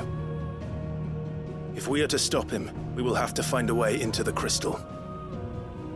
How are we going to manage that then? It's up in the sky. And fast as she is, the Enterprise can't fly.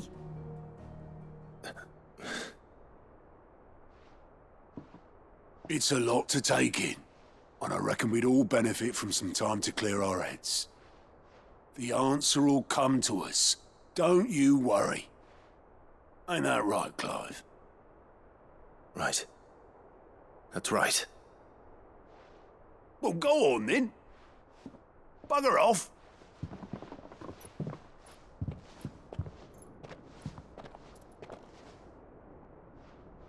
Same goes for you, Clive. You won't solve anything like this. Trust me. Go and get some fresh air, eh? Thank you.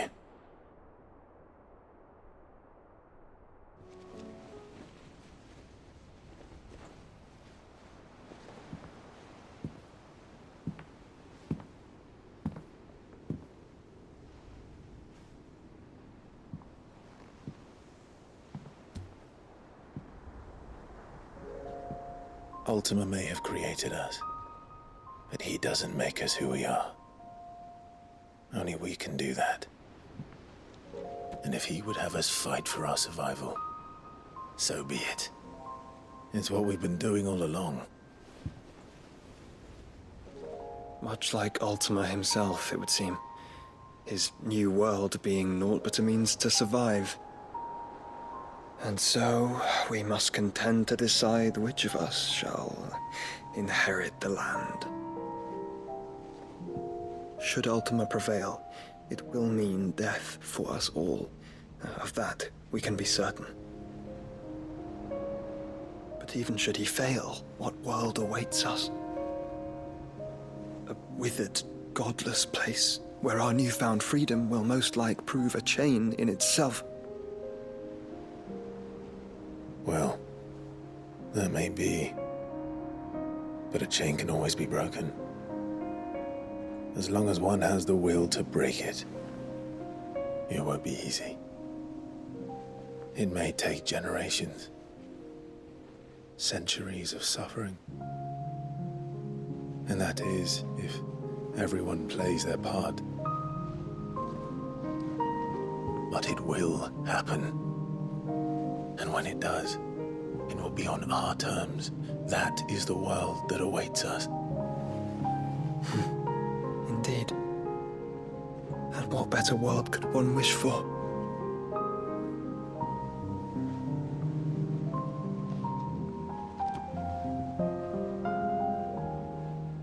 But first, we have to reach that crystal. Then it's a good thing I have wings. You can barely stand, let alone fly. And only the Founder knows what horrors await in those skies. Are you certain about this? Am I certain? I am the Phoenix. I will do what I must. This is our fight. Remember?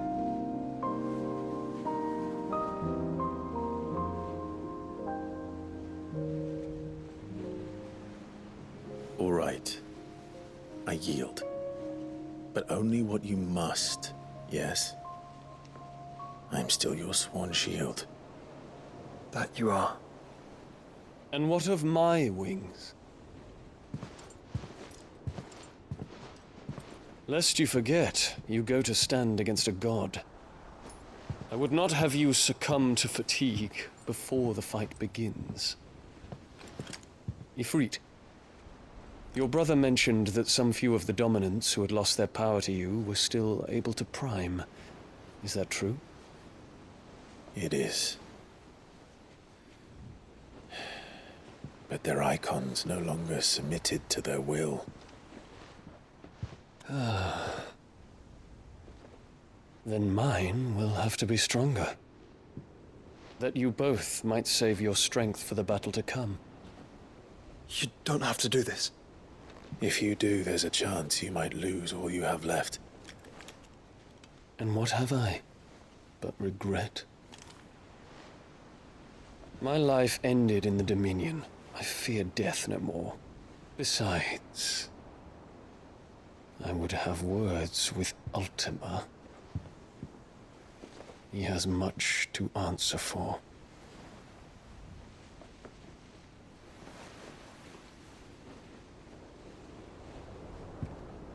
We are in your debt, Dion.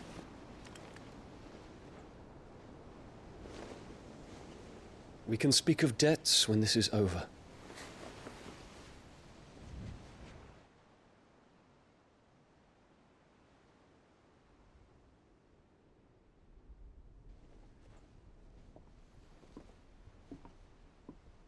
He speaks like a man who knows he's not coming back.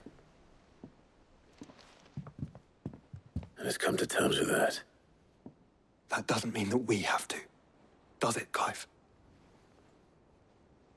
Time to talk to Jill. I only hope she understands.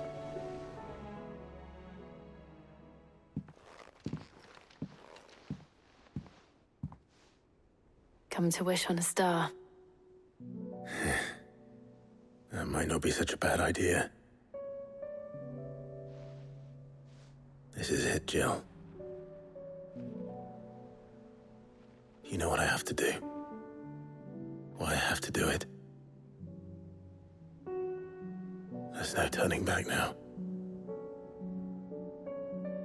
This is where our journey was leading us. Where it will end, for better or worse. I could pray to Metia for you. But you'll be all right, won't you, Clive? You always are. I did promise we'd watch the moon together. I'll be waiting.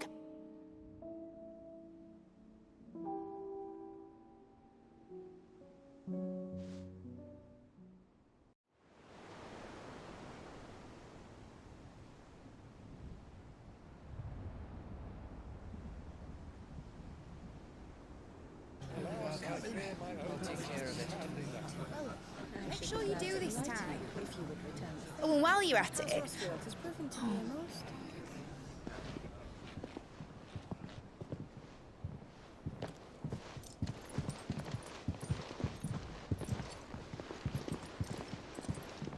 Clive, if you see me dad up there, tell him we were right to leave his legacy with you. Tell him he'll be in the front row. There's no way he'd miss this. Well, behave yourself, Mid. We'll see.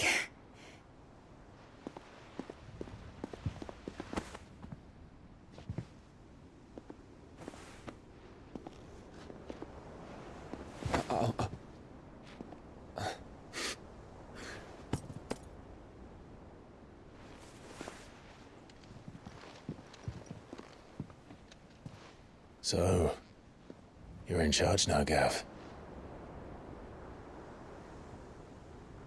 And what does Tyre have to say about that? Come back before she finds out, eh?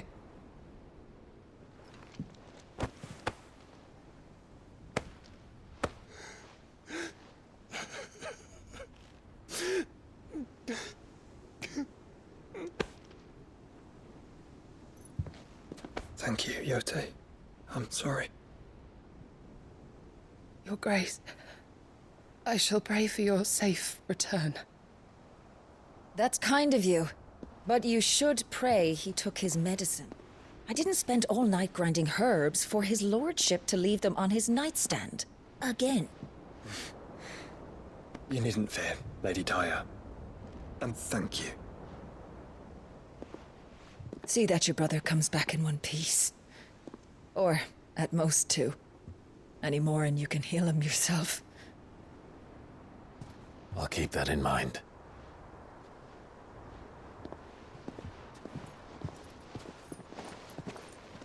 Well, there's nothing to say that hasn't already been said.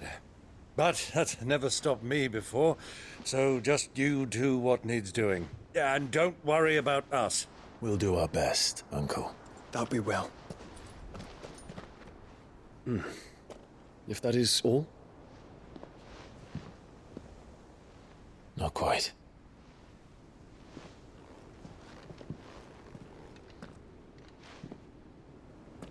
Jill. It's time, isn't it? It is. Take care of him. And you. You take care of her too, boy.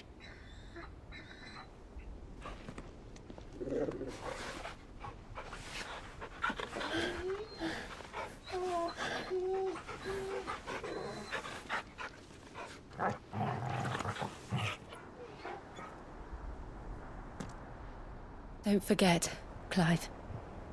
We all choose our own path. Believe in yours. I do.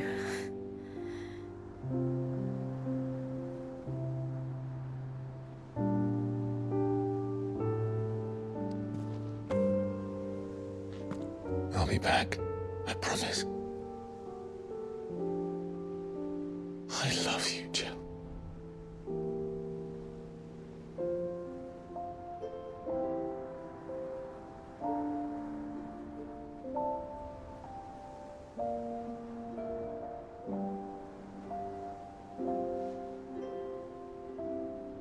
I know. I love you too.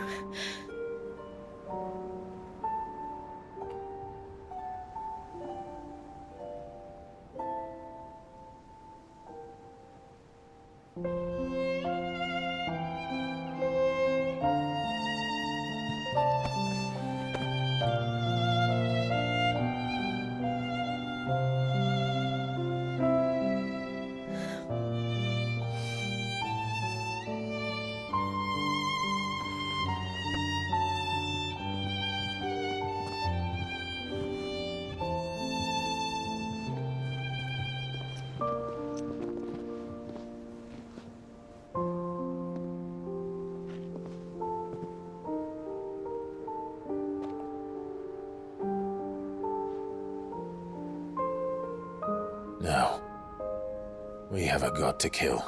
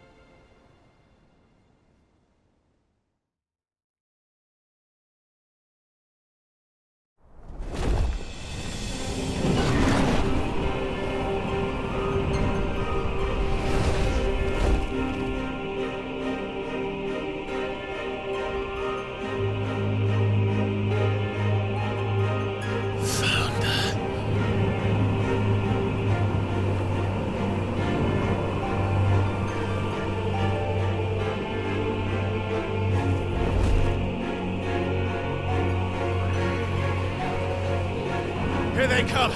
Hold on, Joshua! Already am.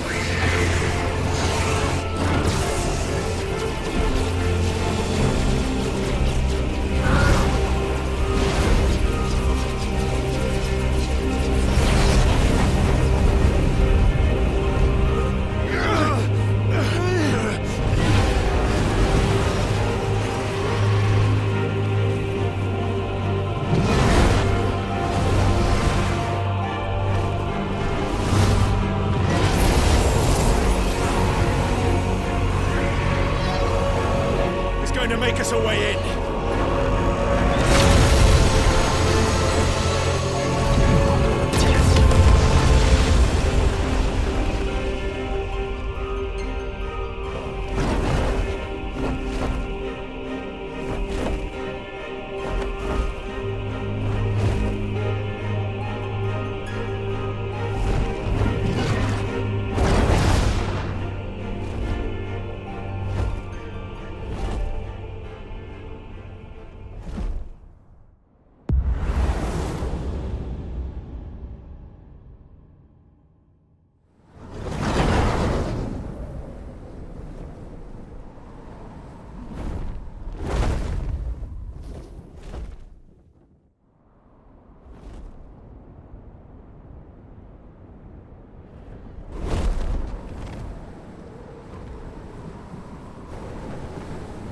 So, this is Origin.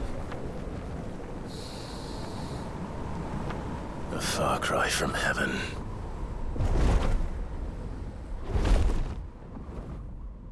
Where it all began, where it all begins, our ark, your architect. There you are. It was here that we slumbered, here that we waited for centuries, clinging to our decrepit shell, for fear that we might have need of it once again. But you have come at last. And now we shall be truly complete.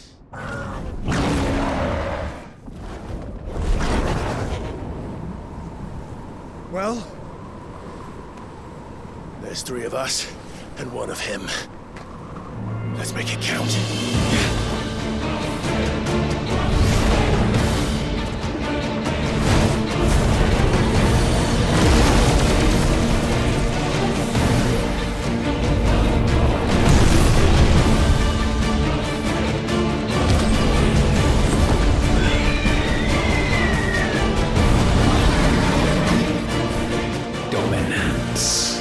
We will show you what it means to suffer.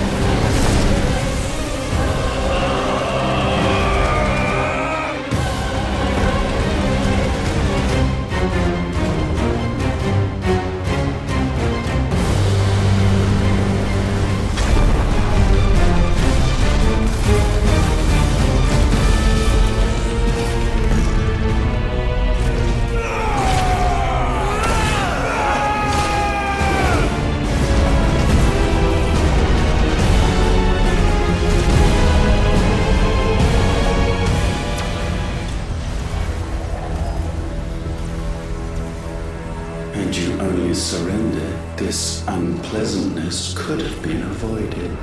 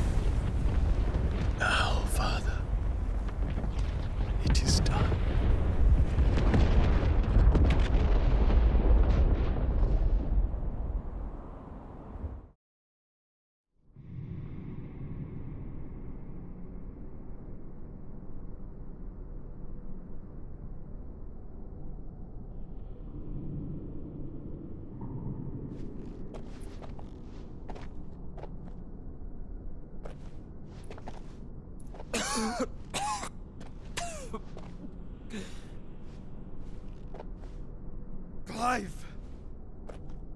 Clive!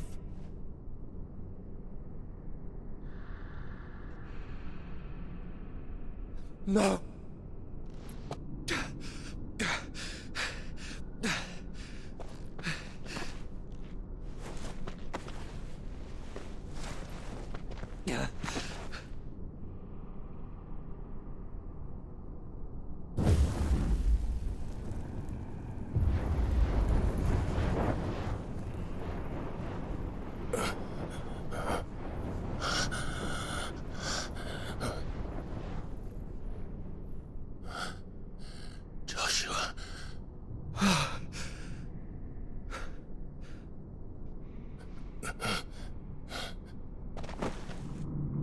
Thank the Founder.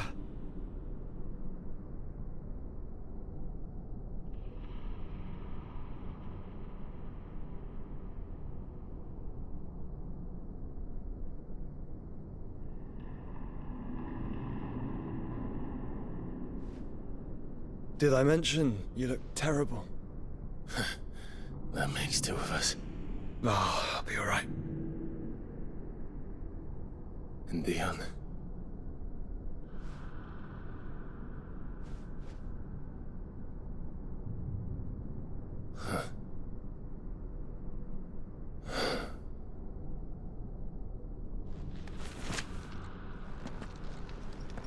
Take my hand.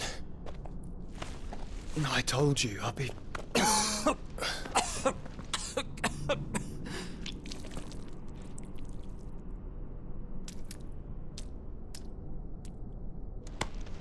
Come on. Thank you.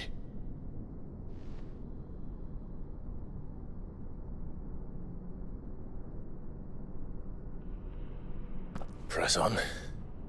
Always.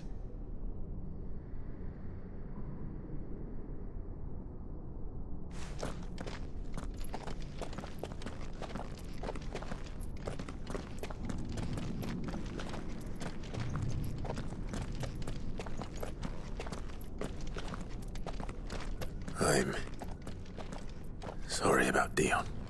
Don't be. Please. He did what he had to do. And it's time we did the same.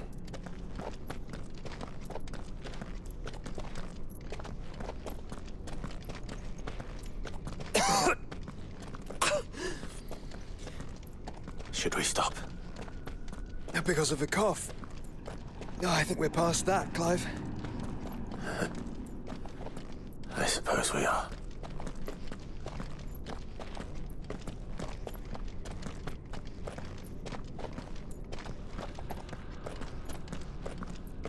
That light, so cold. So empty. We're close, aren't we? It, seems that way. But I don't want to think what could be waiting for us in there. Then think instead of those waiting for us at home.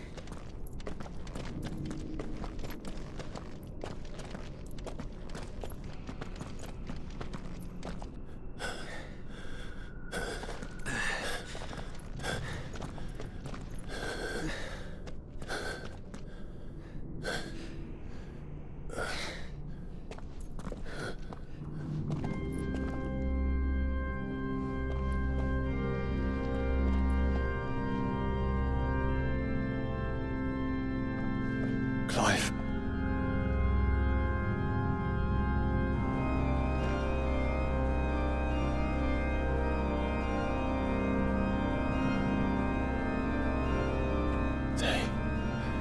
They can't be. But they are. This is the Nexus. A wellspring of life. Yours and ours. As we watch the world stumble slowly to its dark end, it was here we pledged a new beginning. And now, with the ether we have harvested, I shall raise my kin from their eternal slumber, that together we may usher in a new age of reason. This was never about creation, only self-preservation. You condemned an entire world so that you alone might escape death. Alone. Him. Alone. Clive. I think I understand. He...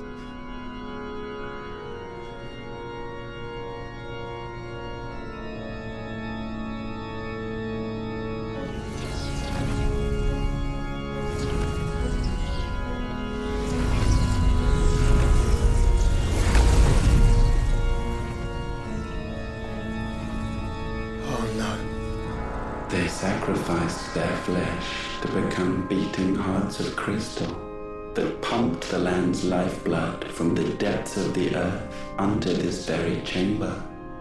And thus would they labor still, long after their work was done, had you not set them free.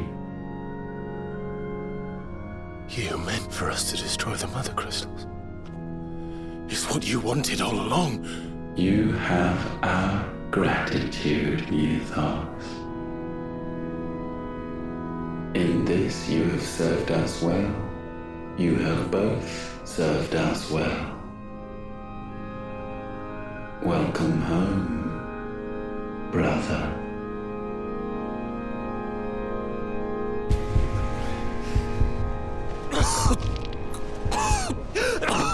Joshua.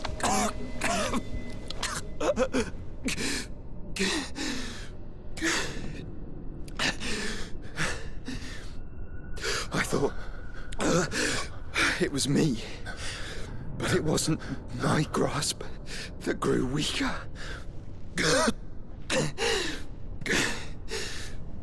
It was theirs that grew stronger.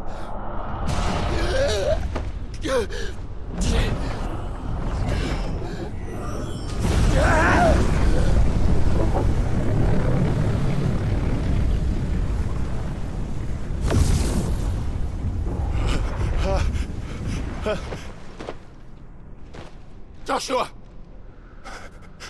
No!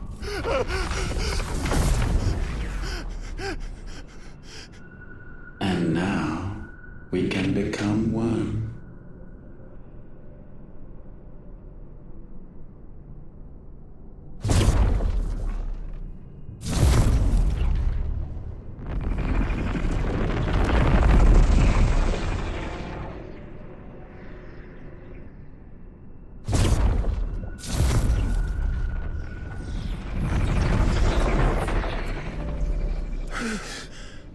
Clive.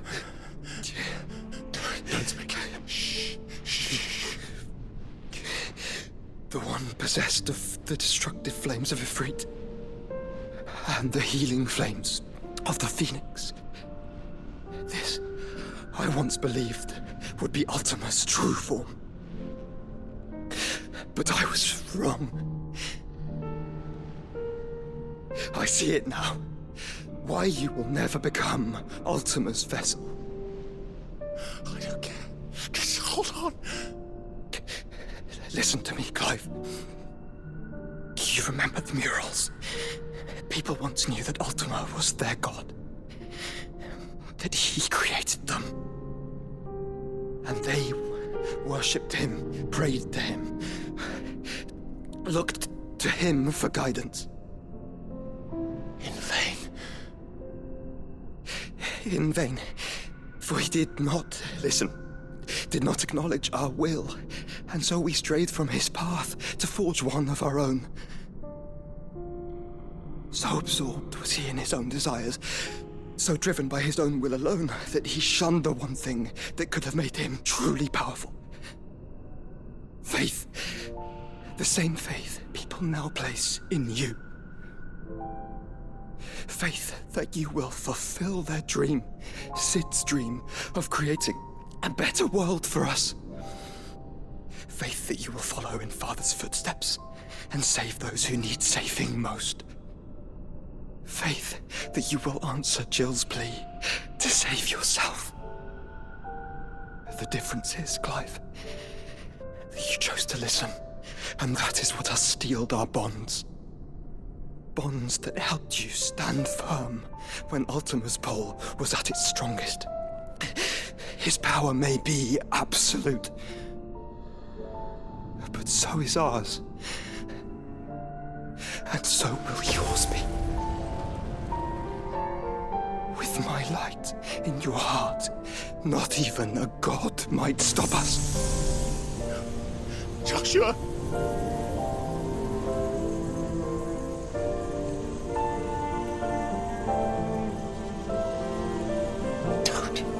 Don't do it, you'll... Enough, Clive. My body is too far gone. If the wound does not take me, the curse will.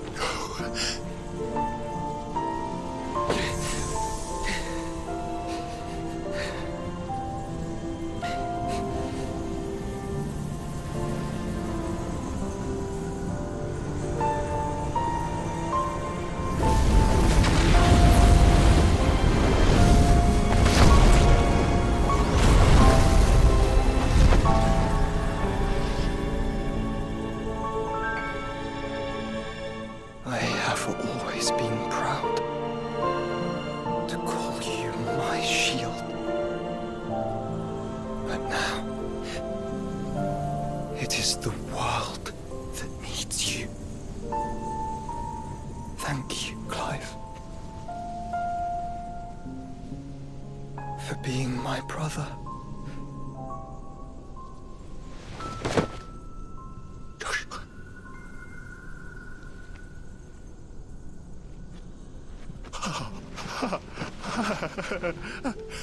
Look at me. Look at me, Joshua.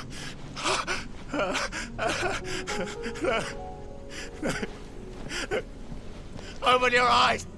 Open your eyes, Damien!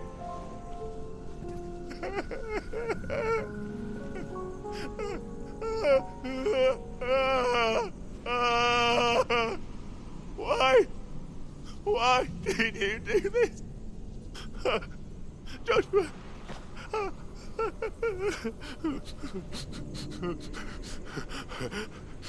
Joshua!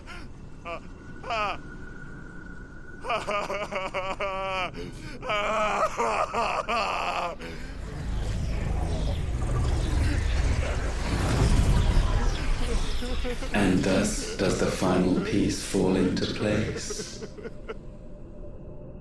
The incantation primed, but one task remains: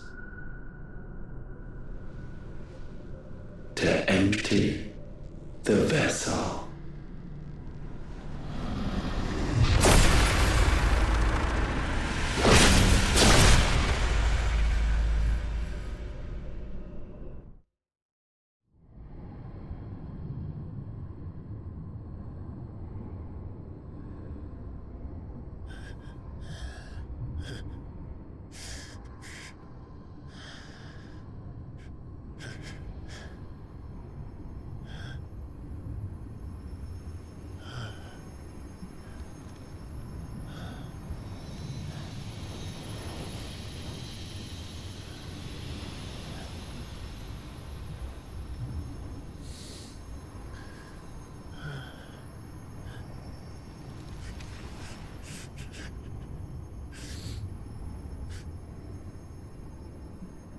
Still here. With me to the end. Even now, you would deny the inevitable.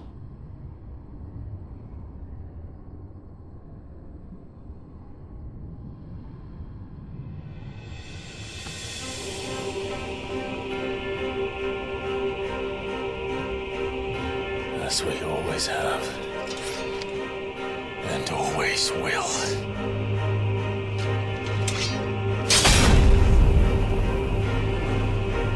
On this, my sword, I swear, to shield the Firebird's flame forevermore.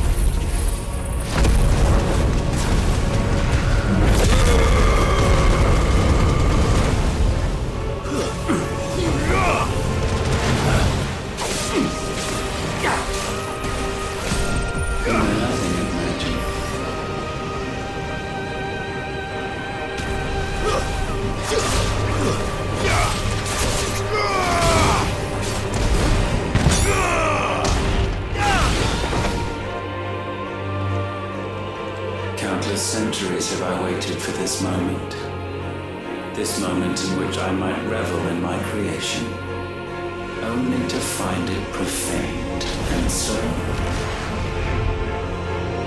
It must be cleansed.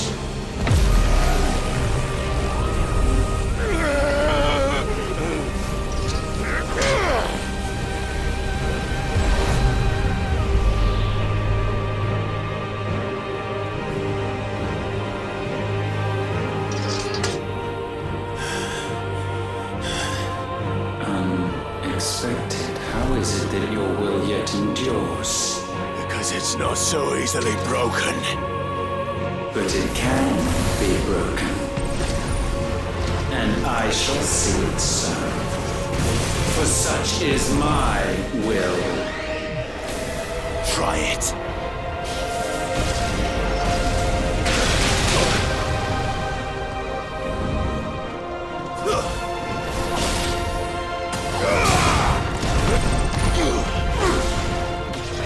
Nice try.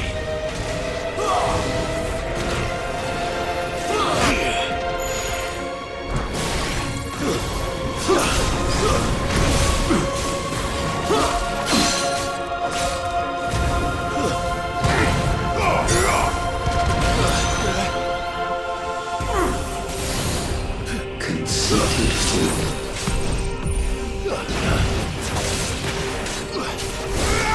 Enough.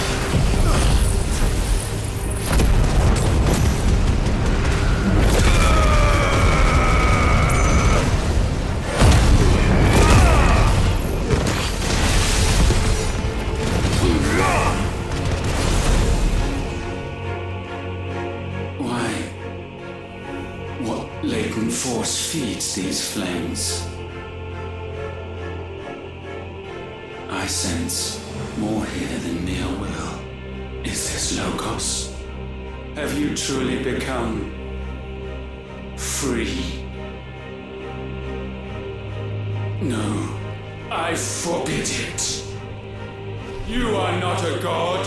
You are but flesh and bone. You are not one of us.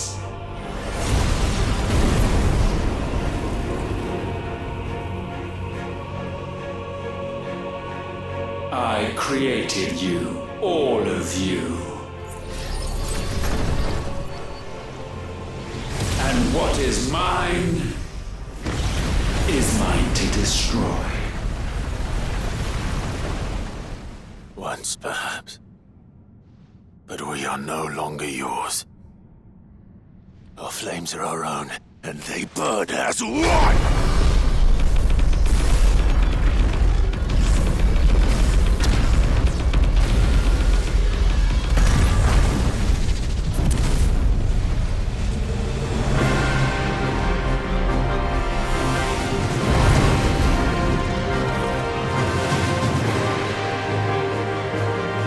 Have you learned nothing? Damned is the slave who would turn the scourge upon his master!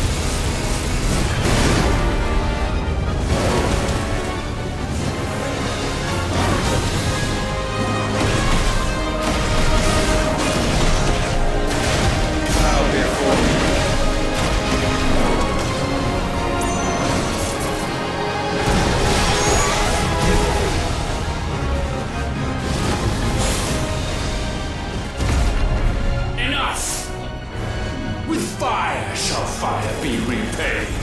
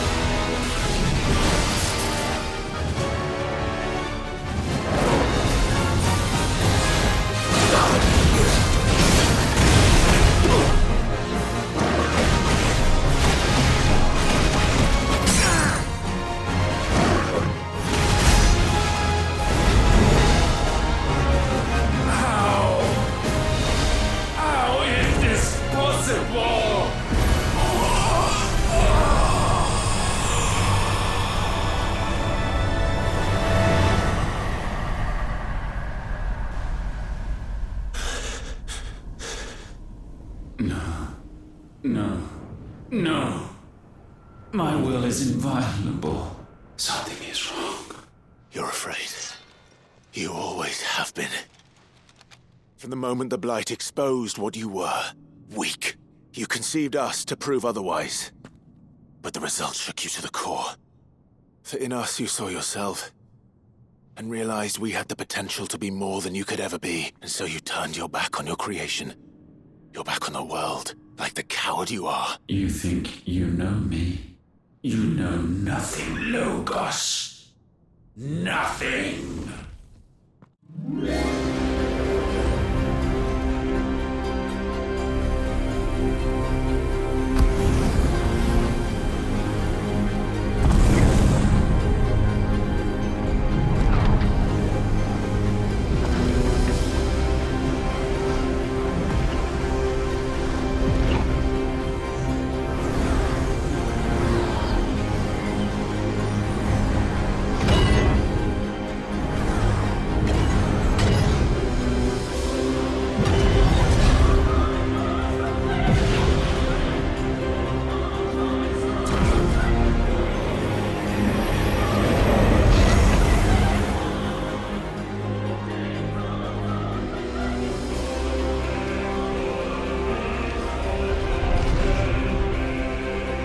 Bathed in light I stand above you, my rebirth complete.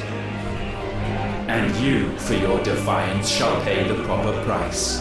An eternity of anguish. Anguish. Pain. Suffering. You have known none of these. But we have. So we know what they grant. They bring us together. And that makes us strong.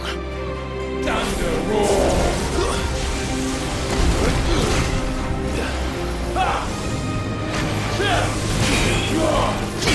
My will be done.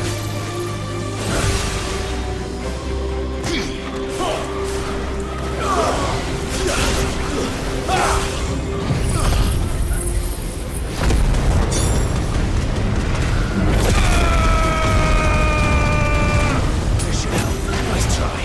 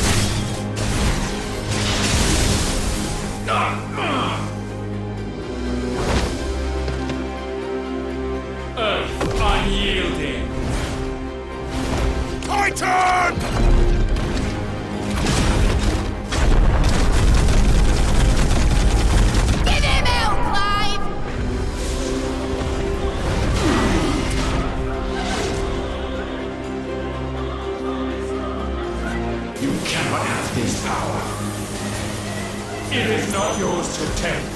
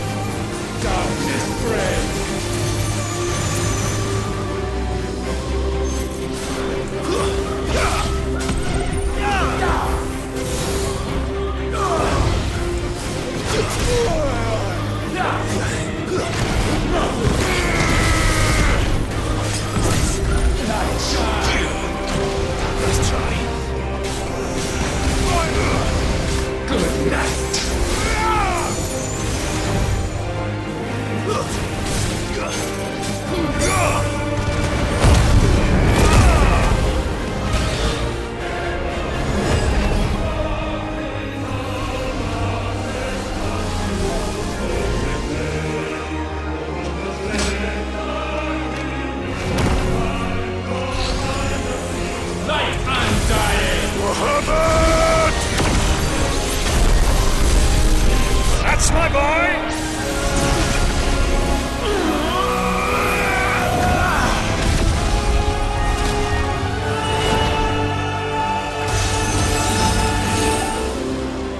As I'm feeling. Shiva! Together!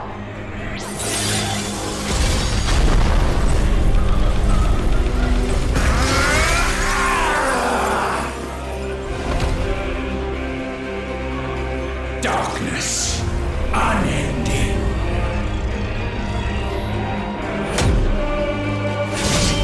Odin.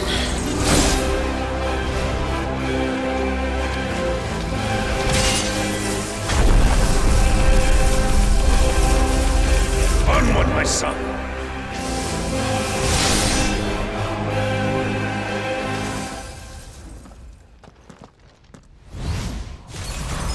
No, mine is the altar at which you pray. Mine are the eyes that look down upon you all. And yet still you cannot see. You are no better than us. We are one and the same.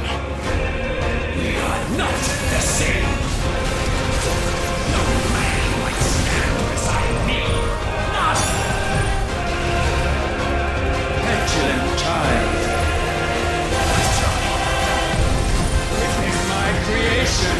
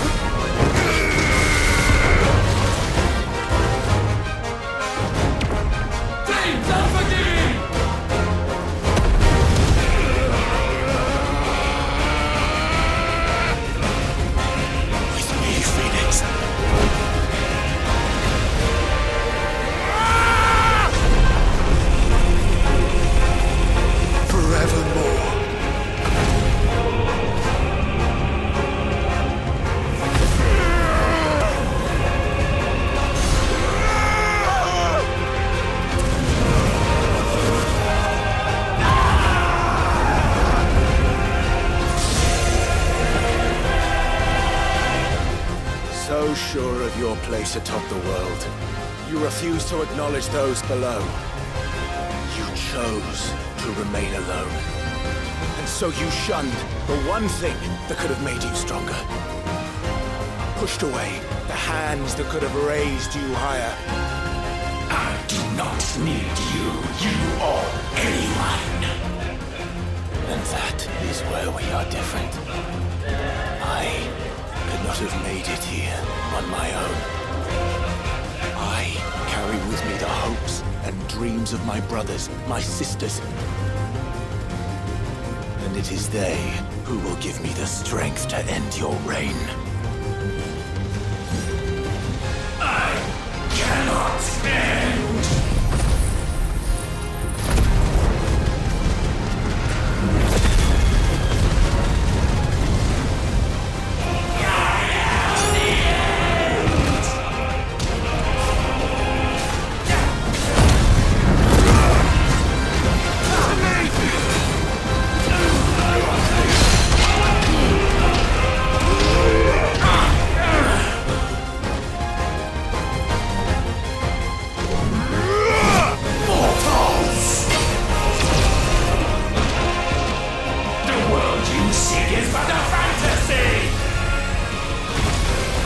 The only fantasy here is yours.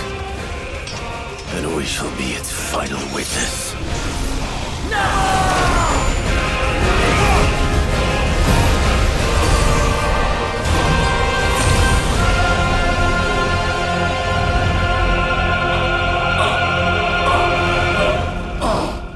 I said, it's over!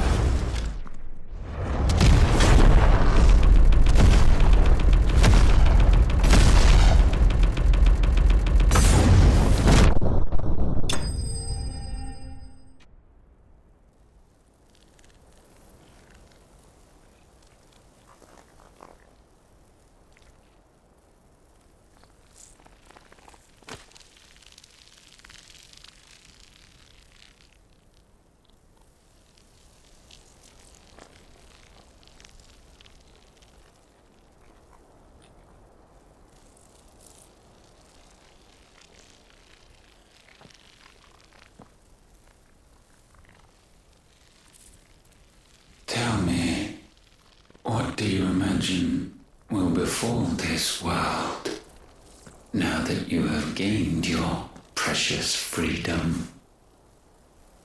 I honestly don't know. But I doubt it will be pretty. A sorry tale of sin and suffering, hardship and pain. And it was for this that you fought so fiercely? Why? It's who we are. We fight. We survive. We endure. We don't need a reason. We are imperfect creatures. When we stumble, we reach for a shoulder to lean on. When we fall, we stand back up.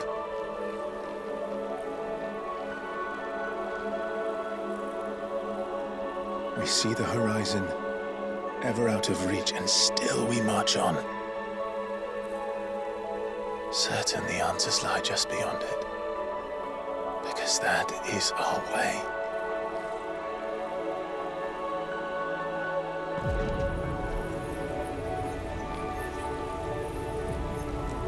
My congratulations. Relish this victory, knowing that you have but delayed the inevitable. Your world is already dead. May you enjoy an eternity on its blackened husk.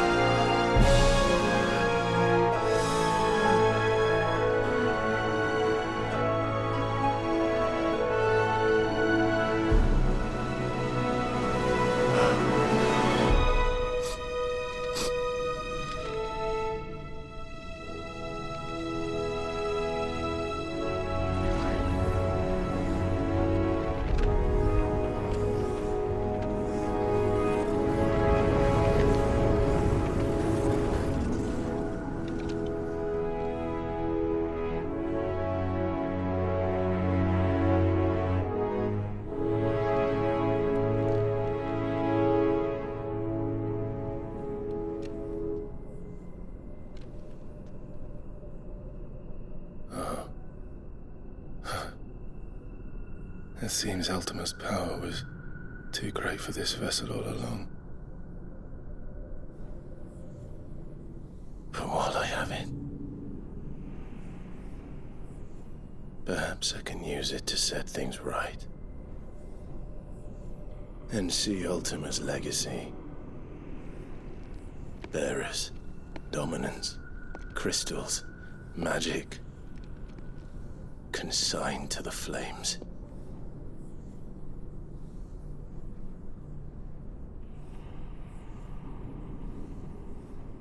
Even if it means the end of me.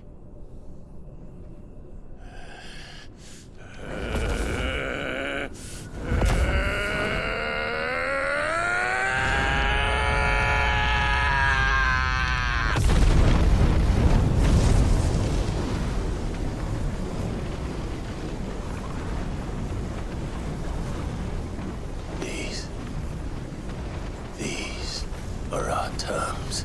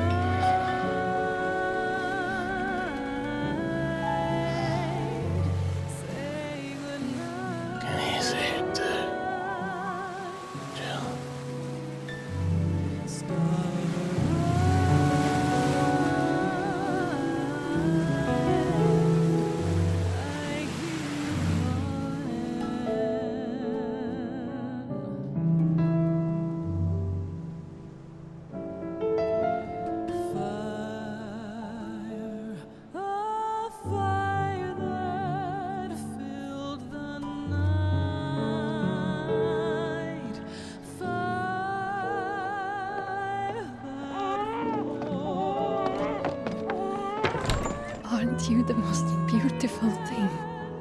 He is, isn't he? What are you gonna call him? Let me see, let me see. Oh, read little one. Got a smile for your Uncle Gav? Not so loud, you burp. What? I was only... Shh, you're scaring him. It's all right. Oh.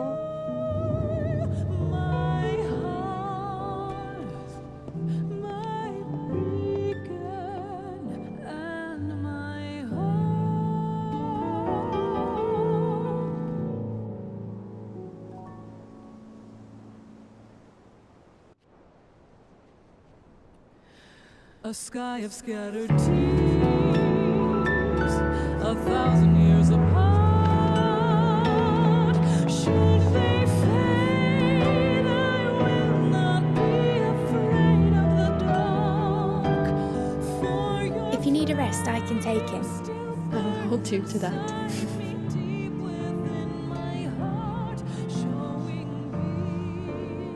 The world's yours now. Yours to do with as you please. That's what Sid wanted. That's what they both wanted.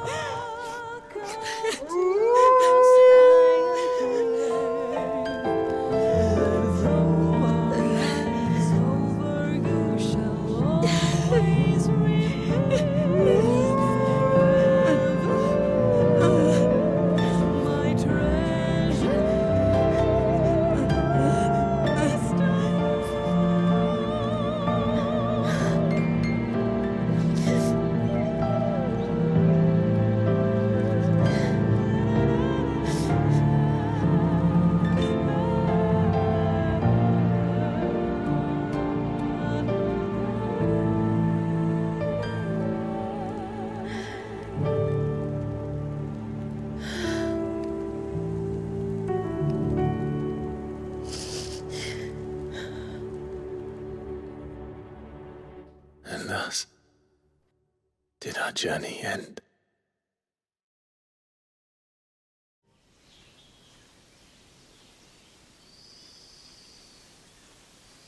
Diddy.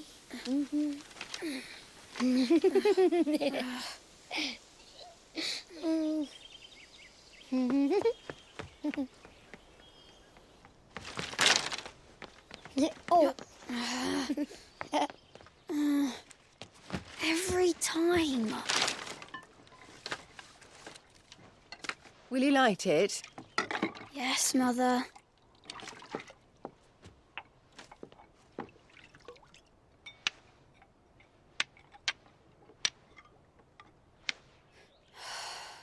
Come on. If only I had the flames of an icon.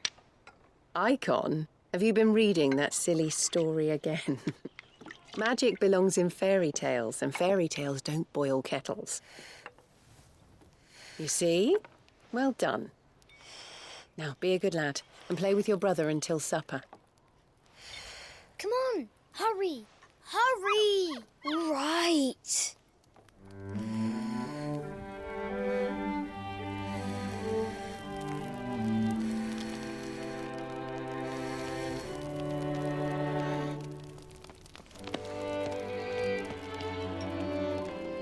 Right, let's play the Saint in the Secretary. No, I don't want to be Madhu. What do you want to play then? War of the Icons! Again? Well, all right. And I get to be a freak. Right, I'm the older brother. Because Bahamut says so.